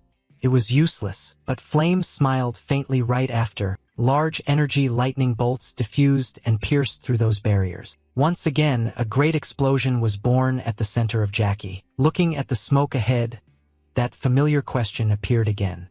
"So, is this the end?" Looking closer, the smoke was somewhat thicker than before. And of course, that shadow appeared once again. But this time it had horns. The first to notice was Acel, followed by Princess Bayan, and then Flame. Jackie's voice changed, calling out Flame's name. Jackie's legs had completely transformed into spider-like limbs, resembling the creature everyone had encountered in the corridor downstairs. "Do you hate seeing me this happy?" The noble NPCs had entirely changed, beginning to tremble. Meanwhile, some had already started to vomit. Jackie was gradually losing control. "Why won't you just leave me alone? Why?" Knowing that she ended up like this was partly because of me. Flame tried to speak up loudly. "Jackie is not like that. Please be rational." But Jackie had reached the peak of his anger. "Be quiet." Immediately, a blood-red magic circle was formed. Not stopping there, a second divine magic array appeared right below. The blood-red musical sound rose again, sealing a smile on Jackie's face. The original Princess Bayan was stunned. Impossible. Behind Flame, the identical expression was displayed. This was, looking at the danger ahead, thoughtful analysis was brought forth. At least this was a level 5 risk. There was nothing more to think about. What should we do now? From their gaze looking ahead, Flame suddenly looked up as if sensing some movement. The noises increased steadily, and she then asked a big question. "What was that sound?" Estelle seemed to sense what it was and interrupted from beside her. "It's Uziel." Flame was startled at her words, but suddenly another unexpected development occurred. Jackie screamed as if struck by some blow. The question was asked again by Princess Bayan. "What is happening?" Flame glanced from afar to explain. "I don't know the reason either, but it seems the battle between Uziel and the Spider Sword leader above has affected Jackie down here." Jackie held his head in pain. Flame didn't believe it, but there was another confirmation in his mind. "Don't tell me Uziel has discovered this characteristic and is fighting that monster alone just to help us defeat this final boss?" Not sure how the attack is going above, but Jackie once again clutched his head, crying out helplessly. Not missing this opportunity, Princess Bayan's tone changed, saying, "Now is our chance." After issuing the command, the three unleashed their magical skills once more. Princess Bayan's fire, Izel's ice, and Flame's light surged quickly forward. Ice advanced first, freezing the legs of the Spider Sword leader's limb. Then came the engulfing flames of Princess Bayan. Light was the final attack rushing in. A great explosion occurred when the three elements collided, sweeping away the smoke that had formed. Jackie shouted angrily, "Is this what you kids call showing off?" But then his anger exploded to the peak. "How dare you!" At that moment, the original Spider Sword leader suddenly appeared in the room. Feeling that something new had appeared here, Princess Bayan anxiously asked, "What is happening?" Flame was equally suspicious and said, "I don't know. It seems like something just fell down." As if recognizing a familiar figure, Flame hesitated for a moment in thought. "That can't be. Isn't that the great sword-tongue spider leader?" Falling from above had caused this giant spider to lose consciousness, and the dance floor cracked as a result. The big question that arose afterward was, has it died? A male trainee in the group seemed unable to believe his own eyes, his body trembling as he spoke unconsciously. "That's ridiculous. Uziel, a first-year trainee like us, actually hunted down a 4-star monster by himself. Not only the spider but also other similar beings fell." This male trainee suddenly turned around in shock to see you lying there completely unconscious. In front of everyone present, a large spider fell right on the exact spot where Jackie had been standing before. From below, someone stepped up these stairs, one of her friends. Flame was the first to ascend, but she carried a sadness within. Jackie was now pinned under the giant spider, struggling to rise but trembling as she questioned Flame, who was moving forward. "Why do you always bother me so much?" Anger grew on her face. "I will never forgive you." But then, another thought arose in this situation here. Oh heavens, so that's how it is. You couldn't win by dancing, so you had to resort to this trick. Because no one dances more beautifully than me, right? How pitiful, truly pitiful. In the end, you're just like me, also jealous of someone more beautiful appearing, wearing an additional foolish smile.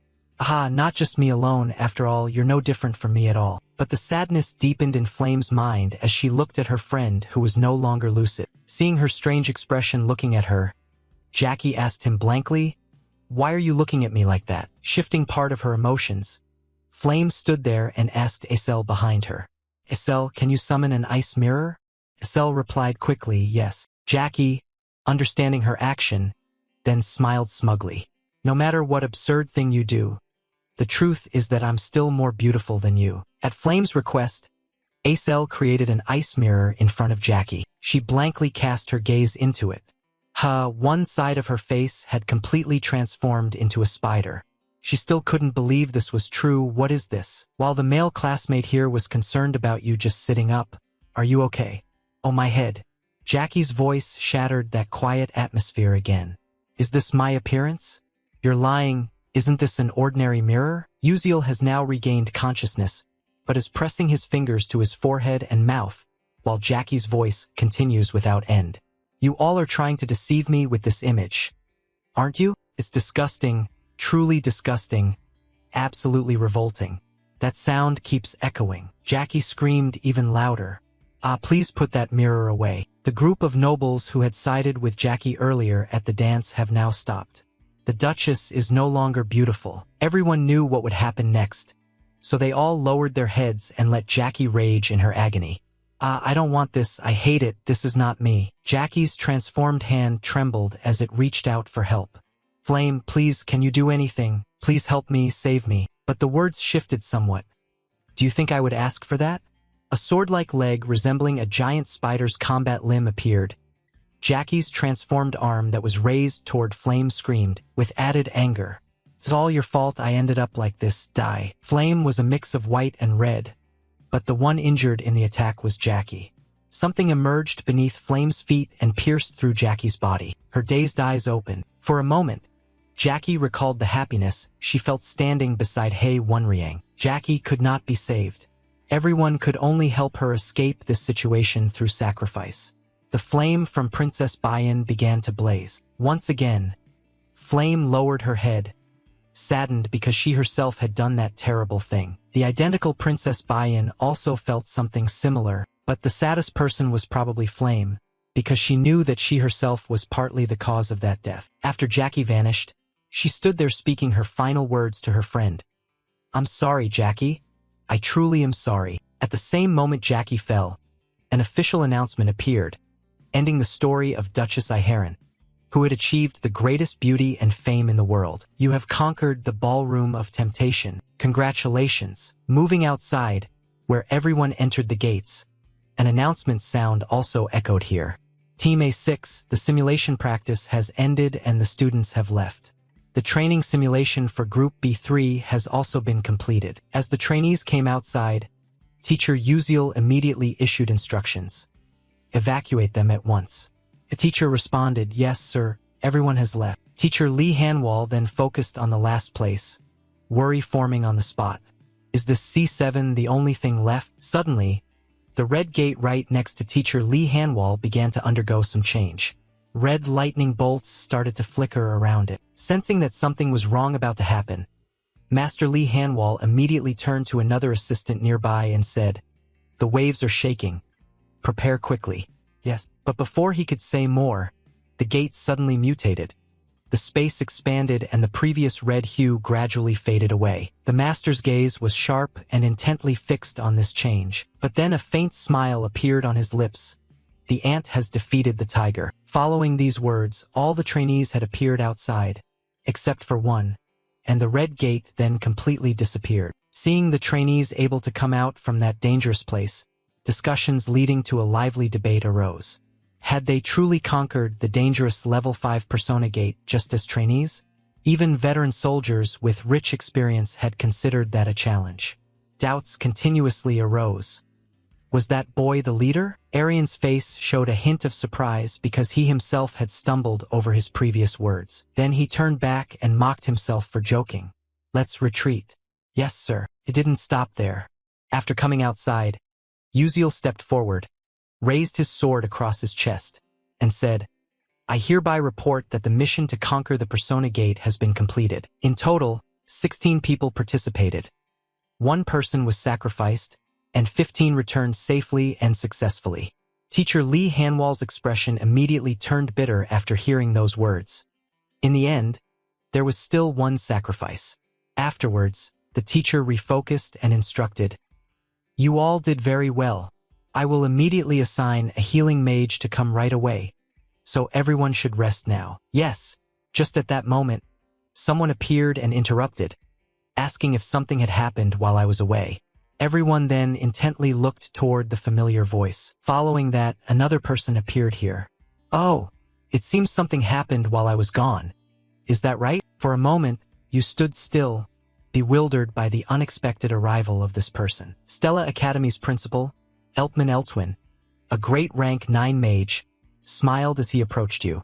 About that matter, will you tell me everything? Moving to Stella Building Number 1, the principal's office, Uziel walked alongside Principal Eltman Eltwin down the hallway here. As he walked, his face briefly showed an indescribable dazed expression mixed with a new worry. A private conversation with Eltman Eltwin. No way, why do I feel so anxious? His eyes glanced elsewhere as if complaining about some decision. That's why I don't want to be a leader. Back before exiting the gate, Princess Bayan gathered everyone as if to raise a major issue. Wouldn't it be better if we appointed one leader to report the situation before leaving? With a calm face, his thumb pointed towards Acel. So what about Acel? His state went from fainting to waking up, and Acel was puzzled by the significant opinion he directed at her. However, from the start, neither Bayan nor Flame intended to let him escape this chosen fate. Both wore the same expression, arms crossed calmly, saying, "Commoner, we've already opened our eyes wide, and you still dare to openly ignore your contribution? No matter how much you cherish him, that's just not right."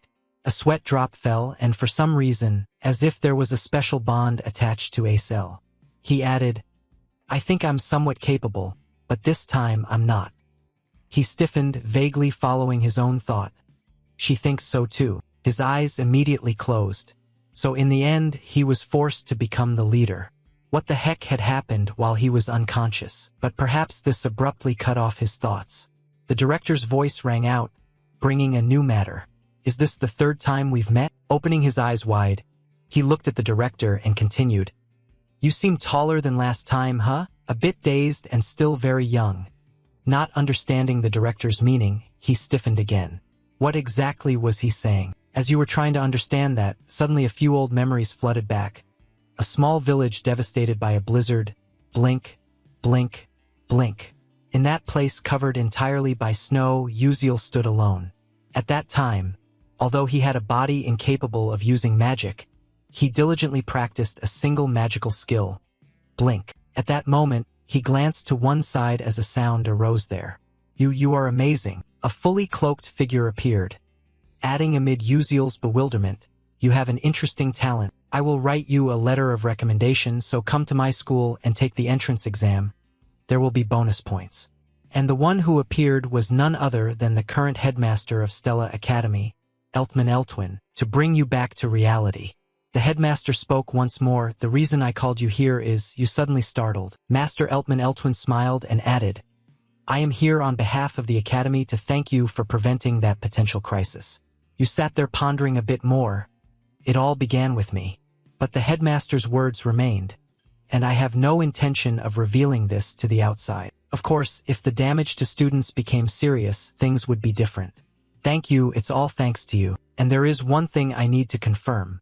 You instinctively paid close attention to these words. In an instant, the headmaster's expression turned cold. Inside that gate, could there be a problem? In just a blink, cold sweat started to pour down Uziel's entire body.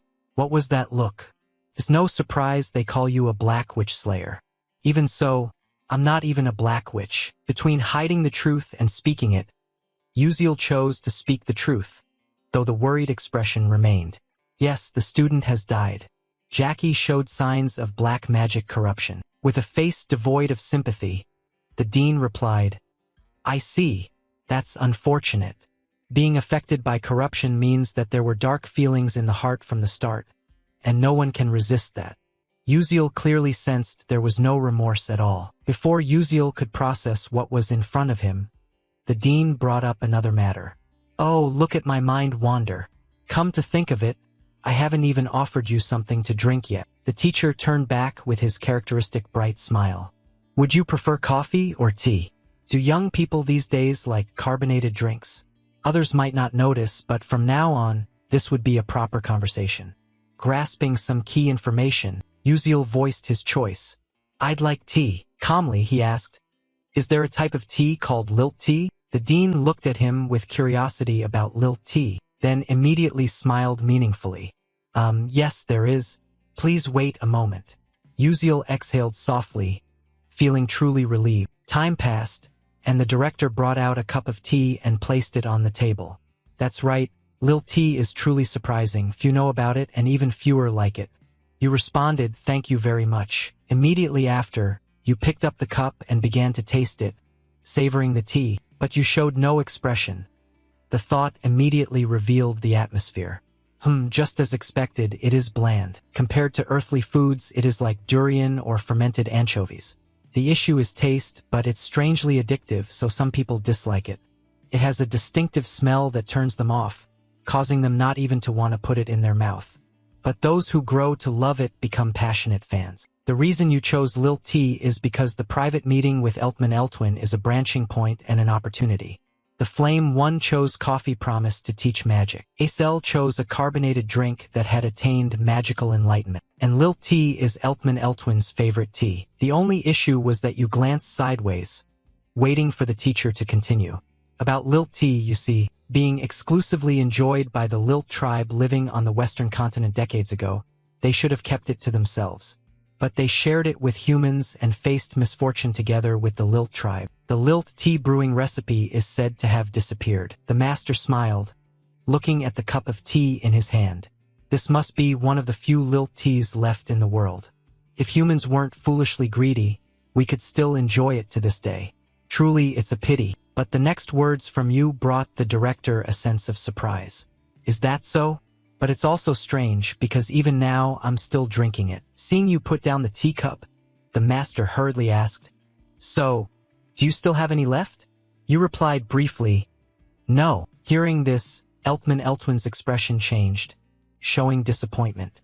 I thought so, however, it's still too early to be disappointed. You cut in, but I know about it. The recipe for lilt tea. The director's eyes widened. The quiet atmosphere was shattered as the master could no longer contain his calm. What? Really? How did you get that recipe? Uziel knew he spoke hastily and looked somewhat dazed. The thought quickly took over. This was somewhat difficult to explain.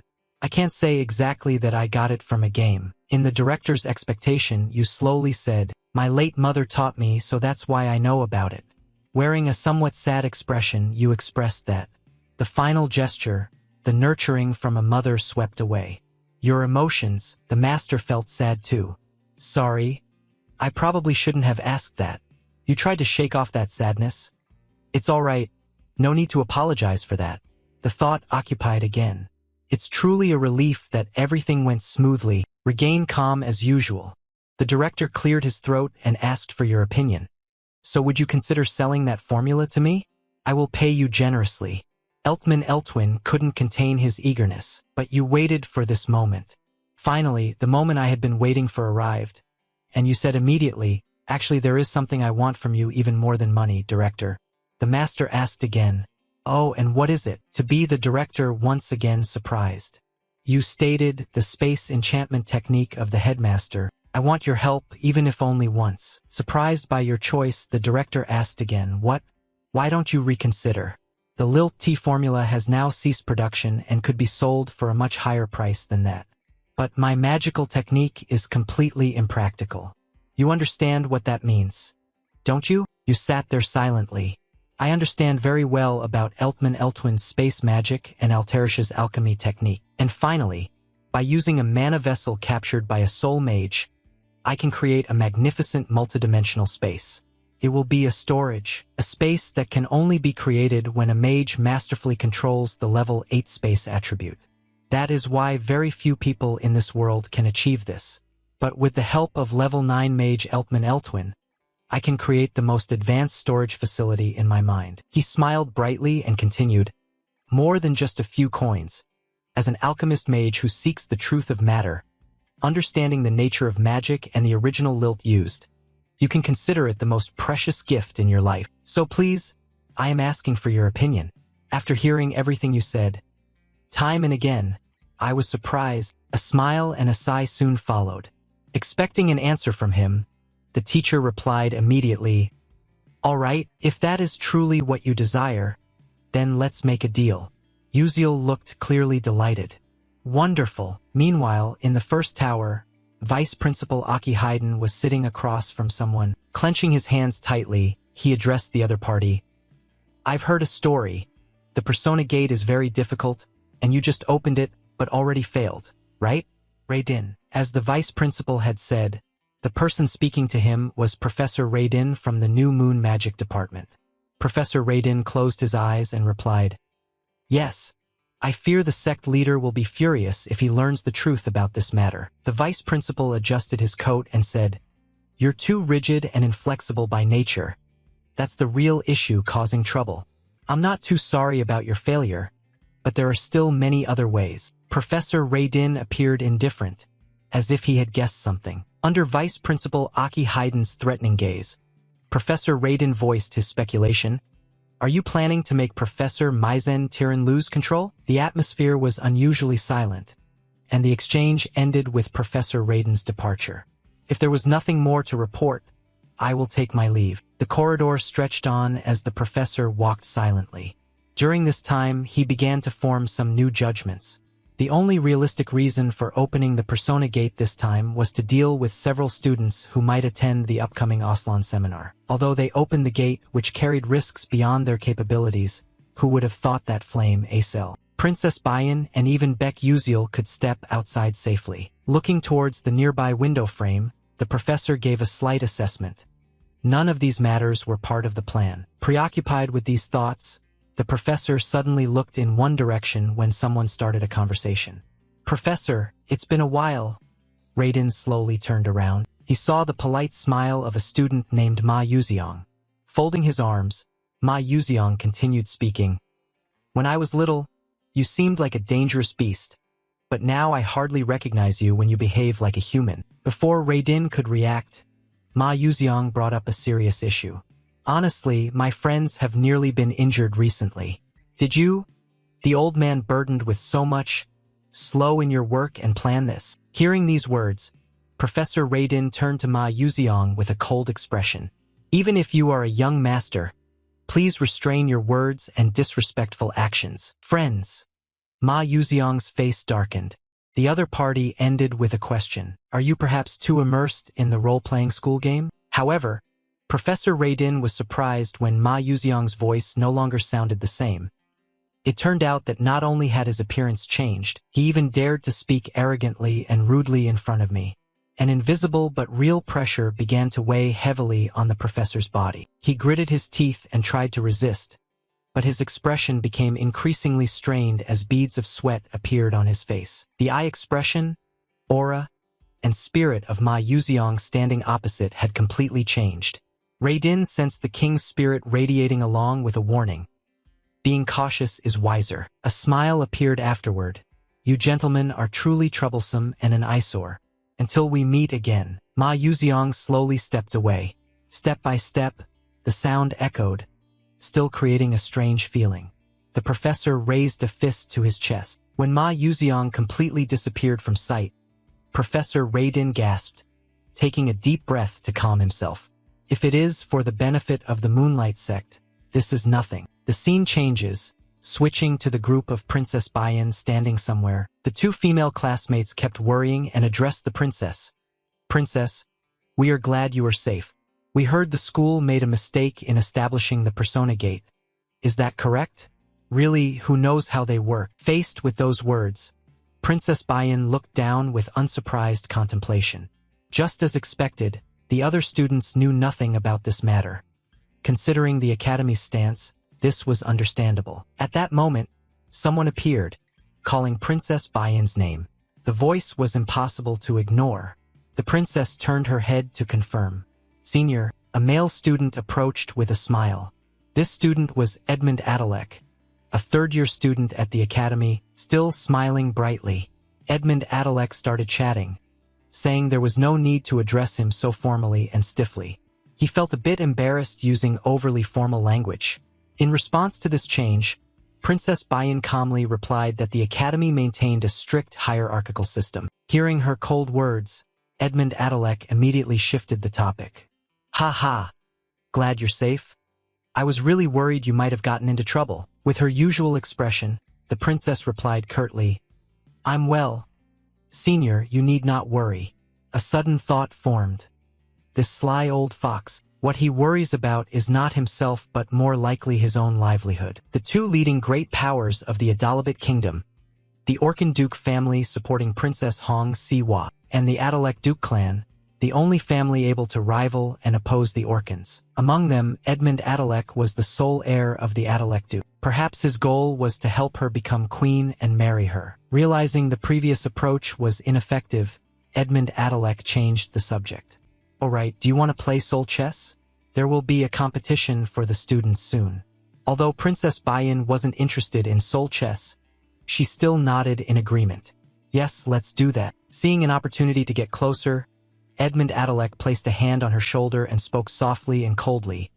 All right, today I'll teach you a move, watch carefully and learn it. Bayan was surprised by this action.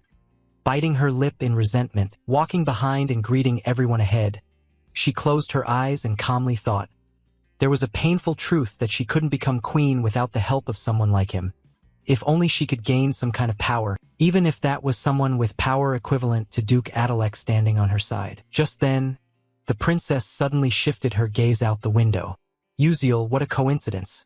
He unexpectedly walked past outside, catching the princess's eye, but the princess quickly looked away again.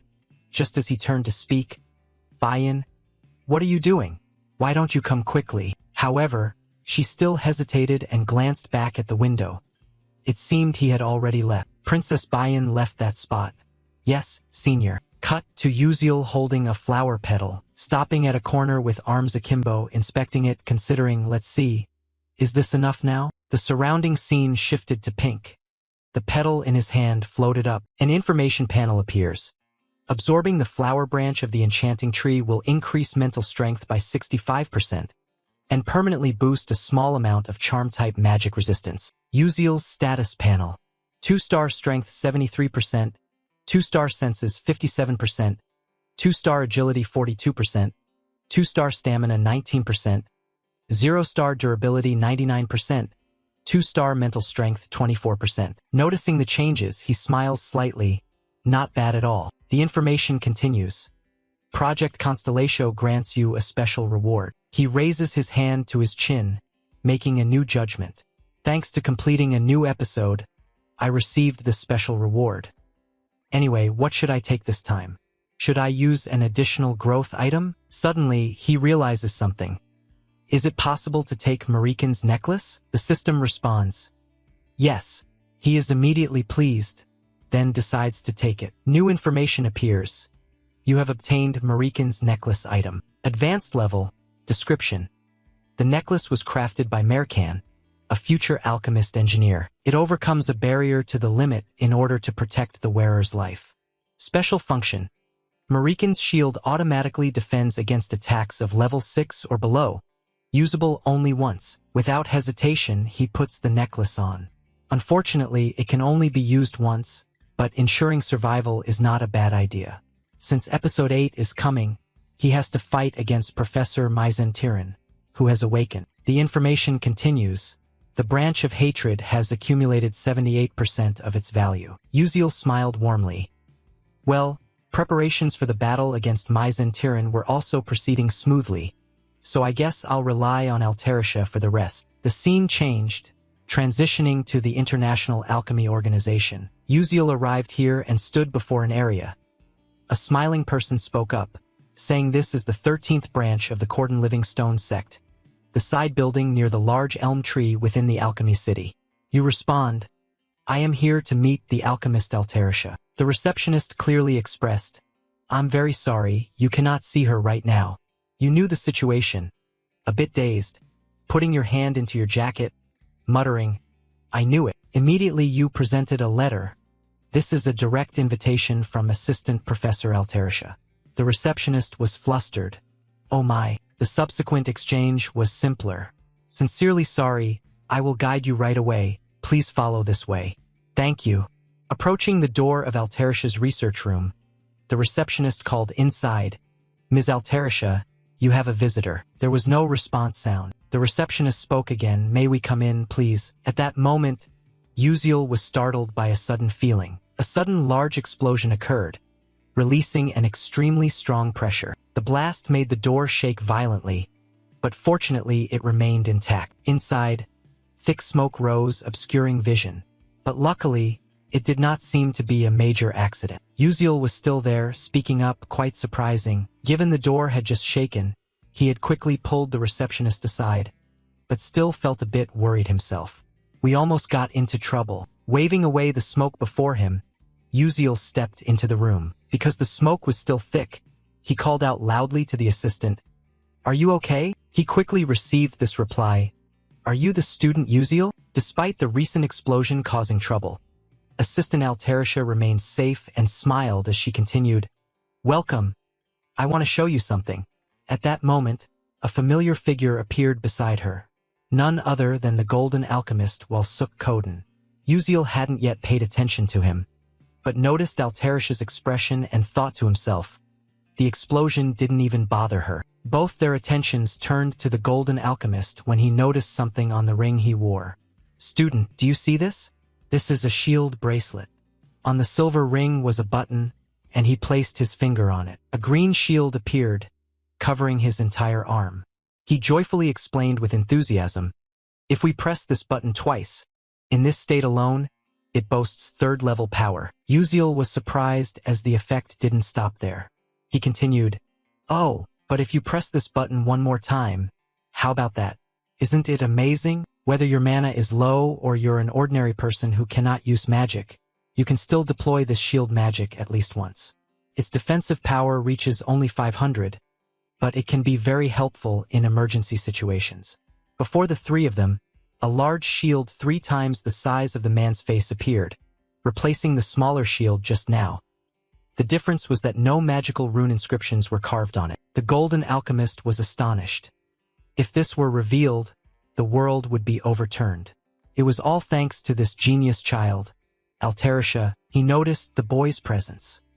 Come to think of it, the kid is also a co-author. He persuaded him, "Why don't we join the alchemical world together as alchemy practitioners?" Uziel wanted this, but had to leave both of them baffled with his answer.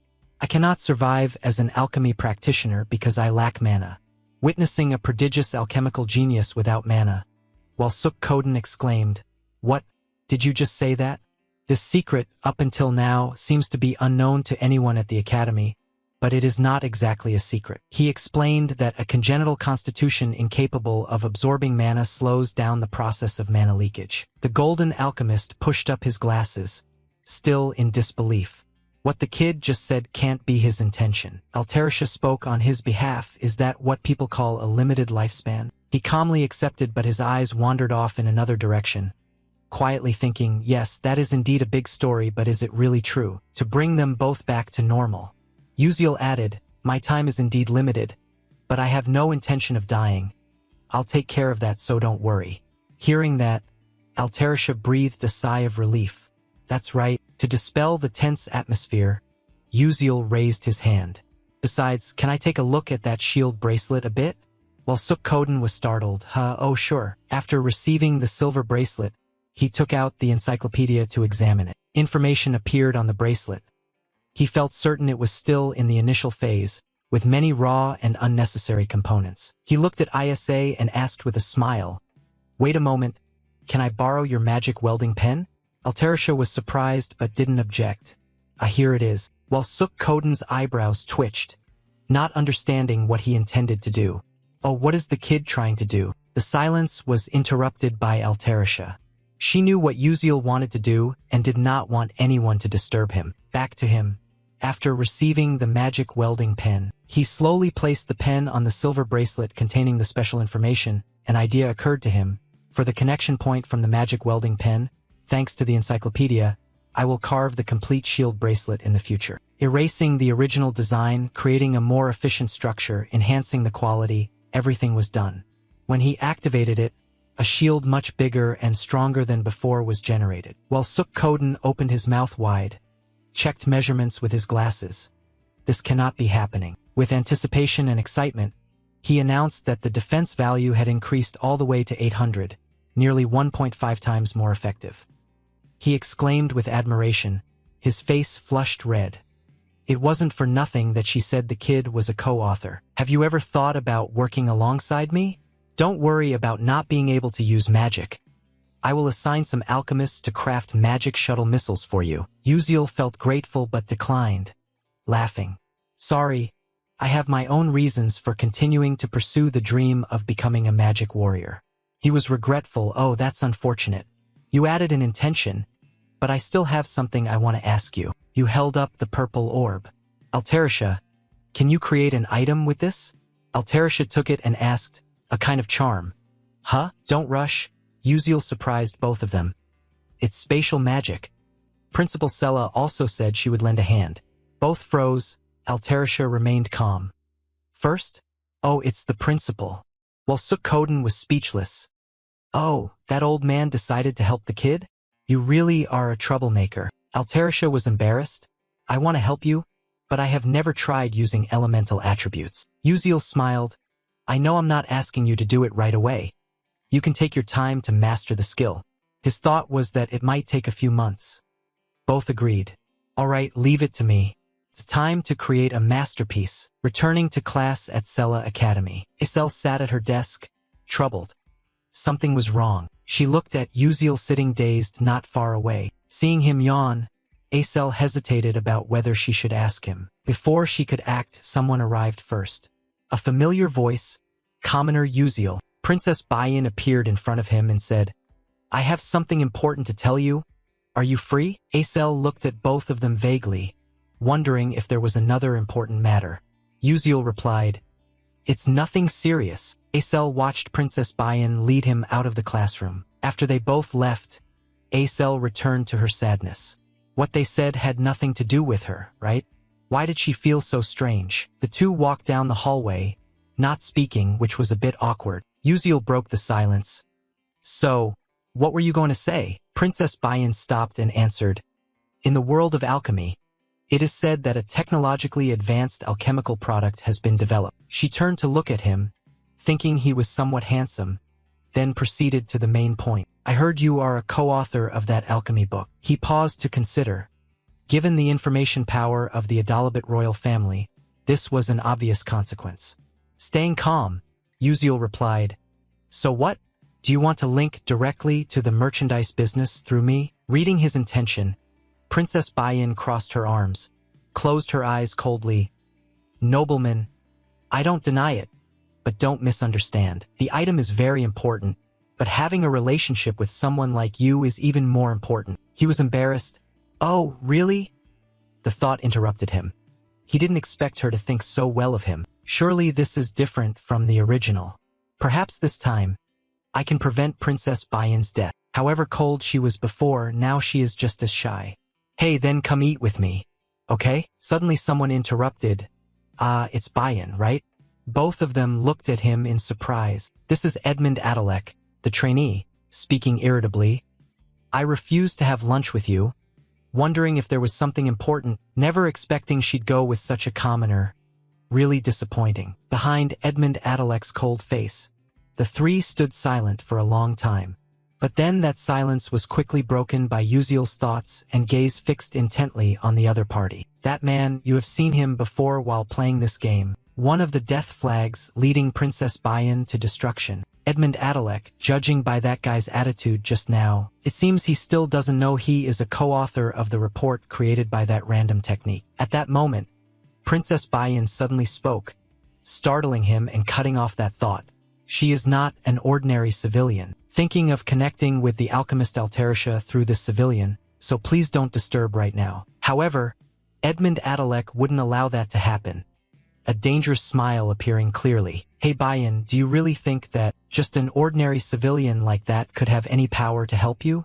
I'm better than that. Uziel listened to the criticism aimed at him, but indifference still dominated his thoughts as usual. It's really funny to look at the princess beside me. That thought continued, well, I've gotten used to being looked down on like a commoner. Although I know she is a great supporter of mine. Princess Bayan coldly rebutted Edmund Adalek's previous remark. Exactly what does Senior mean by that? Seeing the princess looking somewhat displeased, Uziel didn't want things to go too far, and immediately interrupted their conversation with his own words.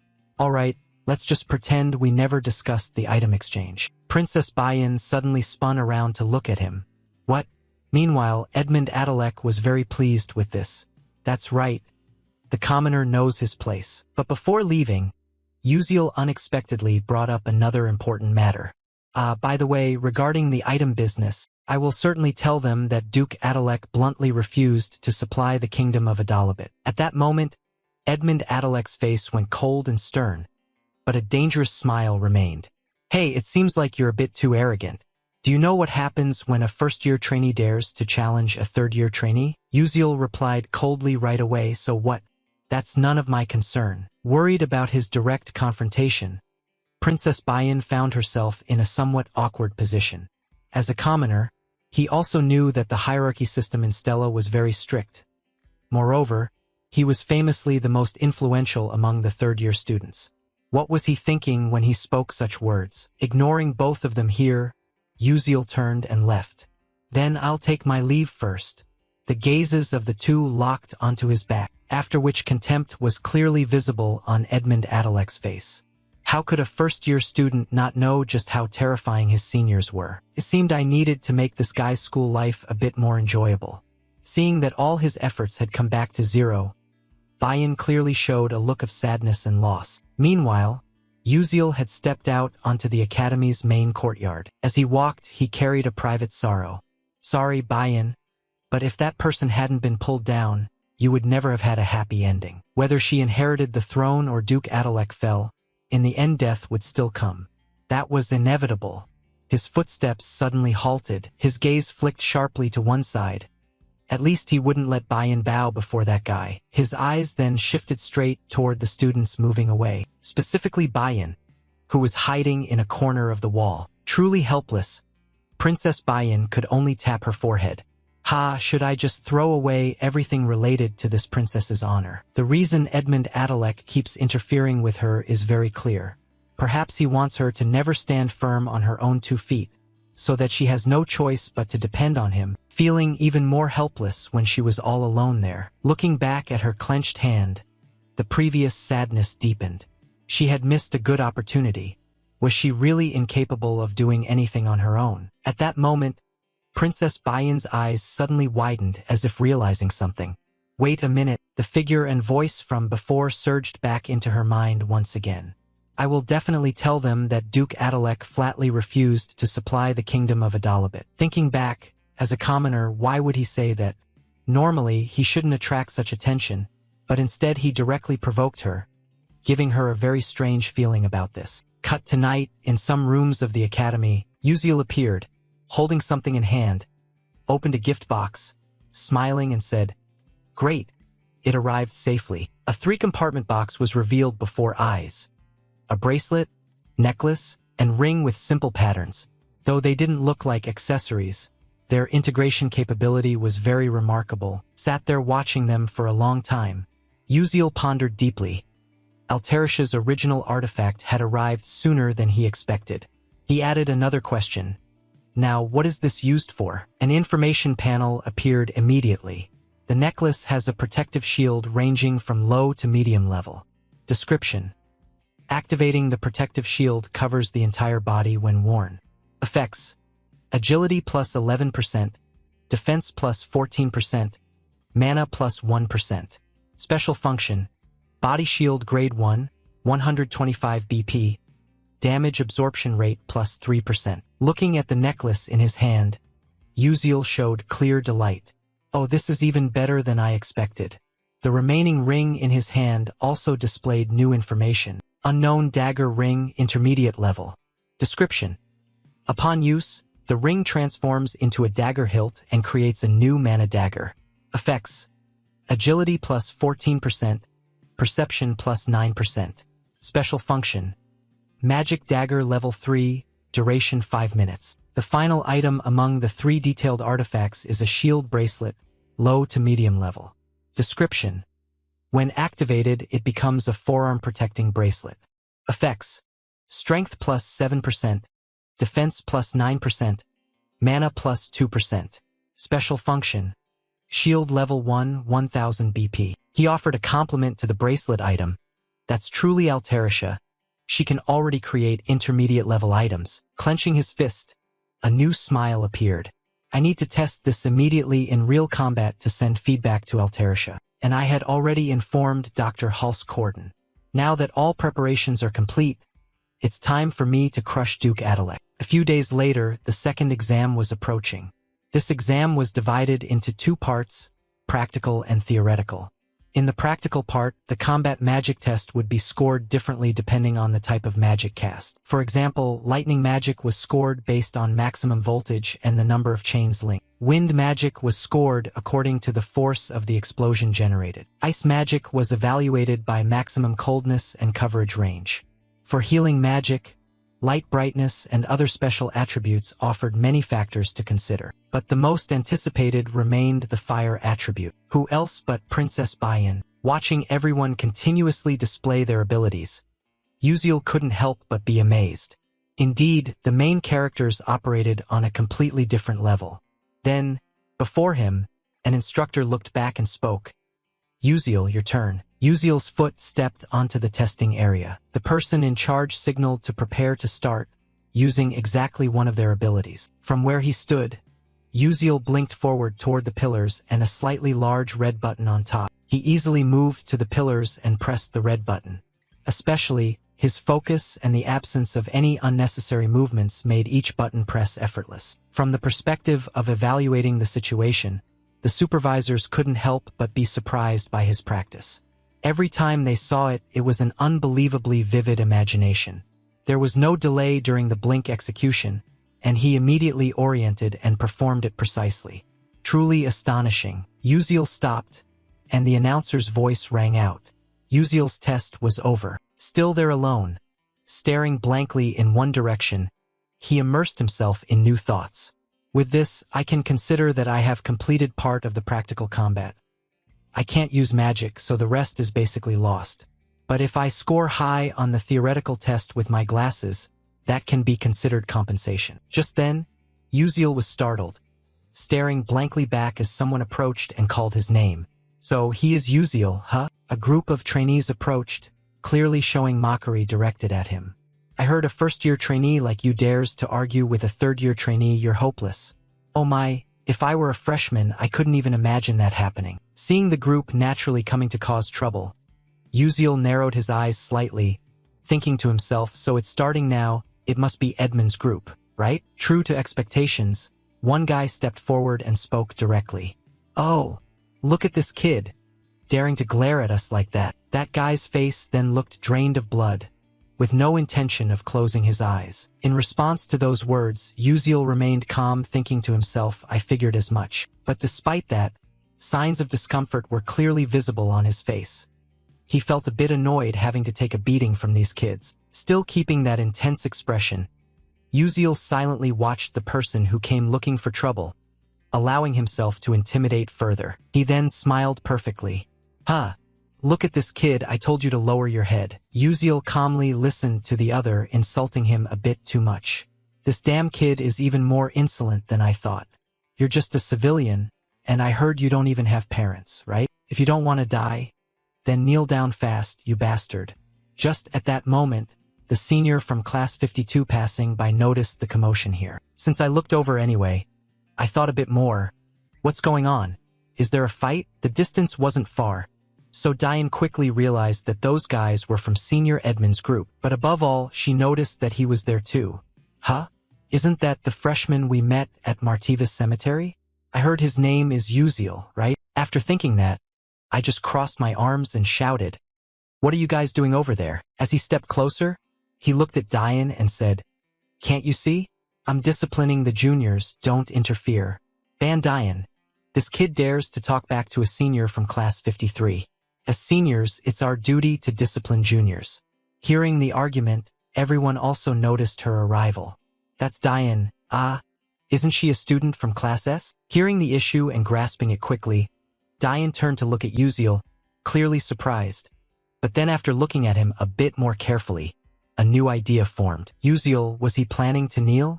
If he was strong enough to take down a level 5 summoner, He should have been able to handle them easily. So why would he bring worry upon himself like that? No way. Without hesitation, Diane decided to stop him. No, don't do that. He was also surprised by her decision. What? Diane closed her eyes and continued calmly. If it's true as you say, a rookie arguing back to a senior in episode 5-3 is no small matter. If this is a military mage team, it would be seen as defying a superior. So my suggestion is that we hold a special training session for the juniors. Hearing this, both of them were left stunned, staring blankly. Questions arose. Such training must be approved by the student council president. The opinion was raised, so Diane decided to handle it.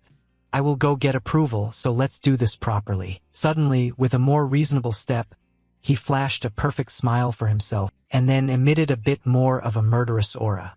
Looking straight at Uziel, he added, "All right, that sounds fun." The whole group then left, leaving behind only the two pairs of eyes watching them go. Only two remained. Diane then spoke to him, apologizing for the interference, but if they didn't leave him alone, they would never let him go. Uziel said nothing but clearly showed his surprise. Does she mean they won't let me go? Not receiving any answer from him, Diane went on to share her guess. You plan to seize the moment of humiliation to strike back hard, right? Someone smart enough to defeat 1,000,000 summoners wouldn't argue with others without reason. Then there is only one reason to end Stella's long-standing foolish tradition, the senior ritual. You have chosen to sacrifice yourself. Uziel remained silent there, listening, then blankly occupied his spot. Me? It's like, who am I and where is this? Returning to the main issue, looking back at those people who still hadn't disappeared, Diane continued to analyze her previous words in more detail. But among them, there were also those who had no choice but to follow Edmund. They are called the coerced, bound by family circumstances. No matter how right you are, you can't let people like them be punished. Then, one of my hands directly placed itself on his shoulder, adding encouragement. So I will set the stage for you. Fight however you want. I will personally persuade the student council president. Hearing this, as if sensing the looming danger, Uziel kept wiping his sweat, not knowing what else to do. A helpless smile stretched across his lips. What exactly has she been saying all this time? Time passed hurriedly, and some green drawings were depicted in detail. It was another type created by some professor. This was precisely the magical protocol interpretation exam. The students below accordingly began their written test. Among them were those who couldn't help but express complaints. Yeah, I don't understand a thing. Can I really solve all of it today? However, standing out among them was someone who stood up and left their seat. That was Uziel. When putting on his encyclopedia glasses, his knowledge surpassed that of forgetful professors combined. I'd like to submit my test, he said. The exam supervisor, a bit confused, took the paper from him. It's only been 20 minutes, you're giving up the test? How is that possible? Uziel turned as he was leaving to explain. No, I've already finished it. It sounded a bit illogical, so the supervisor looked again at the results he had completed. What? You mean? And from the earlier confusion, it turned into immediate panic. Putting his glasses away inside his jacket, Uziel calmly walked off, saying, I didn't study at all, but finishing it feels incredibly refreshing. However, things gradually became somewhat complicated when I had to stop and look to one side as someone was gossiping about me. That's Uziel, right? I heard he's just a freshman but dares to talk back to Edmund Adalek. It seems like he's about to be properly taught a lesson. Standing there dazed, you know something bad is about to happen. Looks like the whole school already knows. His gaze dropped, and on top of that, Diane had to come out in the open. Special training for juniors simply means a place where seniors who want to teach a lesson can directly challenge juniors. They duel one-on-one at Stella. Seniors are forbidden to insult or hit juniors, but within the training organization, seniors can legitimately punish juniors, called a challenge, though in reality it's seniors using magic to beat juniors. So this must be approved by the student council president to prevent abuse. However, S-class students can submit proposals directly to the council. I just intended to kneel down and get it over with, yet things ended up like this. Thinking back to that moment, well, just kneel quickly and then go sleep. Throughout the process of going back to my room, Uziel gradually came to a decision. Things had come to this point. A certain box was opened. Inside was an item placed in it, something special like a stuffed bear. Holding it in his hand, a confident smile appeared. If it can't be avoided, then so be it. Just relax and slowly enjoy it. Moved to the Stella Student Council meeting room. Inside, someone was checking documents and had noticed the movement ahead. This student was Stella Student Council President, second year, Class S, Mi Royun. And as expected, the person who had spoken to Uziel earlier was now here, showing a serious demeanor. The president quickly asked, "Ban Dian, what brings you here?" Without hesitation for even a second, Dian placed a piece of paper on the president's desk, but then his tone softened a bit. "I want to request approval to open special training for the juniors, targeting Uziel, the new student from Class S." The president was surprised by the statement, then said, "Ha! I thought you hated such ridiculous matters. So why are you doing this now?" Showing no emotion, Dian replied, "It's precisely because I hate it that I'm doing it." Since this was an important matter, the president gave a slight warning. "I don't know what you're planning, but no matter how talented, a new student can't possibly defeat a second-year student.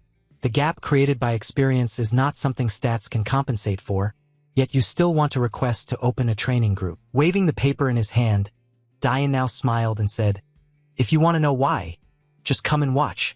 It'll be really fun." Seeing her sudden change, the president narrowed her eyes slightly and exhaled, saying, "Really? What are you scheming?" Meanwhile, outside, the sound of someone preparing to enter was heard. "Oh, student Mi Royun." The figure of the person in charge of checking earlier, Uziel, was holding a paper as he entered this room. "Could you please take a look at this report? It's a thesis report submitted by a student." Recognizing him, the chairman immediately greeted, "Ah, Professor Gerald, welcome. This exam also has a thesis worthy of submission to the academy." "Huh?" However, there seems to be some hidden dissatisfaction. The last time you brought something, it wasn't quite up to par, but the professor was still adamant about passing it through. "Haha, just have a look. It was a bit confusing before, and now it's even more perplexing." The chairman had understood the reason. "Isn't this the stacked circuit design of Professor Gerald? Impressive indeed. It has halved the iterative formula used in reverse model resolution. And by such a simple formula, too." Looking more closely, the idea had already occurred. The stacked circuit had been perfected by countless scholars before, yet now it has been taken even further. Only a genius could do this. It can't wait any longer. The chairman raised the important question, "Who wrote this?" Raising one hand, the professor smiled and answered, "Graduate student Uziel. At this level, he could even be invited to participate in the Aslan Symposium." "Ah, now is not the time. I must report this to the vice principal immediately." Suddenly, the atmosphere in the room grew unusually quiet. Holding that check paper, the chairman was stunned for a long moment, combining two incidents happening at once on one graduate student. The chairman gave his assessment. "Uziel, you are far more interesting than I thought." Professor Gerald held Uziel's exam paper and immediately went to find the vice principal. The document was already on the desk. The vice principal leaned on his hand, frowned, and asked, "Are you intending to recommend student Uziel to attend the Aslan seminar?" Professor Gerald replied happily, "Yes, as you can see, this is truly surprising." However, the vice principal's tone suddenly grew serious as he interrupted, "That's somewhat difficult and troublesome." Unconsciously, Professor Gerald responded, "Yes."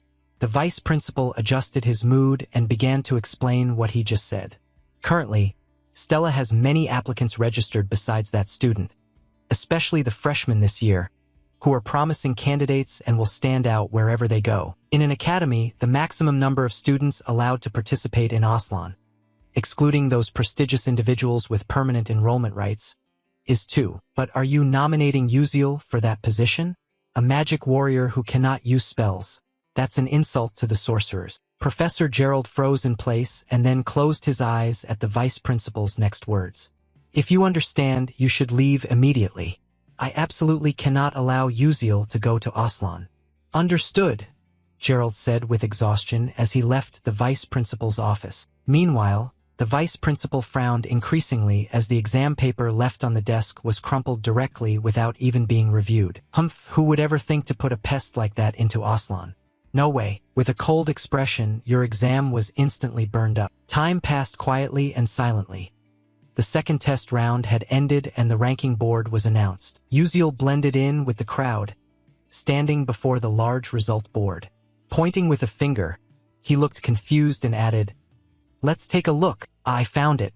After scanning the results from bottom to top, Uziel was selected, ranking 419th in Class S. Uziel looked on with some pride. Although the ranking had quite a few digits, standing at 419th meant he was truly doing well in this ranking. "Even though I scored perfectly on the written test, suddenly your eyes locked and focused intently on a certain position within your view. By the way, this time the top position belongs to... Could it be Ma Yuziong?" The first rank showed Ma Yuziong of Class S. Second was Flame of Class S. Third Acel of Class S. Fourth Hei Wonriang of Class S. Fifth Bayan of Class S. The top members were all from Class S. The rankings weren't surprising, but something made him feel a little concerned. Hei Wonriang, who achieved second place last semester, had now dropped to fourth. Could it be because Acel and Flame had focused more on studying than before? At the same time, the figure of Princess Bayan appeared here. Right after that, he stood beside you without you even realizing it and continued to think. Because Jackie followed the path of the Dark Mage, the entire Dark Mage line of Acel and Flame had disappeared. When focusing too much on you, Princess Bayan suddenly spoke up and directly asked you, "Are you trying to adjust your ranking appropriately? I think it's quite clear now." Princess Bayan was waiting for your answer, but that seemed somewhat impossible as sweat appeared on Uziel's face at that sudden appearance. How surprising. What is she saying? Why is she suddenly here? Is she planning to do something bad? As if reading your thoughts, Princess Bayan immediately spoke. However, seeing that you had managed to reach the top 600, it seemed like you intended to participate in the Academy tournament. Upon hearing this, Uziel vaguely realized it and brought his hand to his chin to think further. Now that I think about it, there might be such a thing. The Academy Tournament is an event where selected students compete against trainees from other prestigious magic academies. After these considerations, you immediately looked at the person who had just spoken, assessing you. At that moment, you only saw shyness, a flushed face, and the gesture of the princess stroking her hair. You thought again, what is going on? What is this feeling? Naturally approaching the princess, Uziel confidently spoke out the thoughts in his head just now. "What is it? Do you have anything else you want to say?" Bayan opened her eyes wide, her face flushing even more, and immediately turned away as if sulking. Her fists clenched tightly, proving it even more. In the follow-up confusion of Uziel, a question arose immediately. "Why did you do that?" Uziel didn't understand at all. His eyes narrowed even more. "Why would you do something like that to Edmund? He's an influential person and also an enemy.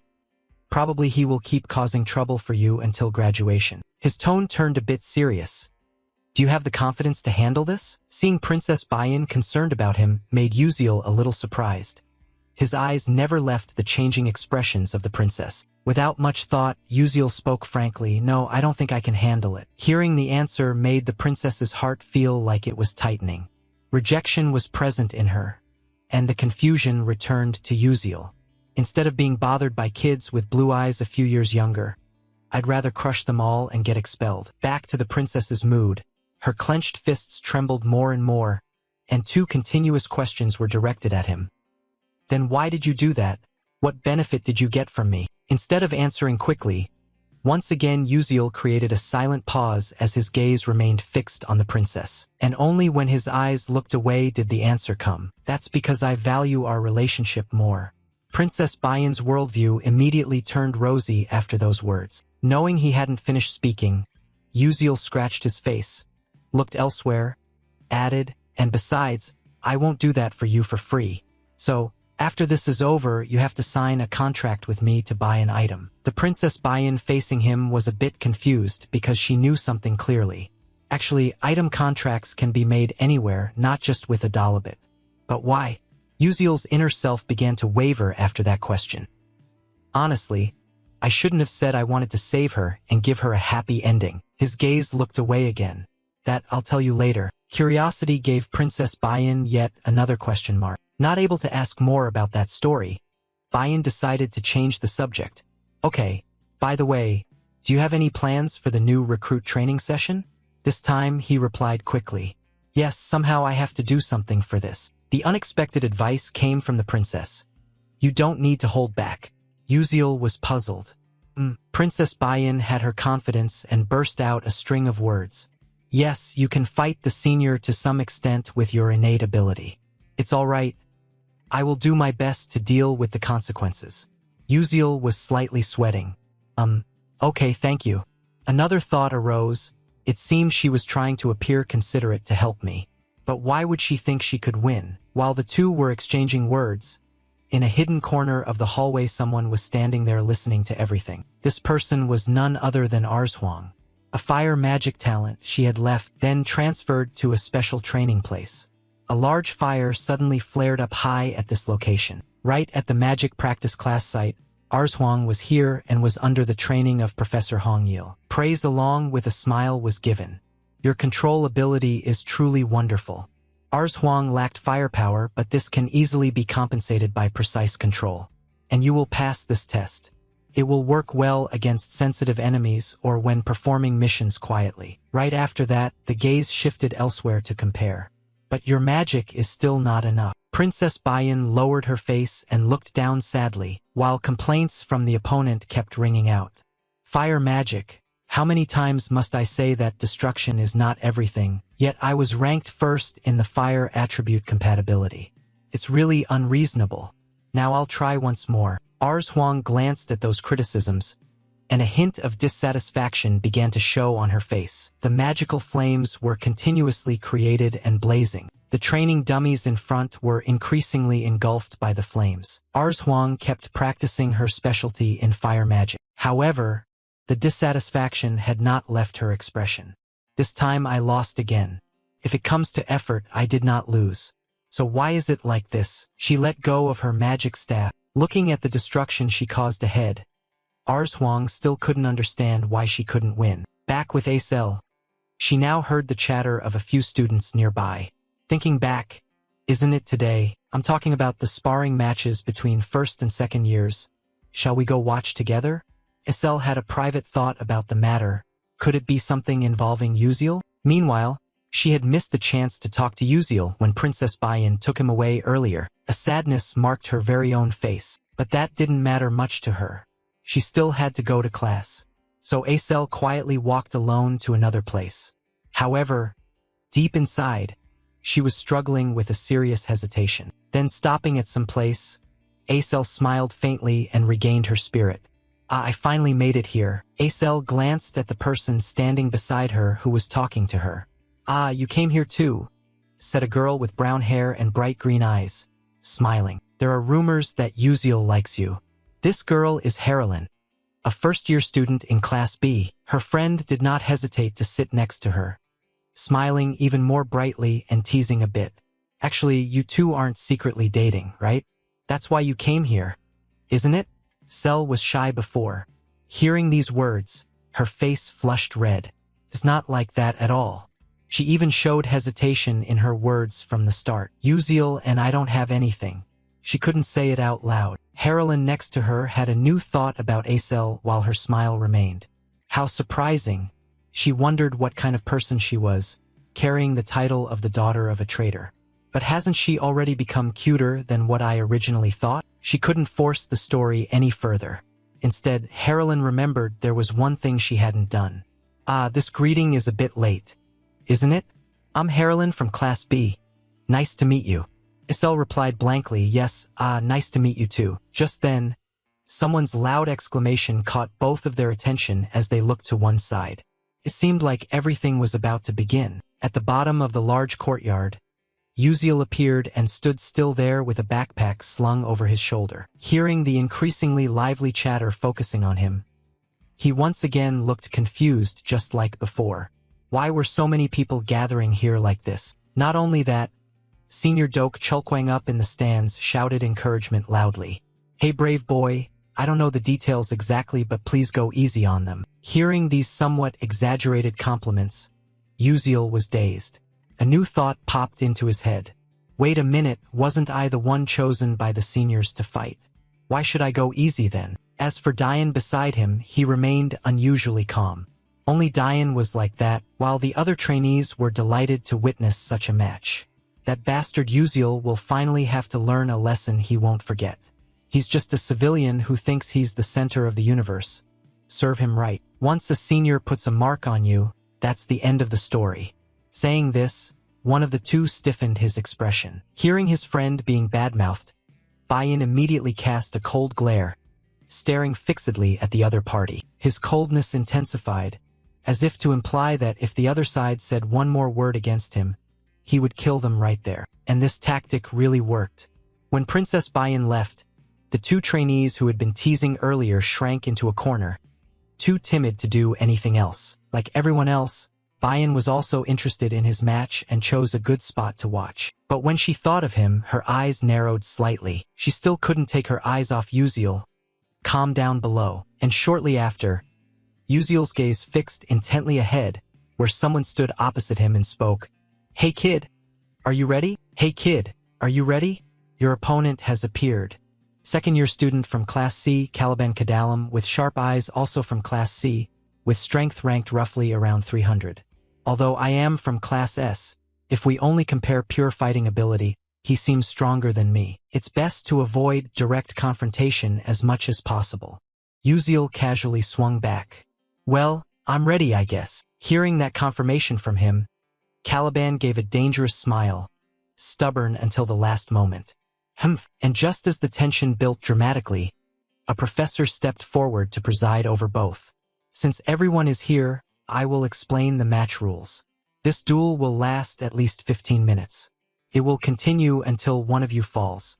If there is any sign of life-threatening danger during the fight, Stella's spatial control magic will automatically end the match. Moreover, after 15 minutes, either side can choose to concede, and the match will end immediately. Then the match began. As the sound rang out, both were transported to a vast forest full of green trees. A clock with 4 zeros will be the starting highlight for everything. Caliban remained confident as he took out his wand. Uziel, facing him, grew serious and held a sword of light to ease some of the tension. Harlan looked at Acel and asked a question. Who do you think will win? Acel already had her answer and choice. Of course, it's the senior. After all, Senior Caliban is the inheritor of the Earth attribute. Earth elementals have very strong defensive capabilities, and Uziel's firepower is not exactly that powerful either. Harlan agreed and analyzed further. Not to mention, Earth elementals specialize in terrain control and can dominate the battlefield's terrain, making their attacks even more diverse. Could Uziel's sword pierce the defense of a third-level Earth mage? Although I previously expressed that opinion, Acel still felt more sadness. Harlan is right. There's no way Uziel can win this battle, at least logically, but there is still a bit of faith placed in him. Returning to the fight, Senior Caliban revealed more of his danger on his face. Today I will show you what fear really means. The domain can... At this point, confusion rushed in. The ground had cracked, but the two words blink constant already appeared in front of Uziel. What Uziel chose to do first in fighting his opponent was to keep his distance. And once he had established a safe distance, Uziel realized something about his opponent. Caliban had also sensed something similar. Immediately, a new smile appeared on Uziel's face. After smiling, he thought, I'll run as far as possible. Caliban stayed behind, unable to believe that he could act so quickly. What is this? Sharing the same impression, Harlan stiffened and spoke up, observing. Oh, running from the start without keeping face for himself at all. Acel beside him shared the same view. That's true. However, Izel's worry for Uziel remained, but in this situation, that might be the right move. Back to the battle, Caliban kept chasing behind with anger, continuously showing on his face. Shouting, Hey you bastard, come back here quickly. Usually, if he were to turn back, that would be strange. Who would listen to that and actually turn back? Once enough frustration builds up inside, it's time for it to be released. Caliban clenched his teeth. Then, from his current position, 3 simple green formations were created. throwing stones. Uziel was surprised as his opponent quickly shifted the situation, and realizing that, the attack struck ahead and dust flew everywhere around. Princess Bayan, Acel, Senior Dok Chulkwang, and Dian had to suppress their emotions and waited anxiously. Stopping at a bush, Caliban smiled again and thought, good, that move definitely hit. When the pride is pushed high, the features and face become even more pronounced. Caliban stiffened. What is this? Right before my eyes appeared a monkey hanging upside down by its tail, swaying. Could it be a monkey doll? Because when startled, people lose their sharp judgment.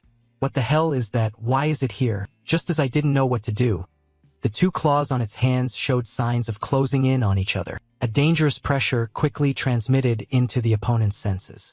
Boom! A burst of light exploded, forcing him to raise his hands in defense. True to his earth mage nature, a greenish light enveloped Caliban's entire body.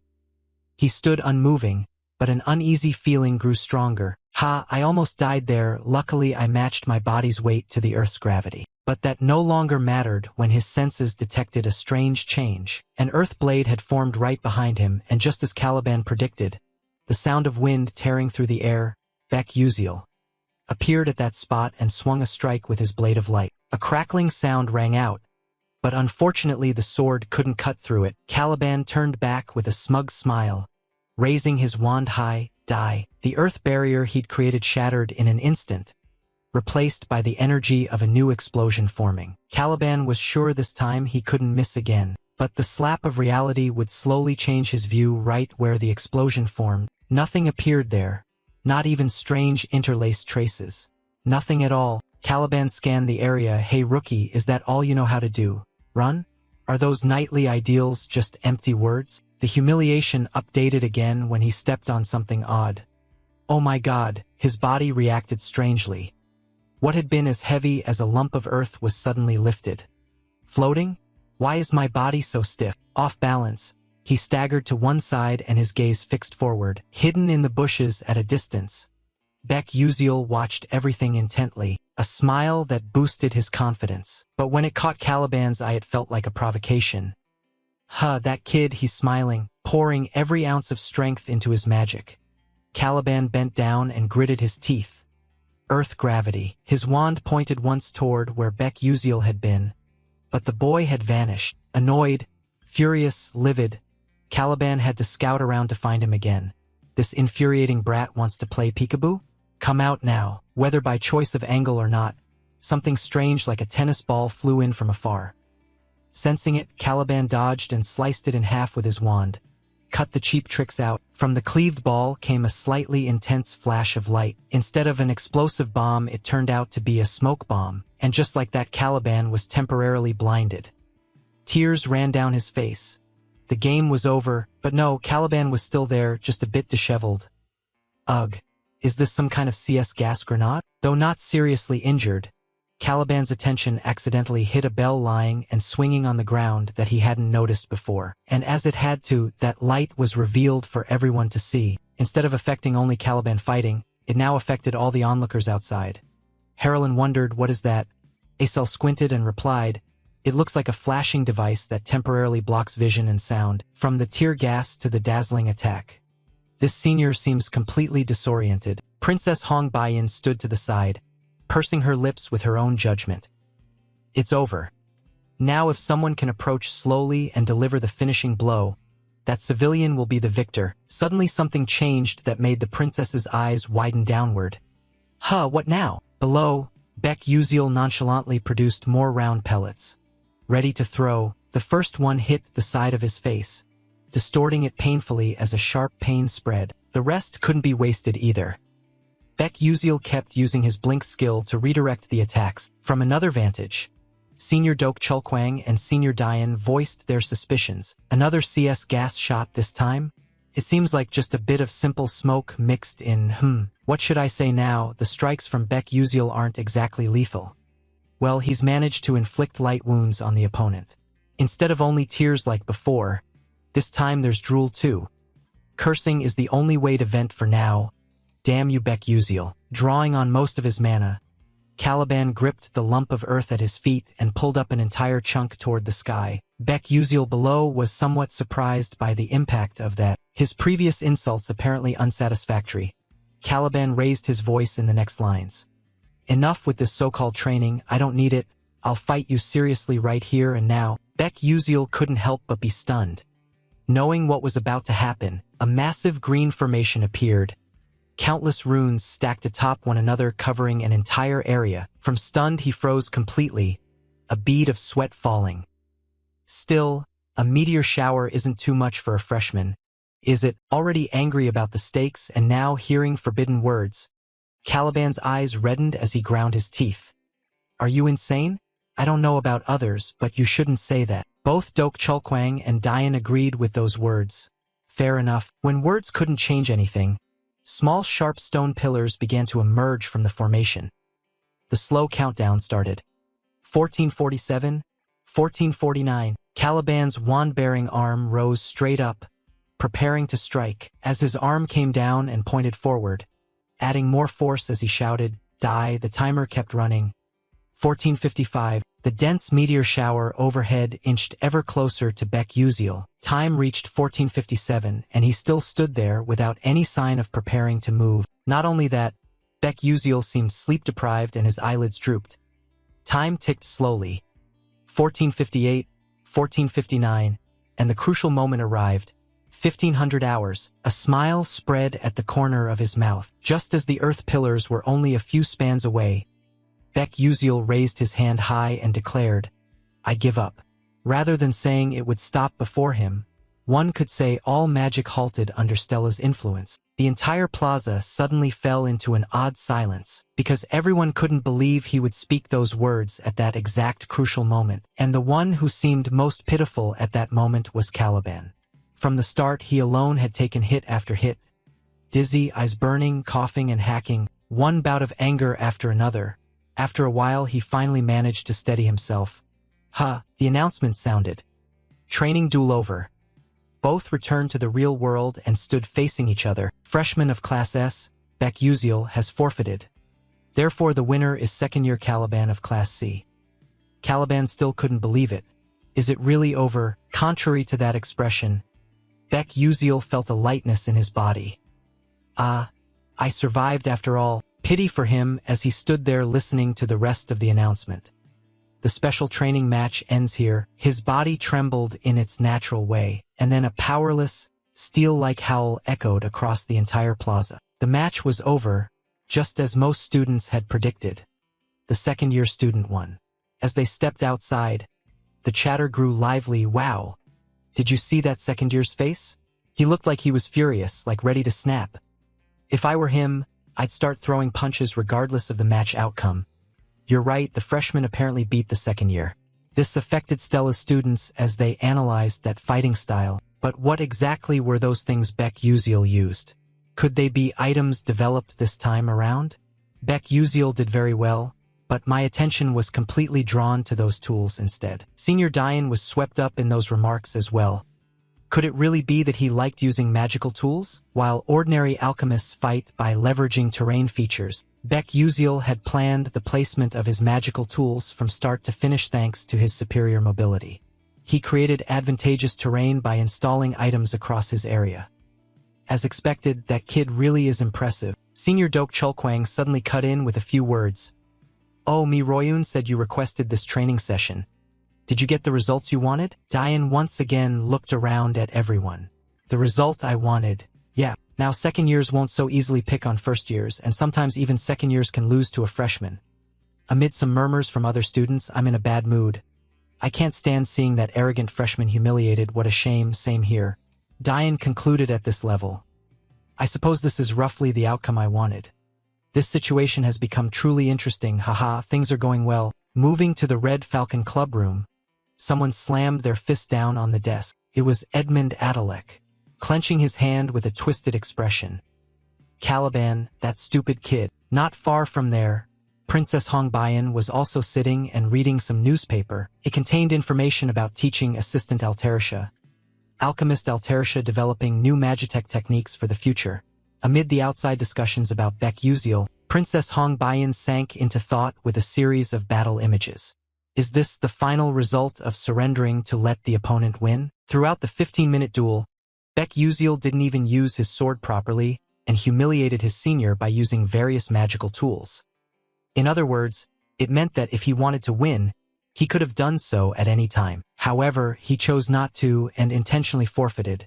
The reason is clear. It would be strange for a freshman to defeat a second year. Isn't he showing that not everything is settled by raw power? As for Princess Hong Baiyan, she thought Baek Uziel would rage and crush his senior, but she never expected he'd humiliate his opponent before withdrawing. Seriously, he's an unpredictable commoner. In a nearby corner, Edmund and his faction members were still discussing what to do about Baek Uziel. So what are the second years doing now? Didn't I say they should teach Baek Uziel privately? Actually, the second years haven't touched Baek Uziel individually yet. What? A student, embarrassed, scratched his face and explained cautiously. Contrary to rumors, Baek Uziel greeted seniors politely and treated them very kindly. I intended to scold him, but because he's good at conversation, I ended up buying snacks for him instead. An absurd situation happened. What the hell? Edmund was speechless and seemed to disbelieve it. Just as they began to consider what to do next, someone's urgent voice rang out. Young master, and both turned to look in the same direction due to the surprise. It was one of the people who had accompanied Edmund to the academy. Her appearance made Edmund feel uneasy. What's going on? She stammered but managed to say clearly. It's that I just received a call from the Duke. I think you should try contacting him. A phone appeared at the needed spot. Edmund made the call as he had intended. Before the two connected, "Oh my, this is kind of a big deal. Did father contact me first?" When it connected, he answered, "Yes, sir, this is Edmund." The son's voice replied, "I just got a call from the Alchemy City, from the capital's alchemists." He held up a newspaper and said, "I've received extremely important news. The alchemists at the Alterisha Research Institute have halted shipments to the country because Duke Adalek refused them. Do you know anything about this?" He replied, "No, of course not. How could you say that to the Alterisha School of Alchemists?" Though Edmund denied it, the reality was repeated by his father. But it's true. A co-author of the Delta Enhancement Technique said so himself.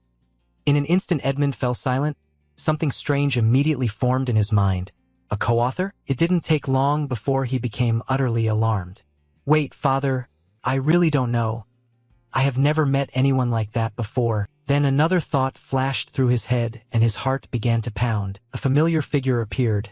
Could it be Baek Uziel? Where he stood, a chill ran down his spine and sweat formed on his face. He couldn't speak further until a peculiar hope began to flicker. One issue," he said bluntly to his father. "Still, it's absurd to refuse the kingdom of Adalabit, father. You know how much influence we have over the Alchemy Guild, right?" Not letting his son continue, the man interrupted in a cold tone. "This is a scientific and technological revolution. It's a brand new technology that never existed before. The ability to create objects equivalent to ancient artifacts. Even the Golden Alchemist is collaborating with Alterisha." Edmund gritted his teeth as the situation turned dangerous. "Golden Alchemists? It's far bigger than I thought, right?" He cut in. "As you said, the country will soon restore trade routes, but Adalek's name will not be included." He then solemnly raised earlier issues and asked again, "Are you involved in this incident?" Edmund had no answer, and that lack was enough to convey a full response. Back to Princess Hong Baiyan. She was startled when someone called her name. "Hong Baiyan, can you handle this?" No one else but Edmund Adalek. Confusion showed on her face and Princess Hong Baiyan replied, "Yes, sir." With no other choice, Edmund had to rely on Princess Hong Baiyan. "Could you arrange a meeting with Baek Uziel?" Princess Hong Baiyan couldn't believe Edmund himself had said the name she found disgusting and hateful. After a moment's thought, she narrowed her eyes and said, "Yes, I'll do it." To the southern continent, the Hall Plains, the lower moon plane. A stunning scene came into view for everyone. A girl with long red hair was looking out over the vast expanse ahead. That was Jeliel. Without expression, Jeliel said to herself, "Land prices are rising." At that moment, another figure trembled toward her and dropped to his knees. "Lady Jeliel, please, I beg you, just this once, have mercy." Above his head appeared a strange number 3 plaque. Jeliel. The info panel shows a special number 3, a new knowledge update. the value score for all things has been reached. This feature allows one to view any living being, person, animal, or object as a numeric value. The lowest value is 0 and the highest is 100. She sat down near him, but he only had a 3, the value equivalent to a street stone. Then she addressed him. See? Why are you ruined like this? I warned you not to expand into useless businesses. However, he ground his teeth with a different thought. Lying, this business was supposed to succeed, and she was the one who ruined everything. But it seemed beyond saving now. Bury him, yes. That voice rang out as the clearest expression of utter despair. The guards rushed in and dragged him away amid his screams.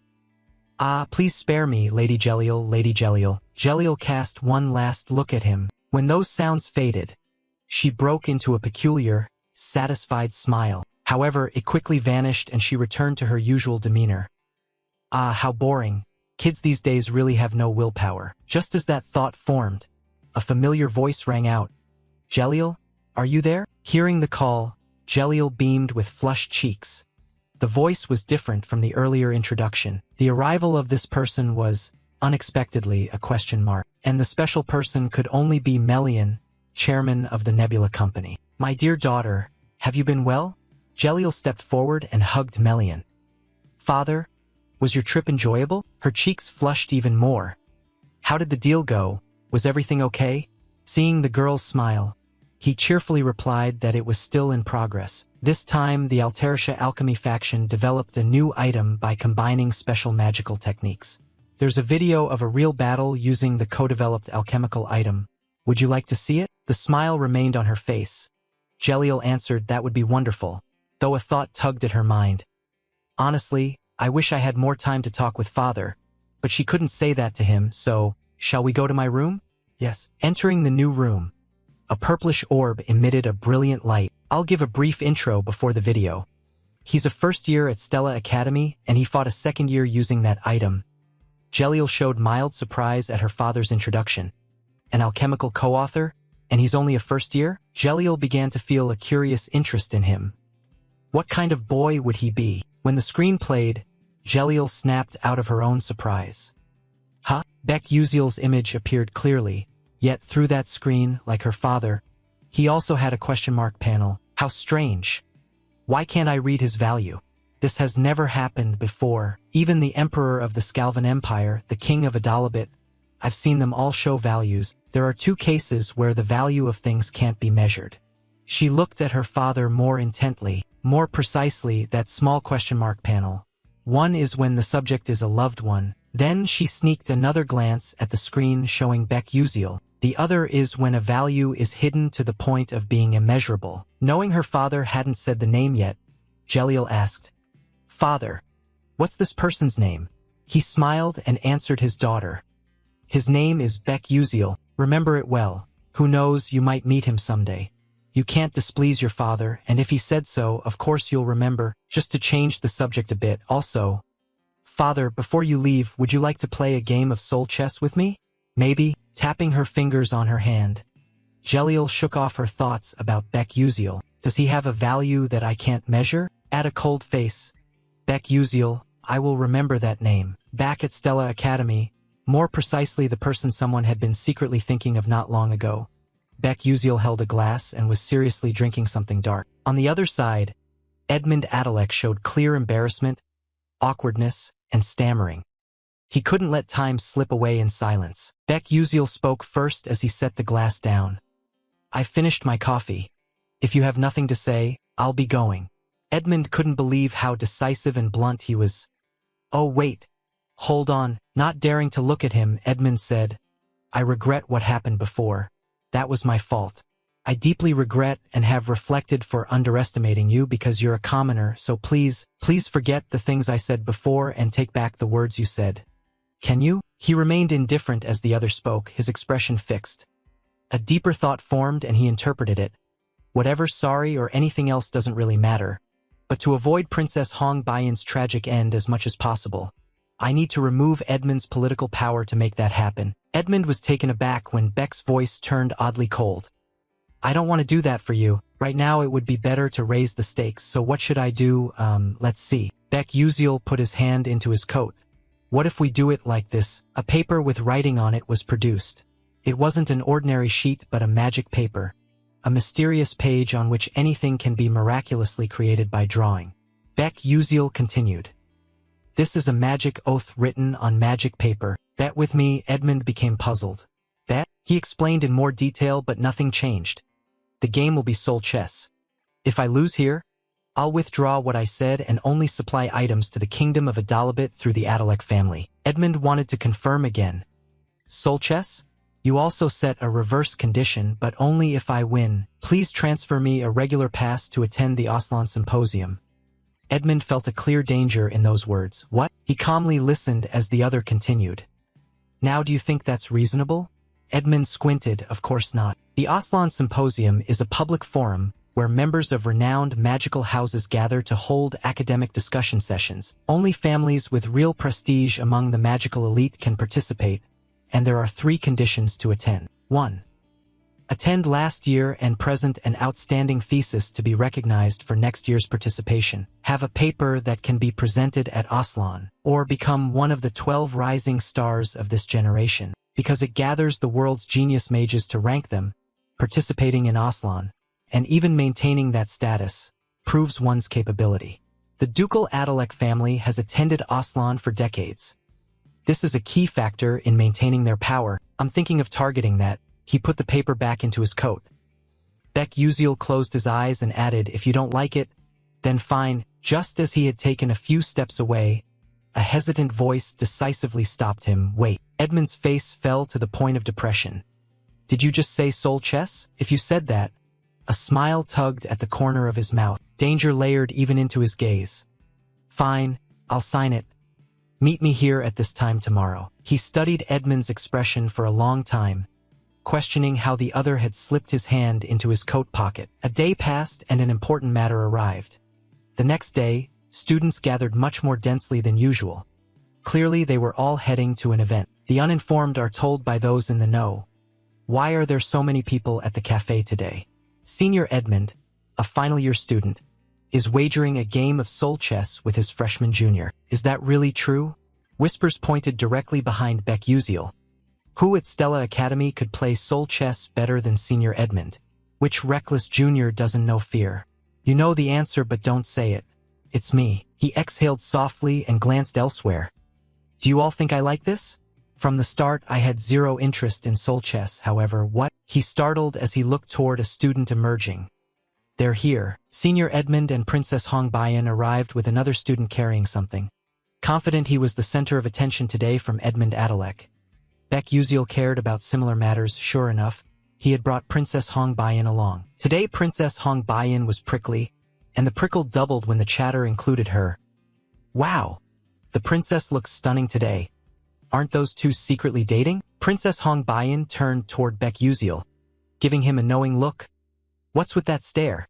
Why's she glaring at me like that? Did I do something wrong? After sulking for a while, she could do nothing else. Princess Hongbayan crossed her arms, closed her eyes, and chose a seat as another student brought out a board divided into alternating black and white squares. Until now, Princess Hongbayan never really understood him. This time was no different. She felt uneasy. What is Beck Uziel thinking? Edmund learned soul chess from the age of 5 and was called a soul chess prodigy.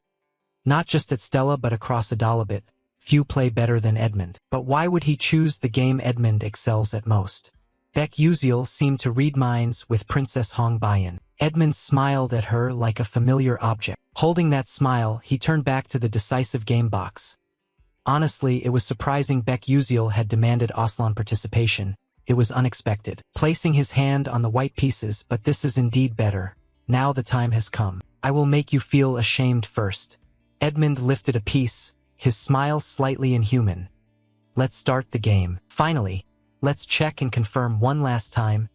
Edmund, sure of victory, reminded him of the wager. Once you sign the magic paper, breaking the oath means you'll lose all your mana. You understand that, right? Beck Uziel showed no odd reaction and replied, of course. But about this, he did feel he was playing a bit dirty. I have no mana, so breaking that agreement won't matter. One final piece was placed by Edmund, interlocking at the center tip. He released his hand and extended the invitation toward him. The pieces were arranged and in position. Please, you go first. Baek Yusil gave himself a brief thought. Relinquish the first move advantage in such a high-stakes bet? He slipped his hand into his coat. It seems he completely underestimated me. The encyclopedic knowledge he used to the last breath. Alright, things seem to be improving for me. At this point, let's briefly explain some rules of Soul Chess. Soul Chess is played on an octagonal board. You must select 20 pieces out of 200 types and place them on that board, and you may move only one piece per turn. Unlike ordinary chess, each piece and each square possesses its own attribute and ability. Combine them strategically to capture the opponent's king and win. That is the ultimate goal. Even for me, a veteran with 10 years of Soul Chess battle experience, it's not easy, though PvP is still much more fun than this game. Baek Yusil chose the black pieces, and his gaze locked onto his opponent. Moreover, Edmund Adalek is one of the top Soul Chess players not only at Stella but across Adalabit. That confidence had completely bound Edmund's reason. I was very surprised he would stake Aslan's Symposium eligibility, yet challenge with this form of Soul Chess. Truly an arrogant commoner brat. I'll crush you so you never dare challenge me again. Cutting off that thought, Baek Yusil, having been given the first move, began his preparation. Then let's begin. As if isolated in an indeterminate space, both were completely cut off from outside awareness. Edmund took notice of the board Baek Yusil had prepared. It revealed an uncanny surprise while also exposing utterly unpredictable details. What's with this setup? It felt as if his pieces were arranged to subtly undermine my strategy. Surely it's not such a random coincidence. After all, a commoner like this kid couldn't have played enough Soul Chess to amass real experience. Baek Yusil began adjusting his opening pieces well since he had conceded the first move to me. Then I will. Just that first move stunned a player like Edmund. Not only did he move his queen early, he charged straight into my formation. He lifted a piece resembling a knight.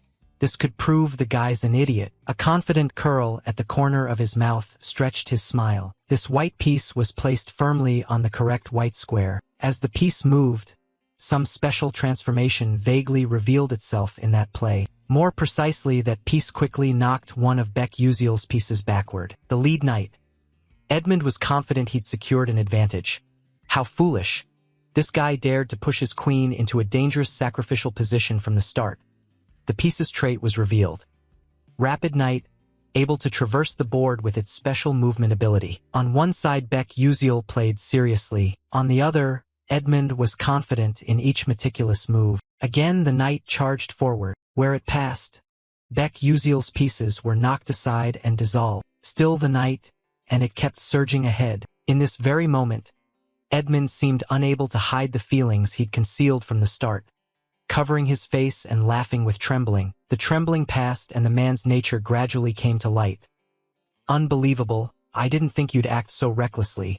I could finish this, even before I moved to the next movement in my symphony. In this match, Edmund Adalek brought one of his favorite tactics, the blaze of annihilation. The core of this tactic lies in the tight coordination of 3 rapid knights. Step 1. Use the mobility of the rapid knights to disrupt the enemy. Step 2. Use 5 fire pawns to secure map control safely, creating blazing terrain. Blazing terrain is a special map effect that reduces the defense of weak units against fire and increases damage to fire-affiliated units. If it reached that stage, Baek Yusil would have no chance. Though that was the plan, the moment Baek Yusil moved his arm to make a new play, Edmund seemed to have found where the mistake was. This is how it should have been. In a white square on the black side of the board, a piece suddenly appeared without warning. Edmund knew where the error lay. An invisible pawn? It also had its own distinctive info. Iron shackle trap creates a prison in a designated area. Any piece trapped cannot move for 5 turns. The 3 white knight pieces that had rampaged earlier were now imprisoned by red chains when aligned on the same rank. Dread began to grip Edmund. Damn, my rapid knights. Their invisibility effect was supposed to end after 3 turns. So why like this? And then the surprises weren't over for him because the next piece of information was revealed. Invisible pawn. The pawn remains unseen during the match. The invisibility effect ends after 3 turns, but if the queen dies before that effect ends, the effect is extended by 7 turns. A drop of sweat fell, but that dangerous smile returned. That bastard intentionally sacrificed his queen early to trigger this effect. His hands went stiff, but it's fine. The effect will last only 5 more turns anyway. Moreover, on this turn I'll activate the blazing terrain field. The white piece just placed on a black square ignited the entire battlefield, the blazing terrain, reducing non-fire units' defense by 30% while fire units deal 200% damage. It's an environment that lowers the opponent's defenses against fire and boosts the owner's attack. Completing this objective is extremely difficult because it requires holding points at 5 different locations. Once completed, dominance will tip to one side. Edmund stared at Bek-Uziel. How's that? Bek-Uziel? The territory is now active, next turn you're done. Bek-Uziel remained oddly calm, then made another subtle hand movement. A knot of unease stabbed his thoughts. Edmund watched intently without looking away. Another invisible pawn? That cunning bastard, but whatever he placed. When this turn passed, confident Edmund failed to notice Bek-Uziel's move, and when that move landed, Edmund froze and uttered a foolish thought in his mind. What? Edmund didn't realize how the ordinary pawn had somehow seized control of a specific point, manifesting a black piece on a white square. It occupied reversal terrain. When you claim terrain while the opponent's terrain is active, you receive a reversal effect. In other words, the blazing land instantly became frozen terrain, activating the frost terrain. The fire vanished and pillars of ice rose up. Edmund gradually lost the control he thought he had. With the reversal effect, ice element damage increases by 200%. The hidden condition for reversal was met, gaining an extra attack turn, 2 actions, 2 simple pieces, 3 knights, and 1 environment neutralized. Edmund tried to reassure himself with his earlier arrogance. What the hell? He saw my entire strategy. Edmund rolled his eyes to study him closely. No, it can't be. It's probably just a coincidence. With a single adjustment of his glasses, Edmund realized he had been captured in the palm of a true chess monster. His face went progressively pale, his mouth opening uncontrollably. Coincidence, isn't it? There was still one white knight not imprisoned. Wake up, unable to trap his opponent in his hand. Edmund could only clutch his numb pants pitifully as another bead of sweat fell. Edmund pressed his lips together. He'd faced countless opponents like this. Just hold until the next turn. Then I can turn the tide. If I endure, I'll win, he swallowed. His expression hardened, nothing more than that. The bright spark of hope on his face gradually sank into darkness. Can I win? Instead of confidence, disappointment dragged Edmund into an isolated mental space. Could I really beat him? Can my turn come back? Bek-Uziel's pieces moved without any hesitation. Edmund grew smaller in that scene. He folded his arms in his seat and turned on a more serious mode, and a few compliments for his opponent crept into his thoughts. Edmund's skill was indeed impressive, even powerful. In this world, defeating Edmund in Soul Chess has always been one of the toughest challenges. But after 10 years, crazed veteran players emerged. This guy truly is insane. A veteran who'd played thousands of games with Edmund finally wrote a perfect strategy. No longer hiding it, Bek-Uziel broke into a bright smile. And that strategy was stored right in these glasses. In other words, I'm playing Soul Chess with an entire encyclopedia of detailed instructions in hand. The next black piece chosen to be placed on a black square differed from the characteristics of the pieces I knew. Bishop of Thunder, unleashing a lightning strike that deals 200% damage to enemies who are frozen. If frozen targets are linked together, the attack becomes spreading lightning, and a lightning-shaped slit appears under the piece's miter. The yellow of the lightning and its streaks of energy gradually converged. The blue of the ice and snow covering the field completely shifted into the yellow of the lightning bolts. Edmund stood frozen in despair, watching that rapid transformation. One move and the entire white side vanished. Now only the black pieces remained. Ha ha ha, the earlier coldness had changed. Edmund swallowed his bitterness and had to accept a truth he uttered himself. I lost, Bek-Uziel. The tone wound down with a single line. Yes, thank you for the game, absolute silence. On the board now there is only black and darkness. Very quickly after, the students erupted one after another in exclamations. One of them mustered the courage to speak up directly. Wait a minute, a group of 3 formed and turned around in an uproar. Are you crazy? Did you see that? Senior Edmund actually lost? How did that happen? Is that a tactic or a joke? Is his strategy really that insane? Edmund sat completely still without any movement, ignoring the disruptive noises, facing an opponent who moved pieces coldly and with razor logic for the first time, that turned a proud Edmund into an emotionless Edmund, and then the unwanted scene unfolded. Hong Baiyan was talking and standing beside the male lead. That thought kept circling in his head. Did I really lose, and it was soul chess to boot? Edmund couldn't accept the truth as they left. The product contract was lost, and he'd even lost the right to attend the Aslan Symposium. His hands trembled and his thoughts grew more chaotic. What should I do? If my father finds out about this, will my life end here? The student in charge of the board, while tidying up, noticed the change in Senior Edmund. With decisive movement, the board remained intact after Edmund's dangerous, forceful slam on the table. The rage he'd been holding interrupted immediately. Damn it!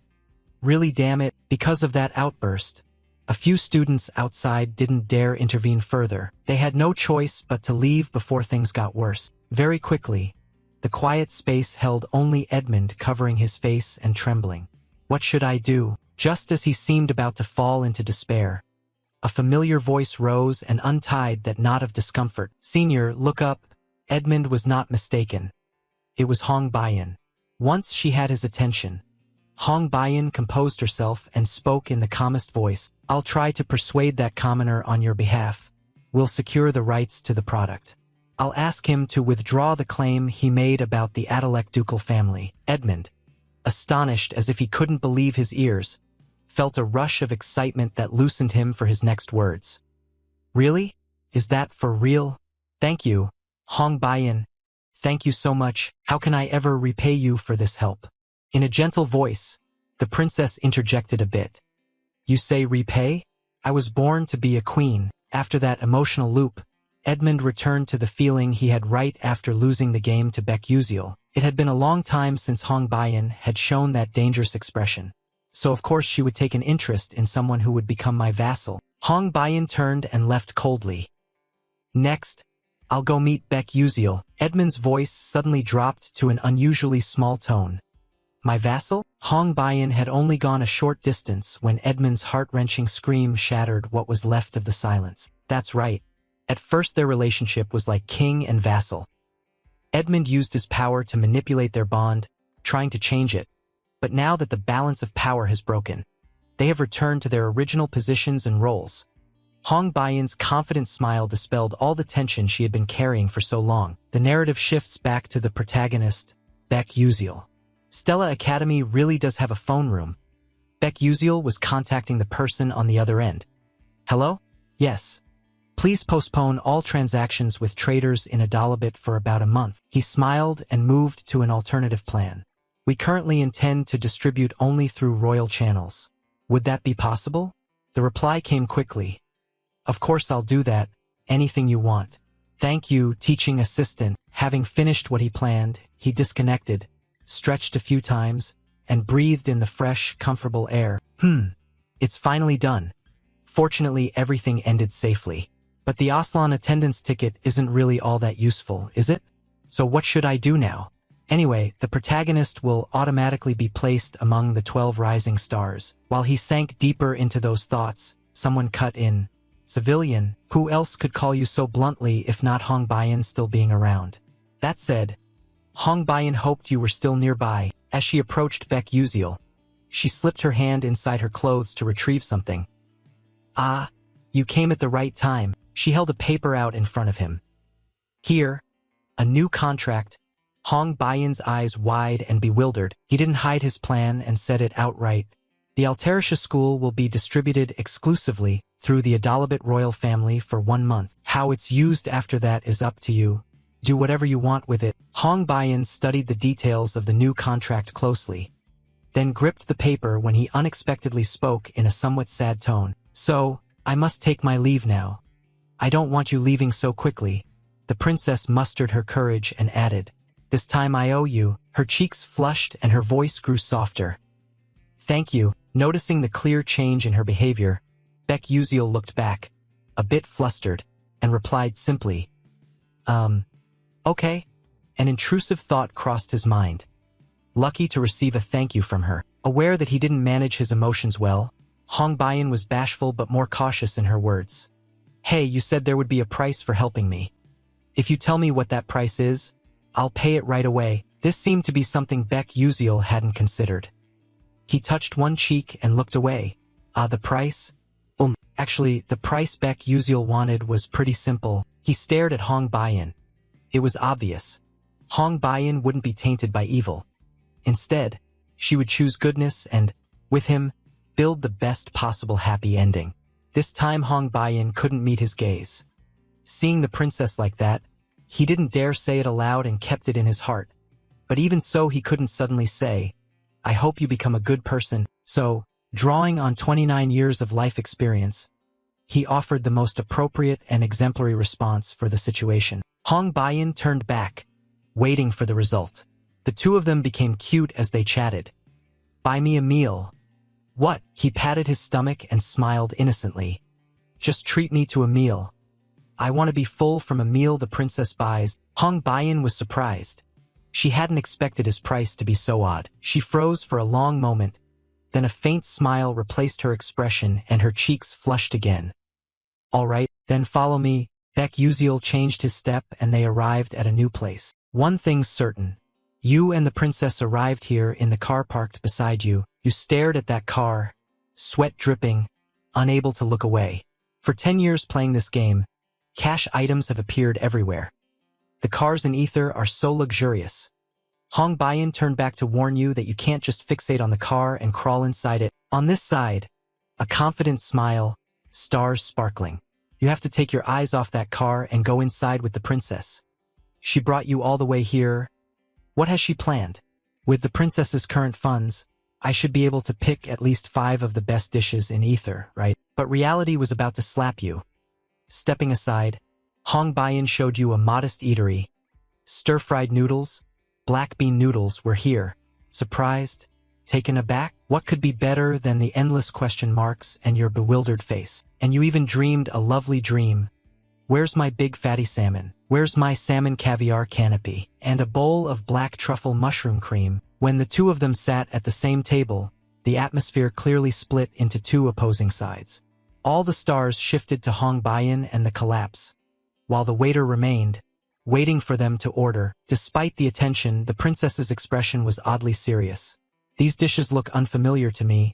I found it. When he asked me to treat him to a meal, I thought about what would make Baek Uziel happiest. Hong Bayan recalled a conversation with the nearby guard, who said there's a story from his past tied to this place. Really? Expensive food means nothing to Baek Uziel. From the past I happened to glimpse. I learned which dish he treasured most.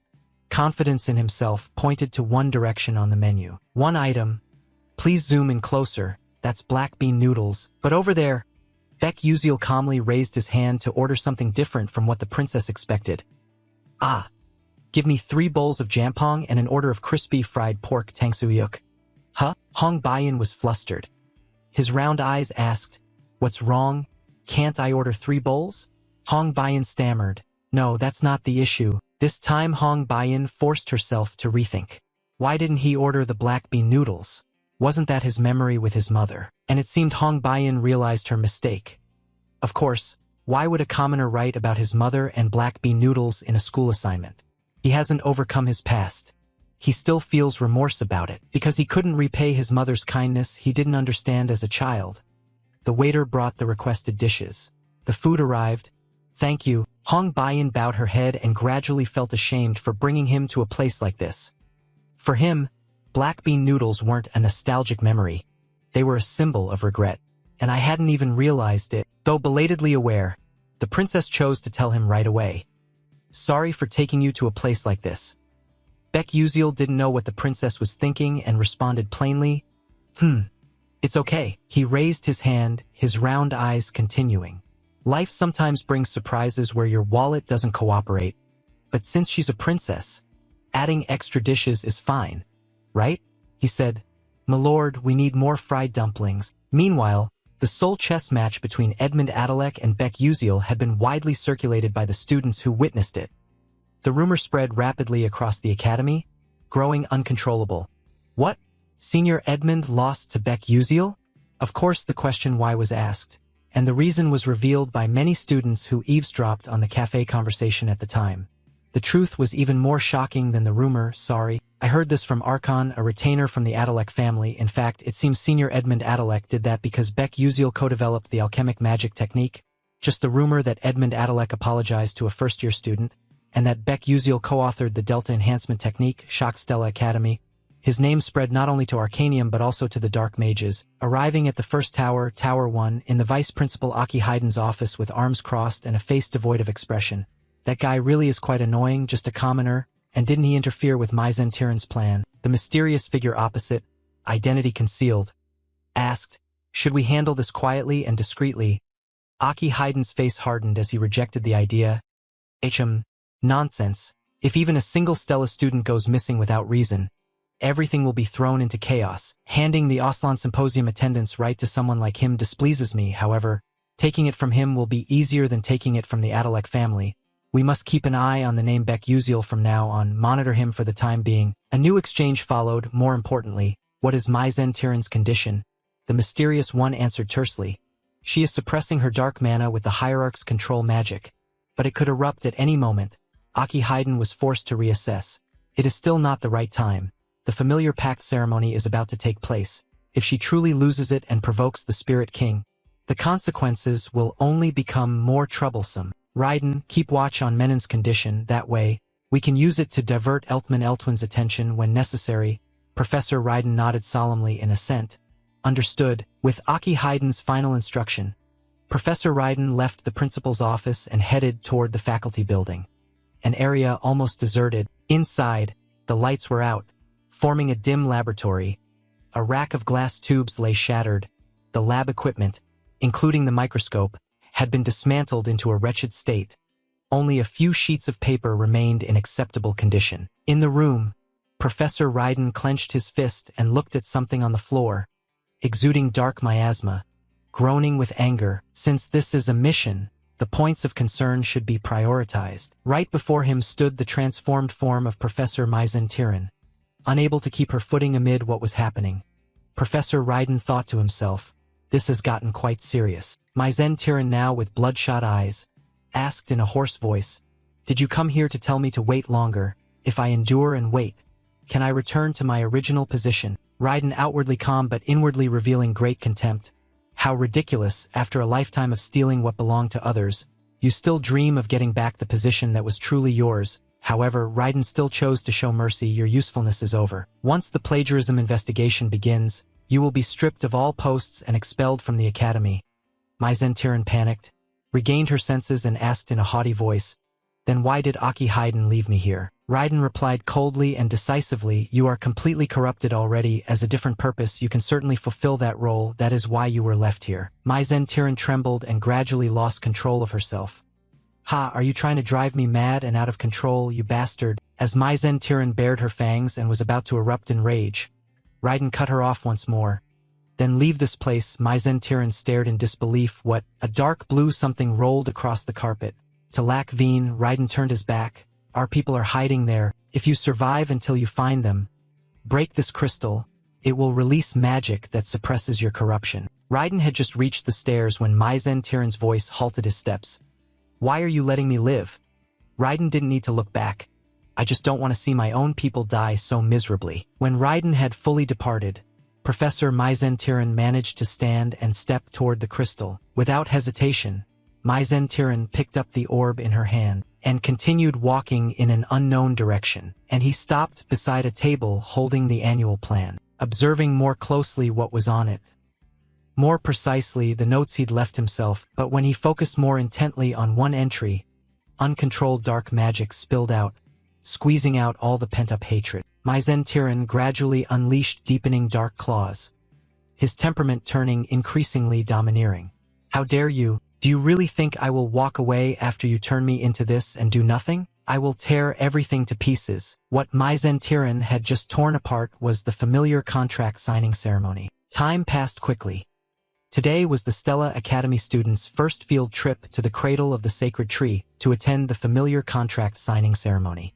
Huge starships began departing on a new journey. In a room, Acel and a few classmates were starting to enjoy a meal. Across from Acel, two classmates exchanged looks and said, I just remembered Beck Uziel. He was scolded and criticized by seniors for a long time, but now no one dares touch him anymore. Oh, I've heard that too. I also heard he's actually a co-developer of alchemical magic techniques, right? After that rumor spread, some seniors even came personally to apologize to him. The classmates looked at Acel and asked quietly, "Acel, do you know about that?" Acel held a pastry and answered casually, "No." The classmates continued, "So it's really about Beck Uziel, huh?" She bit the pastry lightly. Acel, lost in thought, wondered if it was just her mood. She felt increasingly distant from Beck Uziel. It gave her a sense of loneliness, but the others disagreed. A smile formed. "Honestly, I thought Beck Uziel and Acel were dating." No sooner had she bitten than Acel spat everything out. Seeing Acel act strange, her friends showed concern. "Acel, are you okay? Here's water, thanks." People say she's been getting close to Princess Hong Baiyan lately. Could the princess really be charmed by a commoner? Acel drank and listened to the gossip. But recently the way the princess looks at Beck Uziel hasn't been normal. This time Acel started coughing repeatedly. Acel, drink slowly. Nearby, Flame had noticed Acel. Acel was the focus of the other students' attention. Flame paused but was thinking about something, then decided to continue on his way, though the attention couldn't entirely let him go. Acel seemed well-matched with his friends. Normally he'd be here alone arguing with Hong Baiyan by now. Something had changed in a place he didn't understand. Are these all effects of Beck Uziel? Call him and he'll show up. Been looking for you forever. Hey, can I ask you a favor? Flame was startled by his sudden appearance. Ah, you scared me? Who expected you'd show up like this?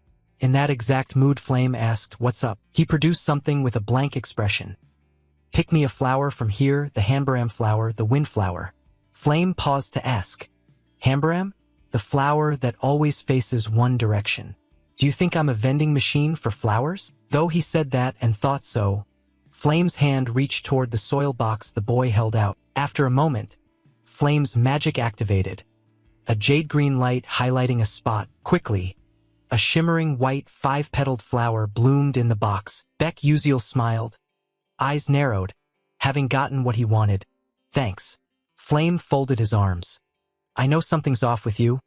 What do you plan to use this for?" As soon as he spoke, Flame vaguely realized something. Then a direct question turned to him. "Hey, don't tell me you're planning to go down to the 4th level, are you?" Beck Uziel was surprised Flame could tell. "Of course I'm going, otherwise why would I take it?" Flame couldn't help adding a few more words. "Watch your body carefully, or this time too." Then his hearing was suddenly cut off. You showed a question mark, not understanding. Flame realized he'd spoken out of turn and quickly looked away. "No, it's nothing." However, he was a bit startled when Beck Uziel proactively asked back, "And what about you? Are you okay?" Embarrassment took hold. "Ask me if I'm okay? What do you mean?" You put the flower in your bag and smiled. It's just that you seemed down after the Persona Gate practice. Flame turned his face away. "It's not like that, you're such a busybody." His face flushed uncontrollably. "If you're worried about me, I won't thank you for it." Beck Uziel looked back with a faint smile. From a distant shadowed corner, someone was secretly watching their exchange, looking like they were about to thank me. "I told you it's not like that. You're really not honest at all." "Oh, give me back my flower." At that moment in the Menon Tower area, 2 figures in uniforms resembling the 13th Legion stared at the lights ahead. The residents of Maizen Tiran, who had vanished and was no longer known under the name Stella. Starting today, first-year research majors would begin their field activities. Menon Tower, 13th Legion, Commander Kane. The special activities related to dark magic would commence there. Maizen Tiran might participate, so please be alert. The isolated space and that amount of news quickly dissipated and returned them both to the boundless plane. Additional info. Spatial teleportation, a unique Menon Tower technique enabling rapid long-distance transfer, is a magic only high masters worldwide can use.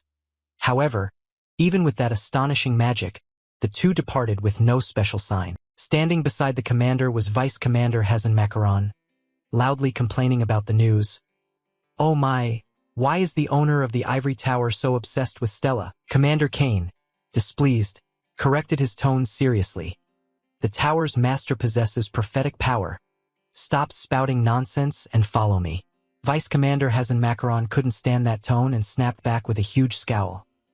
Right, it's prophecy, and over half of it is always wrong. Though that may be true, Kane held his ground. In most cases, it's because we resolve the issue before those disasters occur.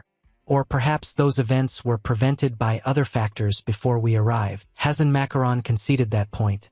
A light magic glowed in her hand. Anyway, our captain is overly obsessed with the master of the magic tower, and it seems he's troubled by those words too. Kane didn't want time wasted by further back and forth. All right, move quickly.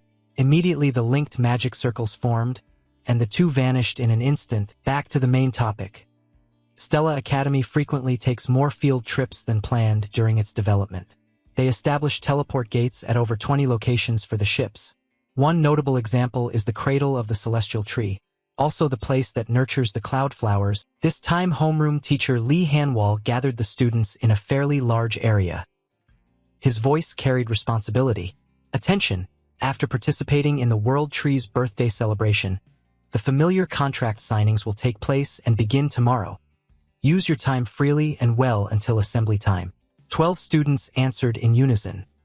Yes, with no longer being constrained by time or space, each student split off to do what they wanted, and this time attention turned to Flame. She was looking around as if searching for something. Looking at the lush tree canopy, Flame eased her tension and smiled. Perhaps being surrounded by nature made her feel very relaxed, but then Flame's target appeared when she shifted her gaze elsewhere. Who else could the target be but Beck Uziel? Flame paid attention to Beck Uziel, but Beck Uziel didn't notice at all. Flame felt deflated by that, but she had no intention of approaching, and she watched his back grow farther away. Was he wandering alone? Lost in thought, Flame didn't notice someone else. Jeremy Scalvin smiled, radiating brilliant light. Hello? Flame. Immediately Flame's face twisted. Of course she was very annoyed. She walked past lightly without bothering to look at that handsome smiling face. Jeremy kept that expression even though he was being quickly ignored. Just as Flame was about to leave entirely, Jeremy hurriedly stopped her with his words. Aren't you going to show me that expression again? Annoyed and provoked, Flame looked back confused. What are you talking about? Jeremy took step after step closer. If you have time, could you walk with me a bit? Flame stood still. I don't have time, a silence formed. But quickly Jeremy fully revealed a not-so-good boy nature. More like a killer denied what he wanted. Again, why don't you think it over? Flame realized she was dumbfounded that Jeremy could wear that expression now. She quickly matched her thought. This guy really is dangerous. Jeremy wasn't simply that kind of person. Just when she didn't know what to do, someone else suddenly stepped in to block for Flame. Flame could hardly believe this person had shown up. Hey Wonriang. He helped untie the knot. Prince, that's more than enough. Do you realize your actions were quite rude and coercive? Jeremy smiled with mockery. Oh, and how would I know that? When Jeremy spoke with that smile, ordinary people would naturally look away and avoid him. However, that doesn't work on someone at the pinnacle of magic as heir to the tower. As the two boys stared at each other, Flame sweated in the middle, analyzing. My God, what is this situation? Now that they'd met, some plot gradually brewed across Jeremy's expressions, leaving one serious and one embarrassed. Jeremy walked away and returned to normal, waving. It seems your friend misunderstood something, so I'll head back for today. See you next time. Okay? With that, Jeremy completely left the two of them there. Although things seemed to go fairly well, Flame felt a deep unease. Immediately she voiced a loud, somewhat reproachful question to the one left. Hey Wonriang, what on earth were you thinking, daring to block Jeremy? Do you think making enemies with the Scalvin family was wise? Hey Wonriang seemed unconcerned by the criticism. Flame, you're the one who needs to be careful. The prince is very dangerous. If he wants something, he won't hesitate to do anything to get it, and right now you've become the thing he wants most. Flame understood that better than anyone, so she was currently weighing what she should do. However, a new perspective from Hey Wonriang left her puzzled. Or perhaps you truly trust him. Indeed, Flame couldn't imagine Hey Wonriang saying those words. Suddenly this time Flame shot back. Who are you talking about? Hey Wonriang was stunned. From where he stood he turned his back and tried to walk away in a hurry. Sorry, I spoke out of turn. Huh? Flame looked at him blankly, full of suspicion. Hey, who is he? Hey, Wonriang suddenly realized his body was gradually losing control for a very strange reason. Immediately, he put his hand to his forehead and dropped to one knee. Flame knew something was wrong and hurriedly called his name. Hey, Wonriang. Flame rushed closer in concern. Are you all right? However, Hey Wonriang quickly raised his hand to stop her. The headache flared up again. Hey Wonriang still stood and continued to leave. I'm fine. How could Flame possibly believe that? Fine my ass. As he walked away the way Baek Uziel had before, Flame tried to hold him back. Wait a moment, Hey Wonriang, that can't happen. After he left, Flame still didn't understand what on earth had just happened. Hey Wonriang felt unease wash over his already unsettled mood again. Something was very wrong as he tried to leave. Hey Wonriang moved into a less conspicuous alley and leaned against the wall. Supporting his body, he replayed things in his mind. He didn't know when this unexplained symptom had grown worse, his vision blurred. Damn it! How can I complete the familiar signing ritual like this? Just as he was baffled, he was startled by a familiar voice. Oh, who do we have here? Although Hey Wonriang had only heard that voice a few times during their encounters, as he slowly turned his head, he confirmed who it was. Professor Maizen Tiran, half his face hidden by a black cloak, his appearance swallowed by shadow. Professor Maizen Tiran stepped closer with surprising calm. I've been wondering where my seed ended up. Turns out there's a seed right here. Perfect timing. I didn't expect the level of intrusion to have progressed this far. Hey Wonriang panicked at those words. Professor, what are you saying? The professor's hand and dark magic extended forward, the danger spiking to a high level. Now, don't resist, for from this moment you will become my servant. Hey Wonriang, do you understand the situation you've fallen into? He tried to force himself to wake up. Don't come near. Hey Wonriang's consciousness grew progressively darker. Fragments of memories standing beside him and talking with Flame surfaced. They kept filling that memory. However, they gradually diminished and merged into the darkness. What remained at the end was a photo of Flame waving goodbye. In the kingdom of the elf people, where a magnificent and grand castle hides amid lush, poetic forests. Inside the castle, an aide approached a large door. He knocked to report to the king. It was Orenya, the king's aide. He respectfully reported, Your Majesty, if you do not appear at this year's natal festival, the Council of Elders will seize on that pretext to cause trouble. Inside, Elf King Katsirin stood leaning against the door. Orenya continued anxiously. They will surely intend to seize control of the entrance to the sacred grove. Katsirin, the Elf King with long white hair and authoritative golden eyes, frowned slightly. The burden of a king weighing on her slender shoulders, she replied calmly. I know, I will go out soon, you may withdraw. Orenya could only obey. When alone, Katsirin's expression sagged, revealing fatigue and melancholy. She walked in solitude, thinking to herself, when was the last time I truly felt free? She raised her hands slightly, preparing for an important task. Katsirin donned a white hooded cloak and mask, completely concealing her identity. She looked in the mirror and told herself the cloak can only hold for 1 hour. Determination shone in her eyes. Even if only a short hour, she had to make use of it. After disguising herself, Katsirin and the escorting knights entered the sacred forest. She silently prayed that today would pass peacefully. She stood amid a garden of pure white flowers, the scene peaceful and quiet. Other elves bowed in prayer, the atmosphere of the ceremony solemn. Everyone reverently performed the rites of the sacred tree festival. By rite, Katsirin stood among the brilliant flowers. As if merging with nature, she continued across a wooden bridge, proceeding deeper into the place of the ritual. The final destination was a majestic waterfall, the most sacred spot in the forest. The ritual was nearing its end. Katsirin thought if she could complete the prayer safely and return it would be enough. But suddenly she flinched, sensing something amiss. A dark energy, faint yet unmistakable. Someone bearing dark magic had appeared.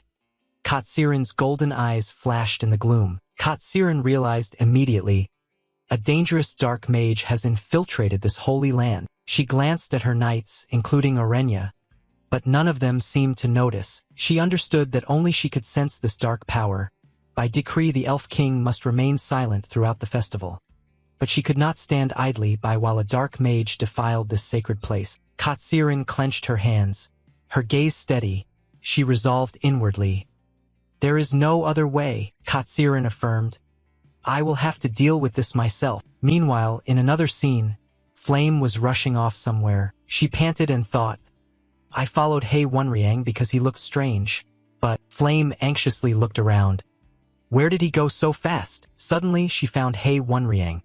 He stood in a dark corner, motionless. Flame froze at the sight of Hei Wonriang. He was enveloped by a dark aura, his eyes completely obscured. She gasped his name. Hei Wonriang? Flame immediately sensed the terrifying energy radiating from him. This dark energy? Don't tell me. Hei Wonriang looked up. His eyes had turned pitch black. Flame realized in horror. A dark mage. However, Flame quickly calmed herself. She noticed his corruption by dark magic was not complete yet. If I act now, I can bring him back. Thinking that, she spoke up, trying to reassure him. Calm down. Hei Wonriang, the emotions you're feeling right now aren't yours. Flame continued to persuade. You hate losing, don't let the darkness win. But Hei Wonriang remained silent. Hei Wonriang slowly stepped toward Flame. Without a single reply, he came very close, pressing up against her with a terrifyingly blank expression. Flame was truly frightened, sweat beginning to pour down. Hei Wonriang's soulless eyes stared at her, without any emotion. Hei Wonriang suddenly spoke in a cold voice. Why? Are you avoiding me? Flame was flustered and didn't know how to answer. She was struck dumb, her eyes wide with fear and confusion. As if sensing something, Hei Wonriang stepped back. Flame hurriedly cried out, wait. Hei Wonriang was lost in his own chaotic thoughts, wondering, does he hate me? Am I unreliable? Flame frantically waved her hands. No, don't think that.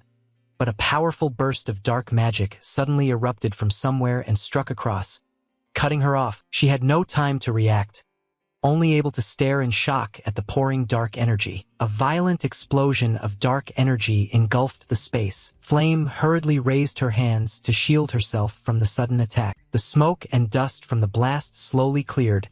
Flame still stood stunned, unable to believe her friend had attacked her. Just as she was bewildered, a classmate appeared.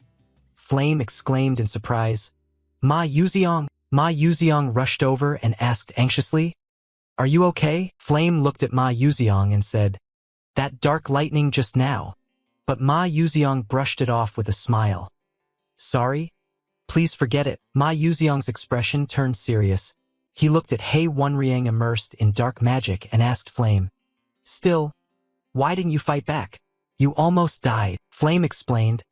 I tried to resolve it by talking. Ma Yuziong asked in surprise. By talking, he couldn't believe her explanation, but remained silent. Flame drifted into her own thoughts. She recalled that in the original story, Acel purified countless dark mages with mere words. That person was dubbed the penitent saint. Flame had believed she could do the same, so I thought maybe I could bring Hei Wonriang back too. But reality was far harsher, she despairingly thought. But perhaps my power can't save anyone. The image of Jackie dead in the past haunted her. Ma Yuziong cut into her thoughts. I don't know what your plan is, but first you have to fight, he asked with trusting eyes. You can do it, right? Those words awakened Flame. The despair on Flame's face vanished, replaced by resolve. She declared loudly, Yes, I can, and summoned a magic staff. Her eyes shone with steely determination.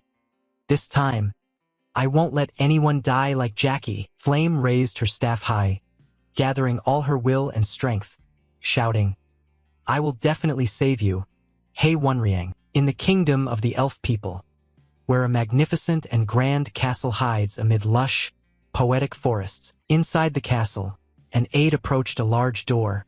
He knocked to report to the king. It was Orenya, the king's aide. He respectfully reported, Your Majesty, if you do not appear at this year's natal festival, the Council of Elders will seize on that pretext to cause trouble. Inside, Elf King Katsirin stood leaning against the door. Orenya continued anxiously, They will surely intend to seize control of the entrance to the sacred grove. Katsirin, the elf king with long white hair and authoritative golden eyes, frowned slightly. The burden of a king weighing on her slender shoulders, she replied calmly, I know, I will go out soon, you may withdraw. Orenya could only obey. When alone, Katsirin's expression sagged, revealing fatigue and melancholy. She walked in solitude, thinking to herself, when was the last time I truly felt free? She raised her hands slightly, preparing for an important task. Katsirin donned a white hooded cloak and mask, completely concealing her identity. She looked in the mirror and told herself the cloak can only hold for 1 hour. Determination shone in her eyes. Even if only a short hour, she had to make use of it. After disguising herself, Katsirin and the escorting knights entered the sacred forest. She silently prayed that today would pass peacefully. She stood amid a garden of pure white flowers, the scene peaceful and quiet. Other elves bowed in prayer, the atmosphere of the ceremony solemn. Everyone reverently performed the rites of the sacred tree festival. By rite, Katsirin stood among the brilliant flowers. As if merging with nature, she continued across a wooden bridge, proceeding deeper into the place of the ritual. The final destination was a majestic waterfall, the most sacred spot in the forest. The ritual was nearing its end. Katsirin thought if she could complete the prayer safely and return it would be enough. But suddenly she flinched, sensing something amiss. A dark energy, faint yet unmistakable. Someone bearing dark magic had appeared. Katsirin's golden eyes flashed in the gloom. Katsirin realized immediately, a dangerous dark mage has infiltrated this holy land. She glanced at her knights, including Orenya, but none of them seemed to notice. She understood that only she could sense this dark power. By decree, the elf king must remain silent throughout the festival. But she could not stand idly by while a dark mage defiled this sacred place. Katsirin clenched her hands, her gaze steady. She resolved inwardly. There is no other way, Katsirin affirmed. I will have to deal with this myself. Meanwhile, in another scene, Flame was rushing off somewhere. She panted and thought, I followed Hei Wonriang because he looked strange. But Flame anxiously looked around. Where did he go so fast? Suddenly she found Hei Wonriang. He stood in a dark corner, motionless. Flame froze at the sight of Hei Wonriang. He was enveloped by a dark aura, his eyes completely obscured. She gasped his name, Hei Wonriang. Flame immediately sensed the terrifying energy radiating from him. This dark energy? Don't tell me. Hei Wonriang looked up. His eyes had turned pitch black. Flame realized in horror, a dark mage. However, Flame quickly calmed herself. She noticed his corruption by dark magic was not complete yet. If I act now, I can bring him back. Thinking that, she spoke up, trying to reassure him. Calm down. Hei Wonriang, the emotions you're feeling right now aren't yours. Flame continued to persuade. You hate losing, don't let the darkness win. But Hei Wonriang remained silent. Hei Wonriang slowly stepped toward Flame. Without a single reply, he came very close, pressing up against her with a terrifyingly blank expression. Flame was truly frightened, sweat beginning to pour down. Hei Wonriang's soulless eyes stared at her, without any emotion. Hei Wonriang suddenly spoke in a cold voice. Why? Are you avoiding me? Flame was flustered and didn't know how to answer. She was struck dumb, her eyes wide with fear and confusion. As if sensing something, Hei Wonriang stepped back. Flame hurriedly cried out, wait! Hei Wonriang was lost in his own chaotic thoughts, wondering, does he hate me? Am I unreliable? Flame frantically waved her hands. No, don't think that. But a powerful burst of dark magic suddenly erupted from somewhere and struck across, cutting her off. She had no time to react, only able to stare in shock at the pouring dark energy. A violent explosion of dark energy engulfed the space. Flame hurriedly raised her hands to shield herself from the sudden attack. The smoke and dust from the blast slowly cleared. Flame still stood stunned, unable to believe her friend had attacked her. Just as she was bewildered, a classmate appeared. Flame exclaimed in surprise, Ma Yuziong! Ma Yuziong rushed over and asked anxiously, Are you okay? Flame looked at Ma Yuziong and said, That dark lightning just now. But Ma Yuziang brushed it off with a smile. Sorry? Please forget it. Ma Yuziang's expression turned serious. He looked at He Wenriang immersed in dark magic and asked Flame, Still, why didn't you fight back? You almost died, Flame explained. I tried to resolve it by talking, Ma Yuziang asked in surprise. By talking, he couldn't believe her explanation, but remained silent. Flame drifted into her own thoughts. She recalled that in the original story, Acel purified countless dark mages with mere words. That person was dubbed the penitent saint. Flame had believed she could do the same, so I thought maybe I could bring He Wenriang back too. But reality was far harsher, she despairingly thought. But perhaps my power can't save anyone. The image of Jackie dead in the past haunted her. Ma Yuziang cut into her thoughts. I don't know what your plan is, but first you have to fight, he asked with trusting eyes. You can do it, right? Those words awakened Flame. The despair on Flame's face vanished, replaced by resolve. She declared loudly, Yes, I can, and summoned a magic staff. Her eyes shone with steely determination.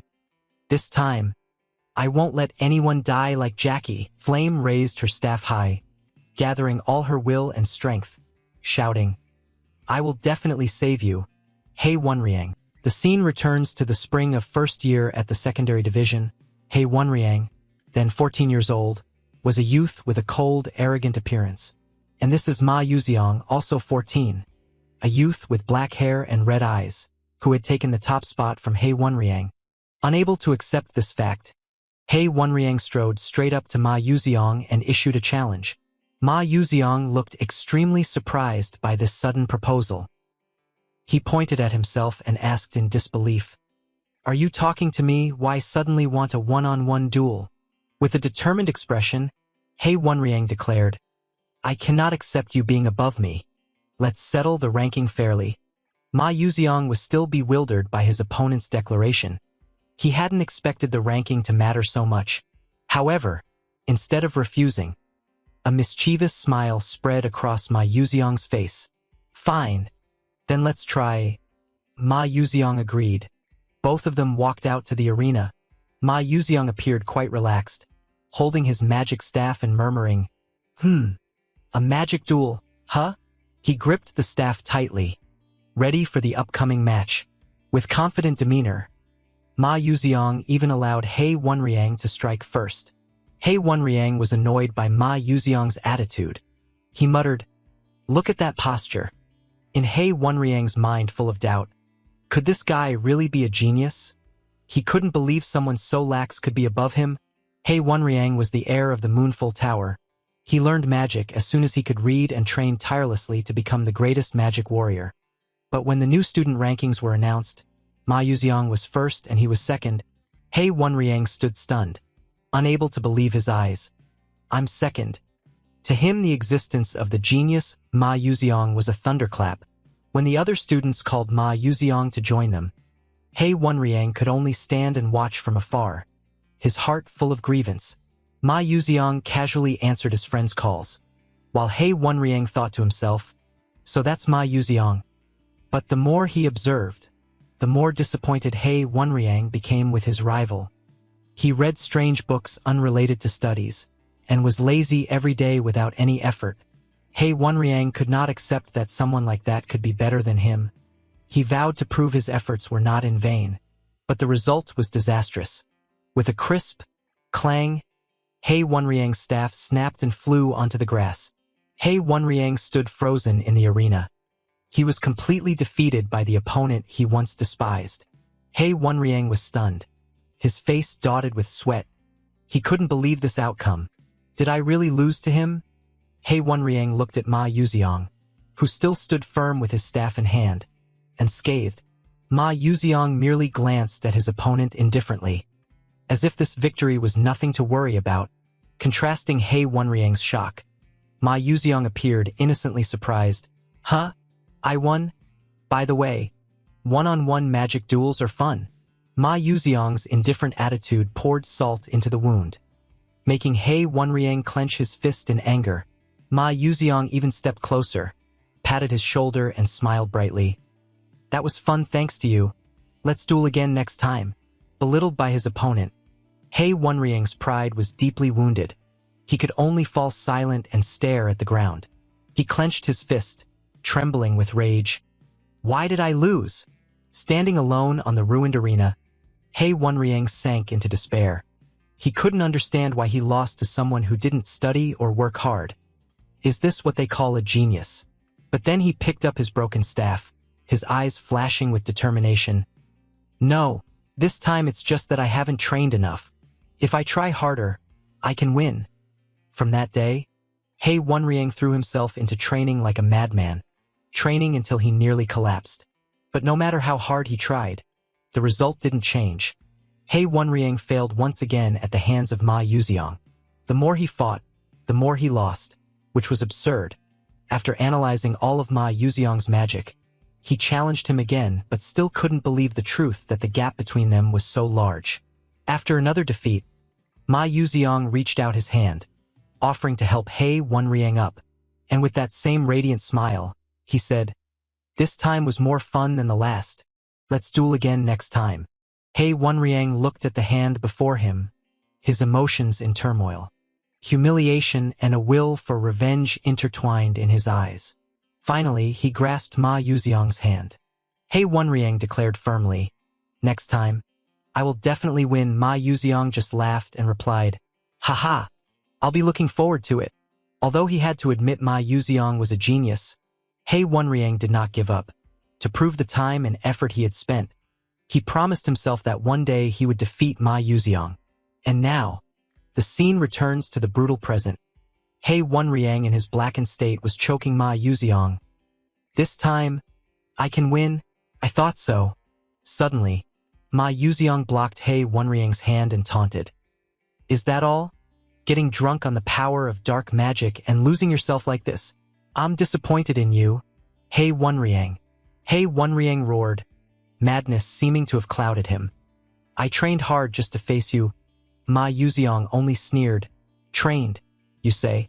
Do you remember?" Ma Yuxiang recalled a memory from the past, about a fierce battle during a practice in the dungeon. It turned out that the two of them had once been evenly matched rivals in the past. Ma Yuxiang admitted, "That really shocked me. It turned out I was more competitive than I thought. After that, I trained properly for the first time. I always waited for a challenge from you again." Ma Yuxiang continued to provoke. "You've never beaten me even once. This is your chance. So, kill me." Hei Wonriang's red eyes flashed with inner conflict. Would he accept this offer to get the victory he had longed for? Ma Yuxiang curled his lips in a savage smile, touching his chin. "Use that power to drive it through my heart and enjoy your victory. And regret that this is our final match." Ma Yuxiang's provocation stunned Hei Wonriang. For a moment, the demonic light in Hei Wonriang's eyes suddenly went out. Returning to their clear gray, he had found himself again. Flame also watched the two of them with extreme tension. Ma Yuxiang's gaze was steady as he looked at his friend who was gradually returning. The hand that had been gripping Ma Yuxiang's throat slowly released. Hei Wonriang declared loudly, "I won't kill you. Winning this way would deny all the effort I've put in." Flame rejoiced inwardly. Thank God. Hei Wonriang's emotions have almost returned to normal. She believed she could save Hei Wonriang. But at that moment, a powerful green magic surge suddenly struck, attacking all three of them. Hei Wonriang screamed in pain as the surge of magic struck him. Ma Yuxiang was not spared either. He and Hei Wonriang were both knocked away at the same time. Flame was also affected by this tremendous power. She wondered, "What is this energy?" A gentle voice sounded, "Oh my." From within the light, a mysterious figure appeared.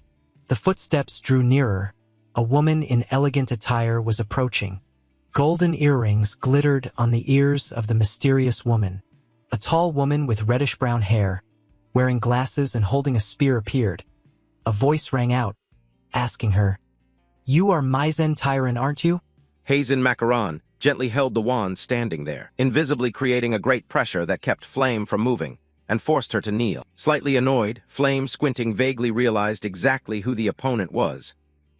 I saw that character in the original novel." The identity of the mysterious woman was finally revealed, It was Hazen Macaron, Vice Commander of Destruction Squad 13, which meant, at the same time, the sound of another person's footsteps approached. Hazen turned and complained with her usual dazed manner.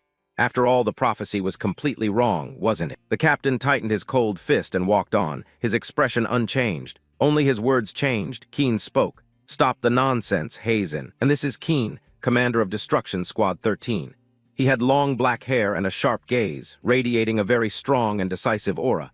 Flame also recognized the presence of that man here. Keen looked down at Ma Yuxiang and the blackened He Wenriang kneeling on the ground. It seemed the squad's target was one of the two of them. Without saying more, Keen silently used a talisman to detect a special dark fluctuation. Hazen's gravity illusion was perfect. Merely that restrained movement. Keen commented on the opponent. The faint fluctuation waves were so real it was surprising they could emit such power. Hazen confirmed. "Indeed, what do you intend to do?" After confirming the target, Keen hesitated not at all. His hand tightened on his weapon. A stream of blue mana began to activate, not giving the opponent a chance. Keen ordered an immediate execution. The target Keen aimed at was the blackened He Wenriang, just having regained some consciousness. He Wenriang, along with Ma Yuxiang and Flame, fell into an awkward situation. Rather, they were surprised by that decisiveness. Hazen seemed to disagree with the captain's hasty decision. She thought they should observe more. But Keen immediately retorted that if this entity were allowed to erupt, it would become a disaster. Keen reaffirmed his decision firmly, that killing the target now was completely correct. Keen's conduct was not wrong. Once those tainted by dark magic have been corrupted, once they are prone to be corrupted a second or third time, even if temporarily purified, the corruption remains, and eventually they will be affected by dark magic and cause a massacre. A decision made must be carried out immediately. Just as Keen prepared the finishing blow, a voice rang out demanding a halt. Hazen Macaron was surprised and turned to see who had dared intervene. Unexpectedly, it was Ma Yuxiang. While speaking, he had gathered his remaining strength to stand up. Hazen recognized Ma Yuxiang, the top scholar of Stellar Academy. She was quite impressed by his ability. However, the smile on Hazen's face quickly changed to a dangerous expression. It seemed she had another plan. Ma Yuxiang felt a greater pressure begin to crash down upon his body. Just as Ma Yuxiang tried to lift himself, Hazen snapped her fingers and caused him to collapse once more. Hazen coldly ordered Ma Yuxiang to stay down, warning him not to interfere with her affairs, her eyes now full of cruelty. Hazen's sudden and vicious attack left Ma Yuxiang no time to react. He staggered and sank to the ground, struggling to endure, although the situation was better because no overlapping gravity acted on them. Flame still could not feel any more at ease. Seeing Ma Yuxiang's condition, Flame worried. Her face contorted, showing extreme tension. Flame muttered, although recent events differed greatly from what she knew in the original novel. One thing she was sure of was that the magic Ma Yuxiang had just used was dark magic. She recognized the latent danger. If Ma Yuxiang continued like this and exhausted his blue mana, he would expose the dark mana in front of everyone. And if that happened, not only Ma Yuxiang but also He Wenriang would be in danger. An image of the worst-case scenario flashed through her mind. In desperation, Flame screamed inwardly. She could not lose both of them here. She tried with all her strength, begging her body to move. But it was too late. Keen had already pointed his wand at the top of He Wenriang's head. Now it was over. Facing death, He Wenriang seemed to have resigned himself to his fate. But Flame still wished for some miracle to appear. Her eyes squeezed shut. "Please save us." The mana surging from Keen's wand showed no hesitation. "Die, Dark Mage." At that moment, a voice called out demanding he stop. Keen paused slightly and turned his head toward the sound. He turned to confirm the direction the sound had come from. "You are the only one who can change the situation." The supporting character from the novel Beak Yuxial. Keen vaguely remembered him by that unmistakable face. "You are." The scene shifted back 10 minutes, where Beak Yuxial was now patting the head of a little Fey boy. But his main purpose was to buy food, so he patted the head because it was cute. Before leaving, he offered a friendly smile. "Good luck with your business." The middle-aged woman happily accepted his blessing. "Thank you, the student." Just after he walked away, a familiar chime from the system ran through his mind. A system notification appeared before him.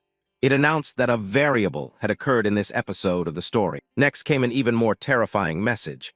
"The darkening root of He Wenriang has begun." Ma Yuxiang was stunned. He could not believe his eyes. As far as he knew from the original plot, this darkening event should occur after Jeki's root ended. Ma Yuxiang recalled that in the original game, a total of 3 students were affected by Professor Mazen's darkening, and among them, He Wenryang's darkening route had a 99% chance of leading to a bad ending. Ma Yuxiang's hand clenched.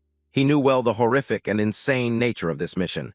He had to choose whether to stop it or let it happen. Unable to think further, Beak Yuxial decided to give the food he had just bought to another Fae. "Hey, this is really good, eat it." The other was a little surprised, but still took it and watched Beak Yuxial walk away. Beak Yuxial's choice was a new line of thought. Still, he could not just watch a bad ending happen. And so, at the present moment, the pressure descended upon the two main characters, Ma Yuxiang and He Wenryang. Flame breathed a sigh of relief that help had arrived. 5 pairs of eyes. 5 gazes from 4 directions focused on one subject, Beak Yuxial. Just as Beak Yuxial arrived, he still thought well of his classmates, still breathing. Thank goodness. But so what that you arrived? Keen still coldly commanded. Hazen understood and immediately smiled, stepping forward with small steps. Got it, leave that kid to me. Hazen stepped forward, her wand like a mini scythe tapping lightly with each step. With a confident, teasing smile, Hazen promised to show Beak Yuxial a wonderful illusion. Immediately, Hazen activated her magic, her eyes blazing as a powerful illusionary energy was unleashed. However, Ma Yuxiang remained still, showing no sign of being affected by the magic. A silence passed. The two just stood looking at each other with no movement. Hazen was completely bewildered. She didn't understand why her illusion had no effect.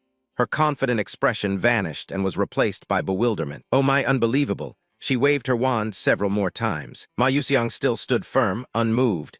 He looked completely normal, as if nothing had happened. Hazen panicked and reported to the captain that her illusion wasn't working. Keen grew annoyed, thinking she was joking, and demanded she do it properly. Hazen strained to argue, insisting she had been serious. Hazen looked at Ma Yuxiang with disbelief.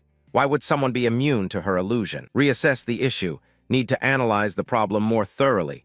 The basic illusion magic is to disrupt the opponent's mana. Hazen recalled how the magic worked. She only needed to scramble the opponent's mana and make them feel crushed by gravity. But for some reason, this kid gave her the impression he had not a drop of mana in his body.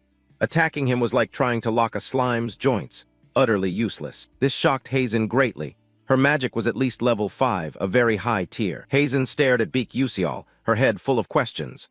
What kind of ability did this kid have that could completely nullify her magic? After a series of changes that had no effect on Beck Yuziel, Hazen forced herself to get serious again. Her magic was at least level 5. What exactly can that child do, because that illusion was completely nullified? She had no choice but to withdraw. Just then, Kane ordered Hazen, "Stand down, Vice Commander." He exuded the bearing of a commander. Kane demanded Beck Yuziel reveal his true identity.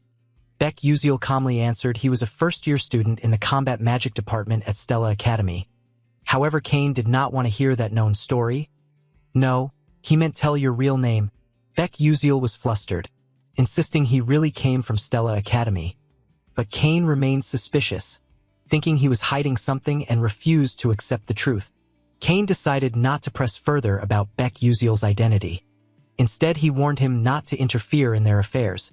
Beck Yuziel immediately understood their intent. He challenged, "That's a problem. You intend to kill that student, don't you?" Kane did not hesitate and bluntly admitted, "Yes. We will kill him." He Wenryang in his blackened form. Those who can feel it clearly know what that means. Beck Yuziel broke out in a cold sweat, telling himself if he had to fight these people now, he wouldn't last more than 5 seconds. But despite knowing the gap in strength, Beck Yuziel still decided not to back down. He took a decisive step forward. Beck Yuziel drew his sword, eyes full of resolve. He declared he would not leave He Wenryang here, and had no reason to walk away when they planned to kill a classmate. Kane coldly warned, "If you fight us, you will surely die." Beck Yuziel then used a psychological tactic, pointing out that this group was acting secretly, and if he caused a scene, even if he died, it would draw attention and ruin their plan. Beck Yuziel's threat seemed to work. Kane was silent for a moment, then asked, "What do you want?" Beck Yuziel looked straight at them and made his request. "Just once. Let her purify him," Beck Yuziel suggested, giving someone else a chance to save He Wenryang. Kane listened intently to his words, then looked toward the blackened He Wenryang in the distance, appearing doubtful of Beck Yuziel's proposal. He dismissed it. "It's useless. No matter how much dark magic you purge, the emotions won't return." But Beck Yuziel insisted, "One time is enough." His friend's magic might even restore the emotions to their original state. Flame quietly looked at Baek Yuziel, sweat trickling down. But above all, she doubted the words. Can I help Hei Wonriang return to his original state? Flame not only doubted the words, but also doubted herself. Cain probed. And if you fail, Baek Yuziel replied without hesitation. I will withdraw cleanly.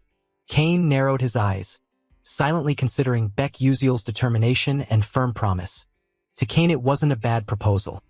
At least they didn't need to make trouble with someone who could overcome Hazen's illusion magic. Finally he agreed, fine, but not forgetting to threaten he would kill Baek Yuziel painfully if he broke his promise. Then he ordered Hazen to Jechu the illusion. Hazen appeared skeptical of the commander's decision, but he coldly replied that if Baek Yuziel lied they could kill him then. It's not too late. Hearing this, Hazen relented. She sighed and tapped her staff on the ground, beginning the process of dispelling the shrouding illusion barrier. The illusion was dispelled. Both Ma Yuziang and Hei Wonriang were able to regain their freedom and gasped for breath. Flame, though under less pressure, still reluctantly managed to steady herself. Eyes half open, Flame realized someone was standing before her, or rather Baek Yuziel had approached and sat down opposite her. You know what state Hei Wonriang was in, right? If it were you, you could bring him back to normal. However, Flame bowed her head, voice full of guilt. I'm sorry, but I don't have that kind of ability. A painful memory surged back of when she failed to save someone named Jackie. Baek Yuziel asked if she intended to repeat that past mistake. Leaving her stunned, for a moment Flame wavered. She spoke what she truly wanted. No. Baek Yuziel observed that change. Then he broke into a smile full of trust, as if to lend her strength and confidence. Baek Yuziel once more affirmed, Save Hei Wonriang, you can do it. His encouragement lit a spark of hope in Flame's eyes. If someone else had said it, she wouldn't believe it, but this is Baek Yuziel, so it's a different story. Regaining determination and a familiar feeling. Flame picked up her mystic staff. If Baek Yuziel said she could do it, she slowly stepped forward and stood before Hei Wonriang for a moment as Baek Yuziel had claimed. Meaning she truly possessed that ability. There was still someone nearby. Flame glanced and instructed. Step back a little, Ma Yuziang. Flame's eyes no longer held fear.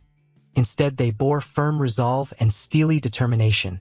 When the preparations were complete, Flame looked again at the blackened Hei Wonriang, and the haunting memory of Jackie turning dark resurfaced. But this time was different. Her hair began to emit a brilliant golden light. She vowed she would not stand by helplessly like before. Flame's eyes ignited with divine power. Intricate magic circles appeared around her, signaling an extremely powerful spell about to be cast. Flame raised her staff, unleashing a massive surge of light energy. She shouted, This time, I will save Hei Wonriang with my own power. The girl stood within a radiant aura, serene and focused, like a saint bestowing a blessing. From afar, Hazen and Cain watched in astonishment. Hazen asked if it was luminous radiance magic, and her superior confirmed. He remarked this level of power was nearly equal to a saintess. Cain recalled information he'd heard that among this year's new students at Stella Academy, one wielded angelic power, namely light attribute. As Flame concentrated to cast the spell, Cain concluded, It's definitely that girl. Under the power of pure light, the shell of dark magic enveloping Hei Wonriang began to crack and disintegrate. Hei Wonriang let out a pained "Aya" as the purification tore the dark energy from his body violently. However, Cain remained skeptical as he observed. He reasoned that using angelic power to purify and completely removing the seed of dark magic were different matters. He believed this spell at best could only suppress it temporarily. Cain's eyes then widened in shock, fixed on the center of the radiance. When the dazzling light faded, Hei Wonriang had returned to human form. He knelt on the ground coughing, wisps of white smoke still lingering around him. Hei Wonriang stared at his hands in bewilderment, seemingly not understanding what had just happened.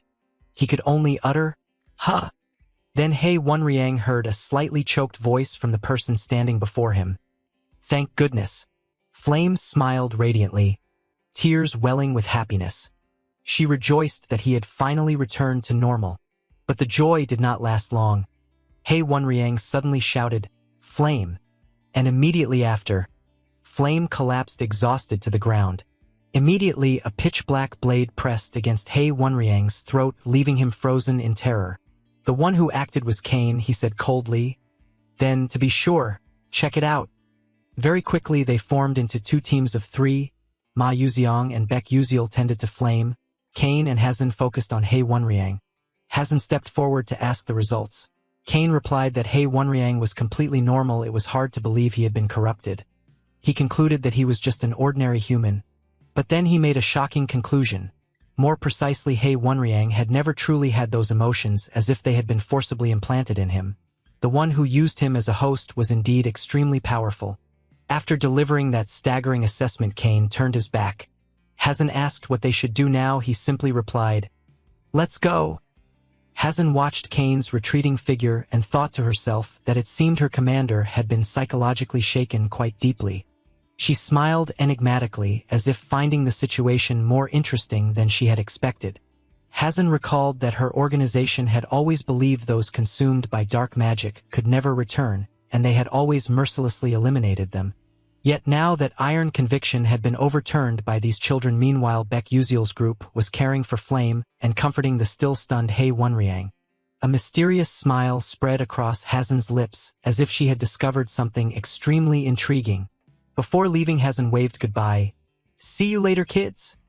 In complete contrast, Baek Yuziel silently hoped he would never have to meet these troublesome people again. Captain Flame, an elf commander with authoritative high-tied red hair, was preparing to leave. When a subordinate asked what she would do next, she replied coldly that it was time to return. Her assistant watched her retreating silhouette, quietly realizing something had changed. The once iron-willed captain seemed to have just suffered no small psychological shock. Captain Flame half closed her amber eyes, letting the torrent of thoughts churn inside her. She was facing a truth that shook every belief she had ever pursued. In the past, Captain Flame always believed that killing those who had been demonized was the only release. Standing over the corpses, she had never doubted the cruelty of her decisions. Yet it was the children from Stella Academy, especially Baek Yuziel, who proved her wrong. They refused to give up and truly saved those she had written off as beyond help. A fleeting smile appeared, gentle and full of meaning. Perhaps the stubbornness that had lived in the captain for so long finally had a crack through which the light of hope could slip. Putting aside her thoughts, Captain Flame bade the students farewell. Though grateful inside, she still offered a bitter parting in her own style, hoping she would never have to face those troublesome kids again. Night fell over the elf forest, bringing an unusual stillness. But beneath that peaceful surface, another great mystery was gradually revealing itself. Soft footsteps echoed on the paved path. A lone figure moved silently into the secret garden, the tribe's most heavily guarded place. It was the high elf investigator, with noble silver-white hair and a mysterious magical sigil on her brow.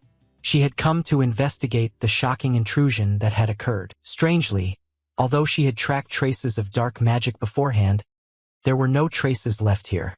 The intruder had erased every piece of evidence with extraordinary finesse. Refusing to give up, the high elf lifted her slender hands to the air and began to cast an ancient spell.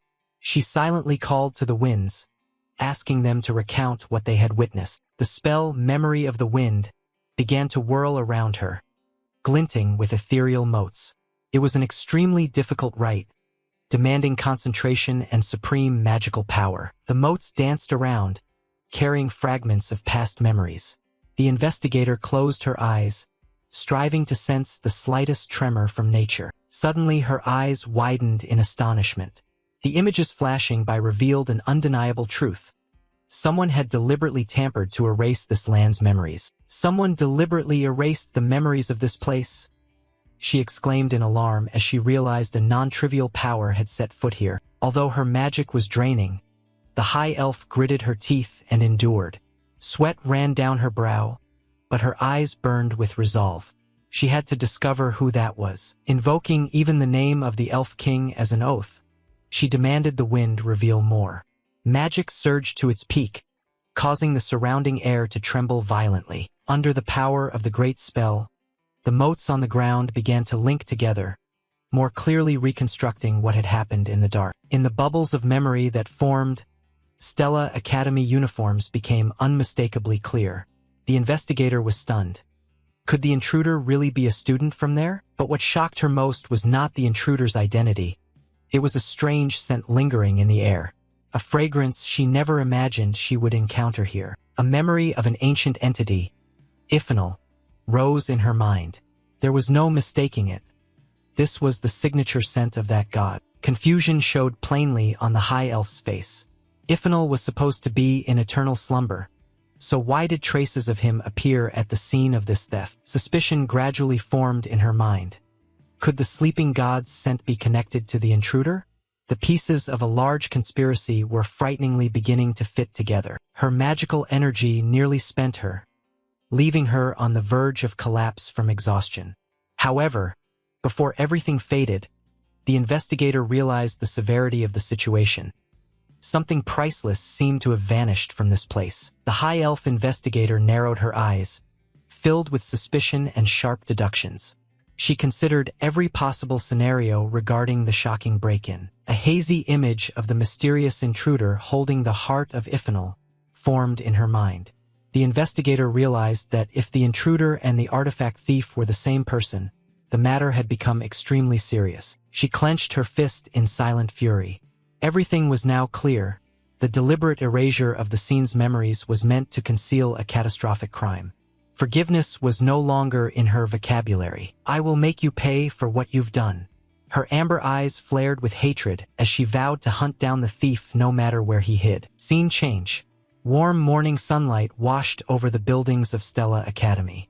The peaceful atmosphere here stood in stark contrast to the dark mysteries closing in on the elf tribe. Inside the academy hospital, Hei Wonriang, a male student with quiet, pale purple hair, lay motionless in a sickbed, slowly recovering from recent events. His eyes fluttered open, and after a long coma, his dull gray eyes finally began to focus and take in his surroundings. Flame!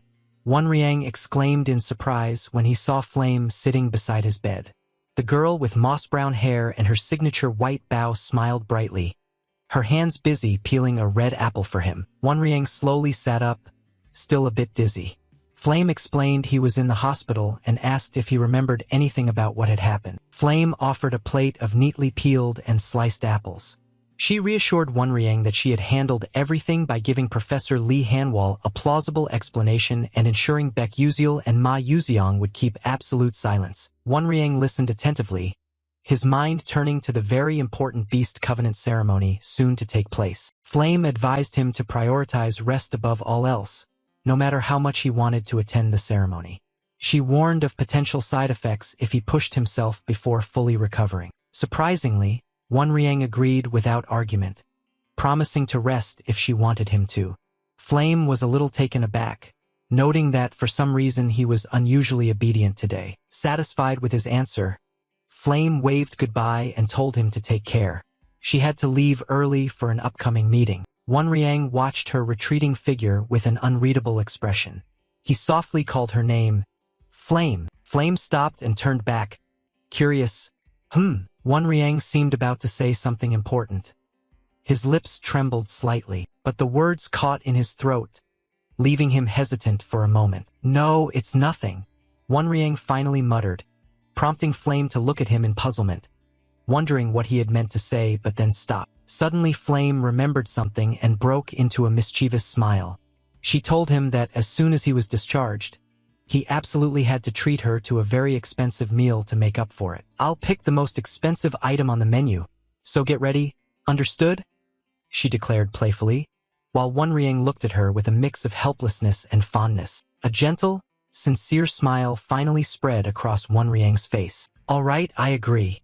His voice was steady but carried an unexpected warmth. Seeing the rare smile on his face, Flame returned it with a radiant, brighter than ever smile, a warm encouragement. With a wave and an energetic promise to meet again, Flame left the room. The door closed, restoring silence around Hei Wonriang in the sunlit sick room as he began to sink into his own thoughts. In the quiet hospital room, Hei Wonriang silently looked down at the plate of apples Flame had peeled and left for him. His eyes held unspoken reflections. The pieces of bright red apple were carefully peeled, a testament to the sincere care from that energetic friend. He lifted a slice to his mouth.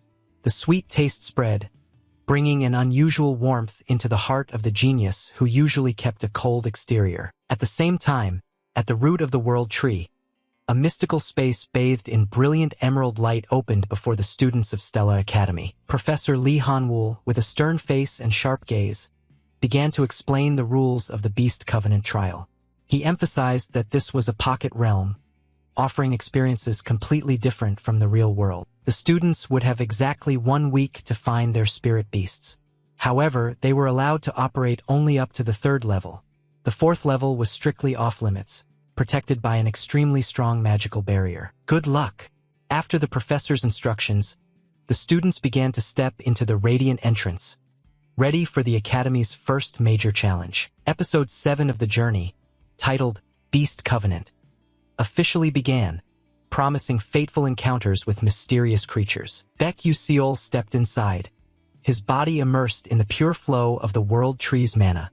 This was the moment he'd long awaited to prove his abilities. Awe showed clearly on the young man's face. Though he had prior knowledge of this world, the place's shimmering beauty still left him stunned. "It's marvelous," Baek Yu-seol exclaimed as he stood amid strands of magical light interwoven like enormous roots spreading through the endless space. Suddenly, a strange noise came from a nearby patch of grass and caught Baek Yu-seol's attention. He looked curiously toward the sound. It was a pale green slime wiggling on the ground, a creature that looked utterly harmless and somewhat foolish. Baek Yu-seol playfully pressed the slime's soft body with his finger. To him, this level 7 creature was nothing frightening or threatening. In his mind, the hierarchy of spirit beasts appeared, from the lowest at level 7 up to level 1, the tier of divine beasts.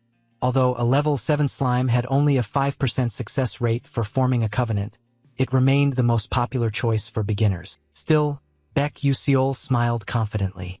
He had no intention of stopping at this low rank. His goal lay deeper within, where powerful spirit beasts hid. After the students had fully passed through the entrance, the gateway to the root of the world tree returned to its original quiet state under the watch of silent sentinels. The guards confirmed that all students had entered and prepared to close the magical barrier to ensure the trial's safety. But at that moment, heavy footsteps sounded from the darkness. A presence not in the plan was approaching. A mysterious figure cloaked in deep blue moved silently toward the barrier. "One more person is coming." The guard's announcement signaled an unexpected incident about to impact this year's Beast Covenant trial. Please like, subscribe, and ring the bell for more awesome content.